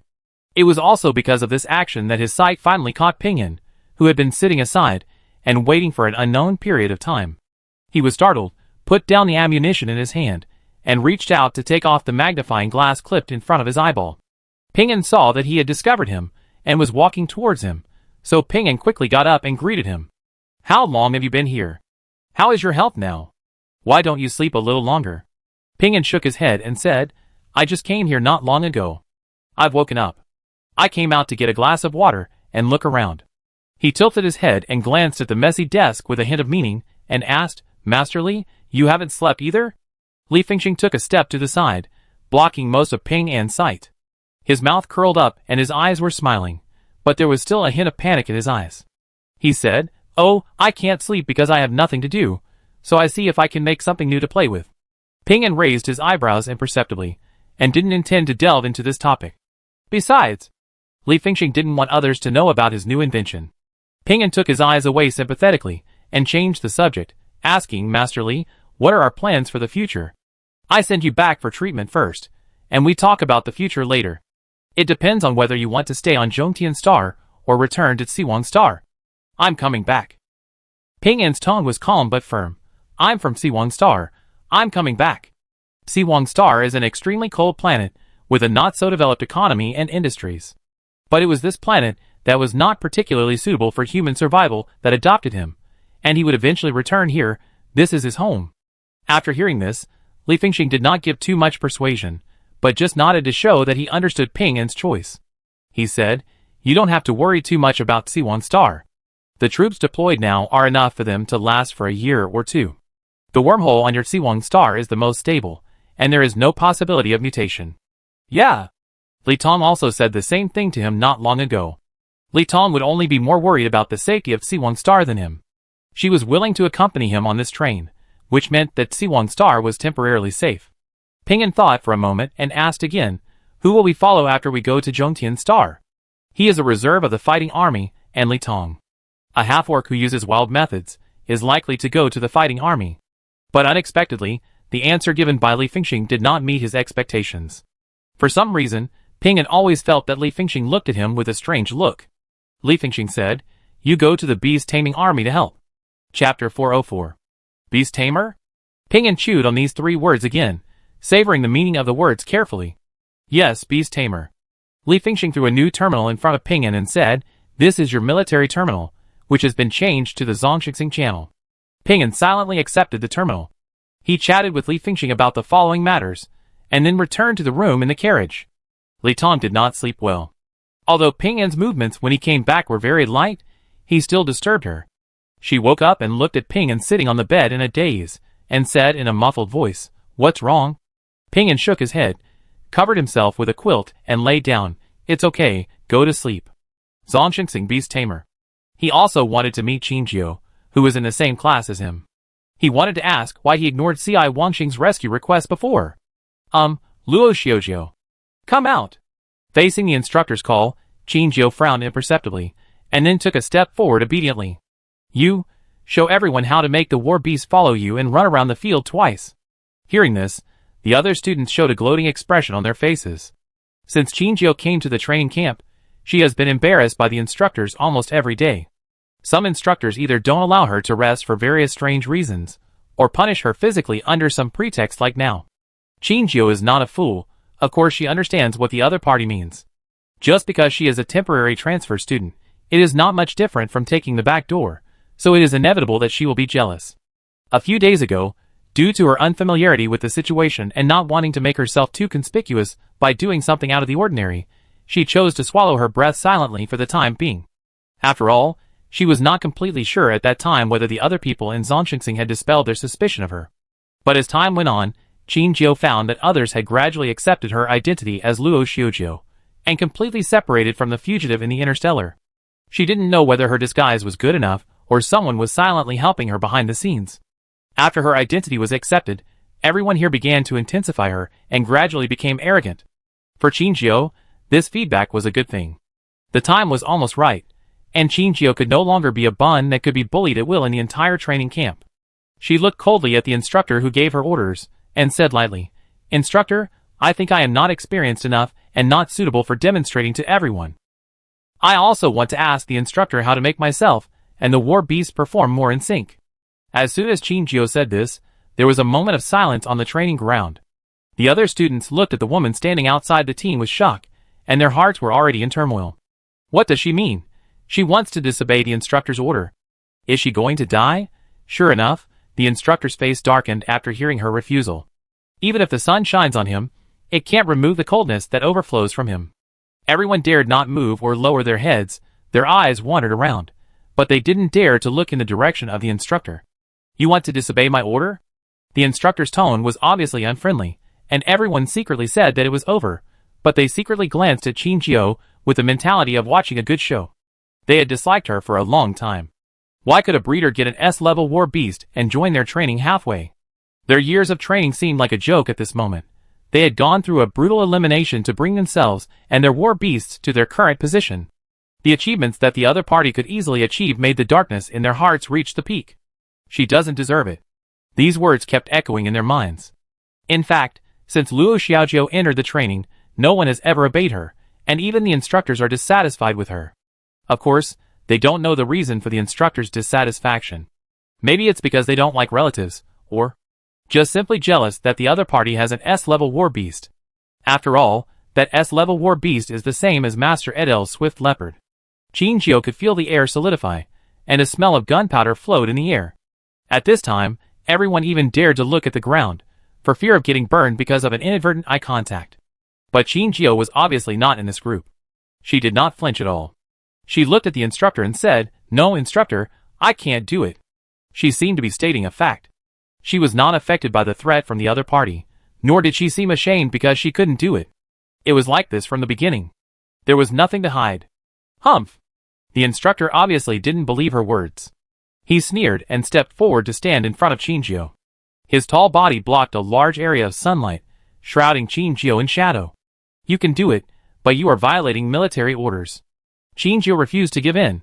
"I can't do it, instructor, I am also a newcomer." "You?" Seeing that Qin Jiu was not moved, the instructor was obviously a little annoyed. He pointed at the swift leopard lying on the other side of the team and ordered again, "Go!" It seemed that with just a little spark, this space would explode and burn dry and hot. Qin Jiu looked at it for a moment, and said as if defeated, "Okay." She came to the side of Meteor, and Meteor just opened one eye and glanced at her, then closed it silently, shook its ears, and seemed to fall asleep. This was what Chinjio had agreed with it. If the instructors made things difficult for them again today, Meteor would pretend to be in a bad mood and refuse to cooperate. Meteor was innocent and lively by nature, and of course, he didn't know how to act more realistically, so Lightning and Snow White became its animal life mentors. They kept teaching Meteor how to ignore human requests, and when to show kindness to humans to get what they wanted. It must be said that Lightning and Snow White were geniuses in this area, and they taught Meteor very well. It was even a little too good, which made Chinjio have a bad feeling. Meteor is becoming more and more like them, both in temper and behavior. Maybe in the future, only I can calm it down, or even she can't calm it down. Chinjio, just let Lightning and Snow White be similar, and don't pour all the bad water into Meteor's stomach. The two war beasts didn't tell all their experiences of playing with human emotions, and gave Meteor a pure white space. Chinjio coughed lightly, which was a secret signal between her and Meteor. If it heard her cough, it must not obey. Meteor, get up. Let's go for exercise. Chinjio's voice was so loud that almost all the students present could hear it. But the swift leopard in front of him didn't even bother to give him a look this time. It seemed to dislike Chinjio's noise, covered its ears, and turned away. Chinjio praised Meteor in her heart with satisfaction. She turned back to face the instructor, as if helpless, as if sighing, "Sorry, instructor, I can't do it." Chapter 405. In fact, it is not shameful or punishable to fail to do this. After all war beasts have big tempers, and cannot be tamed without instructions. No one will be punished for not being able to control the thoughts of war beasts. Even the instructors may not be able to make war beasts obedient. They just accidentally discovered Chinjio's peculiarity, and deliberately made things difficult for him. However, with the comparison between before and after, the instructor couldn't help but smile with victory. He said disdainfully, "Weren't you very capable before? Why? Now you can't even control a war beast?" His sarcasm almost turned into reality, and hit Chinjio, but Chinjio seemed very calm at this time, as if there was an invisible high wall blocking most of the hostility of the other party. She seemed not to feel the disdain in the instructor's words, and raised her eyes ignorantly, looking at the instructor's innocent eyes. She said, "Yes, instructor, I can't control it. That's why I need to ask you, instructor, can you show me a demonstration?" As soon as these words came out, the instructor's face changed obviously. The seemingly harmless girl in front of him put him in a position with no way out. She was asking for advice on the surface, but in fact, she wanted to embarrass him in front of everyone. He was mocking Luo Shujio for not being able to control the war beast, but what about himself? He himself was not sure if he could do it. Although his war beast was not an S-level war beast, it was relatively not that difficult to discipline. But an A-level war beast was not a pushover either. It didn't want to pay attention to you, and nothing you said would work. Maybe it would be willing to give itself a little face when it was in a good mood, but most of the time, it was too lazy to pay attention to itself. Everyone could hear Luo Shujio's words. If he refused, it would mean that he was unwilling to teach Luo Shujio, and Luo Shujio could use this reason to complain to the higher authorities and report him. Although there would be no substantial harm in the end, he would have to pay a certain price for this matter, and he would definitely have to review it. But if he agreed, and his war beast refused to cooperate, he would be humiliated in front of everyone. Why would an instructor who couldn't even manage his own war beast laugh at a student with a high-level war beast, not to mention that this student could command her S-level hurricane leopard before? It must be said that the instructor now deeply regretted what he had done just now. He shouldn't have found fault out of jealousy, and the woman in front of him didn't seem as cowardly and easy to bully as he imagined. At this moment, the claws hidden under the soft cotton were gradually revealing their original appearance, and if they were not careful, they might be torn to pieces. Chinjio looked at the instructor with expectation in his eyes, and the respect contained in them didn't seem to be fake. The instructor silently glanced at the students in the square formation. When they noticed the instructor's gaze, they immediately looked away, as if they were not affected by the two people at all. But anyone could see that they were paying attention to every move here at this time. The conversation between the instructor and Luo Shujio fell into everyone's ears without missing a word. They were all watching the show, and looking forward to the sequel of this good show. He couldn't lose face in front of the students. The instructor said with a stiff face, "Okay. Then you watch me." He walked to a wolf with a horn, coughed lightly, and said, "Unihorn, get up. Let's go for exercise." The wolf named Duju was counting the small stones on the ground out of boredom. It thought there was nothing to do anyway, so it was okay to run a few laps. So it blinked and swayed to get up. The instructor was overjoyed. Duju was really his beloved war beast. He was very good at giving his master face, but his smile froze before it stayed on his face for a few seconds. For some reason, Duju seemed to feel threatened and lay down again with his tail between his legs. It turned its head away and stopped looking at the instructor, and even moved on the ground, trying to get away from here. Instructor? ? He had never seen Duju look like this, and he didn't even have time to think about whether he was embarrassed or not. His concern for his war beast had prevailed. He walked a few steps to Duju and squatted down, anxiously saying, Dujiao, are you feeling unwell? Do you want me to take you to see a doctor? Dujiao didn't respond, got up and walked a few steps away, and sat down again. Now not only the instructor was confused, but even the other students couldn't understand the situation. Even if Dujiao was disobedient, he shouldn't have shown an attitude of alienation from his master. His behavior was a little too abnormal. Everyone was thinking about the reason for Dujiao's abnormality, but in fact, not everyone had no idea about it. Qingjiao silently withdrew his gaze from Dujiao and turned to look at Liuxing, who was lying still. Qingjiao clearly remembered that Liuxing had his back to them just now, but was facing Dujiao. Dujiao's sudden change made it difficult for Qingjiao not to connect the two. Qingjiao narrowed his eyes slightly, looked at the gray figure and sighed silently. Alas, it's over. He was still taught badly by Lightning and Baishue. Now they have learned to threaten other war beasts, but because of this, her original goal was achieved. The instructor fell into embarrassment. He could only look at the unicorn that was getting farther and farther away, and he couldn't say a word. The gazes from other students were obviously not mocking, but for some reason, he felt like a thorn in his back. His face was livid, and he stood there like a statue without saying a word. I don't know if he was thinking about how to make up for himself. At this moment, a voice came from a distance. Everyone who heard the woman's voice turned their eyes to the direction where the voice came from. Instructor Yuan, what are you doing there? Come here quickly, I have something to discuss with you. Hearing this, Instructor Yuan's eyes lit up, as if he had finally grabbed a life-saving straw, and hurriedly turned back to look at the person who came. He knew who the person was. He was the general manager of their training ground, responsible for managing all the business of the training ground personnel transfer. He came to the person like the wind, and he looked at the woman with the capable short hair in front of him, with a smile on his face. The woman was stunned. Instructor Yuan's enthusiastic appearance was enough to make people suspicious. She frowned and said, You were still standing there motionless just now, but now you are walking so fast. Is there an alien beast chasing you? She glanced behind Instructor Yuan, and then looked at his face again. Also, don't smile like that, it's scary. Instructor Yuan heard this, and tried to suppress the corners of his mouth. But doing so would only make his smile more distorted, and his expression more hideous and ugly. The woman closed her eyes, and said silently in her heart, Forget it.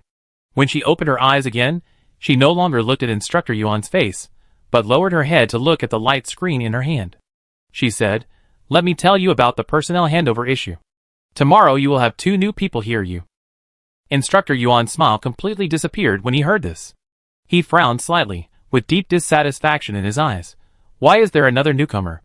Who's squeezed in? What kind of troublemaker is this? After he finished speaking, he glanced at Qingjiao behind him with a meaningful look.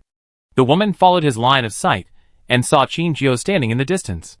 She knew this newcomer introduced by Tianqing. It was normal for these people to have opinions about the sudden addition of a parachuted guy. But the woman did not say anything to comfort him. She said, It's not a troublemaker who joined the class. It's different from her. You don't have to worry. What is that? The woman looked up and looked at the man in front of her with a puzzled face. Her calm words were like a big stone thrown into the lake, stirring up a storm. The newcomer is the instructor. Chapter 406. What? This news is more annoying than adding 2 more students. Adding 2 more instructors means that their courses need to be reorganized, and their future decisions also need to be agreed by the newcomers, which increases the workload much more than adding 2 more students. Instructor Yuan put one hand on his waist and scratched his hair with the other hand. He whispered, What's going on? Hasn't the course for this batch of students been confirmed? You're adding instructors now? What are you thinking? The woman shrugged. She also felt helpless. After all, this decision made her come back last night to work overtime, just to organize the system for the 2 newcomers. She was not much less angry than Instructor Yuan. But facing the tasks assigned by the superiors, she dared not speak out. Now her task has ended, and the next thing is to communicate with each other among the instructors. But thinking of those two somewhat immature faces, she looked at Instructor Yuan meaningfully and said, I don't know about that. This is an order from above. But, she thought about it, and took back the second half of the sentence. She showed an intriguing smile, and the playfulness in her eyes made Instructor Yuan's back hairy. But what? Don't just say half of it.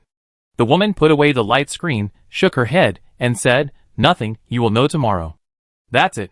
She paused and joked, Remember to control your temper, and don't make trouble for me. After saying that, she waved her hand, turned back and walked into the shadow of the building, as if she had separated herself from him into two worlds. Instructor Yuan was confused and said to himself, What is this? What do you mean by controlling your temper? Can I still find fault with the instructor? Soon he understood that he really wanted to find fault with the instructor. After the sun set in the west, the sky seemed to be splashed with thick ink and was pitch black. And the stars were like white ink dotted in it, which was particularly obvious in the dark canvas. In the black curtain that was taken in by the eyes, a few stars were all the light sources in the sky. And on the ground, a city that never extinguished was still prosperous, and even the light emitted from the city had a tendency to cover the starlight. And in this beautiful, prosperous, and eye-catching city, an extremely discordant scene appeared. Instructor Yuan was standing in front of the short-haired woman. He couldn't understand the scene in front of him, and tried to get the woman to give a reasonable explanation. The woman looked at the instructor team headed by Instructor Yuan. She remembered her surprise last night, and now finally found a balance point in him. See, I was not much less shocked than you are now. Because of the information gap, the woman was like a calm king facing the anger of her subjects. She said calmly, Didn't I inform you yesterday? 2 new instructors are here today. No, you. Instructor Yuan opened his mouth, raised his hand and pointed at the woman and the 2 children behind her, and then seemed unable to form a complete sentence. He scratched the short hair on the top of his head and turned around in a hurry. Another instructor said, But you didn't say there would be 2 children. What the hell? How can little brats be instructors? Huh? A group of instructors quickly echoed, clearly showing their dissatisfaction. Instructor Yuan sighed, he stopped the others behind him, and the noisy voice stopped for a while. Instructor Yuan looked at the woman, and seemed to have finally found his rationality. He said, Tell me, what are their strengths that make them have the capital to join this team? After calming down, Instructor Yuan finally pointed the finger at the core. It's not that the 2 children can't be instructors. This place has always valued ability rather than age. Since the superiors arranged 2 children to come down, it means that the 2 children must have their own outstanding features. But for Instructor Yuan, although he didn't want to admit it, at this moment he really preferred to have 2 troublesome students. The woman saw that everyone was quiet, so she said, formally introduced the 2 new instructors to everyone. She waved to the 2 of them, and then said, This is Pingyan, this is Li Tong. They are both from Porcelain King Star, and the subject they teach is fighting skills. After speaking, there was a moment of silence in the air, and then the discussion was everywhere. Fighting skills? Did you get something wrong? This is the Beast Tamer training camp. What kind of fighting instructor do we need? That's right. 2 little brats, who don't even have a war beast, how can they be instructors of the Beast Tamer? Why do these 2 names sound so familiar? Do you think so too? I feel like I've heard them there. Amidst the doubts, someone raised his doubts. These 2 names seem familiar. Where have they heard them before? Just as they were discussing, Instructor Yuan, who was standing at the head, suddenly spoke up and said, You are the half-orc Li Tong. His eyes fell on the boy's arm, which was hidden under the instructor's uniform, and there was no clue. Instructor Yuan then completed the second half of the sentence. Wen Shui's student? Wen Shui is one of the few good fighting talents in the interstellar space. She has always been at the top of the class since she was in the military. Later, she went to the Porcelain King Star and became Qin Jing's teacher. I heard a while ago that she had received a good seedling, very precious, and everyone found out that the other party was actually a one-armed man. However, when they knew the reason why the other party was injured, they all felt sorry for the child, and at the same time, they were proud of him for overcoming all difficulties to get to where he is now. When Pingyan heard Wen Shui's name, he nodded and said, Yes, I am teacher Wen's student. Chapter 407. When everyone heard Wen Shui's name, they also vaguely remembered the identity of the boy in front of them. Isn't he disabled? It doesn't matter, right? After all, there are mechanical arms now. Disabled? He is a student who can fight with Wen Shui, can you? He was beaten by Wen Shui, and cried when he was in school before. Hey! Just talk about the matter. Why are you suddenly exposing other people's black history? You are not kind. But we are the beast-taming army fighting. Don't we already have an instructor with a similar position? Yes, you said that Li Tong is suitable. After all, she is a half-orc, and she can chat with the war beasts, but this Ping An. Everyone's eyes were like sharp needles, piercing Ping An's body fiercely, as if to pierce scars on Ping An's soul. They were really rude. In the past, Li Tong would have come up and beaten people without hesitation. But now they are in Zhongtian Star, living under someone else's roof, and she also has to consider Ping An's condition, so her hot temper has been restrained. She silently stepped forward and blocked most of the sights directed at Ping An.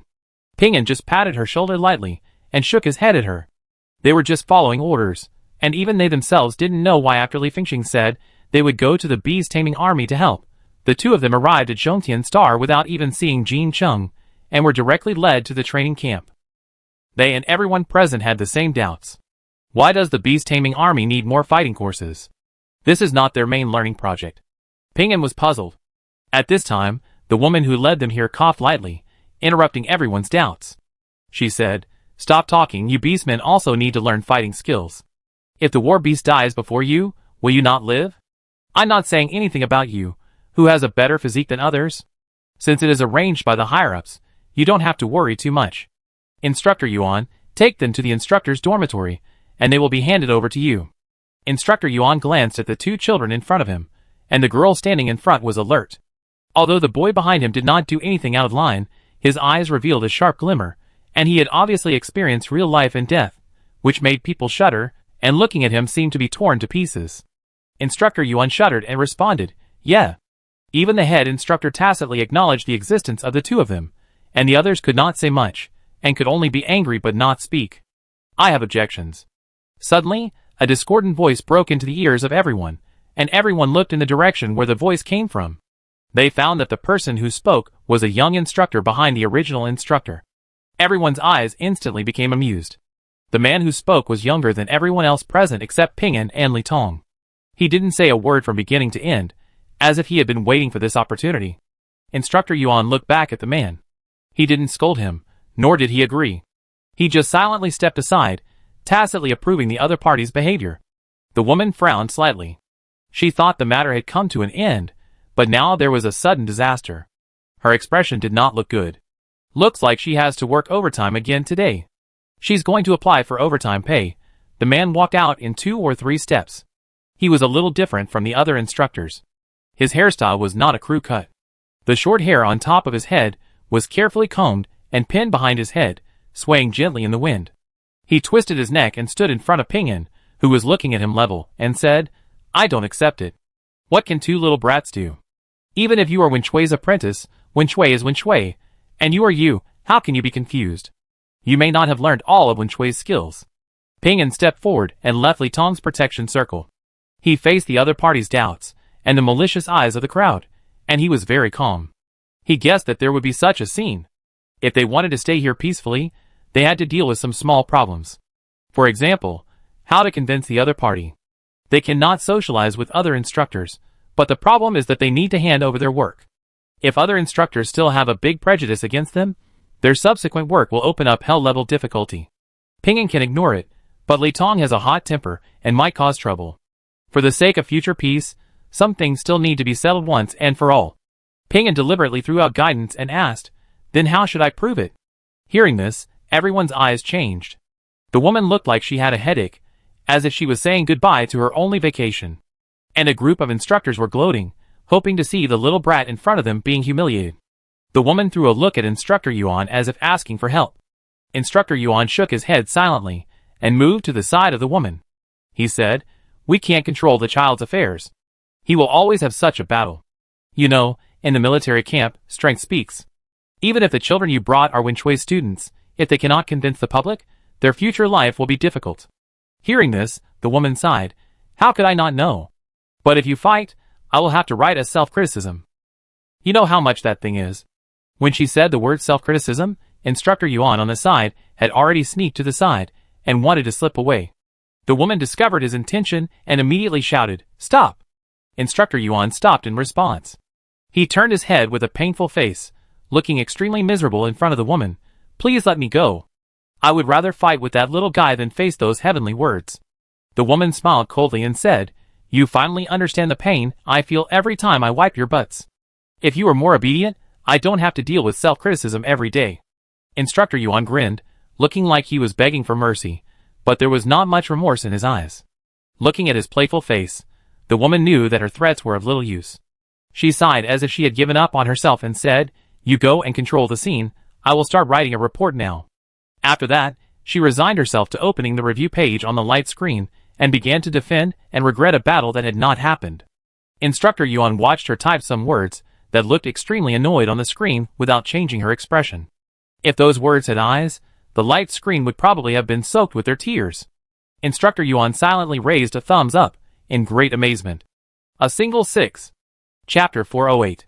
The smell of gunpowder over there has spread. Instructor Yuan sighed and stepped forward to stand beside the two. This competition must be carried out, otherwise the two newcomers will not be able to gain a foothold in this place where strength is supreme. Of course, if they lose, it is because they are incompetent and cannot blame others. If you ask Instructor Yuan what he thinks, he certainly hopes that the two little guys can lose this competition. After all, no one wants to drop two newcomers into the team at work. It is not an ordinary trouble for him to lead them from the beginning. But Wen Chui is not an ordinary person. Her attainments in fighting skills are well known in the interstellar world, and she is very good at teaching.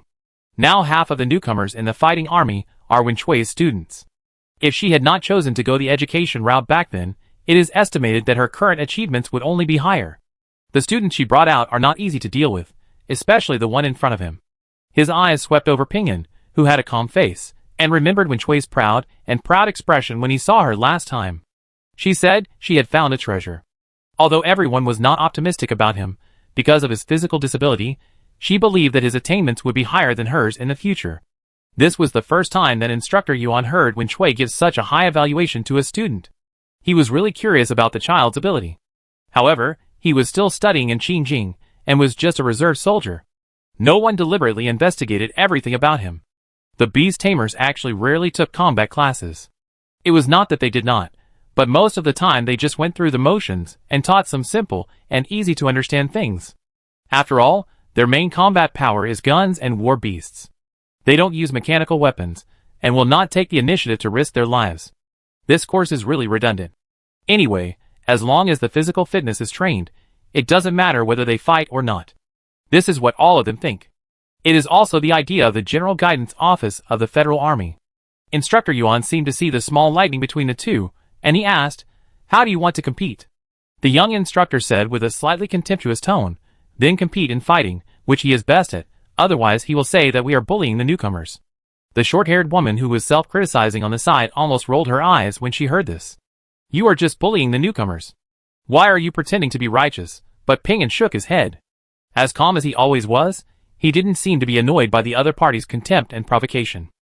He said calmly, No, then I will bully you. It was a calm tone, but everyone heard that his attitude was expressed between the lines. You are not worthy. Everyone was annoyed and clamored to come up and teach him a lesson.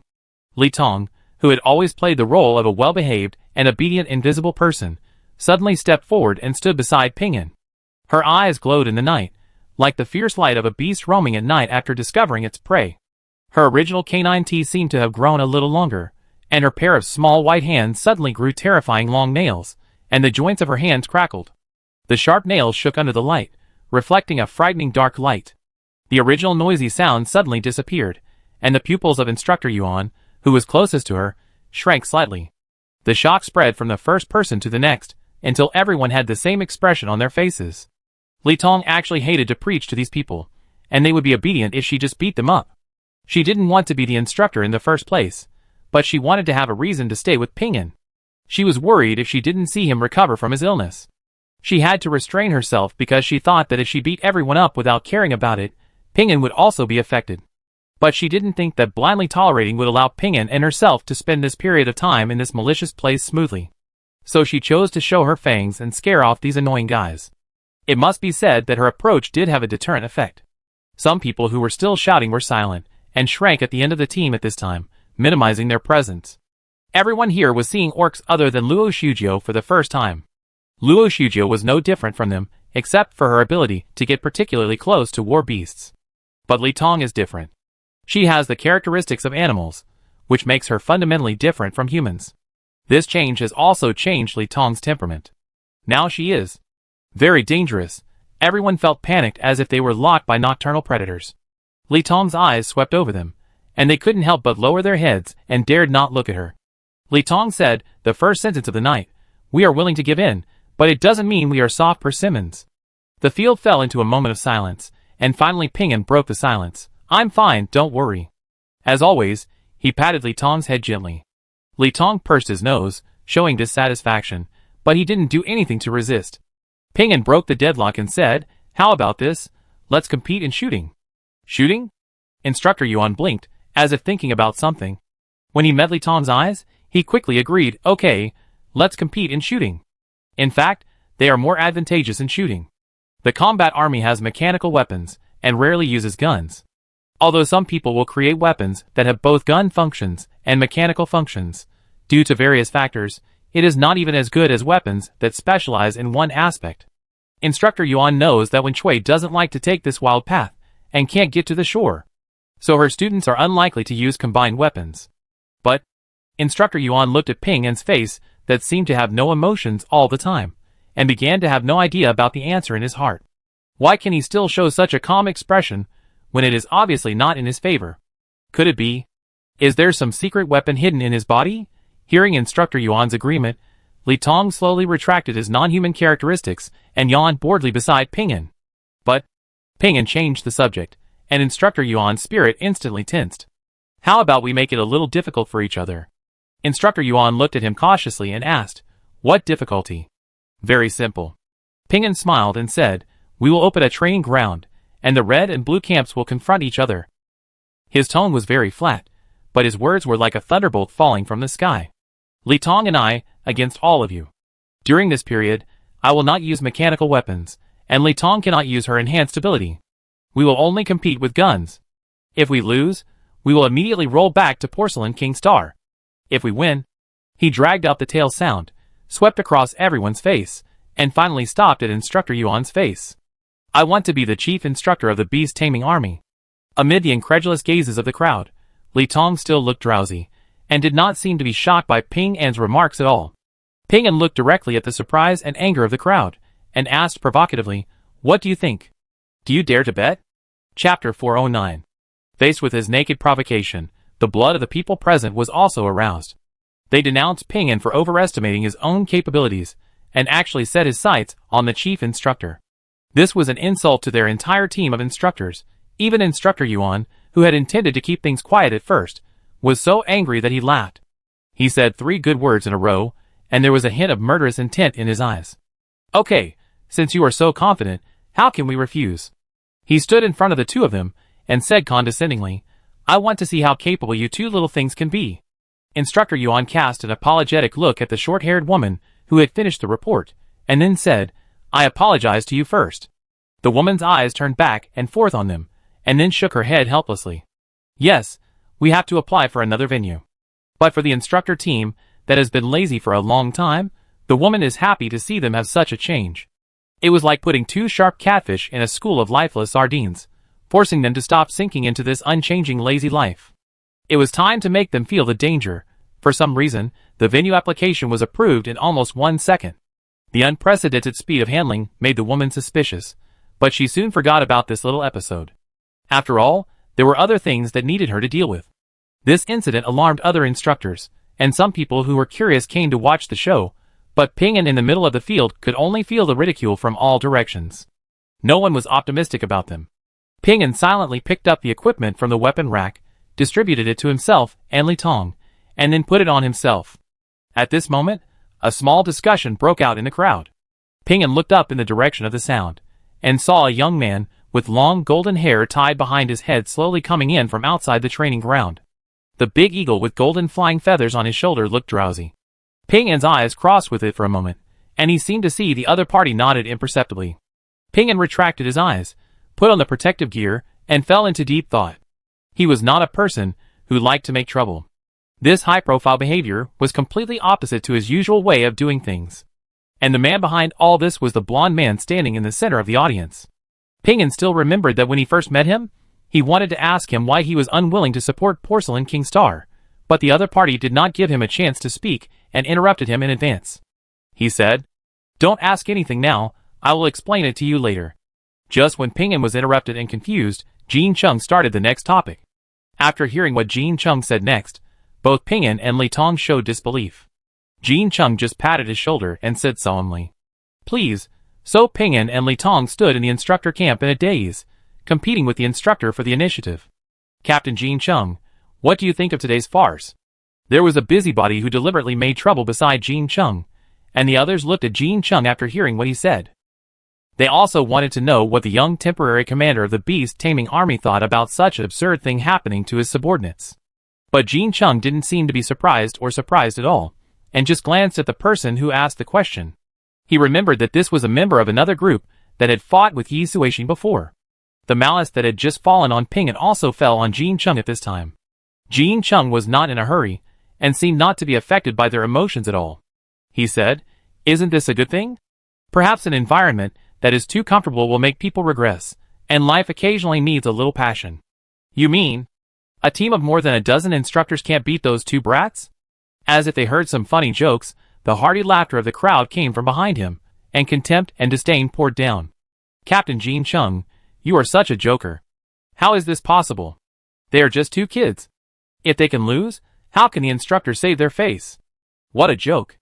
Jean Chung did not show any anger because of their ridicule. Instead, he asked with a fake smile, "So you mean you have no place to save your face?" As the voices of the crowd gradually faded, he added, "Ping An is the same age as me." As soon as he said this, the man who originally talked to him suddenly looked ugly. Ping An is now like Jean Chung, who competed with them for the position of commander not long ago. The result is obvious. All of them, the old hands, lost, and a yellow-haired boy took the position they were eyeing. Each of them is at least one generation older than Jean Chung, but in the end, they still have to listen to this kid. The current situation is a bit like a replica of that time. They gradually restrained themselves, and did not dare to offend Jean Chung. Who dared to talk to him? Wouldn't that be a slap in the face? Jean Chung also ignored their silence and watched the changes in the environment in the field.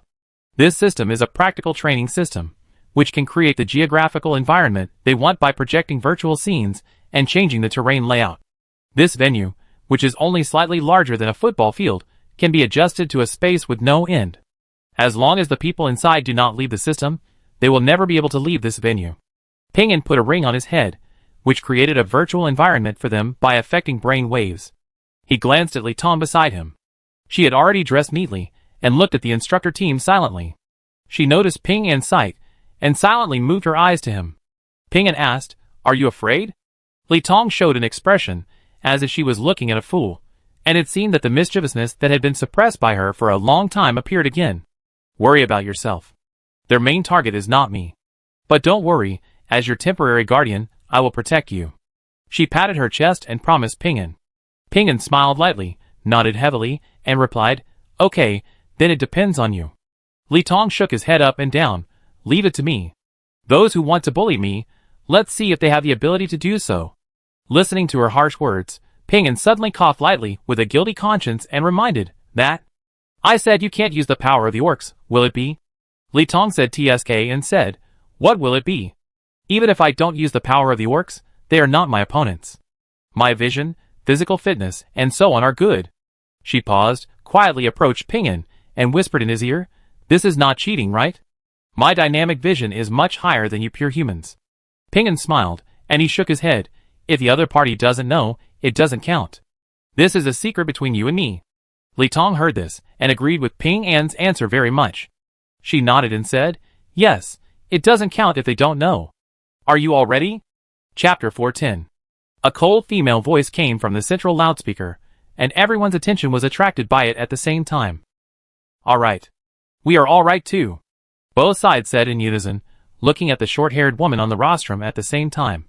The short-haired woman slowly moved her eyes to Jean Cheng's face, and after Jean Chung nodded affirmatively, the woman said, "The countdown for the environment change is about to begin." The emotionless mechanical female voice resounded throughout the space.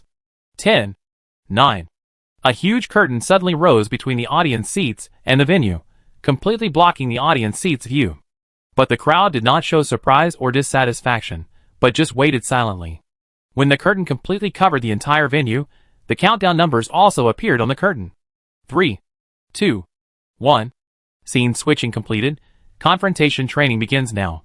The remaining number of players on both sides. 12 on the blue side, 2 on the red side. A whole mountain forest appeared on the screen in front of the audience.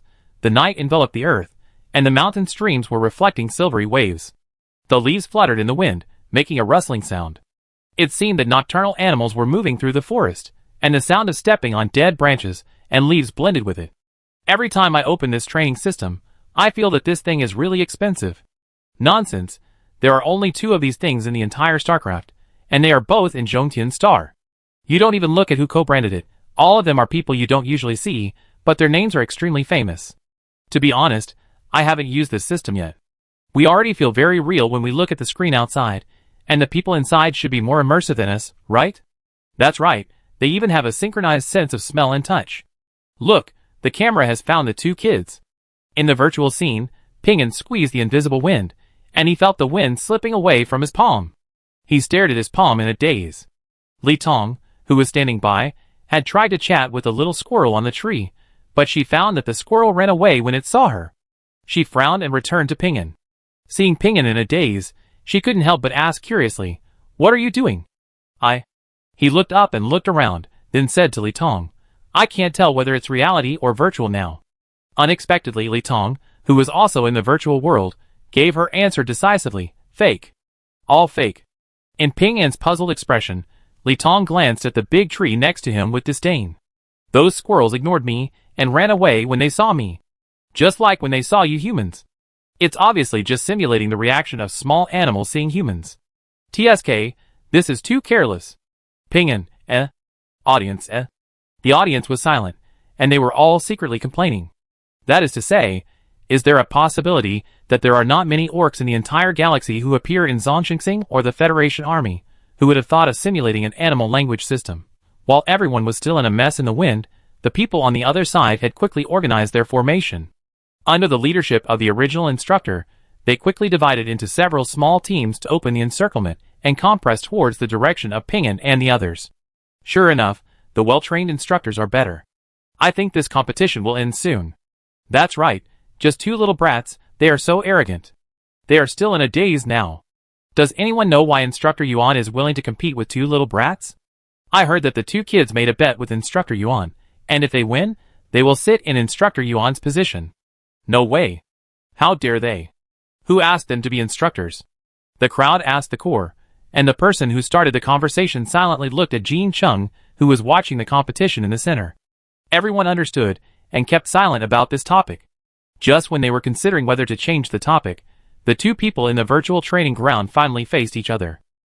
Ping'an and Li Tong were hiding in the tree, and a team of 4 people was slowly approaching from the other side of the river. "For people at 10 o'clock. Li Tong said in a low voice, and then looked to the other side, his face solemn. "There are also 4 people at 3 o'clock. Sure enough, as they thought, the other party would form 3 teams of 4 people to compress their activity space. If they were using normal guns, they could completely wipe out the enemy with their current concealment and the distance the enemy was approaching. After all, Li Tong's vision was better than that of normal people even without using the power of her bloodline. She could see the enemy at this distance, but the enemy might not be able to see them. But if they continued to stand still and waited for the 2 sides to attack and another team to come to support them, they would definitely lose. Get rid of the group on the right first." Li Tong concluded before Ping'an spoke. Ping'an nodded, and he also felt that Li Tong's suggestion was correct. After all, there was no shelter on the river's surface. If they chose to attack the team on the left first, it would be easy to expose their position and then be discovered by the other 2 teams. The team on the right shuttled through the woods. With a natural barrier, they could solve it quietly. Ping'an and Li Tong landed slowly. Li Tong provided location information and road selection, while Ping'an followed behind her to think about the attack plan. This group of people had been in Zhongtian's star for too long and lacked practical experience. Even if they had a perfect combat plan, they might not have the ability to implement it. Ping'an and Li Tong, who had just experienced life and death on Siwang's star, were slightly better than the other side in terms of reaction and physical fitness. Their steady pace made the audience outside the venue dare not breathe. Do you think? They seem to have perfectly avoided all detections, and are approaching the team at a terrifying speed? Didn't they only have short-range guns as their personal belongings? How come they seemed to have their own navigation? Jean Chung listened to their conversation and just touched Hurricane's head. Hurricane, who was half asleep and half awake, felt dissatisfied and pecked Jean Cheng's palm lightly. Instructor Yuan's combat strategy has not improved at all. Jean Chung has read the training records over the years and found that every time he trained against other instructors, Instructor Yuan always used the same strategy. It was too easy to figure out his mind. Perhaps they have been away from actual combat for too long and now lack the necessary adaptability and are still immersed in past experience. In fact, this empiricism is a fatal flaw in the ever-changing battlefield. As long as their way of action is seen through, their strength will be weakened to the greatest extent. Jean Chung had told Ping An about the possible encirclement and suppression methods of Instructor Yuan and his team not long ago. Ping An and Li Tong are smart people, and the tacit understanding between Ping An and Li Tong is beyond ordinary people. They will make the best adjustments and counterattack in the shortest time. This competition was not Ping An's arrogance from the beginning, but Jean Cheng's manipulation behind the scenes. Everyone watched Ping An and Li Tong go around and knock down the team silently, and they were all horrified. Even the few people who had just left the battle were still standing in the area prepared for the eliminated players, unable to recover for a long time. What the hell? Chapter 411. What happened? How did you die? I was shot in the back. Me too. I swear, I really confirmed that there was no danger when I was the last one. Watch the replay. The 4 people didn't even have time to send a message to their teammates, and they had already left the battlefield. They could only gather together to watch the replay of their own deaths, and they felt aggrieved no matter how they thought about it. In the replay video, they saw Li Tong climb up the tree at an astonishing speed at the moment when the sentry turned back, and Ping An hid behind a big rock and acted according to Li Tong's instructions. In terms of shooting, Li Tong was not as good as Ping An, so this time their division of labor was also very clear. Li Tong was responsible for guiding the direction, and Ping An was responsible for shooting. Under Li Tong's guidance, Ping An quickly stepped into their shooting range. He quickly shot and killed the person who was behind him. The gunshot attracted the other party's attention, but when they reacted, it was too late. Li Tong fell from the tree and knocked down 2 of them. After Ping An shot another person dead, he and Li Tong dealt with the 2 people who fell to the ground. In their field of vision, they could only glimpse a little outline of Li Tong and Ping An, and they were teleported out before they could figure out what happened. Their faces were livid, and they really couldn't imagine that they would be out of the battle in such a frustrating way. It was a great shame for the instructors. Although they could no longer contact other teammates, they could still check the changes in the situation. So several people sat in the chairs gloomily and observed the big screen above. The gunshots after they were eliminated attracted the attention of the Riverside team. Several people looked at each other and immediately sped up to approach this side. Li Tong and Ping An did not stop, and quickly ran in another direction. Li Tong, take a look at their current position. The team by the river is about 9 o'clock. Okay, let's go to their side. A trace of doubt flashed in Li Tong's eyes, but without any hesitation, he turned around and followed Ping An forward. Ping An suppressed his voice while hurrying on the road, and said, "Do you remember what Jean Chung said?" Li Tong thought about it and nodded. "When we run to the position roughly between the 2 teams, we will fire blanks to attract them. Instructor Yuan and his team are on land, and their speed is faster. You stay to attract Instructor Yuan and his team's attention. What about you?" "Me?" Ping An suddenly showed a mysterious smile, and said, "Of course I will go to cause some trouble." At this time, an emotionless mechanical female voice suddenly appeared in the minds of the instructor team. They slowed down their pace and looked at each other in surprise. The blue team has lost a member, and the remaining number is 8. What happened? 1 team was wiped out. Let's see which team it is.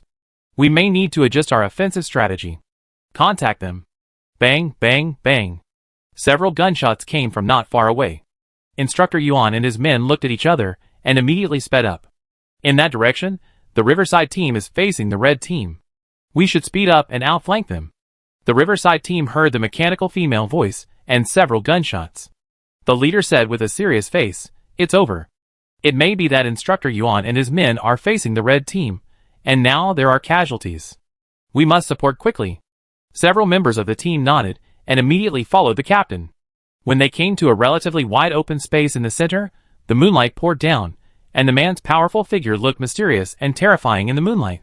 The elongated shadow on the ground was like a man-eating monster in the dark night, spreading towards the human side.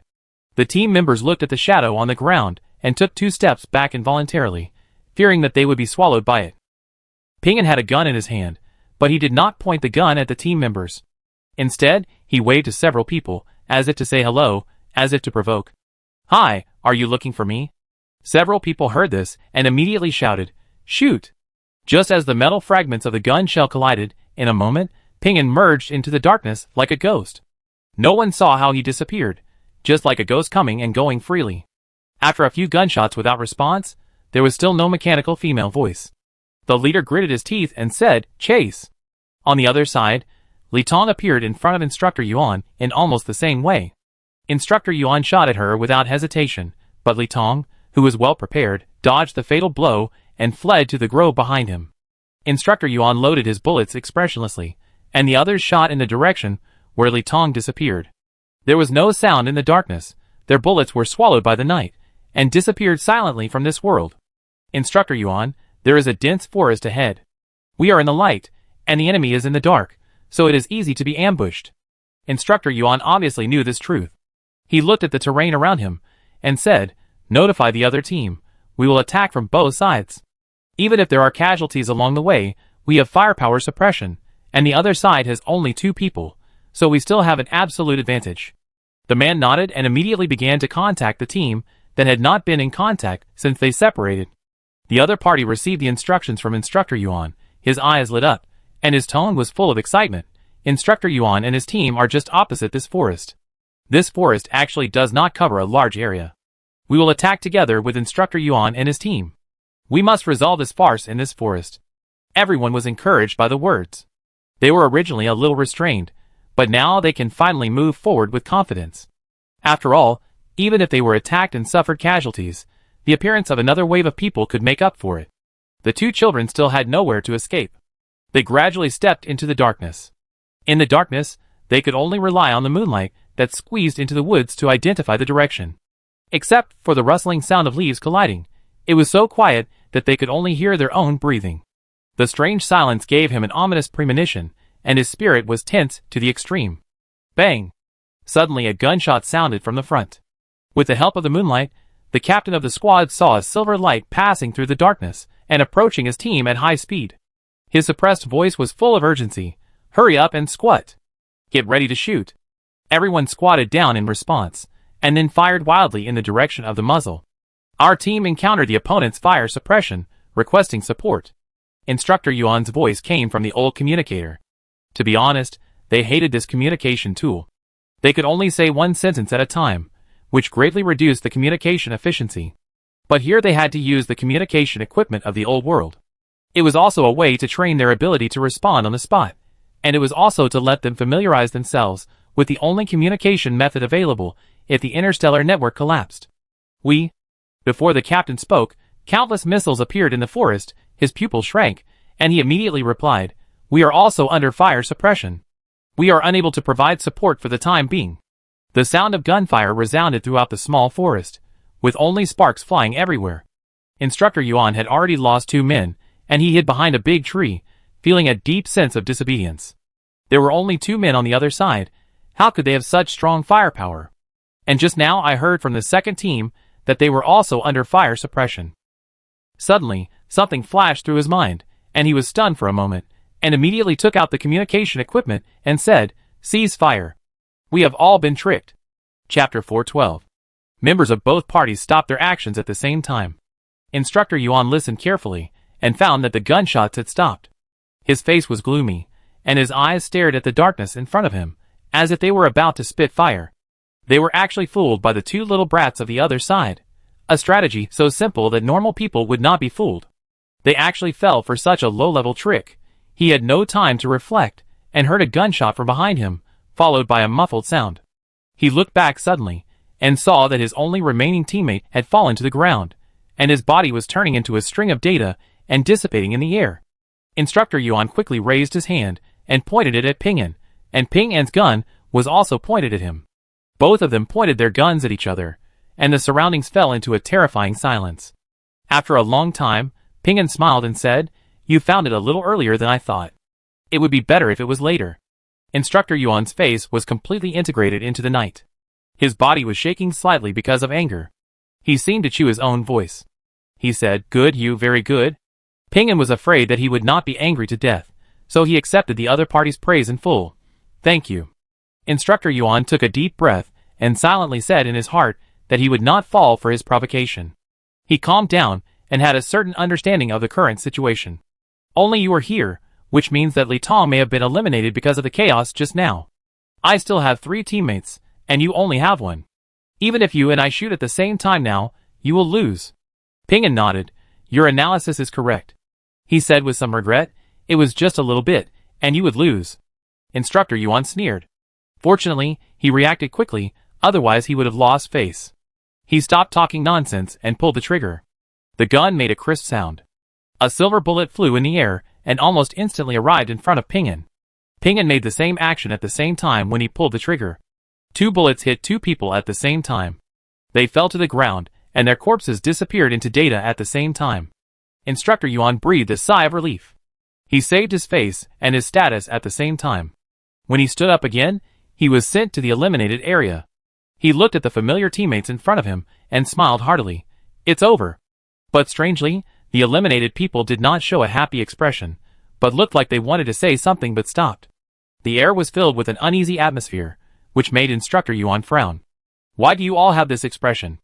At this time, Ping'an, who was also eliminated, walked over slowly. There was no sadness on his face after being eliminated. Instead, he was smiling, which made Instructor Yuan more uneasy. He looked around, trying to find another person in this space. Li Tong was not there. Ping'an came to him at this time and smiled. "Instructor Yuan, you guessed right. If you and I shoot at the same time, I will indeed lose." But he stretched out a finger and pointed to the big screen in front of him. The screen showed the 2 sides still fighting. The status bar at the top showed 1 person left on the red side and 3 people left on the blue side. "I lost. Li Tong is not yet." After he said that, the situation on the screen changed. The last gunshots of the 2 of them attracted the attention of another team, and at this moment, Li Tong hid in the tree and fired in their direction. Like a boulder falling into the lake, the few people who were still on standby in place fired in response until their bullets were temporarily exhausted. "What's going on? Did you hear the system broadcast just now?" "I heard it. Our team. There are only 3 of us left in our team." "Don't panic. Isn't there only 1 person left on the other side? Maybe the team just now solved one of them? But we have no action guide now, Hey! Don't forget who you are. You are all retired from the Federal Army. Look at your current appearance. What a disgrace." Hearing this, the 2 calmed down a little and began to think about the plan. Who is the remaining one on the other side? Ping'an or Li Tong? I prefer Ping'an. That little girl is so weak and looks unreliable. I prefer Li Tong. Don't forget that she is a half-orc. Even without using the orc's abilities, her ability to survive in the woods should be better than that of ordinary people. You should also pay attention to the situation in the trees. After all, the enemy is in the dark now, and we... TSK. If I could only bring guns and nothing else, I would have already lifted this mountain with a scanner. What's the use of saying this? Load the bullets quickly. At this moment, the man who was still complaining suddenly fell forward. Before he disappeared, his eyes were full of astonishment. Be alert. The only 2 people left reacted immediately, back to back and paying attention to the situation around them. The gunshot came from the right front, which was the darkest place in the entire forest, and the moonlight could not penetrate it. The 2 silently took a step in that direction, and another gunshot was heard, and a bullet fell not far in front of them. Immediately, they seemed to hear a dissatisfaction hidden under the sound. Over there. Shoot! Hearing this voice, the 2 immediately shot at the tree, and the branches that were not shaking much began to sway rapidly. After a chaotic battle, the 2 were still eliminated by Li Tong, who fell from the sky. When everyone appeared on the stage, the system broadcast sounded, "Congratulations to the red team for the victory. Blue team, please keep up the good work. The confrontation mode is about to be closed 10, 9, 8. The imagined cheering voice did not appear, and the whole venue, including the audience, was silent. Jean Chung in the audience suddenly sneered, and then slowly stood up and left. When he passed the man who provoked him at the beginning, he deliberately paused for half a second. Just a glance at him had caused him serious psychological trauma. Look, I said they will win. Chapter 413. After Jean Chung left, the audience began to talk again. Look at how arrogant he is. It's really annoying. But what can you say? They did win, just like last time. I think that Instructor Yuan is stupid. He was tricked like this. If I were him, I would kill myself right now. Stop talking nonsense here. Maybe you will be tricked too. Are they cheating? How could the whole operation be done in one go without any hesitation, as if they knew the opponent's strategy from the beginning? Don't tell me, it seems to be true. The discussions in the audience could not affect the people on the field at all. Ping-An gently rubbed Li Tong's head and smiled. Thank you for your hard work. Li Tong snorted, but she looked happy. It was just that she seemed to suddenly remember something unpleasant, and the smile on her face collapsed. Ping-An noticed her strangeness and asked, What's wrong? Are you hurt? Li Tong looked at her empty palm with disdain. She thought of what happened not long ago, and said angrily, No. I want to practice shooting. Ping-An, ? Suddenly thinking of Li Tong's empty gun in the final duel, Ping-An suddenly realized. He coughed lightly and said, It's okay, you don't usually use a gun. No. I want to practice shooting. She repeated her words firmly, as if she was still brooding over what happened just now. Originally, she could have killed the two directly in the dark to achieve the goal, but who knew that because of her poor shooting accuracy, she almost let the two go right under her nose. If it wasn't for the mistake, she wouldn't have had to contact the remaining two instructors. I hate physical contact with other people the most. Ping-An saw that she looked indignant, and it was difficult to say anything, so he could only follow her words and continue. Okay, I practice with you. Hearing this, Li Tong's mood improved a little. Compared with the harmonious relationship here, the mood of the people on the other side was very complicated. They all looked at Instructor Yuan in the front, and didn't know what to say for a moment. Instructor Yuan's face was livid, and a storm seemed to be brewing in his dark eyes. He exuded an aura of keep away from strangers, which made everyone unable to help but slowly move back half a step. After a long time, he let out a long breath, suppressed the aggrieved spirit, and tried to act calmly and walk towards Ping-An and Li Tong. Ping-An's eyes swept over Instructor Yuan, who was coming over, and he stepped forward to look at him, and the faint smile on his face became a sign of ridicule. Instructor Yuan, thank you. Instructor Yuan took a deep breath, his voice hoarse, and said, You win, from now on, you are the chief instructor here. He gritted his teeth and said the second half of the sentence, You are the chief instructor here. After saying that, he left quickly as if he was running for his life, as if he would be tortured by the eyes of others present if he was a little later. Ping-An looked back at Li Tong, and then looked up at the audience. Jean Chung, who was originally sitting in the seat, had disappeared, and it was unknown when he started to leave. Ping-An successfully checked in, with the help of the short-haired woman. However, when it came to the handover of work, she showed a meaningful smile on her face.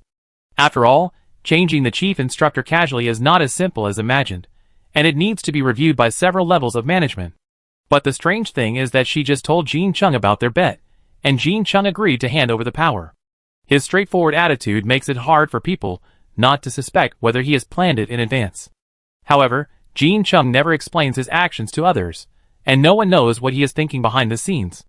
But things have been settled, and she only needs to follow the regulations for all subsequent matters. Early the next morning, Ping-An and Li Tong came to the door of Jean Cheng's office. He knocked on the door, and Jean Cheng's voice came from inside, Come in. After the two went in, they found that Jean Chung was still feeding freeze-dried food to Hurricane. Hurricane saw Li Tong and looked at him curiously for a few more times. In the end, its attention was still attracted by the freeze-dried food, and it continued to fight with its own food. Ping-An closed the door and finally asked the question that had troubled him for a long time. Why do we have to fight for the position of chief instructor? This was Jean Cheng's request when they first met, and it is also the answer that Ping-An is still curious about. Jean Chung put down the freeze-dried food in his hand, and finally stood up and looked at Ping-An. He said, Because I need your help. Ping-An frowned. What Jean Chung said now was as confusing as the last time they met. He asked, What help? Jean Chung, help me take care of someone in the training camp. Ping-An was stunned. He didn't expect it to be such a boring reason. He had heard a lot of rumors about Jean Chung along the way, but he believed that since Jean Jiu had a high opinion of Jean Chung must be a trustworthy person. So he agreed to Jean Cheng's request at that time, but when he heard Jean Cheng's words at this time, his impression of him inevitably declined. Ping-An couldn't help but sneer. You went to so much trouble to get us to grab this position, but it was just for your own selfish desires?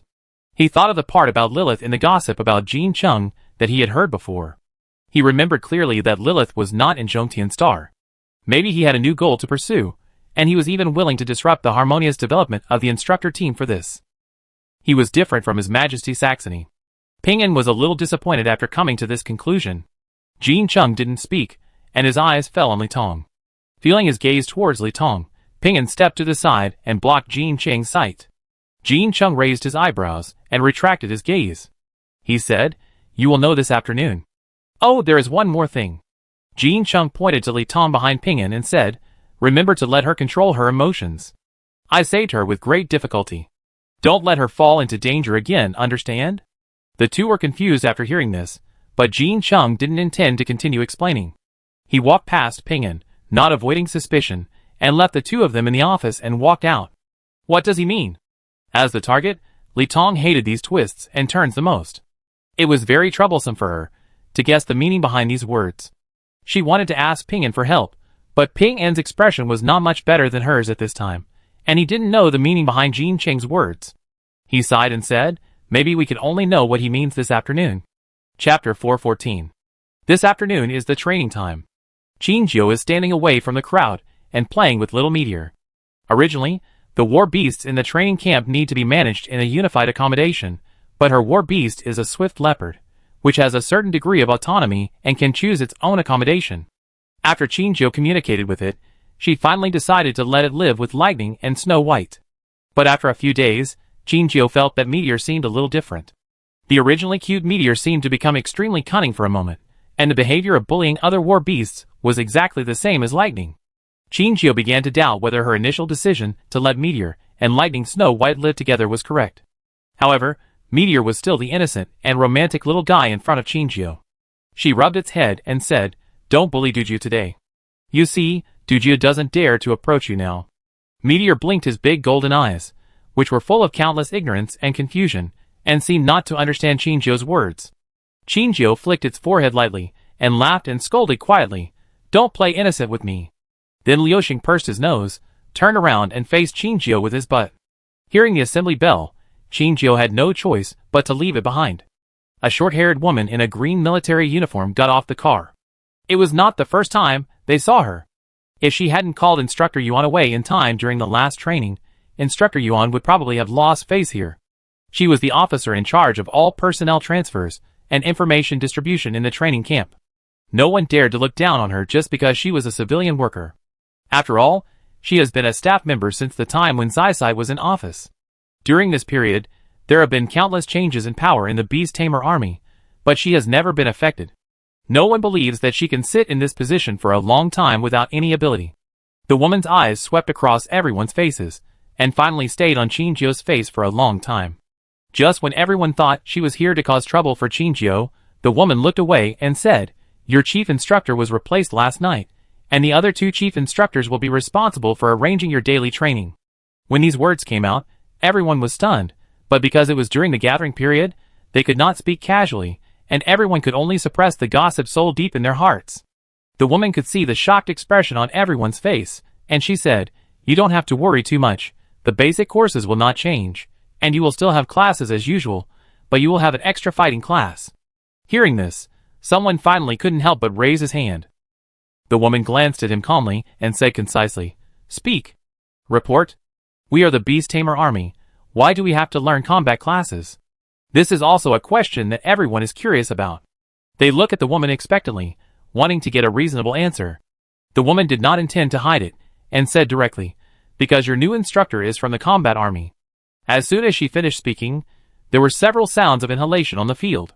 The man who originally raised his hand was even more puzzled. Is the chief instructor we replaced from the combat army? In theory, they are, but in reality, they don't seem to have joined the federal army yet. The woman waved her hand, and after dropping a heavy bomb, she didn't plan to say anything more. She took 2 steps back and came to the door. The door of the floating car opened, and the light inside was dim and not very clear. At this time, the woman said something inside, and then 2 figures, a man and a woman, slowly walked out from inside. Everyone looked at the two curiously. The man's arm was hidden under his sleeves, but the uncovered palm showed that it was a mechanical arm without flesh and blood. The woman standing next to him looked around with a pair of eyes that were not human. She frowned and moved closer to the man. Two young faces appeared in front of everyone. When everyone was still shocked that the new instructor was so young, the woman introduced them. This is your new chief instructor Ping'an and Li Tong. Instructor Li Tong is a half-orc. You can ask her if you have any questions about war beasts. Instructor Ping'an is mainly proficient in fighting skills. You can also consult him if you have any questions. After she finished speaking, she ignored everyone's reactions and stepped onto the floating car. She turned around and waved to everyone, leaving a sentence train well, and disappeared behind the door. The floating car flew away without any nostalgia, leaving only the people who were still in shock. Li Tong had been feeling a familiar breath since she got off the car, and her eyes stayed on everyone's face. Finally, when she saw Qin Jio's face, her pupil shrank suddenly, and she subconsciously raised her legs to move forward. But before she started to move, she was stopped by Ping'an on the side. Ping'an turned his head to look into Li Tong's eyes, and shook his head imperceptibly. Li Tong finally came to his senses and took back his steps, but his eyes were still fixed on Qin Jio, who was standing at the back of the team. Qin Jio was as surprised as anyone. Li Tong and Ping'an? How could they come to Zhongtian Star? How could they become instructors of the beast-taming army? All kinds of doubts filled her heart, but she couldn't express them. Now was not a good time to expose herself. She knew that she couldn't hide from Li Tong, just as she couldn't avoid the induction of the hurricane. They didn't simply judge each other's identity with their naked eyes, but more with an invisible and intangible induction. Li Tong's impulse was controlled by Ping'an, and Qin Jio breathed a sigh of relief. Ping'an's eyes also stayed on Qin Jio for a moment, and then slowly moved away, starting the process he needed to go through today. Most of the beast-taming army were arrogant and dissatisfied with the fact that a young combat army reserve personnel actually became their chief instructor. When Ping'an said he wanted to take a fighting class, some people even asked without reporting, "Why do we have to take a fighting class? We are not from your fighting army. Besides, can you, a member of the fighting army, teach our beast control army well? We don't even have war beasts." That's right. No matter what method you use to squeeze instructor Yuan out, we don't agree with this result. As the first person spoke, more and more voices of opposition joined in, and the train ground became a lively place like a vegetable market. Before Ping'an and Li Tong opened their mouths to refute, a golden winged eagle appeared from nowhere and hovered over their heads, suddenly making a sharp cry. Everyone couldn't help but cover their ears tightly to prevent the harsh sound from piercing their eardrums. They looked up at the golden winged eagle, and saw that after the golden winged eagle finished all this, it slowly landed on a man who came from the back of their team. The man's golden hair was draped behind his head, emitting a dazzling golden light under the sun. He walked slowly, and when he passed Qin Jio, his steps seemed to pause for half a second, and then he continued to walk forward as if nothing had happened. He stood beside Ping'an and Li Tong, looking at the group of undisciplined students in front of him, and said, "It was my suggestion. What are you dissatisfied with?" Chapter 415. As soon as these words came out, there was a moment of dead silence on the field. Someone immediately whispered, "It's you again. You are not in the right position, but you still squeeze people in." Jean Cheng's sight quickly locked on the person who was speaking, as if he had a crosshair. He was not angry at being slandered by the other party at all, but just said lightly, "If you have any dissatisfaction, you can speak boldly. I can't hear you whispering." The man immediately closed his mouth and dared not speak, but there was clearly dissatisfaction in his eyes. Qin Jio's sight moved away from the man and moved to Jean Cheng's face. This was the second time she saw Jean Cheng after coming to Zhongxiangsan. The last time they met was a scene of fighting with weapons. This time, she finally got to look at Jean Cheng's appearance carefully. Jean Cheng became more introverted than before, and he was majestic without anger, as if he had the imperial aura that a superior was born with. There was a long scar from his chin to his ear, which was not obvious without a close look. I don't know when he left it. It's like an earthworm crawling on his face, scarlet and terrifying. Qin Jio frowned slightly. This scar seemed to say that Jean Cheng had been fatally injured and finally survived. I don't know what happened to Jean Cheng after I left, but Qin felt that he had a lot of secrets. Jean Cheng didn't look in Qin Jio's direction. He said to Ping'an, "If someone is dissatisfied, you can ask him to come to me. You can train them as you want, punish them as you want. Don't care about their face. Here, face is the most useless thing." As he spoke, he swept his eyes to the man who had just refuted, and he added, "If you don't accept the arrangement of the military, you can leave at any time. After all, the military doesn't need soldiers who don't obey orders." Everyone dared to be angry but not to speak, looking at this airborne commander without much respect. People who get to the top by flattering others don't deserve their respect. If they hadn't had to endure humiliation now, they would have wanted to just throw away their burdens and turn around and leave. Seeing that no one dared to speak rudely, Jean Chung patted Ping An's shoulder, with unclear deep meaning under his eyes, and said, "Do a good job." Ping An nodded gently, and Jean Chung, who got the response, turned and left with a hurricane. Ping An retracted his gaze from Jean Cheng's back, and when he fell on everyone's faces again, he sighed in his heart. The 3 words "unconvinced" were written all over their faces. Ping An had a headache. Jean Chung actually left him such a big mess. The moment he saw Qinjiu, he seemed to understand what Jean Chung meant. It was fake to ask them to be instructors, and it was true that Qinjiu could integrate into the group with a new identity. Of course, he was also happy to do this for Jean Chung, and the people who gave it away for free. Why not? He started today's class. The course he gave them at the beginning was also very simple. It was just a simple physical training. He thought that since everyone was a member of the Federation Army, their physical fitness could not be that bad, but in fact he overestimated the physical fitness of the beast tamers. Unexpectedly, it was just a run, and in the end only Qinjiu persisted. Others even wanted to leave halfway through the run. If Li Tong hadn't come out and showed her sharp claws as a threat, they might have died while running. After a few days of training, he finally talked about the key points. Those who are willing to be equipped with mechanical weapons, please step out.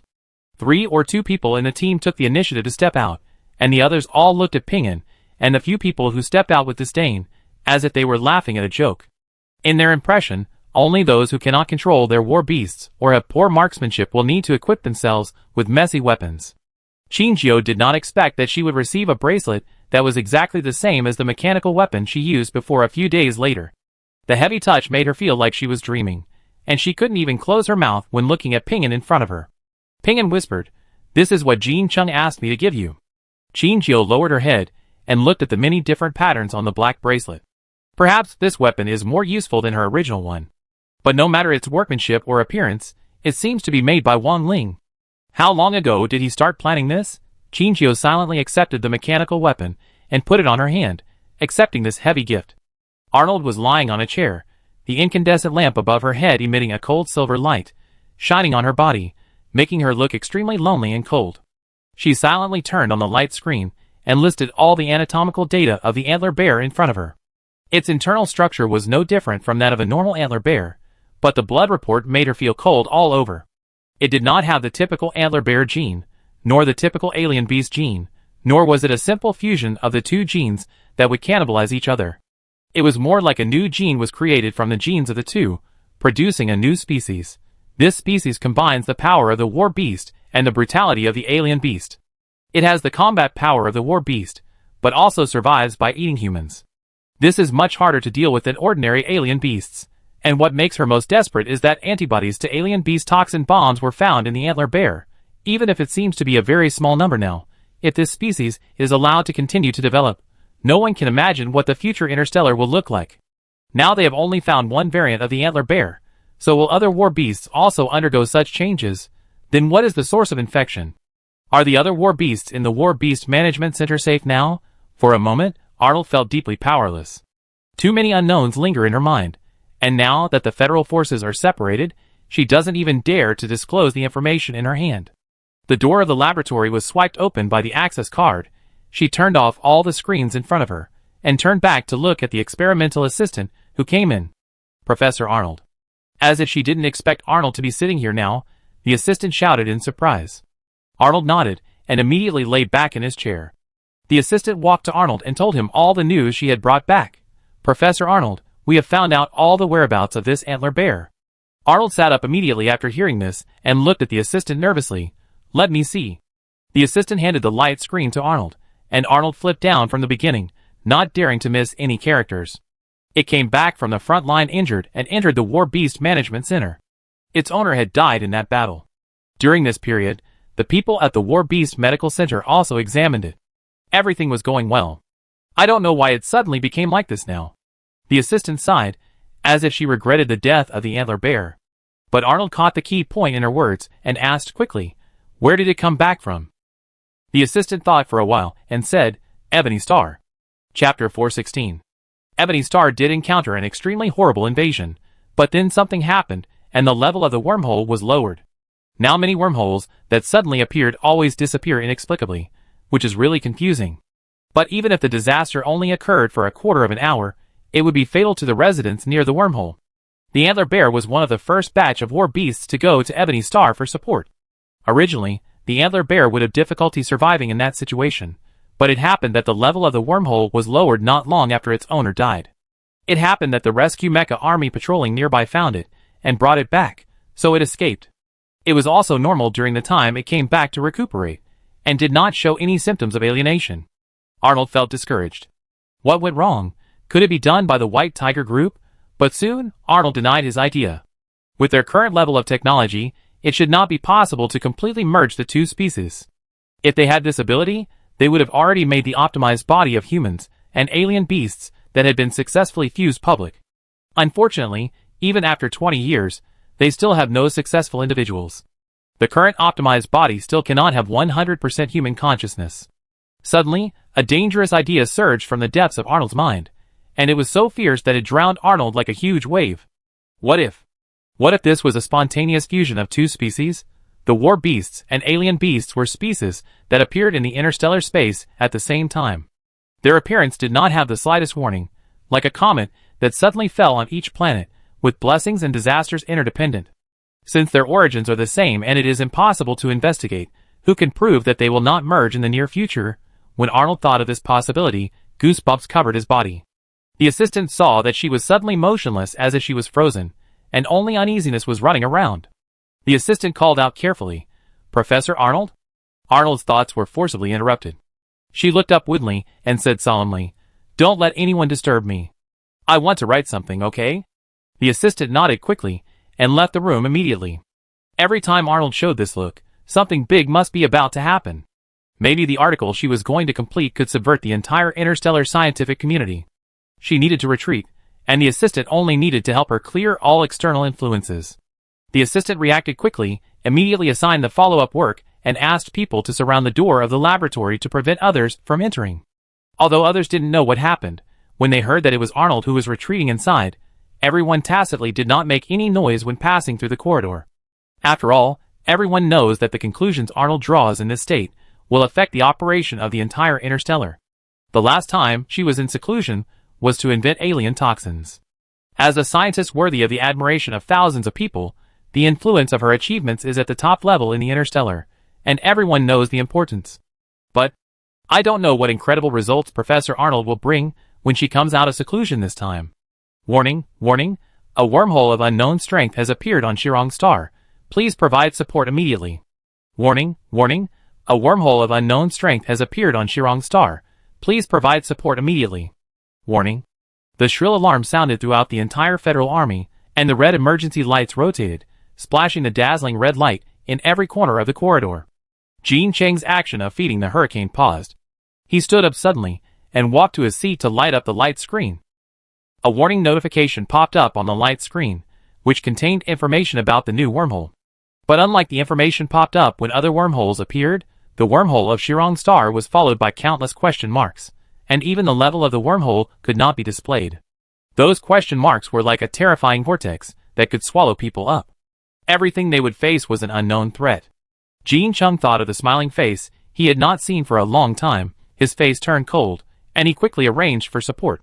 But before he could send out the arrangement, he had received a message from Ivana. "Don't go to Shirong Star this time." Jean Chung paused, looking at these short dozen words, and fell into deep entanglement. Still not letting the beast-taming army go? It seems that Ivana believes in him, but not the beast-taming army. After all, he can be replaced, but the reputation of the beast-taming army is still there. No matter who takes over, everyone's admiration for the beast-taming army still exceeds that for him. Therefore, weakening the presence of the beast-taming army in the Interstellar is the direction that Ivana is working on recently. Reason tells Jean Chung that he should reply with a yes now, but emotionally, he can't wait to fly to Shirong Star immediately. He is like a puppet doll whose spring has been pulled out, stagnating because of the loss of power. "What? Mr. President, are you still arranging it as usual?" Suddenly, a woman's voice came from the direction of the door. As her voice fell, the door was closed. Jean Chung slowly raised his head, and saw Yi Suixin standing in front of the door, leaning against the door frame with his arms folded, looking at Jin Chung with a struggling face. Amid the harsh warnings and the busy footsteps outside the door, Jin Cheng's small world seemed to be the only safe haven, a paradise isolated from the world. Jin Chung nodded gently, clenched his fists, his eyes were red, and his heart was tormented. Yi Suixin sighed and said, "Alas, you don't need to bear this." She shrugged and continued, "You are not such a cold person." Jin Chung did not answer, but glanced in the direction of the door, as if expressing something with his eyes. Yi Suixin shook his head and said, "Don't worry, his men are not here." Jin Chung was relieved when he heard this. He fell into his seat, and seemed to have lost all his strength. Yi Suixin walked to the chair opposite Jin Chung and sat down. Looking at Jin Cheng's extremely impatient face, she asked, "Do you want to go?" "Yes." Jin Chung nodded and said, "Lilith is there, Gu Zheng is also there, I am worried." Yi Suixin had also heard of these two names before, and knew their relationship with Jin Chung. It's just that Jin Chung can't go to Shirong Star for support for some reason now, and this matter will definitely become a deep trouble for him. She was silent for a moment, as if she thought of something, and asked, "Do you remember that you have someone in the Beast Tamer Army training camp?" Jin Chung frowned slightly. He didn't understand the meaning of what the other party said, but he nodded. New instructors and students are always a bit aggressive, don't listen to discipline, and have a natural aversion to wormholes and alien beasts. Such people are prone to get excited and do something unorthodox. She looked at Jin Chung meaningfully and continued, "Sometimes even our army commander can't control them." When Jin Chung heard this, his eyes, which were originally full of haze, seemed to be torn by light suddenly, and bright light rushed out from inside, filling the entire eyeball. Jin Chung immediately sent a message to Pinyin, "Because a wormhole suddenly appeared on Shirong Star, you just came from Siwang Star, and you can't sit idly by. Ignoring the opinions of the military, you set off with Li Tong to Shirong Star for support, and some students, who were also full of justice, followed you to Shirong Star." Chapter 417. Jin Chung didn't know how the other party would react after sending the message, but he believed that Pinyin was so smart that he would definitely guess what he meant. He exhaled a breath of foul air, and finally said okay to Ivana, and finally collapsed on the chair powerlessly. Yi Suixin asked, "What's the situation now?" "It's a bit troublesome. Ivana, this old fox, seems to trust me on the surface, but in fact he is still very wary of me. Every time he doesn't let me go to support, it is a test of me. I also obeyed him a few times, and let him slightly agree to my proposal. But it didn't last long." Jin Chung stretched out his hand, and rubbed his nose. Only he knew how tired he was recently. His spirit was constantly tense, almost dragging him down. But he couldn't tell anyone about all this, and he had to bear the cold eyes of those close to him. "Thank you for your hard work." Seeing his exhausted look, Yi Suixin sighed and said, "Our previous acting did have some results. Now Ivana has completely believed that you and I are enemies. Now even Leon can no longer tell the truth from the false, and no longer pays attention to this matter." Jin Chung said him. This was what he expected. After all, the shot he gave Qin Jiao at the War Beast Management Center was enough to eliminate most of his doubts about himself. It is estimated that his current focus is on how to make himself fall out of favor with Ivana, and he will no longer doubt his loyalty to Ivana. Jin Chung does have means, and perhaps he can climb to a better position after joining the beast-taming army for a period of time. But what he lacks most now is time, so he and Yi Suixin reached some kind of agreement. Yi Suixin is willing to give up most of her resources to help Jin Chung take the position of army commander. In return, Jin Chung must rescue Edel from prison and resolve all gang disputes in the Beast Tamer army. Jin Chung has already completed one of Yi Suixin's requirements. His swift and decisive actions, coupled with the use of Ivana's power, have eliminated most of the small factions in the Beast Tamer army that have disloyal intentions. What he needs to do next is to rescue Edel. This is not only Yi Suixin's wish, but also Jin Cheng's own wish. It's just that every time he talks about Edel's problem, Ivana starts to play dumb with him and drives him away.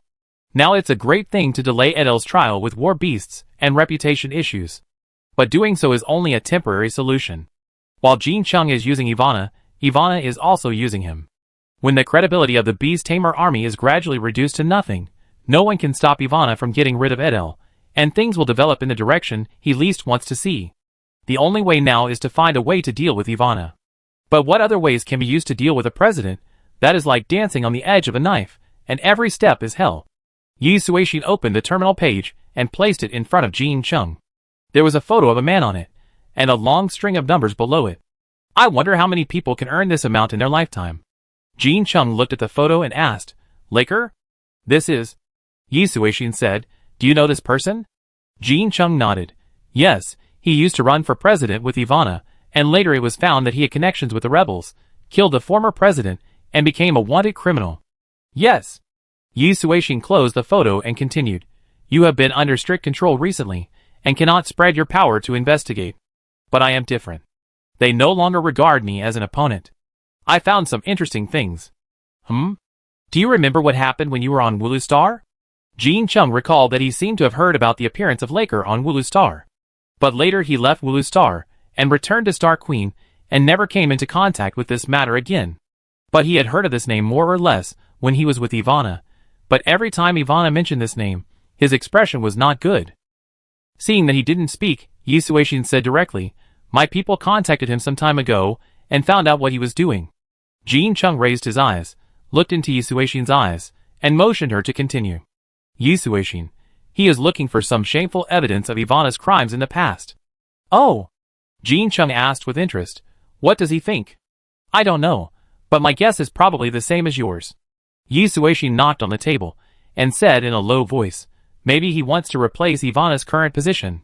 Jean Chung nodded and said, if that's the case, it would be great. At least we are not fighting alone. Yi Suixin was silent for a moment, not knowing whether to tell him the follow-up words. But she thought about it, and finally took the initiative to say, I also found out that the new student you accepted is also secretly helping Laker. They are now grasshoppers on the same boat, and they all prosper and suffer together. What's more, it also involves the girl that Jean Chung wants to protect, so she finally decided to tell him everything. The only student who has entered the Beast Tamer Army training camp recently is Qinqiu, and he thinks that Yi Suixin's intention is also pointing to Qinqiu. Jean Chung asked, what role does she play in this matter? The source of information transaction? Jean Chung frowned when he heard this. That is to say, Qinqiu has the information that Laker needs, and this part of the information is likely to be related to Ivana's status. No wonder Ivana wants to put Qinqiu to death. Yi Suixin moved closer to Jean Chung and asked, do you want to ask her for some information? Jean Chung glanced at her, and shook his head decisively. No. Why? We can't play the biggest role with the information we get, and we may expose ourselves in advance. I advise you not to take advantage of her. Let Laker do this. Since you want to sit in this position, of course you have to show some real ability. Jean Chung shook his chair, and the terminal suddenly received a reply. Okay, I know. Jean Chung looked and saw that it was Ping'an. Jean Chung smiled slightly. He knew Ping'an was a smart man. Chapter 418. Li Tong sat next to Ping'an, his mouth slightly lowered, looking at Ping'an, who was packing up with dissatisfaction. Why did you agree to him? Li Tong was still at a loss when he saw the message Jean Chung sent to Ping'an, not knowing what Jean Chung meant. But Ping'an quickly understood the other party's meaning. He was not convenient to show up now, but he was worried about the current situation of Shirong Star, so he hoped that Ping'an could go to Shirong Star for support instead of him. Recalling that Jean Chung also did not send support to Siwang Star before, Ping'an read the deeper meaning according to the message he sent now. Perhaps it is not that Jean Chung does not want to send troops to support, but that he cannot. As for why, only Jean Chung himself knows. Maybe he is planning some secrets that cannot be told. Just like this time, he suddenly asked them to be instructors. Why does the Beast Tamer Army need to take fighting classes? It is a lie to enhance their combat capabilities. I am afraid that Jean Cheng's original purpose was to make Qinqiu use her weapons in a reasonable way. It must be said that Jean Chung, as the Crown Prince of Chunwang Star, does have his unique strengths in planning and calculating. Facing Li Tong's dissatisfaction, Ping'an just smiled and said, after you go out, you can play with your good sister, and you don't have to care about other people's eyes. Isn't that good? Hearing this, Li Tong's expression was slightly relieved, as if the dark cloud shrouded by the storm were suddenly torn apart by the sun. She snorted in a good mood and nodded. That's right. Ping'an did not force Qinqiu to follow, but he mentioned this matter in the training camp, and Qinqiu took the initiative to sign up to go together. This was also a hint from Jean Chung to him. He couldn't take people away openly, but he could act in a roundabout way. What he was sure of was that Qinqiu would definitely ask to go. Of course, Qinqiu was not the only one willing to follow. 2 other students also volunteered to help with Ping'an, and the others on Shirong Star. Qinqiu recognized that one of the 2 was a student of Xinghuang Beast Taming, and the other was a student from another planet who came to train.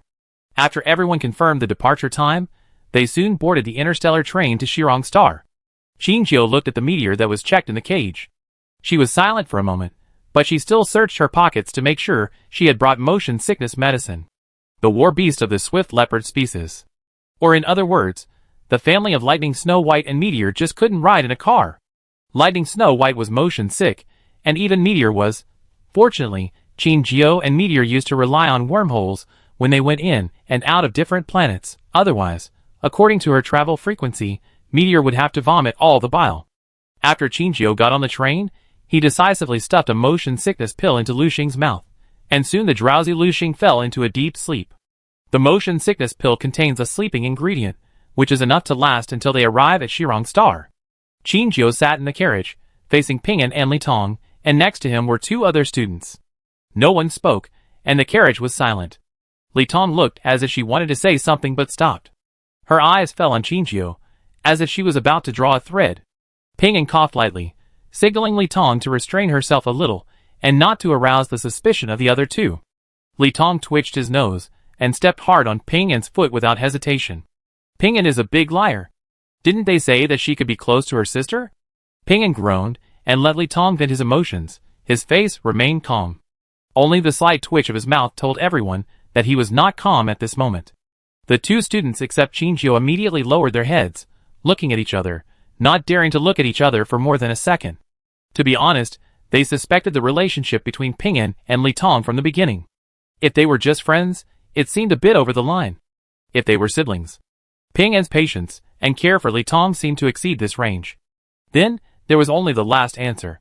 They were lovers, after they came up with an answer they thought was correct. As long as there was any interaction between Li Tong and Ping'an, they would default to classifying it as a flirting trick of a young couple.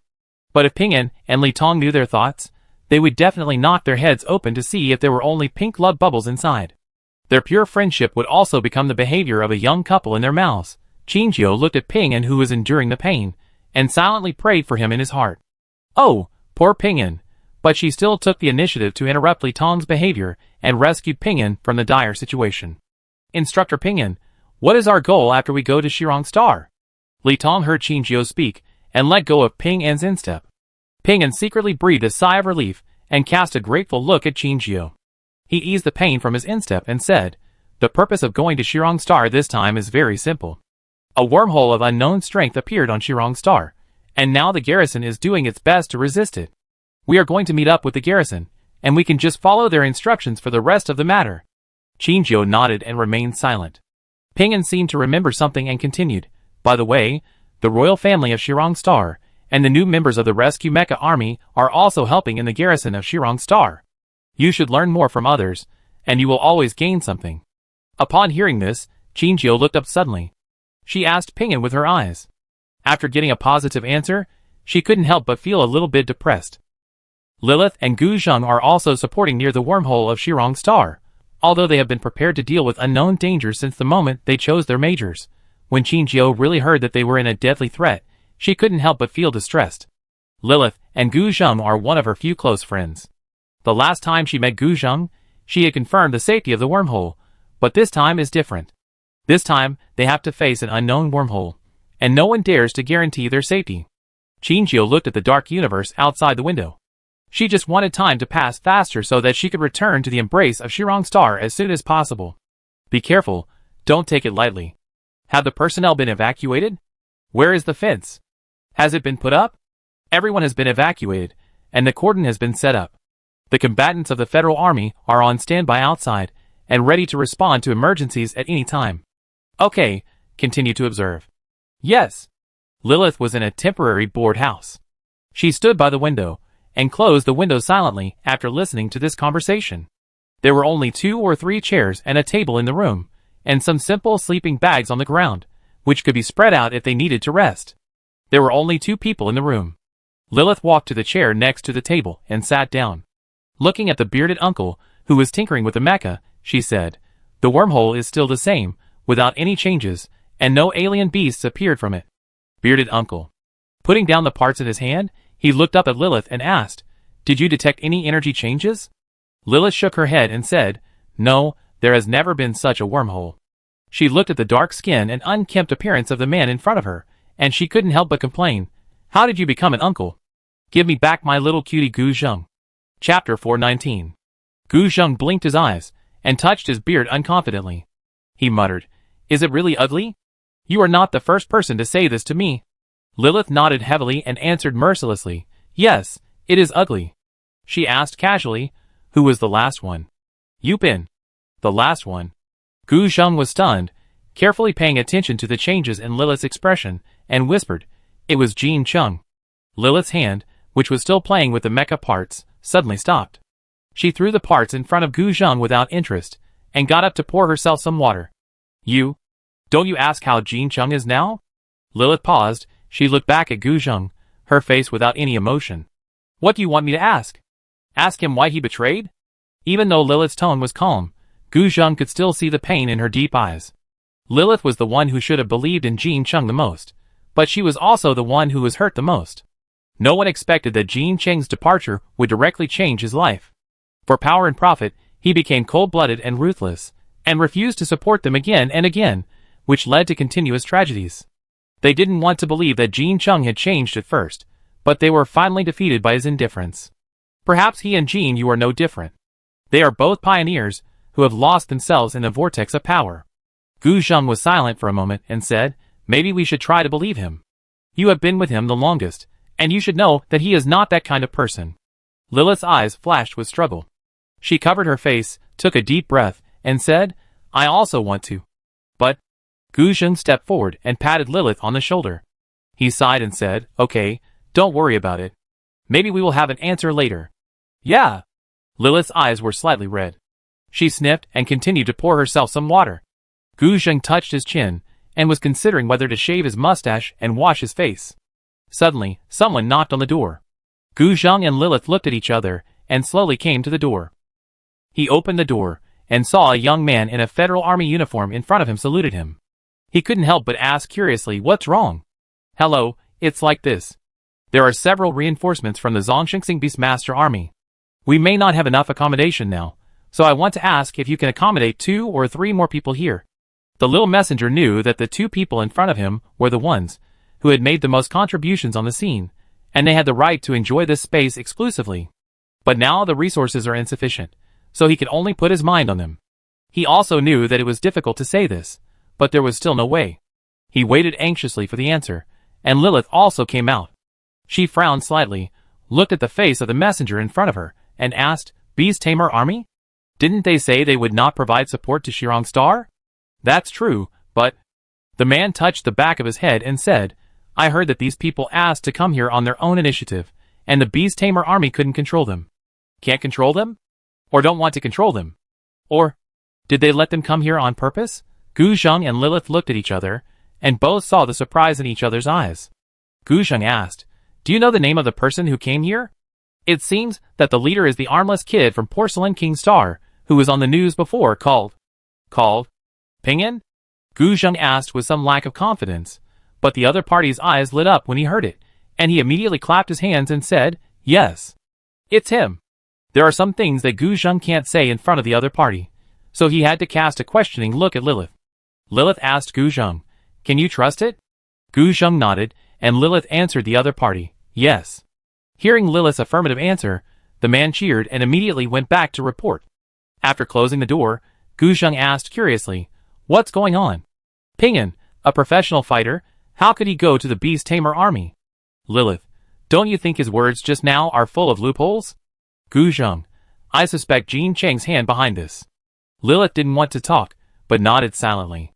Gu Zheng called up the terminal page, found Ping An's contact information on it, and sent him a message. Soon, the other party replied to his message. Yes, we are already on the Interstellar train, and it is estimated that it will arrive in 2 hours. After a while, he sent another new message. Clean up, we have several new recruits here, and they may not be used to the bad combat environment. After that, he sent another photo. The background of the photo was the carriage of the Interstellar train. 3 young people wearing the uniform of the training camp were sitting on a bench. Gu Zheng originally thought it was just an ordinary photo. When he looked carefully at the appearance of the person on the far left, he was stunned. Lilith didn't understand his reaction and asked, What's wrong? Gu Zheng did not answer, but enlarged one end of the photo and spread the person's face on the screen. He looked at it carefully for a moment, and under Lilith's puzzled eyes, he turned the photo to Lilith.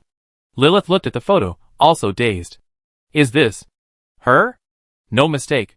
Absolutely. But, while Lilith was still thinking about what words to use to describe her current mood, Gu Zheng suddenly stood up and walked around the room, as if looking for something. Lilith was startled by his reaction and asked, "What are you looking for?" Gu Zheng did not turn back at all, his hands kept moving, and he kept rummaging through the boxes. He said, "I'm looking for something to shave, and? Do you have any face wash stuff to lend me?" Lilith, ? Gu Zheng, we haven't seen each other for such a long time, we have to leave a good impression on each other. Lilith asked carefully, "Do you mean Ping'an or all of them?" Gu Zheng had a hard time finding a razor, and immediately fiddled with his face in front of the mirror. Lilith, Lilith, can I ask you something?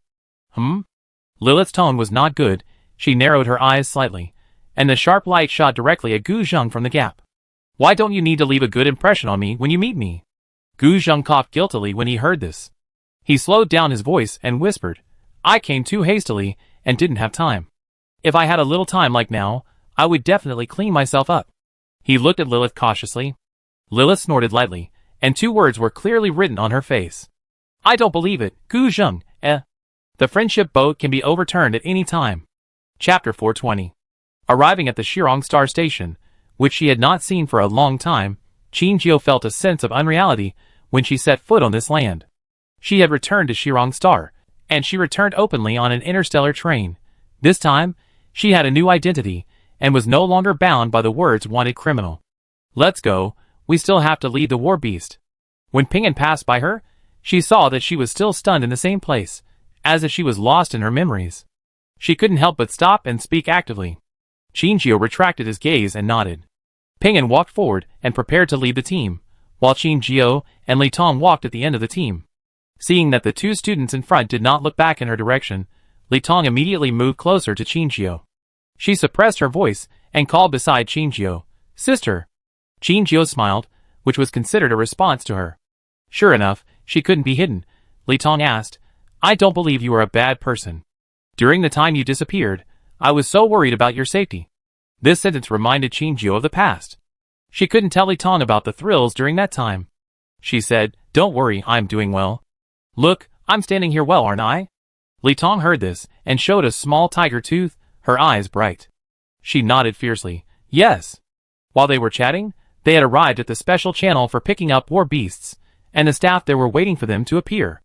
As the leader, Ping'an took the initiative to step forward and said, Hello, we are here to pick up the war beast. Okay, what is the name of your war beast? The man in front of him had an impeccable smile on his face, and he was about to enter information on the light screen. Ping'an told the names of several war beasts. The other party poked a few times on the light screen page, then looked up and said, Excuse me, are you leaving from Zhongxing starting station? Ping'an nodded. Excuse me, is your name Ping'an?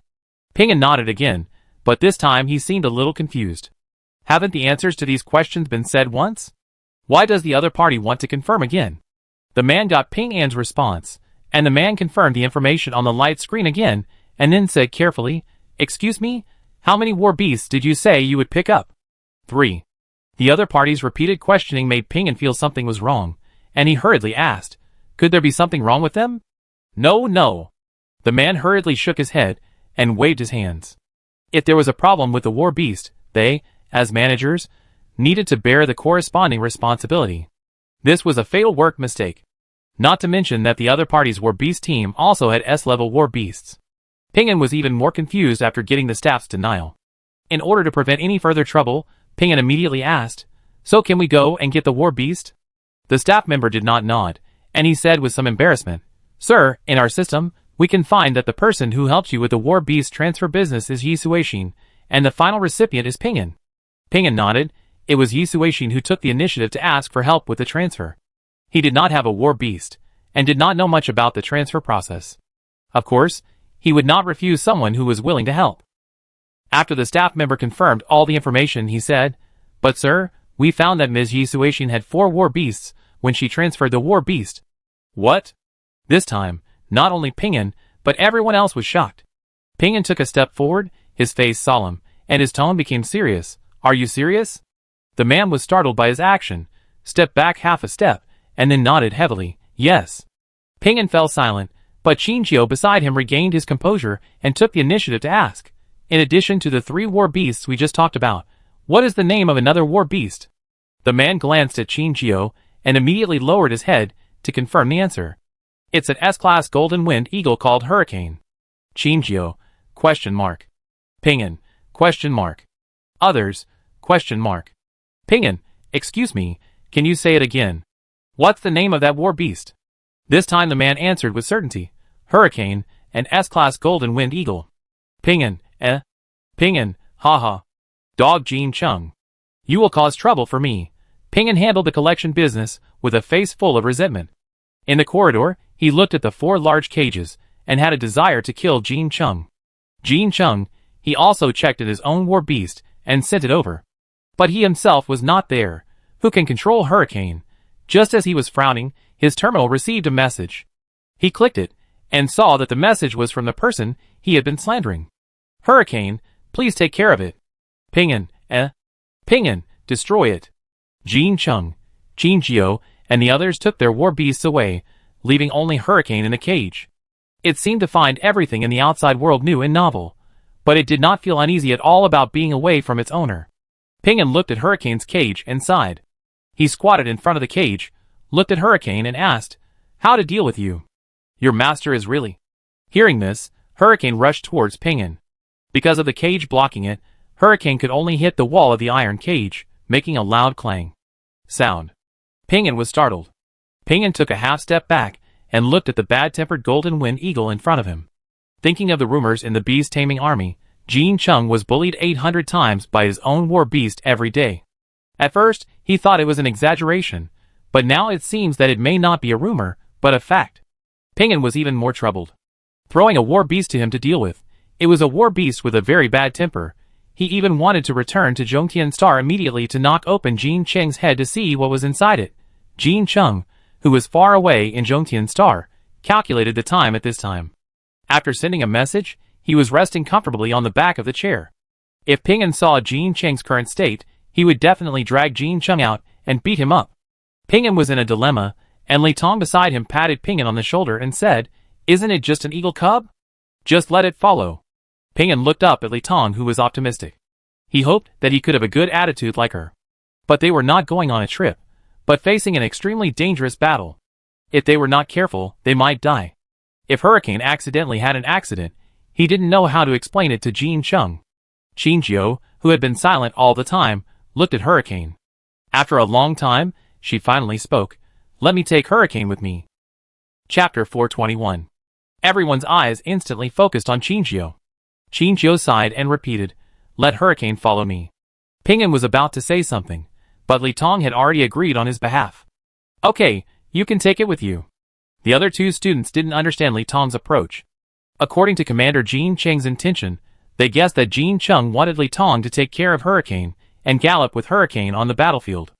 After all, Li Tong has the genes of a half-orc and can get along with most war beasts. Even if she can't give orders to Hurricane, ordinary cooperation can still be done. But now Li Tong actually threw this matter directly to Luo Xiaojiu, a new recruit in the training camp. Isn't she afraid that Luo Xiaojiu will be killed by Hurricane? They turned their eyes to Ping-an. They thought in their hearts that Ping-an would never agree to Luo Xiaojiu's request. But unexpectedly, Ping-an didn't say much after Li Tong spoke, but just nodded and agreed with Luo Xiaojiu's opinion. The 2 looked at each other, and could see the surprise in each other's eyes. Just like that. Agreed? But they were just students in the training camp, so they naturally couldn't change Ping-an and Li Tong's decision. They had to hide their surprise, and quietly follow the team. They were the Beast Control Army coming to support, so naturally someone would come to pick them up. So several people came to the VIP waiting area dedicated to the Federal Army, waiting for the train to arrive. This area is separated from the outside world, and the closed door needs to be swiped to open, which is a relatively safe area. Their war beasts have been in the cage for a long time, and they want to let them out to relax. With the consent of the staff, they opened the cage and released their war beasts. Meteor had just woken up at this time, looking at the completely unfamiliar scenery with sleepy eyes, and it seemed a little flustered. It was not until it saw Qinjiu's figure that its tense muscles relaxed. Qinjiu took it out of the cage and held it in his arms. She rubbed its little head and asked, "How is it? Are you okay now?" Meteor nodded sickly, and the feeling of floating had not completely dissipated. It had to lie in Qinjiu's arms and close its eyes to rest. The other two also released their war beasts. Seeing that Meteor was so obedient, they couldn't help but have evil intentions towards their war beasts. They also learned from Qinjiu and reached out to touch their own war beasts, but they were responded by a sharp claw. The two looked up at Qinjiu, and then looked down at their palms covered with scratches. Did they open it the wrong way? Qinjiu calmed Meteor and took the initiative to walk to Hurricane's cage. Hurricane tilted his head to look at Qinjiu. It jumped gently in front of the door, not as bad as it had just threatened Ping'an. Ping'an saw its worthless appearance and thought of its attitude towards him just now. He turned his head away very dissatisfied. Okay, he is not welcome, right? The two also noticed Qinjiu's actions. They held their breath and stepped back subconsciously, standing in a range where they would not be implicated at all, waiting for a terrifying tug. They had all heard of Hurricane's notoriety. This ignorant guy must be in trouble. Even one of them had taken out a tranquilizer gun from his bag. He prayed that when Hurricane went crazy, his stinky gun skills would have a slight effect. Qinjiu didn't know that such a wonderful drama was happening behind her. She stretched out her hand to unlock the door for Hurricane without any defense. The door lock opened with a click, and Qinjiu slowly pushed the door open. Hurricane also took 2 steps back tactfully, not blocking Qinjiu's action of opening the door. When the door was fully opened, Hurricane jumped out from inside. Everyone was tense and observed Hurricane's every move. But the scene of Hurricane making trouble did not appear as expected. After Hurricane came out, it just gently flapped its wings and flew up. Qinjiu also naturally stretched out her arm to let Hurricane fall. Hurricane landed on Qinjiu's arm, without grabbing or pecking anyone. It rubbed Qinjiu's arm with its head, as if it was trying to please him, or as if it was acting coquettishly. The two couldn't close their mouths. What happened to the golden winged eagle with a bad temper? What happened to the golden winged eagle that would beat anyone it saw? Not even Jean Chung. Isn't this a crying monster? One of the students from Star Emperor once again looked at Qinjiu's face, and a trace of confusion appeared in his eyes. In fact, he had long been suspicious of Luo Shijiu's identity. After all, she looked too much like the vice president in the 1st grade. Although he didn't have much interaction with her, he also knew her reputation in Star Emperor. A student majoring in pet care has the ability to get close to war beasts. She is a natural beastmaster. But later it was rumored that she was a rebel, and became a wanted criminal. After being surrounded and suppressed, she disappeared from the Interstellar.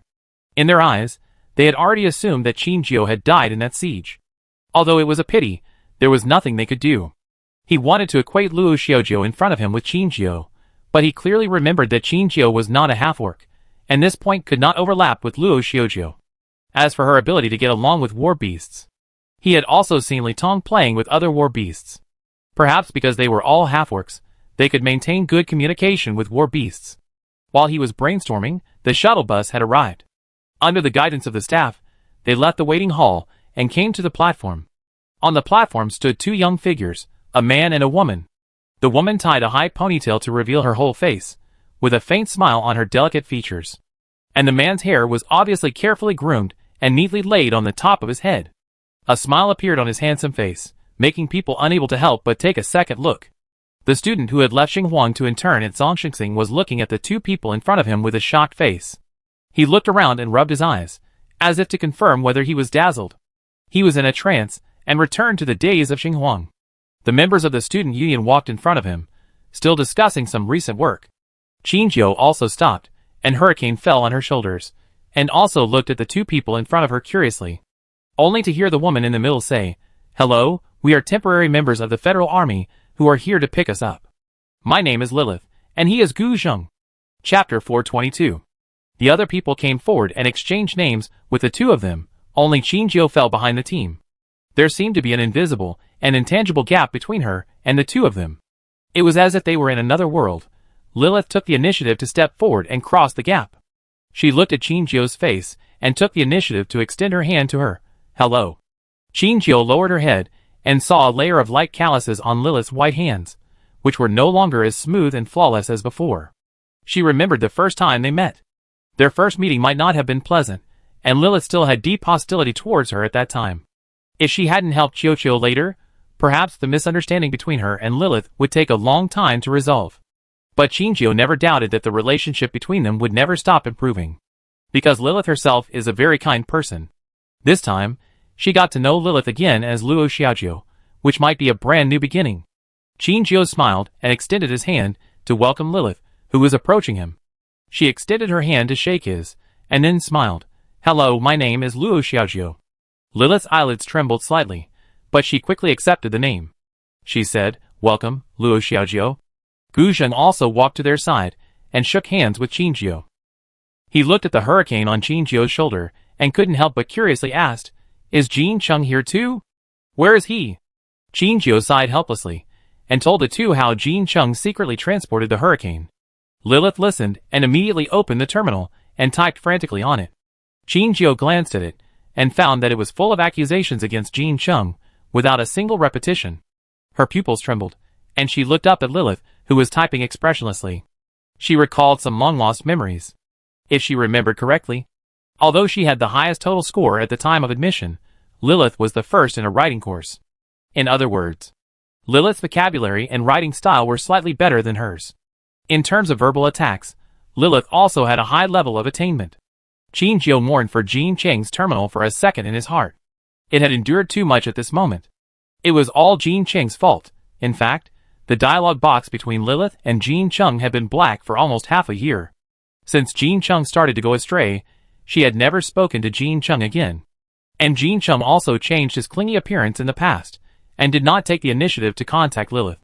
The friendship of the two for 20 years seemed to turn into bubbles in an instant and disappeared. Even so, Lilith's relit dialogue box soon received a reply. Jin Chung seemed to have been waiting for this dialogue box to light up, ready to respond to Lilith's message at any time. Chiyo could see Jin Cheng's reply mixed in with Lilith's message bombardment. Perhaps Lilith sent 10 messages before Jin Chung had time to reply to one, but the content of the reply was all humble apologies. Chiyo seemed to suddenly see Jin Chung apologizing behind Lilith. He didn't care about his face or whether he was wrong. He just wanted Lilith to forgive him. To a certain extent, Jin Chung is quite a dog licker. After Lilith vented her emotions all at once, she looked much more comfortable. She was too depressed.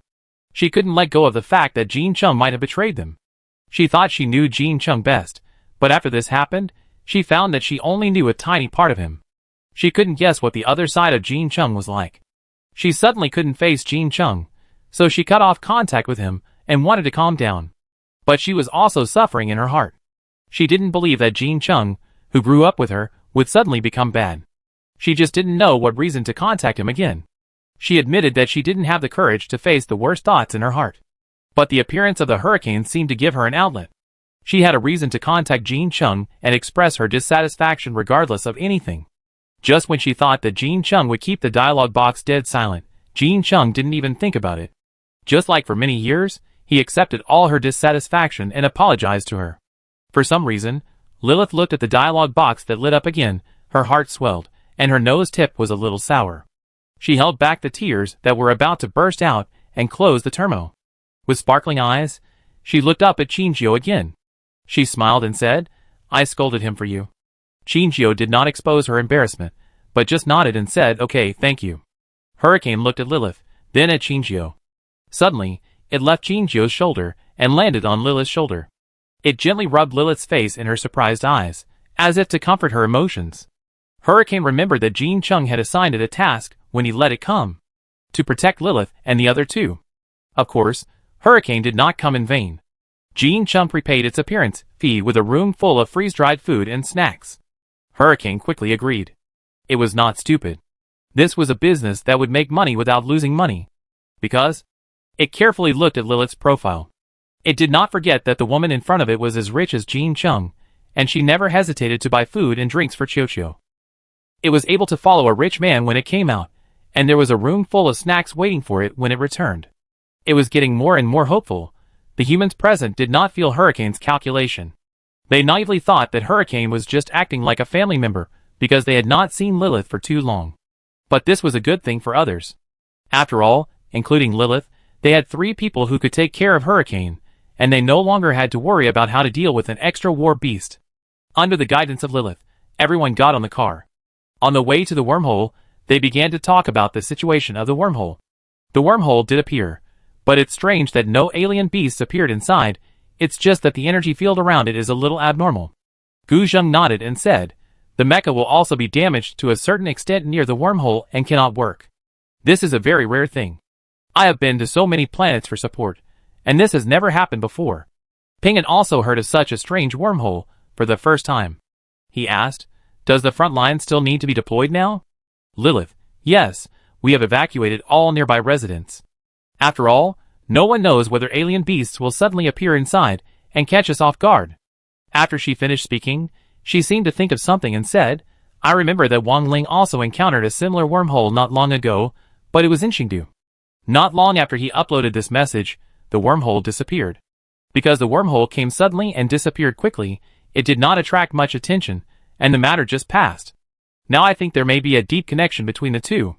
The carriage fell into silence again, and the two students also carefully expressed their thoughts at this time. They speculated that it might be because the frequency of the wormholes appeared too high before, which caused the speed of their current generation of alien beasts to be slower than the speed of expansion, so there were no alien beasts generated for the time being. Others did not deny this view. After all, everything was unknown about this newly appeared wormhole. Qinjiu had not spoken all the time, but Lilith found something wrong and asked Qinjiu, what about you? What do you think? Qinjiu seemed to be deaf, frowning and staring at the floor in a daze. It seemed that the voice in my ears was clearer. Chapter 423. After being called for the third time, Qinjiu finally looked up in confusion. Facing everyone's worried eyes, she couldn't help but ask curiously, what's wrong? We should ask you this question. Lilith lifted Qinjiu's cheeks with both hands and looked at her face carefully. After a moment, she frowned and asked, you don't look very well. Are you feeling uncomfortable? Do you want to take a rest? Faced with Lilith's concern, Qinjiu just shook her head and said, it's okay. I'm just a little tired after sitting in the car for too long. I take a rest after getting off the car. Lilith then half believed and half doubtedly let go of her hand, and was slightly relieved after confirming that she was indeed not feeling uncomfortable again. Qinjiu took a deep breath and recalled their topic just now, and then said, the wormholes that have appeared recently are very strange, completely subverting our previous understanding of wormholes. No one can say for sure what they are related to, and whether they will mutate. I think it is not possible to define the new wormhole for the time being. We have to observe and see how the new wormholes are different from the previous ones. Everyone nodded in agreement after hearing this. Immediately, they changed the topic and began to dilute the tense atmosphere with small talk. Gu Zheng and Ping'an haven't seen each other for a long time. He patted Ping'an on the shoulder and asked with a smile, long time no see, I heard that you have made a name for yourself on the Porcelain King Star? Ping'an laughed, shook his head, and said, no, on the contrary your name is also very loud now. Gu Zheng waved his hand and said nonchalantly, it's all false reputation. Who cares about these things now? That's right. Ping'an suddenly became sentimental. Do you think we still have a chance to live our previous lives? As soon as these words came out, the carriage fell into a pin-drop silence, and the atmosphere that had been lively became dull again. Ping'an seemed to know that he had said something wrong, and he quickly made up for it. Haha, look at what I said. That's definitely possible. But when Ping'an said this, he didn't have much confidence, and everyone actually knew the answer to the question in their hearts. Difficult, probably very difficult. If they are lucky, they may be able to maintain the current state, but if things develop in an uncontrollable direction, let alone restore their previous lives, even whether they can survive tomorrow is still an unknown. It's just that they are willing to embrace the new future with hope and suppress those dark thoughts deep in their minds. For a while, everyone seemed a little depressed. At this moment, Qinjiu, who had not said much, suddenly spoke, yes, I will definitely return to my previous life. Qinjiu's voice was firm and powerful, not like a prospect for the future, but more like stating a fact. For some reason, after hearing her words, everyone seemed to have new hope. Gu Zheng slapped his thigh and said, of course. We can definitely go back. We haven't graduated yet. Lilith also smiled. Yes, we haven't been students enough. She suddenly changed the subject and pointed at Qinjiu sharply. We still have an irresponsible vice president. If there is a chance to return to the previous life, I must tie her up in the office to handle documents and not let her sneak out to be lazy again. Qinjiu trembled all over when she heard this. She lowered her eyebrows and eyes, playing with her hem with her fingers. It seems that they are very resentful of her behavior of letting go of the shopkeeper. She has a legitimate reason. After all, doesn't she have a pet care shop to manage? She reaffirmed in her heart that she had her own difficulties, trying to rationalize her slacking behavior. She deliberately didn't think about it. Obviously, all the public and private business in the pet care shop was handled by Xia Xiaolin at that time, and she was just a small part-time worker. But when she thought of the pet care shop, her eyes fell on Hurricane uncontrollably. Hurricane was resting his mind on the railing of another carriage at this time. Qingjiu's eyes passed through the door between the carriages and fell on Hurricane accurately. Hurricane's golden feathers seemed to be covered with a layer of dust, and no longer emitted a transparent golden light.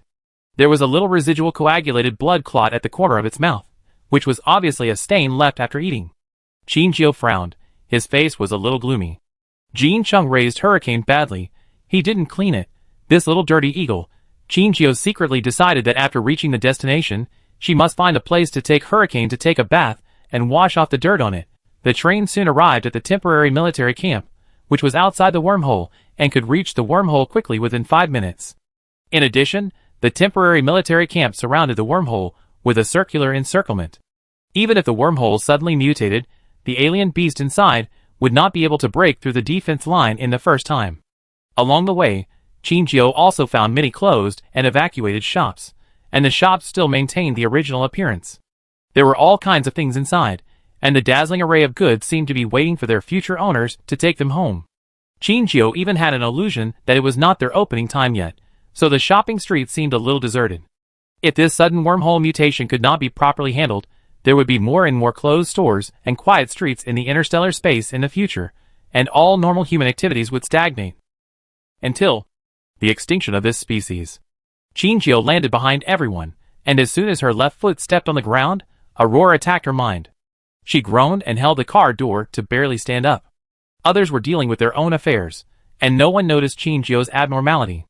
Qingjiu quickly adjusted her body shape. She looked into the distance, her brows furrowed. It was not the first time she heard these idle voices, but it was indeed the first time she encountered a situation that made her head swell like this. The increasingly clear voices gave her a bad premonition. It seemed that this strange power had become extremely powerful without her noticing. She thought of the little white ball. Whenever there was only the little white ball, there would be these sounds that only she could hear. She looked up at the people around her. They did not notice anything unusual, and were still talking to each other. Could it be that the previous feedings had improved the little white ball's ability to such an extent? What was her purpose in summoning the wormhole? Did she want the alien beast to rule the world? Or just wanted to see herself? Chapter 424. Qingjiu endured the chaotic sounds in his mind, while maintaining a calm appearance. The closer he got to the core area, the more strange sounds he could hear. In the temporary military camp, which was very close to the wormhole, it was almost difficult for Qingjiu to tell whether the sounds he heard came from the depths of his mind or from the people around him. Lilith called her 3 times in the room and found that she still had her eyes closed, with a slight bulge between her eyebrows, as if she was resting her eyes uncomfortably. Lilith didn't think much about it, but just thought that she might be a little tired from the long journey. Just when she wanted to sit down and rest for a while like Qingjiu, a shrill alarm suddenly sounded outside. Lilith, who was about to sit down, suddenly stood up and looked at Gu Zheng, who was tinkering with the mecha beside her, with a solemn look in her eyes. Ping'an and Li Tong also stood up. They and Qingjiu will live in Gu Zheng and Lilith's room for the time being. They could also see the tension of Lilith and Gu Zheng. Everyone knows what the alarm outside indicates. Perhaps the wormhole has changed, so they stood up and prepared to leave the room, but they did not forget Qingjiu, who was still sitting on the chair. Li Tong looked at Qingjiu's tired face and said, "How about we leave first and let her rest for a while?" "No, how can a soldier be alone at this time? Isn't it a chance for people to talk about it?" Ping'an objected immediately, and even Gu Zheng and Lilith agreed with Ping'an's point of view. No matter how tired you are, you can't lie in the room to rest when the alarm sounds, and how can such a noisy sound not wake Qingjiu up? Li Tong looked back at Qingjiu again, and she found that Qingjiu, who had closed her eyes, was slowly opening her eyes and looking at the ceiling. There seemed to be some red bloodshot in her eyes, and her eyes were like a beast without any emotion, which looked extremely terrifying. Lilith was even frightened by her appearance, and the words she wanted to call her were blocked in her throat, and she couldn't make a sound. Indeed, the noisy alarm bells were difficult for Qingjiu to ignore, and she finally distinguished the real voices from the noisy voices in her mind. She slowly stood up and locked her eyes on the group of people with her dark eyes. Everyone was frightened by her appearance of keeping strangers away, and they should have said a few words of concern, but they couldn't help but take back the words on their lips. They seemed to be locked by an emotionless beast, and fear followed, climbing up their back step by step. Chinjio didn't seem to notice their abnormality and said, let's go to the gathering. Hearing Chinjio's voice, everyone woke up from their dreams and nodded in agreement. Leaving this makeshift house, the outside world was in chaos. The federal troops coming and going were so anxious that it was hard to tell whether they were going to gather or fleeing. Chinjio could even see some people holding emergency supplies in their hands, which looked a little strange. Chinjio couldn't help but frown and asked Lilith beside him, "Is our camp going to fall?" Lilith followed her line of sight and saw the federal soldiers, who were fully armed. She shook her head and said, "There is no way. This kind of thing happens every day. Some people who are afraid of death come to join the army just to make a living in troubled times. If something really happens, they will never go out to protect Shirong Star wholeheartedly." She said it lightly, but Chinjio was a little surprised. In her heart, Lilith belongs to the group of people who cannot tolerate injustice. Why now? As if seeing Chinjio's doubts, Lilith smiled bitterly and said, "We always have to bow to reality, right?" Chinjio was silent after hearing this. Indeed, she could not judge the good or bad of others at will. After all, everyone has the right to choose his own way of life. She just sighed inaudibly, and then went to the gathering point with several people. Gu Zheng had been fiddling with the military terminal in his hand. He looked at the information on it, and said, "It is the energy wall of the wormhole that has started a new round of conversion. It seems that the intensity of the conversion energy has reached an unprecedented peak this time. The front is now preparing for the worst, and alien beasts may appear from it at any time." Everyone's face was solemn, and they were all sad about this bad news. If the alien beast appears, how many people here will become a cold corpse? No, maybe there will not even be corpses. Once they are defeated, they will become food for the alien beasts, and not even a dreg will be left. Chinjio, who followed at the end, did not hear their conversation. Now that no one noticed her, she no longer concealed her painful expression. The energy field that Gu Zheng mentioned may not only affect the wormhole, but also other people. To be more precise, it affects people with alien beast genes. Countless voices sounded in her mind, and the sentences she could not hear clearly were full of impatience, as if urging Chinjio to do something. The seamless emotions turned into fine needles piercing Chinjio's brain, stimulating her nerves, and making her whole head hurt, as if it was about to split. Moreover, the pain started after getting off the car, and the closer to the wormhole, the more obvious it was. She was 100% sure that this wormhole was definitely the work of Little White Ball. "Huh?" Gu Zheng, who was walking in front, suddenly asked in confusion. He glanced at the terminal page, and the light pattern on it began to fluctuate. It was as if the electronic equipment was affected by unknown electromagnetic waves, and the terminal could not maintain normal operation. Lilith also saw the changes in his equipment, and she immediately tried to open her terminal, and the situation was the same as Gu Zheng's. Several other people also tried it, and without exception, the terminal page was full of snowflakes. Something is wrong. Shirong Star has never had an electromagnetic storm. As a native of Shirong Star, Lilith immediately became alert. She had never encountered such a situation before, and it was hard not to associate all these abnormalities with the wormhole. Gu Zheng quickly understood what she meant. He said, "Be careful. If electromagnetic radiation appears in the wormhole, it means it is not an ordinary wormhole. Maybe a tough battle is waiting for us." Everyone nodded when they heard this, and their inner vigilance increased. Their war beasts ran towards the wormhole one step earlier than them. At this time, they could see the hurricane as a small black dot hovering in the sky from a distance. It did not send out a harsh alarm, which meant that the vicinity of the wormhole was still safe for the time being. Li Tong wanted to walk slower and side by side with Chinjio. She deliberately lagged behind 2 steps and came to Chinjio's side. She turned her head to look at Chinjio and suddenly froze. Li Tong searched for the past images of Chinjio in her mind. She clearly remembered that Chinjio's eyes were big black pupils, often containing starlight, very beautiful. But the Chinjio in front of her, she seemed to have raised her eyeballs in the dirt and scarlet, and her red eyes revealed a bloodthirsty meaning. Chinjio noticed Li Tong's surprised expression.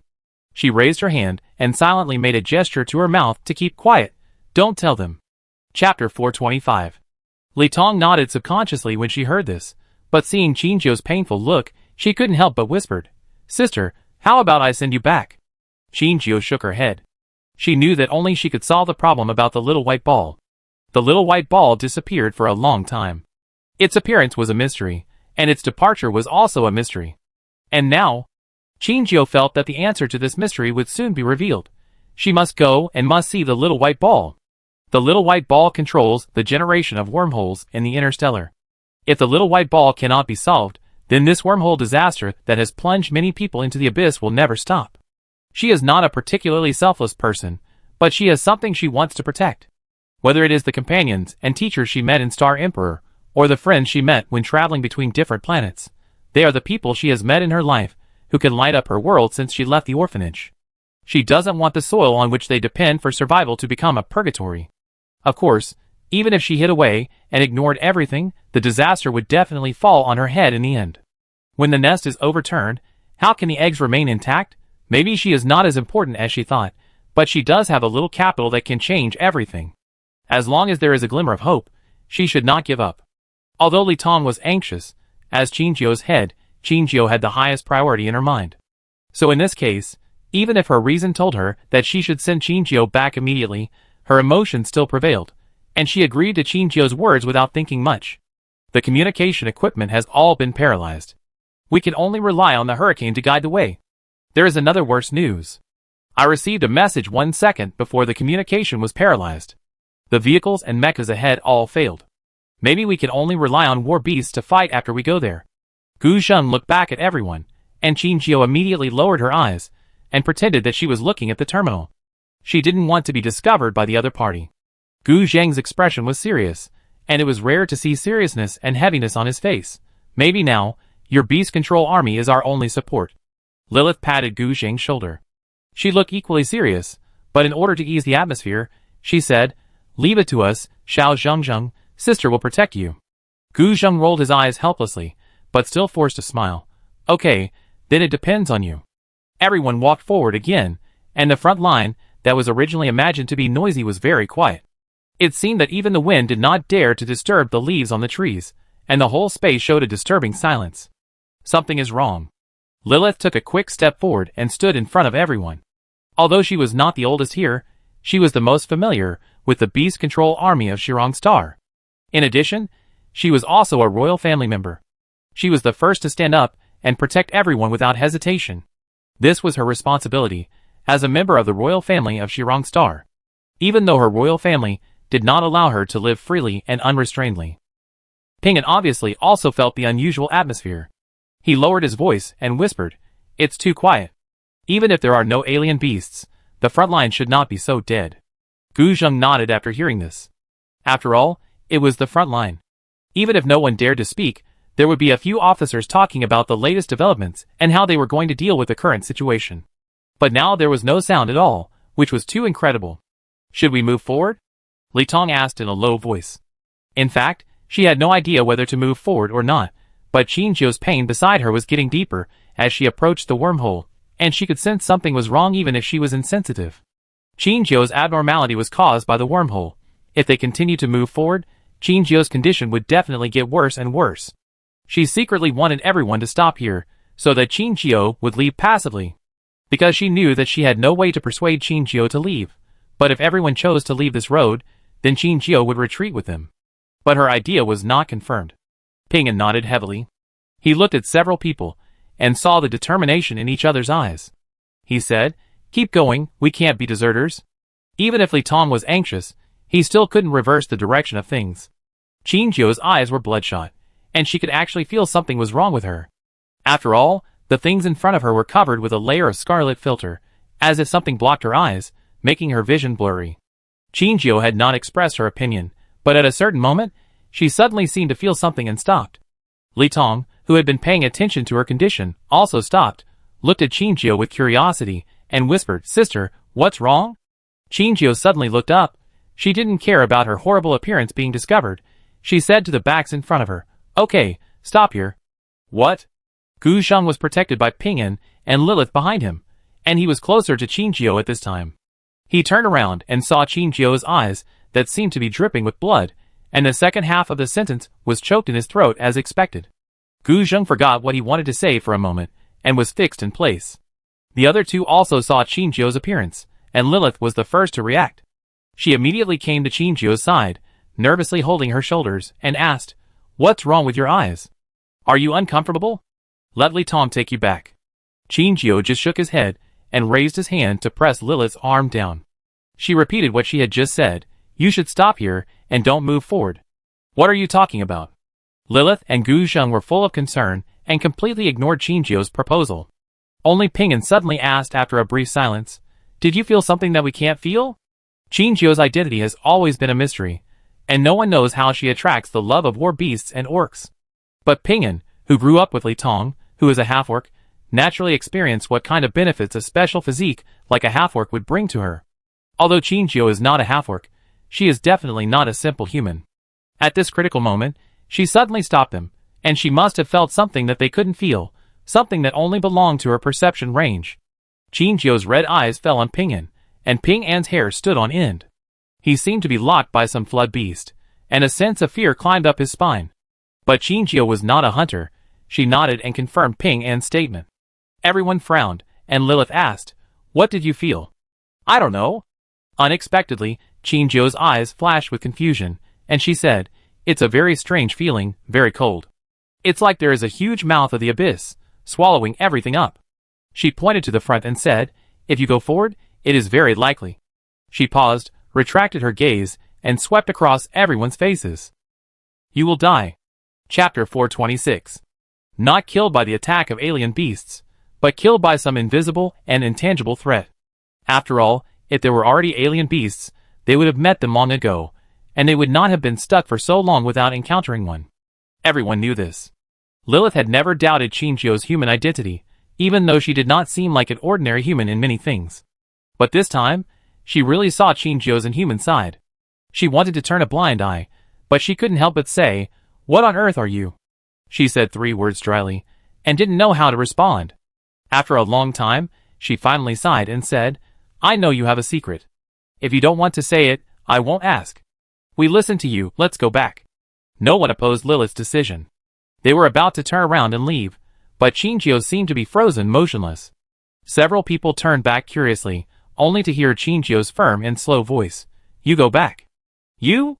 Catching Chinjio's implication, Lilith stopped walking instantly, frowned, and asked, "You don't want to leave?" Chinjio nodded, as calm as if explaining what she had eaten for breakfast today. She said, "I won't leave." "No, if you want to leave, let's go together." Gu Zheng stepped forward and blocked Chinjio. Although he had been unhappy with Chinjio because of his mother's affairs before, that little awkwardness had long been forgotten by him. The fact that Chinjio was their good friend would never change. She wanted to commit suicide, and they were the first to oppose it. "No." Chinjio tried to block out the noise in her ears. She said, "I go and stop it." She swept across their incredulous faces and continued, "There are some things I can't tell you for now, but please believe me, I will come back alive. And," she pointed to the hurricane still hovering in the sky, "aren't they still there?" This reason was too far-fetched, and Li Tong and Ping'an didn't quite agree. Just when they thought that Gu Zheng and Lilith, who regarded Chinjio as extremely important, would never allow Chinjio to commit suicide, they nodded heavily after a long silence. "Although I know that I shouldn't agree to you rationally, you are our vice president, aren't you?" Lilith suddenly chuckled and continued, "I believe our vice president promised us that we would come back intact. You must keep your word." This was the first time Lilith called her vice president, and Chinjio's red eyes flashed a trace of surprise. But soon, this surprise was deeply hidden by her. "Okay," she responded, and walked forward alone under the gaze of everyone. She left only a lonely back figure for everyone, and disappeared in the blink of an eye.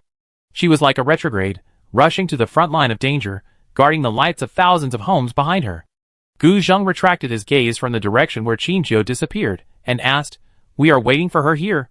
Lilith shook her head and said, "We have other things to do." "What?" "Let the other people who rushed over stay on the spot." "But," Gu Zheng thought for a while and said, "They can't be willing to listen to us, right?" Lilith suddenly showed a sly smile. Although her terminal had stopped working, she could only open a start page, and all functions that required the internet were unavailable. But Gu Zheng clearly saw a letter of authorization on her terminal page, with Lilith's name written on it. The content of the commission was also very simple. During the Shirong Star operation, Lilith will become the commander-in-chief of the beast-taming army. Gu Zheng was stunned and asked, How did you get it? Just after I contacted Jean Chung took the initiative to send it. Although I don't know why he did this, it seems that he is still a little farsighted now. Lilith rarely praised Jean Chung. They returned all the way, and as long as they saw someone going to the wormhole, she would persuade them to retreat in this capacity. Of course, not everyone was willing to listen to Lilith. Lilith did not stop too much. After all, she had done everything she could, and the rest could only be left to fate. After Qinjiao separated from the others, he walked towards the wormhole step by step. If she hadn't picked up a branch on the ground to support herself, she would have been unable to walk forward normally. Her eyes were bloodshot, and she could see distorted images. Her ears were roaring, and she could hear sounds that shouldn't exist. Her brain felt like it was being stabbed by needles, and it hurt. She had hallucinations, and she couldn't even distinguish between reality and illusion. Qinjiao was holding onto the branch and moving forward. Suddenly, she was tripped by something and fell to the ground. She looked back and saw several people lying on the ground. They were motionless, and she didn't know whether they were dead or alive. Just as Qinjiao had just said, if she walked forward, she would die. After Qinjiao's eyes were covered with a blood-red filter, she could see things that others could not see.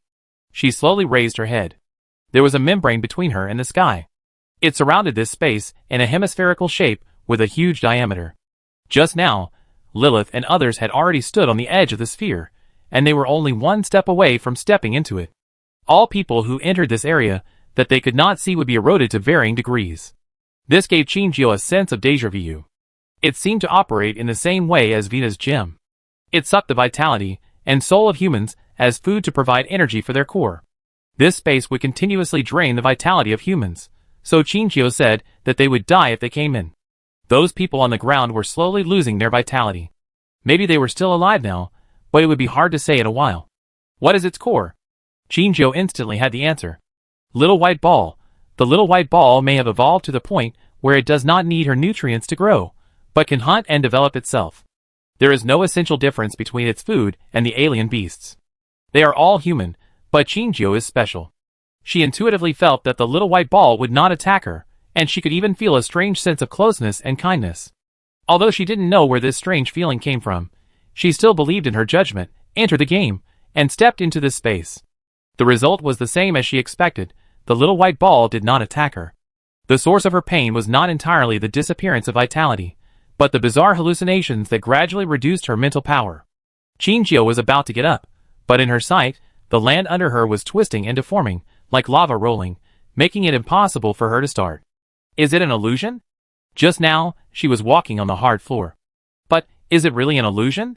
She seemed to feel the heat coming from the front, and if she was not careful, she would be swallowed into the rock layer. Just when she stagnated, two war beasts suddenly appeared in front of her. In the chaotic scene, only their figures were so clearly visible. It was like her guiding light. Ball, shooting star. Chapter 427. Qiuqiu shook her head, and the fluffy hair on her neck shook. Meteor leaned against Qinjiao, sniffed her scent, and then stretched out his tongue and licked her cheek. Qiuqiu saw Qinjiao's embarrassment, and lowered his head on his own initiative, crawling beside Qinjiao and side by side with her. Qinjiao instantly knew Qiuqiu's intention, and she tried hard to climb onto Qiuqiu. But her senses were slowly disappearing, and she couldn't be sure whether she had already laid on Qiuqiu. Meteor's round eyes slid, and then he bit Qinjiao's clothes with his teeth, picked her up, and threw her onto Qiuqiu. Qinjiao hugged the only support, and she whispered in Qiuqiu's ear, "Go to the wormhole." Qiuqiu ran away after hearing this. Although its speed was not as fast as the swift leopard next to it, it was not very slow. A few minutes later, Qinjiao finally saw the dark wormhole that seemed to swallow everything. Qinjiao recovered some strength from Qiuqiu. She barely stood up and slowly walked towards the wormhole. Qiuqiu and Liuxing felt uneasy. They used their heads to hold Qinjiao to stop her from moving forward. Qinjiao rubbed her big head with one hand and said, "Be good, I'm fine." After that, she didn't know where she got the strength from, and drilled through the middle of the two war beasts. She stretched out her hand and put it on the top of the wormhole. The surface of the wormhole in front of her seemed to melt, and sucked her palm in. Sure enough, this wormhole can be entered. Qinjiao didn't hesitate this time, and strode directly into the wormhole. As before, after entering the wormhole, Qinjiao seemed to have entered a world without gravity. She floated in the air, and her sight quickly locked on the glowing ball. All the noisy sounds in her ears disappeared, and the blood-red filter in front of her eyes faded without knowing when. Her mental strength gradually recovered, and the sudden awakening made her a little uncomfortable. She closed her eyes and relaxed. In just a few seconds, the little white ball floated in front of her. The little white ball that seemed to act only on instinct seemed to have suddenly gained intelligence. It no longer eagerly asked Shinjio to give it blood as before, but just watched Shinjio's changes quietly. When Shinjio opened his eyes again, a very clear call suddenly came from his ears. Sister. Vina, who was pulling Kabeli's ears, suddenly seemed to be fixed. She suddenly looked up at the clear sky, or she was looking at another planet through the blue sky. Kabeli was still crying in pain. He felt Vina's changes, and silently looked up at the sky. The cloudless sky was like a blue canvas, waiting for white clouds and flying birds to paint at will. Kabeli belatedly felt that some uneasiness was emanating from the pure blue canvas in front of him. Vina slowly let go of Kabeli's ear. She frowned slightly, and her crystal-clear eyes revealed deep confusion. Kabeli rubbed his ear and asked, "Did you feel anything too?" Vina nodded, and she said, "Very strange energy fluctuations. It is now calling us." "You?" Kabeli caught the key point in her words and asked. After thinking for a moment, Vina nodded heavily and added, "We are war beasts." Kabeli was stunned when he heard this. Summon the energy of all war beasts? What kind of thing can do this? While he was in a daze, Vina had already raised her foot and walked away quickly. Kabeli hurriedly chased after her and asked, "Where are you going?" I don't know." At the moment Kabeli asked the question, Vina suddenly stopped. "Yes, where is she going?" "It's just that she has this vague feeling, which can't support her to find the exact destination. And since just now, this call has gradually disappeared." "Is it an illusion?" "No, it is obvious that Kabeli on the side also felt a hint of unusual meaning, but he is not a war beast, so he is not very sensitive to this." Vina suddenly stopped, and Kabeli was about to ask a few more questions. At this time, a message appeared on his terminal. The message only had a few words, but it was enough to make Kabeli and Vina open their eyes at the same time. "The tribe leader is back." The girl who was soaked in the light red liquid frowned slightly at this time, as if she was not sleeping well. The equipment in the laboratory seemed to be running normally. The experimenter on duty couldn't help but yawn. It seemed that tonight was also a night without any incident. The door of the laboratory suddenly opened at this time. After the experimenter saw the person clearly, he immediately stood up and called to the two people in front of him, "Dr. Cui, Mr. Fei." The two nodded gently in response. Dr. Cui asked, "How is he today?" "Everything is normal, and the monitoring data fluctuates within a reasonable range." "Okay." Dr. Cui nodded and looked at Fei Qixia on the side. Mr. Fei brought not only the assistant, but also a dark python full of killing and terror. Dr. Cui remembered that Shadow suddenly asked Mr. Fei to bring it here, and couldn't help saying, "Mr. Fei, everything is normal here, and nothing special happened." "Yeah." Fei Qixia didn't seem surprised by the result. He waved to the shadow behind him, and the shadow slowly crawled to Fei Qixia's side. "It's okay here." Fei Qixia's hand brushed over the smooth scales of the shadow, and a trace of doubt flashed in the shadow's eyes. Just now, there was clearly a strange feeling calling, but now it disappeared without a trace. "Is it an illusion? If it's okay, let's go back first." Fei Qixia asked the shadow for his opinion. The shadow sniffed in the direction of the water tank, and finally turned back and left in disappointment. When they returned to the base, they unexpectedly saw Xiaosha and Guangming standing not far away. Shadow let out a dangerous roar, which was the hostility he would show when he saw the enemy. Guangming was not afraid of it at all, and spread his wings and let out a sharp cry. Xiaosha on the side was the calmest among the war beasts. He looked at the shadow with a serious expression, and he didn't mean to be afraid. Fei Qixia raised his eyebrows. He didn't expect that even Qinjio's two war beasts were attracted. He touched Shadow's head and left directly. The assistant was startled and followed quickly. He looked at the war beasts that were confronting each other and couldn't help but curiously asked, "Mr. Fei, they? Well, we shouldn't join the war beasts." He smiled, and a trace of cruelty flashed in his eyes. If they are not as skilled as others, it's not bad to give Shadow a snack. Chapter 428. As a reconnaissance beast, Guangming is the most sensitive to alien beasts. The big snake in front of him is obviously a beast, but it is not much different from an alien beast. The light of the beast in his body is getting dimmer and dimmer, and the blood-red flame is almost burying it.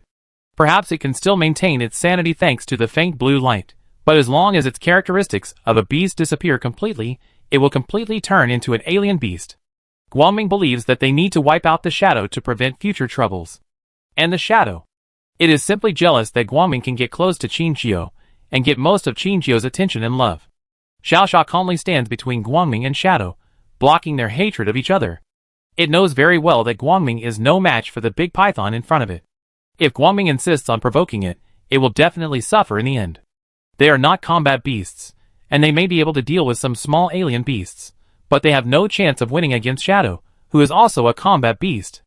Although Xiaosha also understands that Shadow must be dealt with, its more important task now is to protect Guangming's safety and wait for Qinjiu to come back. Qinjiu came back twice after leaving and told them about his current situation, so the two combat beasts did not worry too much about Qinjiu's safety.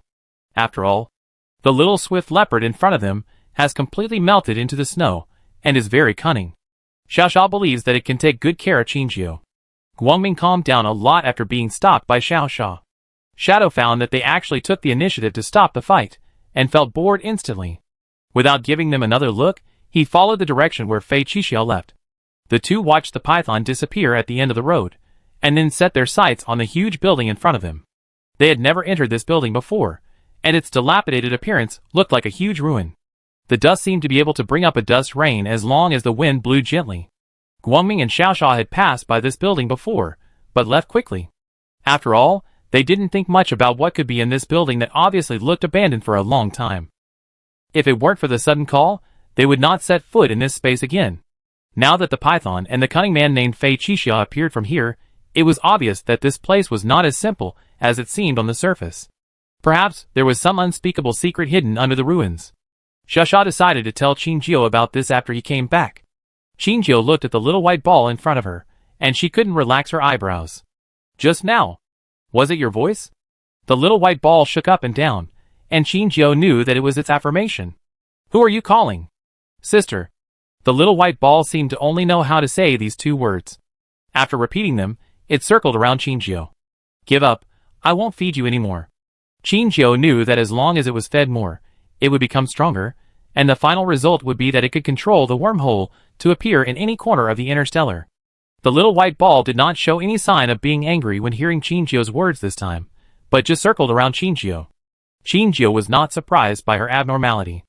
After all, those people outside might have become her substitutes, using their vitality to support the growth of the little white ball. Qinjiu grabbed the little white ball with force, and the little white ball did not resist, and stayed quietly in Qinjiu's hand. Qinjiu's tone was not kind. She asked, "Did you do these wormholes?" The little white ball struggled slightly, and Qinjiu read its denial. Qinjiu was a little surprised. The little white ball would not lie, because it had no basic moral values, and did not think there was anything wrong with its behavior. So if it was something it did, it would not deliberately cover it up. But how to explain the sudden appearance of the wormhole? What about this wormhole? The little white ball admitted it directly, and sure enough, it did not need to cover up anything for its actions. Qinjiu was silent for a moment, and suddenly asked, "Then, did you close those wormholes?" This time, the little white ball also shook to confirm Qinjiu's answer. Qinjiu was a little confused now. The little white ball and the alien beast should be made of the same species. It also feeds on human flesh and soul. How could it help humans who are also food for the alien beast? Is this a kind of food protection behavior? Qinjiu decided to ask directly. Why? Why did you turn them off? The little white ball broke free from her palm and swung around her twice. Qinjiu raised her eyebrows and asked, "Because of me?" The little white ball shook up and down. Qinjiu asked again, "Because you want my blood?" Unexpectedly, the little white ball denied Qinjiu's answer this time. Sister, fine. The ethereal voice of the little white ball sounded again from the depths of his mind. Qinjiu pieced together the broken sentences and asked, "Are you looking for your sister?" Not sure if it was Qinjiu's illusion, but Qinjiu felt that the light of the little white ball seemed brighter than before. It confirmed Qinjiu's answer, and was happy. "Who is your sister?" After Qinjiu asked, he was waiting for the answer from the little white ball, but the little white ball suddenly shook, as if it was bound by something, and the whole ball retreated rapidly, turning into an almost invisible dot. At the same time, the entrance and exit gate of the wormhole appeared behind Qinjiu. Qinjiu remembered the appearance of the little white ball at the last moment. It seemed that it could no longer stay in this space, and was forcibly taken away by external forces. And before it was taken away, it did not forget to open the exit for itself. More and more mysteries settled in Qinjiu's heart, and each fragment seemed to be inextricably linked to other fragments. And she was now lacking the most critical part. Only by getting this missing part could she combine them into a complete puzzle. Qinjiu jumped out of the wormhole, and sure enough, she did not hear the strange sound again this time, and the blood color in front of her disappeared without a trace.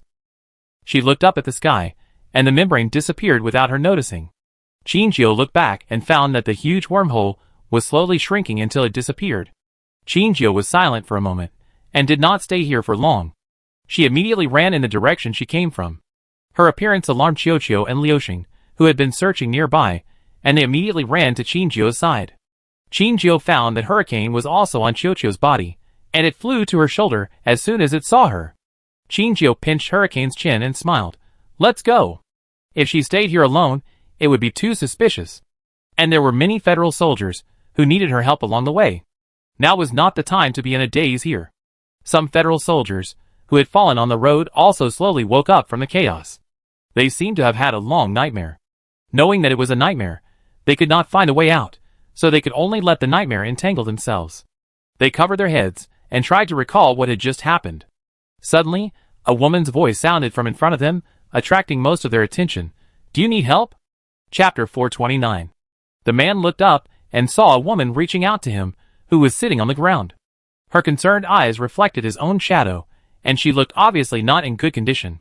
There were two large war beasts behind the woman, one on the left and one on the right, following behind her, looking at him boredly.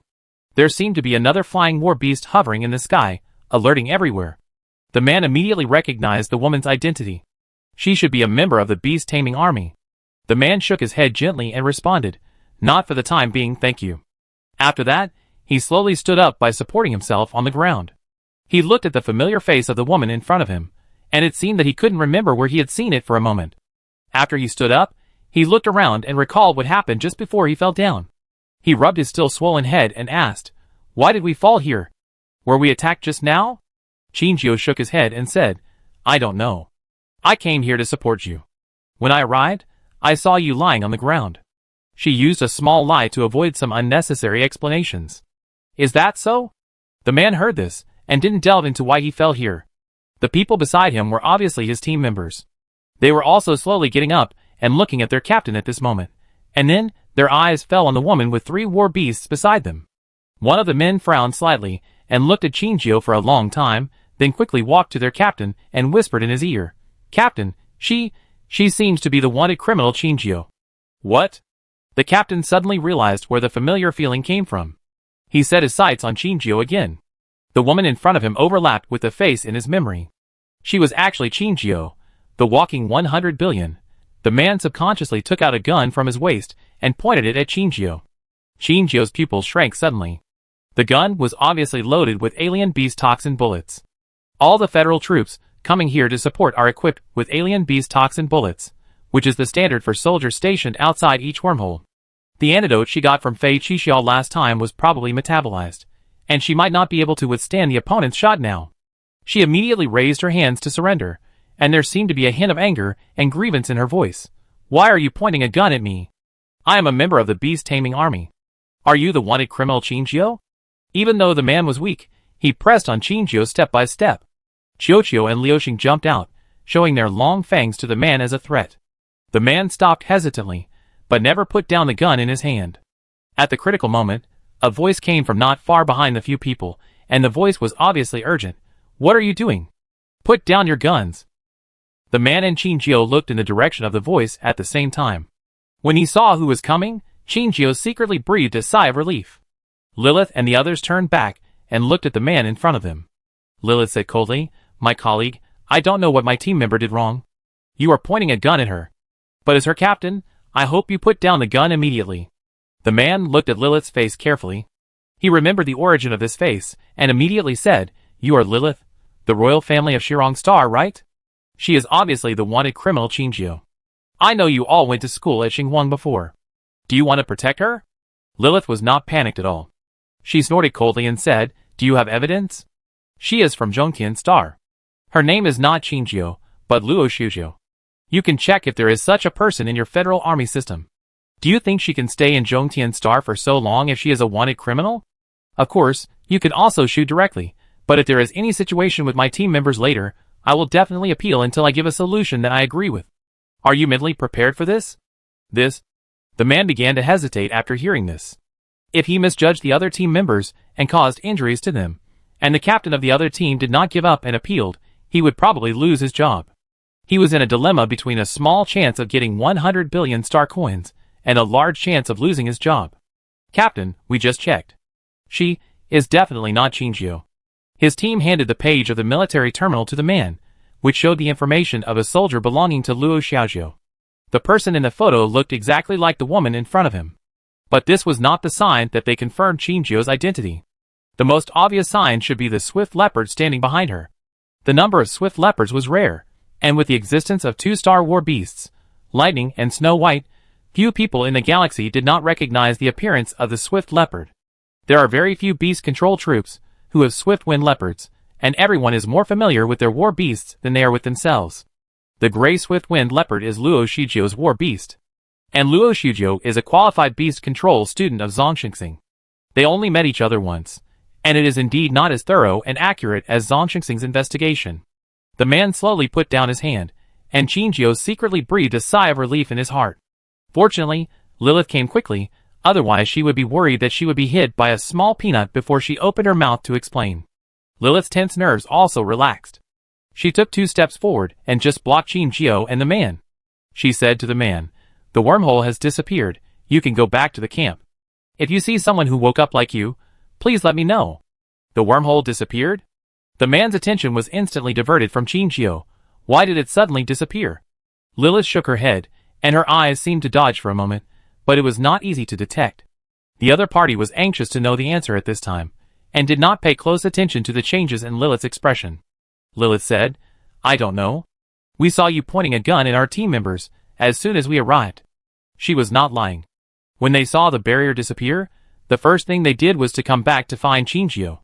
They saw Shinjio being pointed at with a gun from a distance, and they rushed over in fear, preventing an impending bloodshed. The other party turned on the military terminal, and now the terminal has been restored to use. It was indeed the same as Lilith said, they all received a retreat message. So after confirming that their personnel were complete, the other party finally looked at Shinjio with a suspicious look, and then left together. Shinjio looked at their leaving figures, and breathed a sigh of relief, which was considered to be fooled. Okay. At this time, Lilith made a sound to attract Shinjio's attention. Shinjio just met her eyes, and heard Lilith ask, "You should tell us what happened to you in there, and why the wormhole suddenly disappeared." Chapter 430. Hearing this, Shinjio paused, his eyes wandering, as if he was thinking about how to fool around. But this time Lilith didn't give Shinjio a chance to fool around. She stretched out her hand to straighten Shinjio's face, and forced her to look at her. She narrowed her eyes slightly, and the brilliance in her eyes directly broke into Shinjio's eyes, as sharp as if to pierce through her.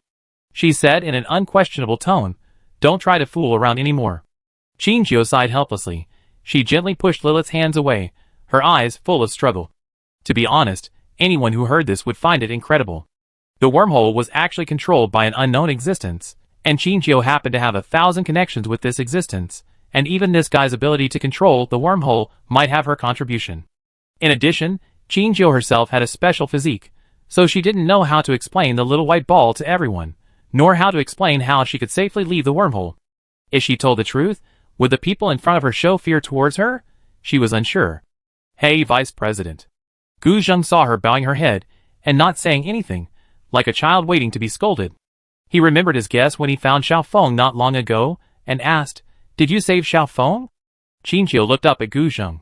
She didn't know why Gu Zheng mentioned the incident at that time, but she nodded and confirmed Gu Zheng's answer. This might be one of the few facts she could admit. Gu Zheng saw her nod, and for some reason, he suddenly breathed a sigh of relief. He had been waiting for the answer to this question, and it was finally confirmed at this moment. Gu Zheng took a deep breath and said, "Vice President, we have never doubted you, and I hope you can believe us.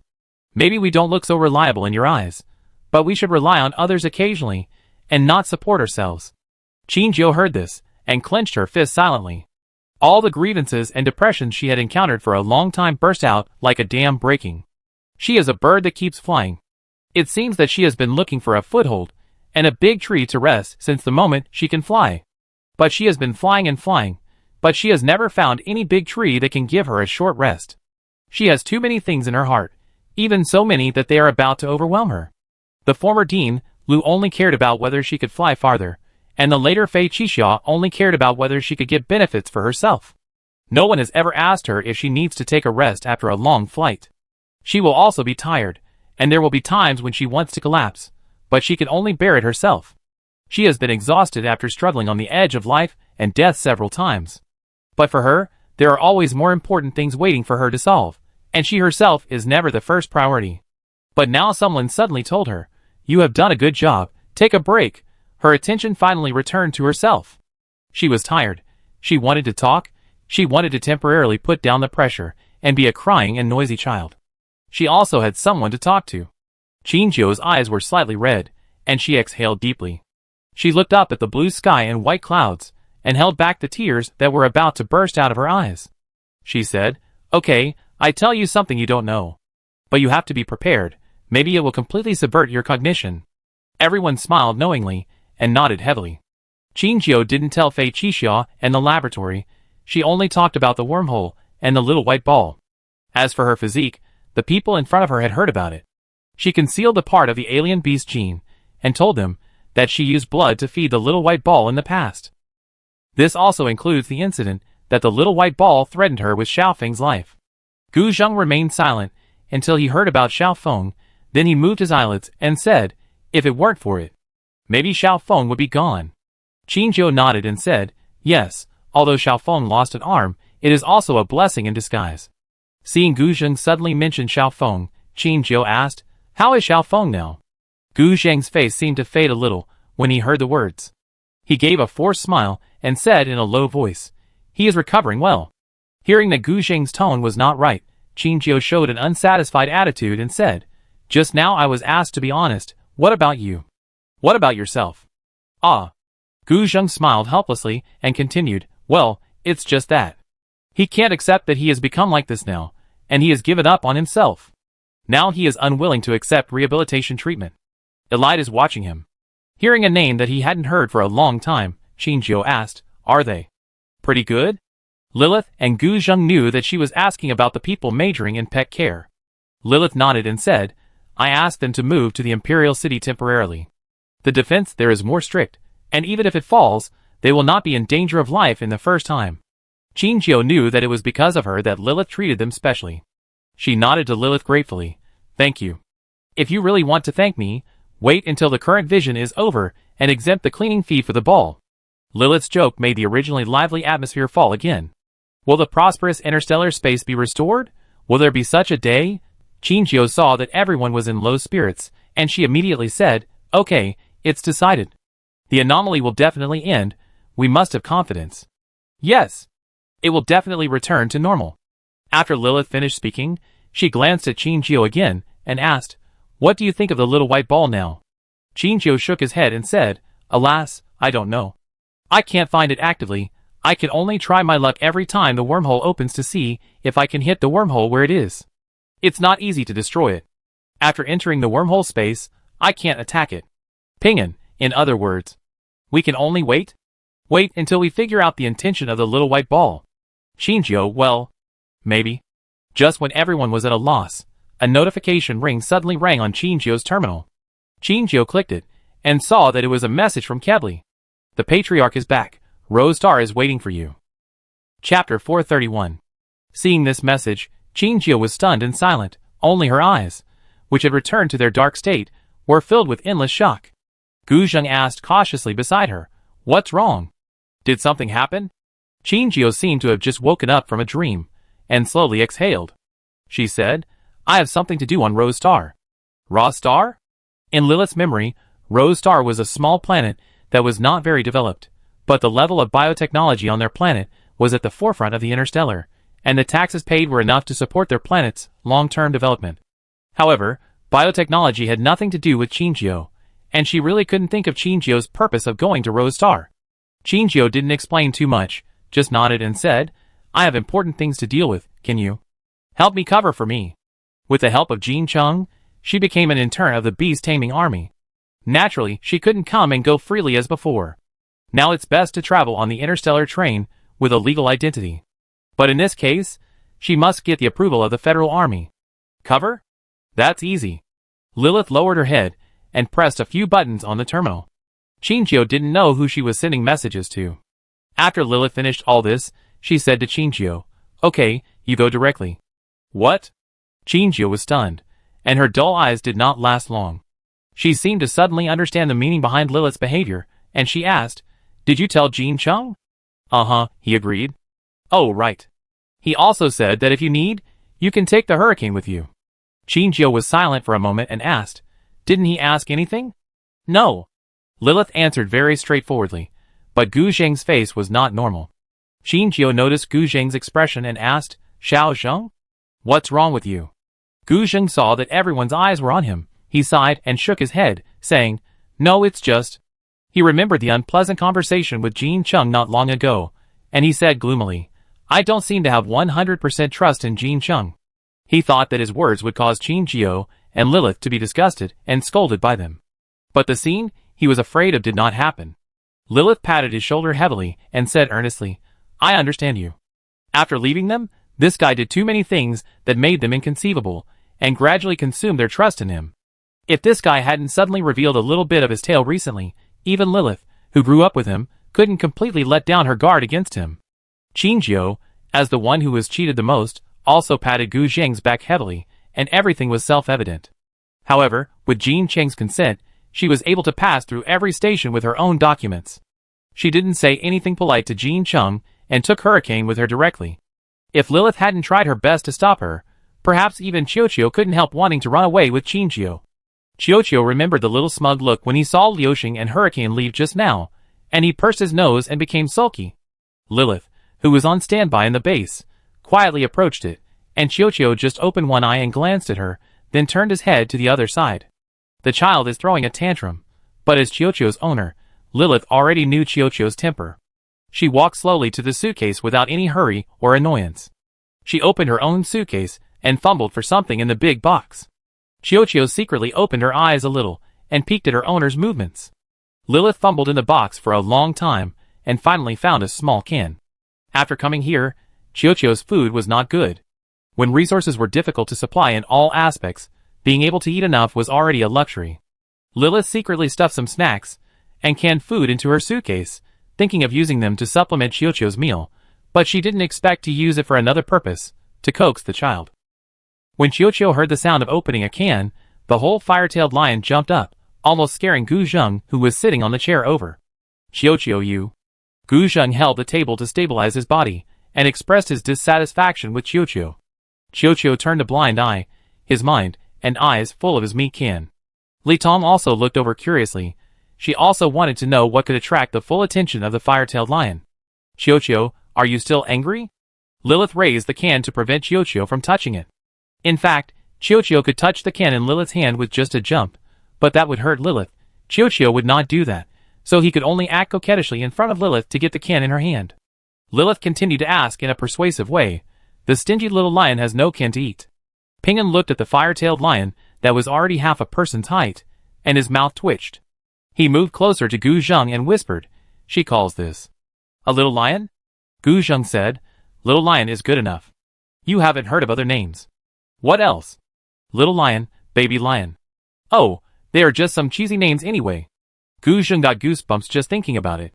Lilith was a strong woman in his eyes, but she was always so sloppy with her war beast, as if she gave all her tenderness to her war beast. This was exactly the same as Jean Chung. They both had war beast brains. No wonder they grew up together. Chiochio nudged Lilith's body with his head, and his glass-clear eyes were full of desire for the can. Soon, Lilith gave up and gave the can to Chiochio. Chiochio was very happy after eating the can. He forgot about Chinchio abandoning him, and his eyes were full of his master. It's better to follow the rich woman. There are cans to eat. Lilith saw that it had turned from cloudy to sunny, so she let it lie down and rest. Lilith sat at the table, and the four looked at each other for a long time without saying anything. Finally, it was Lilith who broke the silence, and she said, "What do you think of Chinchio going to Rose Star?" "I think there is only one reason why she is so anxious to go to Rose Star." Pingan tapped the table with his fingers, focusing everyone's attention on himself, and said, "The little white ball she was talking about." Li Tong and Gu Zheng both nodded silently, obviously agreeing with Ping An's conclusion. Lilith supported her head and pondered for a moment, and suddenly asked, "The little white ball should be quite dangerous?" "That's nonsense. That's our vice president. We just throw her into danger alone?" Gu Zheng raised his eyebrows. "What do you mean?" Lilith suddenly showed a playful smile. "Have you been to Rose Star?" Everyone shook their heads. "Oh." Lilith stood up and stretched, and her lazy and comfortable voice came slowly. "It just so happens that I have never been there. Let's take a break from our busy schedule and go on a trip." Chapter 432. What's going on? Why are all the instruments sounding alarms? Dr. Cui grabbed one of the experimenters, who was running back and forth, lifted his collar, and asked his own question. The experimenter trembled slightly, and he looked at Mr. Fei and the dark python behind Dr. Cui in horror. He stammered, "Cui, Dr. Cui, Mr. Fei. We don't know what the reason is now, and we are trying to investigate. The alarm sounded 5 minutes ago, and we have ruled out hundreds of errors. But it is not clear why Eve's vital signs suddenly dropped." He saw Mr. Fei's face gradually gloomy, and he became more and more frightened as he spoke, and his voice became smaller and smaller. He was timid and didn't dare to say more. Fei Qixiao wanted to attack him, but he thought that it was the peak period for hiring, and he should not reduce his productivity. And even if he killed him, it would not change the fact that Eve was heading towards death. He was just the most insignificant dust in his plan. He said coldly, "Go back and continue checking." Yes. The man seemed to have a flood and beast behind him. He ran very fast, stumbling and almost falling. Fei Qixiao saw his useless appearance and spat, "Waste." At this time, Dr. Cui, who was still nodding and bowing to him, had quickly joined the team to check the error. In his eyes, the experiment was more important than his own life. Even if Mr. Fei was behind him, it would not change his heart to pay attention to the experiment at the first time. It was precisely because of his concentration that Fei Qixiao trusted him, and was willing to let him handle the affairs here.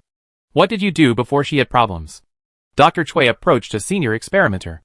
Although the other person was also quickly eliminating errors on the light screen with his hands, his expression did not change much, and he looked extremely calm.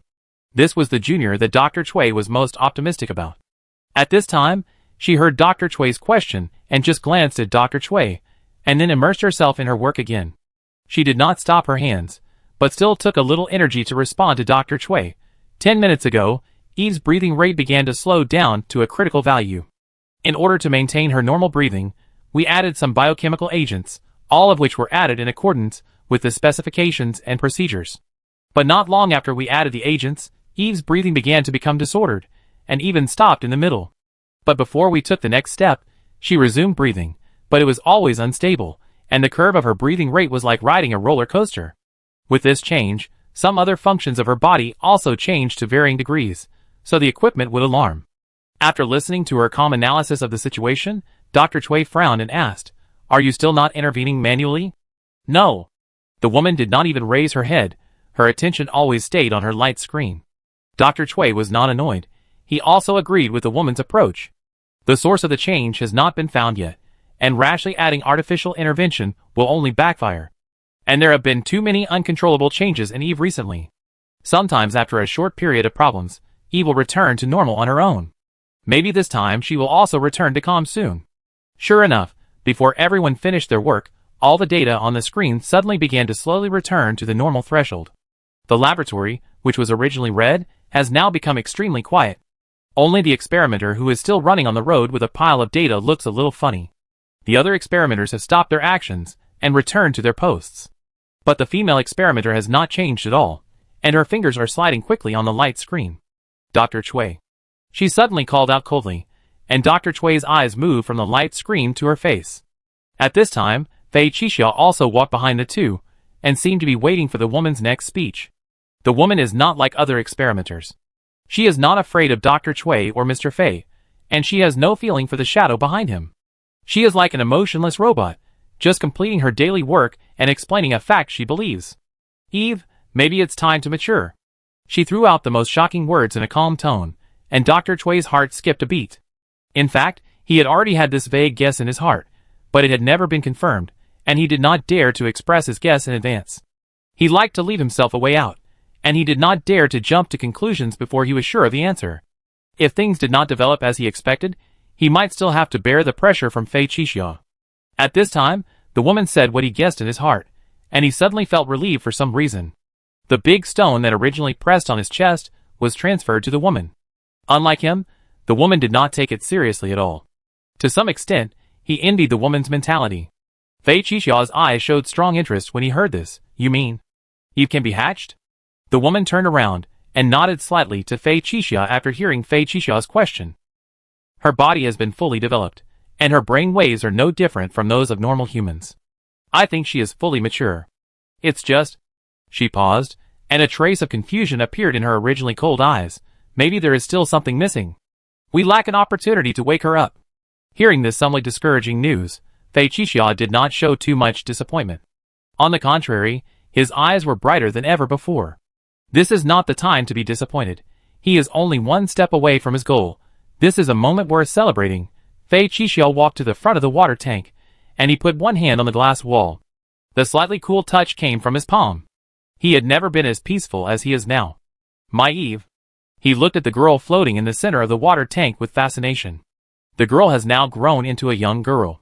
She curled up in the middle, and seemed to be sleeping peacefully. Lockefu. Our goal, what we are going to do, is finally going to succeed.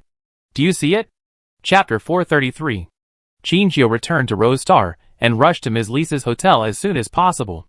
After receiving Qinjiu's reply, Lisa and the others all stayed in the hotel, and waited for Qinjiu to appear. Vina was half lying on the sofa, holding a red apple in her hand and chewing it. At the other end of the sofa sat Cabelli. At this time, Vina's calf was resting on Cabelli's thigh, shaking from time to time. Cabelli said helplessly, "Don't shake it, it's not good." Vina paused, glanced at Cabelli, and compromised, "Okay. Are you uncomfortable here?" Cabelli said while massaging her calf. Vina felt a pain and nodded immediately, still holding a mouthful of apple in her mouth, muttering, "Yes, yes, that's it." Their too natural interaction made passers-by couldn't help but look at them twice. But the two seemed to be unaware of other people's eyes, and did their own things. Lisa looked at her nephew at the front desk, feeling heartbroken. Heartbroken? Why did her nephew obey the little girl Vina? Could it be that he and Vina? No way. She had heard from Yuchi that Vina was already old, so she shouldn't like a young man like Kebli, right? Should. No way. Just when she was worried about this possibility, a dusty figure came in at the door. She was still wearing the uniform of the Beast Tamer army, and there was a gray leopard peeking out of her pocket. When it saw Vina and Kebli, it jumped out of the pocket, looking arrogant. Soon after, a flying bird also squeezed into the door frame and landed on the woman's shoulder. Vina and Cabelli saw each other and immediately stood up. Vina threw the apple away and ran to the woman. Shujio. She was now as tall as Qinjiu. They looked at each other and smiled. Cabelli walked to their side and nodded slowly to Qinjiu. Qinjiu's eyes moved between the two of them, as if a small flame was flickering between them. She teased, "You are? We have nothing." Vina hadn't spoken yet, but Cabelli's face had already turned red, and he kept waving his hands, fearing that Qinjiu would misunderstand something. He hasn't been approved to become a regular employee yet. He dare not admit anything. Vina snorted lightly, and didn't intend to go deeper into this issue. She ignored Kebli and moved closer to Qinjiu. "Sister Xiaojiu, you are now." She looked Qinjiu up and down, and obviously recognized her uniform. "In the Beast Tamer army?" "Well, it's a long story, we talk about it later. Let's go find the tribe leader." Qinjiu came here very anxiously to know what the little flower that Rokov left for her in her hand meant, or what message it left for her. Perhaps this message can determine whether Edel can be released from prison, and I don't know if it will be useful to Laker. But more importantly, she wanted to know if Rokov left anything for her. Just like the half-full diary at that time. "Wait, Sister Shujio." Vina grabbed Qinjiu's arm and said, "We still have to wait for someone." "Waiting for someone? Who?" Qinjiu was puzzled, and then Kebli explained, "Laker, Vina has already informed him." Qinjiu suddenly realized that this matter was indeed related to Laker, but it happened suddenly, and Qinjiu had never thought of this aspect. Seeing Qinjiu's expression, when he suddenly came to his senses, Kebli couldn't help but feel helpless for Laker in his heart. Poor Laker was forgotten by her. However, the time to inform Laker was also very early. Not long after, Laker also got off the car and rushed all the way to the hotel. Qinjiu hadn't seen Laker for a while. Laker didn't change much compared to before, but he was a little more tired after running around, and Chinjio was the same. Leikair came in from the door, and was stunned when he saw Chinjio. He looked at Chinjio in disbelief. When he saw the beast tamer uniform on her, he was stunned and asked, "It's not been long since we separated, right?" Chinjio was amused by his reaction and replied, "It's been more than a month or two, right? Why, your memory is so bad? You don't recognize me so quickly?"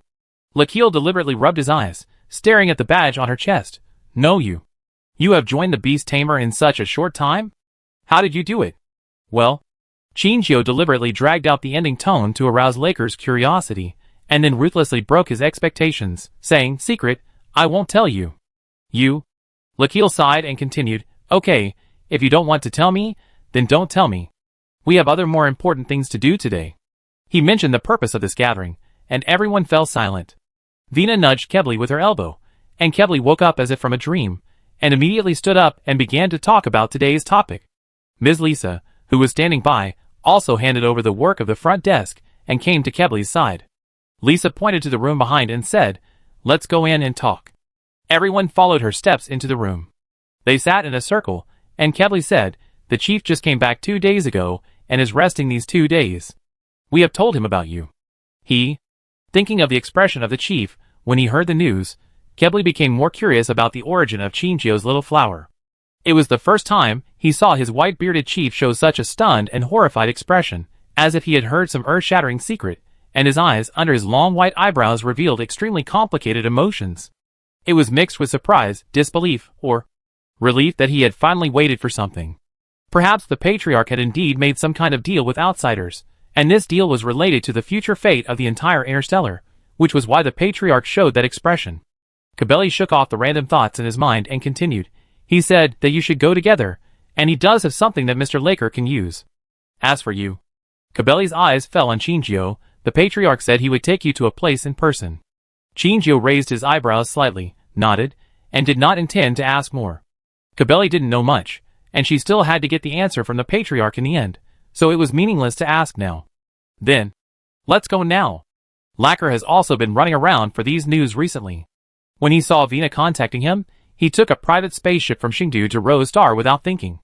He was anxious and couldn't wait for the next interstellar train. "What's the hurry?" Vina spread her hands and took out a candy from somewhere and put it in her mouth. At this time, she spoke vaguely. "The head of the Kebeli family will come to see us tonight, and we will set off then." Kebeli nodded quickly, and Laker's eyes caught Vina's action of reaching into Kebeli's pocket to touch the candy. He was silent for a moment and asked, "Are you in love?" Chapter 434. Ahem. I didn't, don't talk nonsense." Kebeli seemed to be choked by his own saliva and coughed heavily. Vina looked calm and not embarrassed at all. Kebeli was still denying 3 times, while Vina was pouring oil over there. "Oh, I think this boy is pretty good, he is in the probation period." Kebeli's face turned red like a cooked shrimp when he heard it, and he didn't dare to speak again. Ms. Lisa's eyes were wide open at this time, and her mouth could fit an elephant. No, he was really pushed. Laker, however, rarely failed to remain calm, whistled and teased, "Wow, I didn't expect you to eat young grass." Laker's teasing was obviously meant for Vina, who snorted and retorted, "If you say so, I was still a child not long ago. Why don't you say he was eating young grass?" Laker was choked by her, and couldn't speak. Chinjio was not surprised at all that Vina and Kebeli would come to this point. In the past, when they were getting along, Kebeli had already shown his preference for her everywhere, and now it was just a natural result. But even she didn't understand what was the point of attraction between them. Is it because they can't be said to be strictly human, so they have the ability to attract each other? She threw away the strange thoughts in her mind and looked at the natural way of getting along between the two. The answer to this question was not so important. As long as they like each other, it's enough. While Vina was eating candy, Chinjio couldn't help but ask, "How long have you been on Rose Star?" Vina blinked her eyes and counted the days on her fingers. After a moment, she said, "About more than half a month?" Hearing this, Chinjio couldn't help but ask curiously, "What about the auction house?" Vina changed to a more relaxed posture. She said nonchalantly, "Don't we have Alder and Levin?" As the behind-the-scenes owner of a large auction house, Vina now pretends to be indifferent to the auction house business.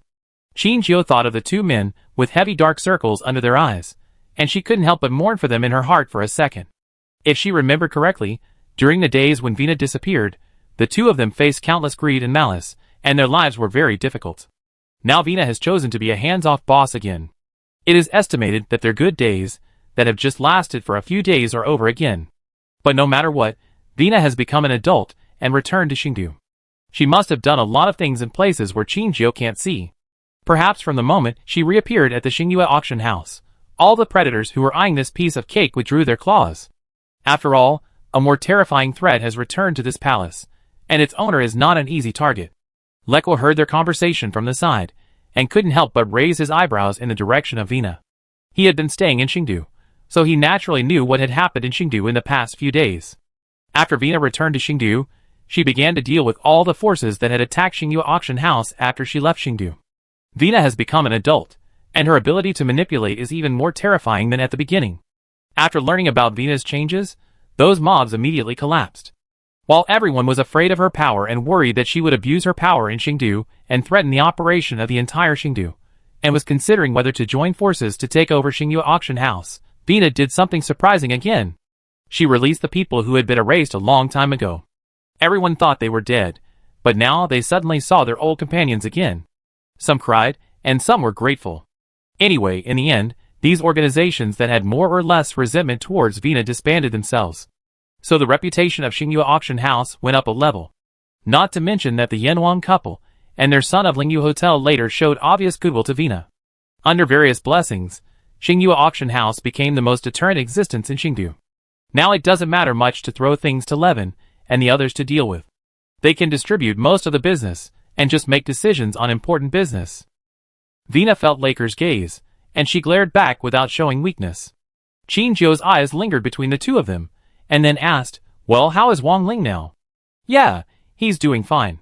His parents are famous. And I've also publicly shown my affection to him, so I guess he can walk sideways in Xingdu now." Vina's words were a little bit cocky, and she looked at Qingjiu with hope, and her big, blinking eyes seemed to say, "Praise me." Qingjiu was speechless. She smiled helplessly, and then moved closer to her, stretched out her hand to rub her head, and said softly, "Thank you." Vina's mouth corners were raised, and her crescent-shaped eyebrows were full of joy. She said to Qingjiu, "Yes. You're welcome." After that, she looked at Kebli beside her, and the invisible tail behind her seemed to be lifted up to the sky. "Did you hear that? My sister is praising me." Kebli was hit hard by her bright eyes, and a smile from the heart. He unconsciously showed a faint smile on his face, and his voice couldn't help but soften. "Yes, Vina is the best." The single dogs present seemed to smell the sour smell of love, and couldn't help teasing. Ahem. Enough, stop showing off. TSK, Kebli, look at yourself, your soul is about to be hooked. You are still developing, do you have to be so disgusting? Kebli heard the jokes of the crowd, and his face was like a quenched iron, red and hot. He couldn't help stammering, No. Don't talk nonsense." Qingjiu covered his mouth and chuckled, and the original nervous mood was also diluted a little. She was afraid that others would worry, so she didn't show too much nervousness. But in fact, when she thought about what she was about to face, her restless heart almost rushed out of the shackles of her chest. Tonight, the truth that has troubled her for a long time will surface. Lilith and others who just got off the Interstellar train station on Rose Star looked up at the somewhat backward waiting building, and felt as if they had returned to the ancient Blue Star hundreds of years ago. Why do you still need to wait for the luggage carousel on the planet now? Don't you just scan the Interstellar resident ID card, and the luggage will come down from the conveyor belt by itself? The method you mentioned is also backward. In Shirong, the luggage will be delivered to the seat before getting off the train. They looked at each other, and could only come to one conclusion. Rose Star is worthy of being one of the last few planets in infrastructure. They silently watched the suitcases circling on the luggage carousel they had never seen before, trying to find the one that belonged to them. Suddenly, a familiar voice came from another luggage carousel behind them. "No, my suitcase is damaged." "Aren't you responsible for the damage?" "Excuse me, sir. You can take this registration card to exchange for a new suitcase we provide." "You?" Lilith and Gu Sheng looked back suddenly and said in surprise at the same time, "Wang Ling?" Chapter 435. The buzzcut man who heard the voice also turned around suddenly. He saw two familiar figures in front of him and said in disbelief, "Lilith? Gu Sheng?" Lilith and Gu Sheng walked quickly to his side. They hadn't seen each other for a long time and smiled at each other. Lilith asked, "I haven't seen you since leaving Xinghuang. How are you doing?" "Very well, I can walk sideways in Xingdu. Wang Ling chuckled and told him about his current situation in Xingdu, but Lilith and Gu Zheng thought he had learned to joke. Gu Zheng joked, "Then you live more freely than us?" "Well, a little bit." He took his luggage off the turntable and asked immediately, "What about you? Why did you come to Rose Star?" After he finished speaking, he looked at the two of them and said clearly, "Are you on a mission?" They were still wearing the uniforms of the Federation Army, so it was hard not to think in this direction. "Not really." Lilith turned away her eyes guiltily. They could be considered to have sneaked away. If Jean Chung hadn't covered them up behind the scenes, they would have been judged when they returned. Wang Ling was just curious about Lilith's behavior. It seemed a little strange. He wanted to ask something, but he saw two other figures coming out from behind them. His eyes widened slightly under his glasses, unable to hide his inner shock. "Why are you also?" "Long time no see, Wang Ling." Ping-An stepped forward and patted his shoulder with a smile on his face. Li Tong, who was standing beside him, also smiled and nodded to him. "We are acting together now. We are here to find Qinjiu." When Wang Ling heard Qinjiu's name, his expression did not change much, which surprised Lilith and Gu Zheng. Gu Zheng asked, "You knew that Qinjiu was not dead?" "Yes, I knew it a long time ago." Wang Ling recalled his encounter with Qinjiu in Xingdu, and he continued, "I also met her and repaired the mechanical weapon I gave her. Oh, and later I contacted Jean Chung and gave her a new one." After he finished speaking, he looked at Ping-An and said, "You helped me give it to Qinjiu, right?" Ping-An nodded and said, Jean Chung had already arranged it. "Wait." Lilith listened to the conversation between these people, and after a long silence, she finally couldn't help but interrupt. She pointed at herself and asked, "So what you mean is, I am the only one who is still in the dark?" Everyone's eyes were focused on her. Gu Zheng pondered for a moment and said, "Well, to be precise, you should be the last person to know Qinjiu's movements. I also met her once when I was on a mission." Lilith, Lilith's face was gloomy. She gritted her teeth and said, "Good, very good. Qinjiu, you made me worry for so long. I remember. Qinjiu in the hotel. Why do I feel that behind her?" "Chilly." Gu Zheng coughed lightly to break the stalemate and asked Wang Ling, "What are you doing here?" Wang Ling said him. And said, "Like you, I'm here to find Qinjiu." Something happened between Qinjiu and me in Xingdu, and someone I know in Xingdu told me that Qinjiu would come to Rose Star. I was too bored in Xingdu, so I decided to come and take a look. We heard Qinjiu say that he was coming to Rose Star, so we followed him. In fact, we don't know where Qinjiu is now." Lilith thought of this and felt a little discouraged. Perhaps she shouldn't have had such a sudden idea and just left with the three of them. It was still unclear where Qinjiu was going. She had no doubt that even if she asked Qinjiu, he would not tell her the answer. That was her so-called way of protecting them, but in fact, they didn't need such protection. They also wanted to help Qinjiu. "Oh, I know, you guys come with me." Wang Ling took the suitcase from Lilith's hand naturally, playing the role of a reassuring parent as always. Lilith's hand loosened. She quickly followed Wang Ling and asked, "What? How do you know where Qinjiu is?" "Someone I know is with her," he answered concisely. After completing the entry registration with everyone, they took the bus prepared by Wang Ling and floated above Rose Star. Rose Star doesn't have many tall buildings. The world under the car is a low flat floor. Humans shuttled through the streets like little ants, forming a small society. The infrastructure of Rose Star is indeed a bit backward. Gu Zheng retracted his gaze from the window and expressed his opinion.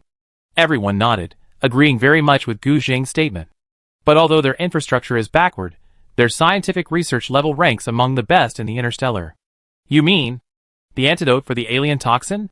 Ping-An finished speaking, and seeing Wang Ling nodded, he continued, "I have heard that it seems that only their laboratory here can develop an antidote to the alien toxin. Professor Arnold also often comes here to exchange and learn." Lilith pondered for a moment, and suddenly asked, "In fact, I have always had a question. Why can a planet that seems to have an underdeveloped economy come up with such a large amount of research funds?" This. Ping-An searched for the answer to the question in his mind, and then said, "I heard that there is an old nobleman living on this planet, who uses his wealth to support the experiment. But I heard that this person is very low-key, so no one has seen him until now. This is an inside story that none of them know," but the topic did not continue. After all, the purpose of their visit to Rose Star this time is not this nobleman, but the vice president they are concerned about. The car landed in front of a hotel at this time. The group of people had extraordinary temperaments, and several of them were wearing Federal Army uniforms. It was obvious that they were not ordinary. Pedestrians on the street whispered, discussing their identities and origins. Wang Ling took the lead and entered the hotel first. When he saw the proprietress sitting at the counter, he smiled and called, "Aunt Lisa." Lisa stared at Wang Ling's face for a long time. She seemed to suddenly remember something, and showed a surprised smile on her face. "Isn't this Xiao Ling? He's grown so big." Let Lisa take a closer look. Lisa stared at him for a long time in front of him, and sighed, "He looks more and more like your father, he is quite handsome." Alas, no wonder Yuqi was bewitched. Wang Ling listened to Lisa's jokes, and his thin face turned slightly red. He whispered, "Aunt Lisa, don't make fun of me." Lisa covered her mouth and chuckled, and said, "Okay." Immediately, her eyes fell behind Wang Ling, and when she saw Lilith and others, she couldn't help but curiously asked, "They are?" "Wang Ling, they are my friends, we are here to find." "Yo! Are you here?" Before Wang Ling finished speaking, a young woman walked out of the room. Her pair of red eyes were eye-catching, and her identity was obviously not simple. Lisa saw the woman with a bit of resentment in her eyes, but she still endured the bitterness in her heart. Who told her nephew to like it? Vina looked behind Wang Ling, and her eyes fell on Li Tong. She said huh and asked, "Why did you bring a wolf cub with you?" Chapter 436. Li Tong, who was called the wolf cub, showed his first distressed expression today. The woman in front of him looked about the same age as himself. Except for a pair of red eyes that looked a little strange, her appearance was no different from that of a human. But Li Tong clearly felt a breath from her that was not very similar to that of a human. If you insist on asking her what she was most similar to, she would answer without hesitation. A war beast. But how could a war beast become a human? While she was puzzled, Qin Jiu also walked out of the room. Her appearance attracted all of Li Tong's attention. Li Tong walked quickly to Qin Jiu, his eyes shining, and said crisply, "Sister." Hey. Don't call me so intimately." Vina, who was standing by, had alarm bells ringing in her mind. She quickly stood between Qin Jiu and Li Tong, looking at Li Tong with hostility. Li Tong's original smile quickly disappeared, and his eyes gradually became murderous when he looked at Vina. Stop! Qin Jiu took a step forward and walked between the two to separate them. She sighed helplessly and asked, "What are you doing? Are you fighting each other?" Qin Jiu did not wait for them to answer, and took the initiative to ask Li Tong, "Why are you here too?" Lilith said, "We can come together." Li Tong's eyes drooped slightly, his eyebrows raised slightly, and his big watery eyes looked at Qin Jiu, like a pitiful and cute little dog. Vina, who was standing opposite her, made a sound of contempt, but could only hum and turn her head away in the warning of Qin Jiu's eyes. Wang Ling. Qin Jiu found Wang Ling standing not far away, and made a sound of surprise. Wang Ling asked with a smile, "Why? Don't you recognize me?" "That's not the case." Qin Jiu looked around and found that they were all familiar figures. She couldn't help but feel a little dazed. It was a bit like returning to the days of Xinghuang. Qin Jiu served as a bridge in the middle. She introduced the identities of Vina and Kebli to Lilith and others, and introduced Lilith and others to Vina. After Qin Jiu finished the introduction, Li Tong suddenly said, "She is not human." Li Tong pointed at Vina, and everyone's eyes fell on Vina with her movement. Vina raised her eyebrows and said, "Yes, are you only half human?" Qin Jiu didn't know where their inexplicable hostility came from. She rubbed her nose and explained to them, "Li Tong, half-orc. Vina is a war beast." War beast. Hearing this, everyone showed an expression of disbelief. Vina snorted and said, "What a fuss." Lilith's eyes stayed on Vina for a long time. She really couldn't equate the human in front of her with the war beast. She asked, "How did you do this?" "It's a long story. It also involves some secrets of Vina's race. I don't know the details, but this is the fact." Without getting an answer, everyone stopped delving into this topic. Qin Jiu asked curiously, "Where's the ball? Didn't you bring the ball with you when you came?" "Yes, it's in the back." As soon as Lilith finished speaking, the ball that had just been released from the cage rushed in and fell directly on Qin Jiu. The other people were so scared that they took a few steps back, and only Qin Jiu fell directly to the ground. "Ball don't." Qiuqiu's big tongue was washing Qin Jiu's face, and Qin Jiu was tickled by it. In the end, Hurricane came to the rescue and stopped Qiuqiu from continuing to be intimate with Qin Jiu. When Qiuqiu left Qin Jiu, Meteor stepped forward without hesitation and gave it a big fight, which made Qiuqiu stunned. Meteor sneered, turned around and jumped into Qin Jiu's arms, showing a warning look to Qiuqiu. "Qin Jiu? Question mark. It's over, Its sesame ball has also become a big vinegar bag. Blame Lightning for teaching the child badly. Lightning, who was far away in Zhongxing, sneezed violently, and Baishua, who was standing aside, walked away from it with disgust. Did he catch a cold? Impossible. Maybe someone was thinking about him. Xiuqiu is too big to stay at the front desk all the time, which would cause panic. Lisa arranged a private room for them. The room was large enough for all of them, including Xiuqiu, to stay in it. Qingqiu roughly repeated what Cabrera had said to her. After listening, Lilith remembered the little flower in her hand and asked, "That thing is indeed what you got after entering the Beast King building?" "Yes." Qingqiu did not intend to hide this part of the content. She said, "Perhaps it was this thing left in the Beast King building that made Ivana feel threatened, so he wanted to kill me. Then have you ever thought about who will fill this position in the Interstellar after Ivana steps down? It is impossible to leave the position of the president vacant. If the federal government has no president, then everything will enter a state of suspension. During this period of suspension, the entire Interstellar may undergo tremendous changes. Perhaps more planets and stars will be like this, becoming completely independent and autonomous, and the scope of influence will be wide. Look, isn't there him?" Qingqiu pointed to Laker, who was sitting some distance away from them, and said, "He was the original presidential candidate." "He?" Lilith looked at Laker's face for a long time, and she finally found a familiar face in her mind. "He is Laker? I remember he is also a wanted criminal." After Qingqiu became a wanted criminal, Lilith flipped through the wanted page countless times, and naturally had some impression of the man under Qingqiu. But she didn't expect that two people who had no connection at all would have such a fate to meet and know each other. It can even be said that it is a fate of wanted papers. Well, their family has infiltrated all walks of life, and he was originally a legitimate candidate. It is estimated that it is not a problem for him to replace Ivana. After Qingqiu finished speaking, he deliberately showed a row of white teeth to Laker and asked with a smile, "Is it?" Laker said to show his affirmation. Lilith saw that the two of them got along quite naturally, so she leaned close to Qingqiu's ear and asked, "How did you know him?" Qingqiu thought of the village in Shaoxi, and she chuckled, because of a child. She told Lilith and others about how the two met, and everyone was silent for a long time before slowly coming back to their senses. "Gu Zheng, it seems that a lot of things happened during the time you disappeared."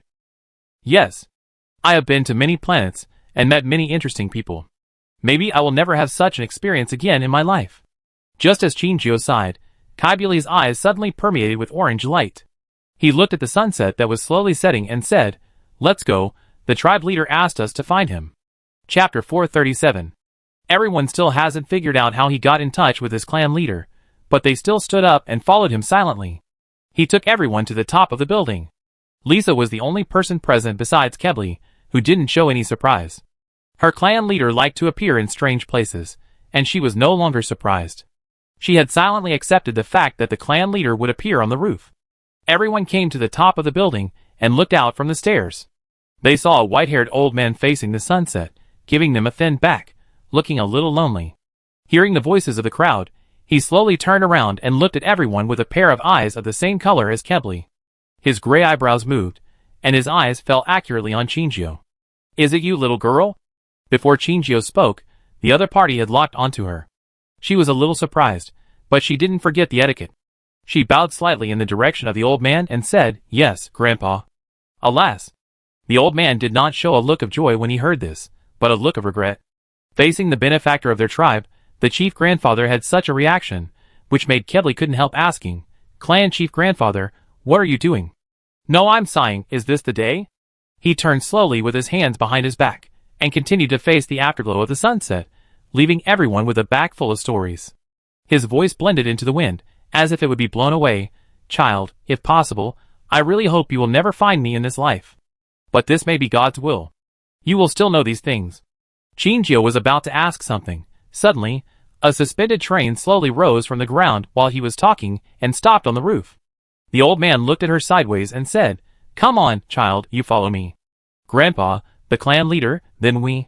As soon as Kebuli finished speaking, he was interrupted by the clan leader, who said disdainfully, "Find a way to catch up by yourself." Kebuli wanted to say something, but Lisa on the side patted his shoulder and said, "Okay, I find a car, can't I go home?" The clan leader glanced at Lisa, he didn't say anything more, and stepped into the car. Qingqiu didn't hesitate, and quickly stepped forward to keep up with the old man. Lilith and the others were still a little worried, but Lisa on the side comforted them. Okay, don't worry, we will catch up soon. And the clan leader won't do anything to her, don't worry. Shinjio sat in the car. The afterglow of the setting sun was recycling its light, and darkness was about to swallow the city. But humans have their own unique way of retaining light, and the street lights are lit one by one, making the streets as bright as day. Grandpa Patriarch, what did you mean just now? Shinjio was still brooding over what the old man had just said. From what the old man said, he didn't seem to want to let him know the truth. The patriarch raised his long white eyebrows, and a pair of golden eyes fell on Shinjio. He didn't answer but asked, what about you? Do you really want to know what the little flower that Rokov left for you means? Shinjio nodded without hesitation. He can leave this message for me there. This thing must be not simple. I think he must want me to find something. No, you're wrong. The clan leader interrupted Shinjio's mumbling and said, Rokov doesn't want you to know. What? The little red flower is the symbol of our clan. The red flower in your hand is indeed a symbol of a distinguished guest, but... He paused and said, it also means that he has sold his soul to us. Shinjio looked at the old man in disbelief, as if digesting the meaning of his words. Some things happened in my clan before, which did affect the safety of our clan. And Rokov made a deal with us at that time. He was willing to provide us with his soul after death, but at the same time, we needed to do something for him. There seemed to be a rare ripple in the old man's calm eyes. He said that he would help him deposit some of his memories and diaries for the people who will come to us with red flowers in the future. That's you, Shinjio. Shinjio heard this and asked curiously, why did he do that? He could have put all the information in Xinguang. That's what I said, he actually doesn't want you to know the content behind. But he is also a very contradictory person. He doesn't want you to know the truth, but he is afraid that you don't know. So he said that if one day you gather all the conditions and find me, it means that it is God's will, but I didn't expect us to meet so soon. The old man's eyes suddenly became extremely sharp.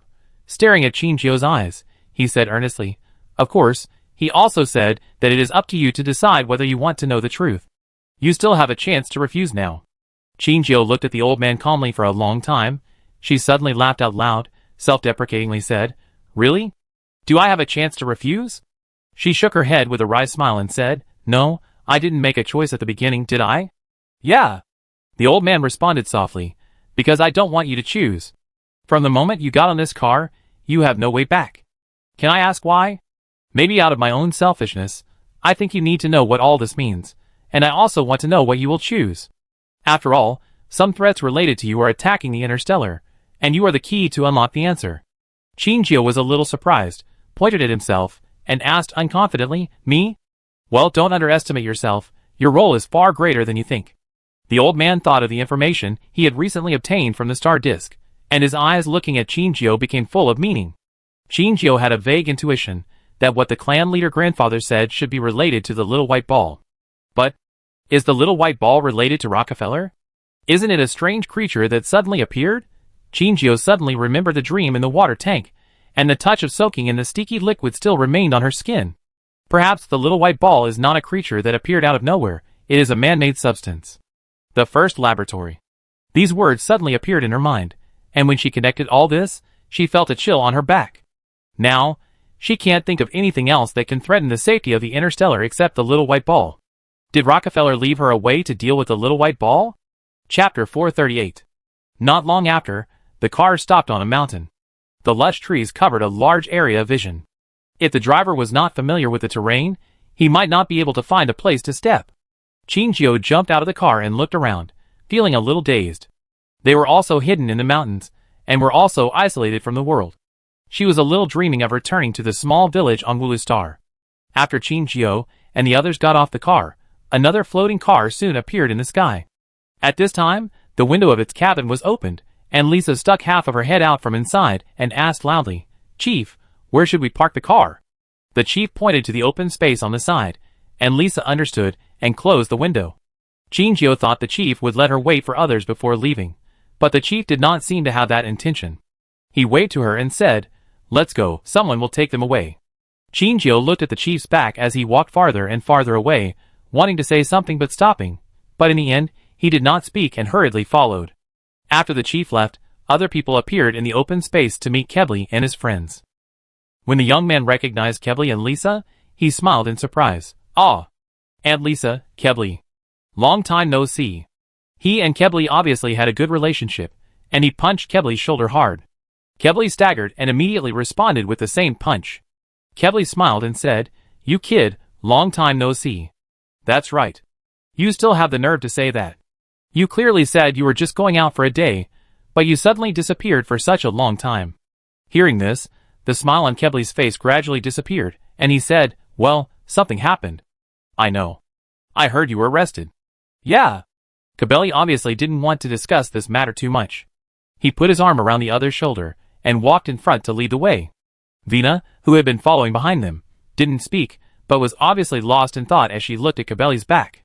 As the highest manager of Xingyue Auction House, she could naturally find out the source of this auction item. In fact, from the first day that Kebeli and she got along harmoniously, she had been secretly investigating the person who auctioned him. Kebeli didn't know about this.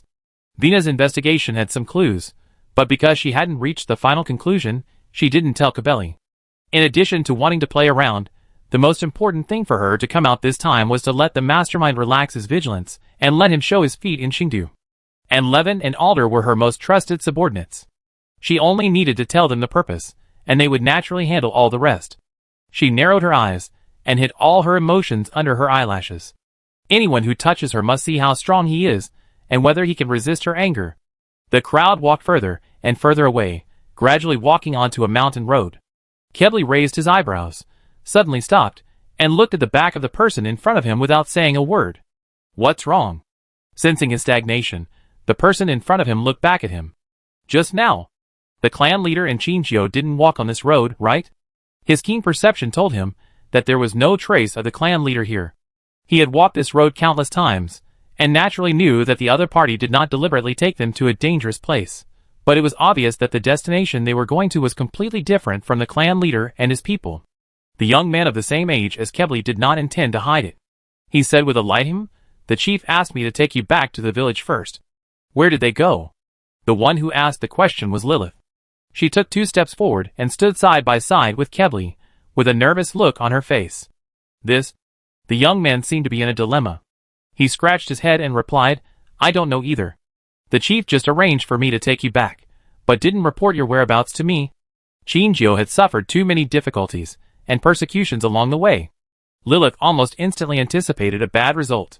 Her expression froze, and the terrifying aura oozing from her was spreading rapidly, compressing the other party's air. "Where did you take Xinjiu?" As her anger spread, Qiuqiu, her war beast, quickly stood with her master. It bared its teeth at the young man, as if it would tear the young man in front of it and swallow him into its stomach if he refused to tell the whereabouts of Xinjiu. Hey! Don't mess around. The chief has been elusive. I really don't know where he went." The young man looked at the fire-tailed lion with fear. He couldn't help but take a step back and swallowed his saliva. Although their tribe lived in the mountains and got along well with many small animals, everyone could communicate with animals superficially to a certain extent. But for large war beasts like Qiuqiu, they had no experience of getting along with them. It was impossible to say that they were not afraid. Kebeli stopped Lilith from bullying him. He shook his head and said, "He really doesn't know. There is no point in embarrassing him." Lilith turned her head to look at Kebeli. She frowned and said, "Did you collude?" Kebeli shook his head gently, with a dim golden light in his eyes. He said, "The clan leader grandfather has something to hide from us and doesn't want us to know. Maybe this is a secret between him and Xinjiu." He sighed and continued to follow the young man. "Let's go, Xinjiu is fine. When they finish their affairs, they will come back naturally." "How can you be sure?" Facing Lilith's doubts, Kebeli pointed to his eyes and said, "I can see it." Long before leaving, he had already laid a mark on Xinjiu's body. This mark could not locate Xinjiu's direction, but it could see her life status. Xinjiu is very safe now, and even her emotions are stable. And he believes that the clan leader grandfather will not attack a person for no reason, and Xinjiu has not done anything unforgivable. After all, the circle of aura surrounding Xinjiu is special, but it is gentle and powerful, without any dirty air. Of course, only he, the candidate for the next clan leader, can peek at these special scenes. Although Lilith didn't know how to understand the word "see," he said, she returned to the team silently after being stopped by Wang Ling and others. "Don't worry, Xinjiu is not an easy persimmon. After leaving us, she has survived so many things that happened to her. She has many secrets. You have to believe that she can take care of herself." Wang Ling's words did relax Lilith's nervous mood. She said him and continued to walk forward with her head down. Qingjiu, who was on another mountain road, also keenly noticed that her companions did not catch up. She looked back and saw a barren grassland. Even the mountain road she had walked on disappeared in the long grass. She slowly stopped, looked at the back of the old man in front of her, and asked, "Grandpa, where are we going?" The patriarch did not turn his head back and continued to push away the weeds in front of him. He said, "Go find your father's soul." Qingjiu was stunned when he heard the words, and then quickly caught up with the figure of the patriarch. "You mean, there is still a trace of Rakov's soul in the world?" Chapter 439. "Yeah." The clan leader glanced at her and said, "It's left for you, and has been stored in a place where no one can find it. As for the paper materials you want, I have sent someone to take them to your companions. If you want to see them, wait until things here are over before going to find them." After he finished speaking, he muttered to himself, "I didn't want to take it out of the bottom of the box." Qingjiu didn't hear his mumbling clearly. He had stopped by a mountain wall, and said to Qingjiu behind him, "We're here." The mountain wall in front of them was covered with mosses, and the cliffs were as high as 20 meters. The shadow cast by the mountain wall completely enveloped the two of them, and the sun's rays could not warm them at all. "You said, the entrance is here? Where is the door?" The boulder in front of the two was extremely smooth, and there was no trace of any entrance. "Here." The clan leader walked to the mountain wall, and put his hand on the mountain wall. Qingjiu only then discovered that the tribe leader's hand also had the same mark as Kebli's, but the color was relatively lighter. From the beginning, his arm was hidden under his sleeve, and Qingjiu didn't notice it. When the tribe leader's palm was pressed against the mountain wall, the mark on his hand emitted a subtle light. At the same time, the same pattern appeared on the mountain wall. As if it felt the call, it emitted a dark golden light. Boom! The next moment, Qingjiu's feet felt a strong vibration, and she barely stabilized her body to prevent herself from falling. The man in front of her seemed to have guessed that there would be such a change, and calmly waited for the mountain wall to open.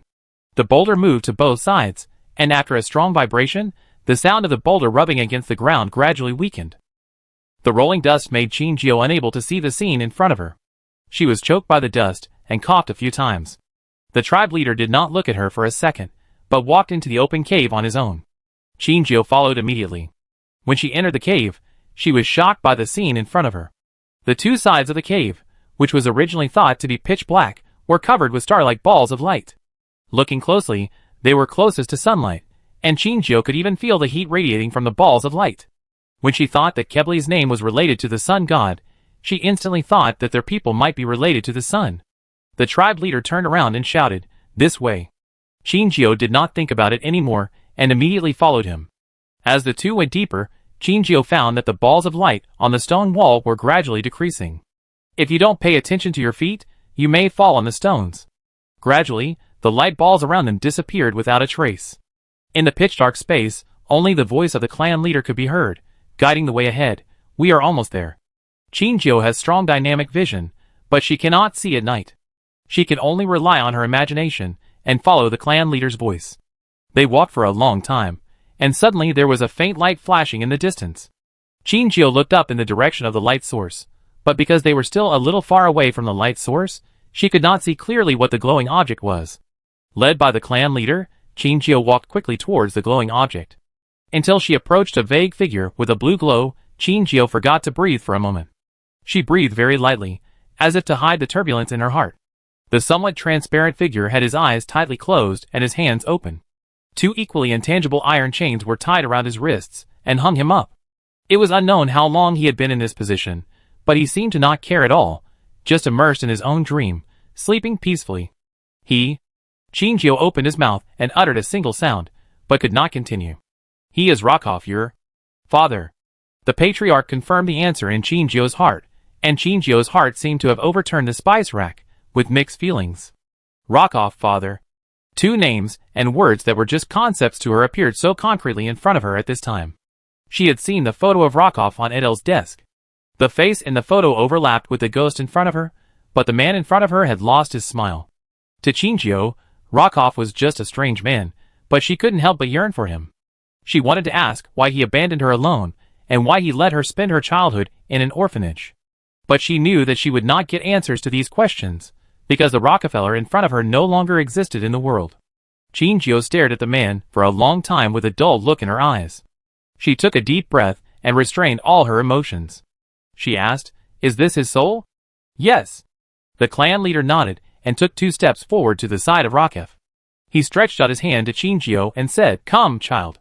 Qingjio exhaled a breath of turbid air and slowly approached him. "Give me your hand." The clan leader stretched out his left hand to Qingjio, and his right hand was stroking the clothes that tied up Rakef. On the iron chain, what should have been an illusion was firmly grasped in his palm. Qingjio silently placed her hand on the rough palm of the clan leader, and the clan leader held her hand tightly, as if afraid that she would escape. "You have no way back, child. This secret that has been hidden for a long time will finally be known to you. I hope you can stay calm after you come out." As the clan leader's voice fell, a strong light emanated from the place where the two touched. "Come out?" Before Qingjio had time to ask her doubts, the scene in front of her changed several times, and her soul was in pain as if it was crushed and reassembled. She wanted to scream, but found that she couldn't make any sound. I don't know how long it took, she finally found her own senses. She rubbed her head and slowly opened her eyes. At this moment, she was stunned. She was no longer in the cave just now. In front of her was a bustling street with tall buildings lined up one after another. The suspended cars in the sky were moving in an orderly manner, and everything was so familiar. Is this Monkin Star? Wasn't she just on Rose Star? Could it be that the clan leader also has the ability to open a wormhole? While she was in a daze, a mother and son walked in front of her. They walked directly towards Qingjio, as if they didn't see Qingjio. Qingjio subconsciously raised her hand to resist, but the expected scene of being kicked down did not happen. The two people passed through her body directly.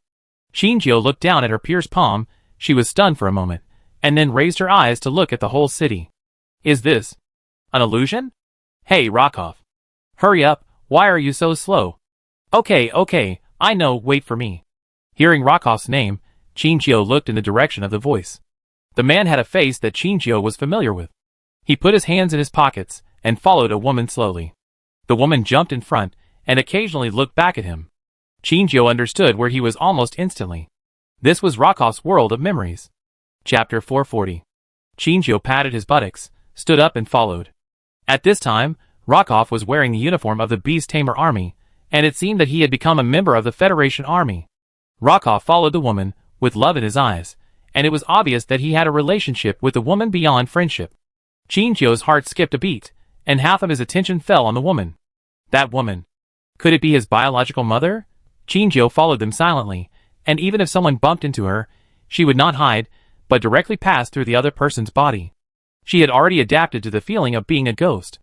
The two walked into the Federation Army headquarters in Zhongxing, and occasionally met acquaintances and chatted a few words. Qingjio looked at the direction they were heading, and she knew that was the office area of the Beast Tamer Army. Rakov. Suddenly, a familiar voice sounded from behind her, and Qingjio turned around and saw Edel appearing from the corner of a corridor. Rakov also turned around at the same time, and he ran towards Edel, passing through Qingjio's body during the process. He walked quickly to Edel, with a surprised smile on his face. "Teacher, you are back?" "Yes." Edel smiled and nodded, then moved his eyes behind Rakov. His eyes passed Qingjio and fell on the woman. The woman felt Edel's gaze, and immediately bowed to Edel stiffly. Edel gave the other party a friendly smile. He retracted his eyes, and looked at Rakov again. He teased, "Are you in love again?" "Teacher." Rakov's ears turned slightly red, and Edel smiled heartily. "You are just thin-skinned." "Okay, I won't joke anymore. Come with me to the War Beast Management Center later." Hearing this, Rakov's eyes lit up, and he immediately asked, "Is it Tyrant?" "Yes, Tyrant is back." Hearing Edel's affirmation, Rakov didn't care about anything else, and ran towards the War Beast Management Center. "Rakov." The woman saw him abandon her, and disappeared at the end of the corridor in a blink of an eye. She forced a faint smile helplessly, and finally left to her original destination. Edel followed Rakov and also walked towards the War Beast Management Center.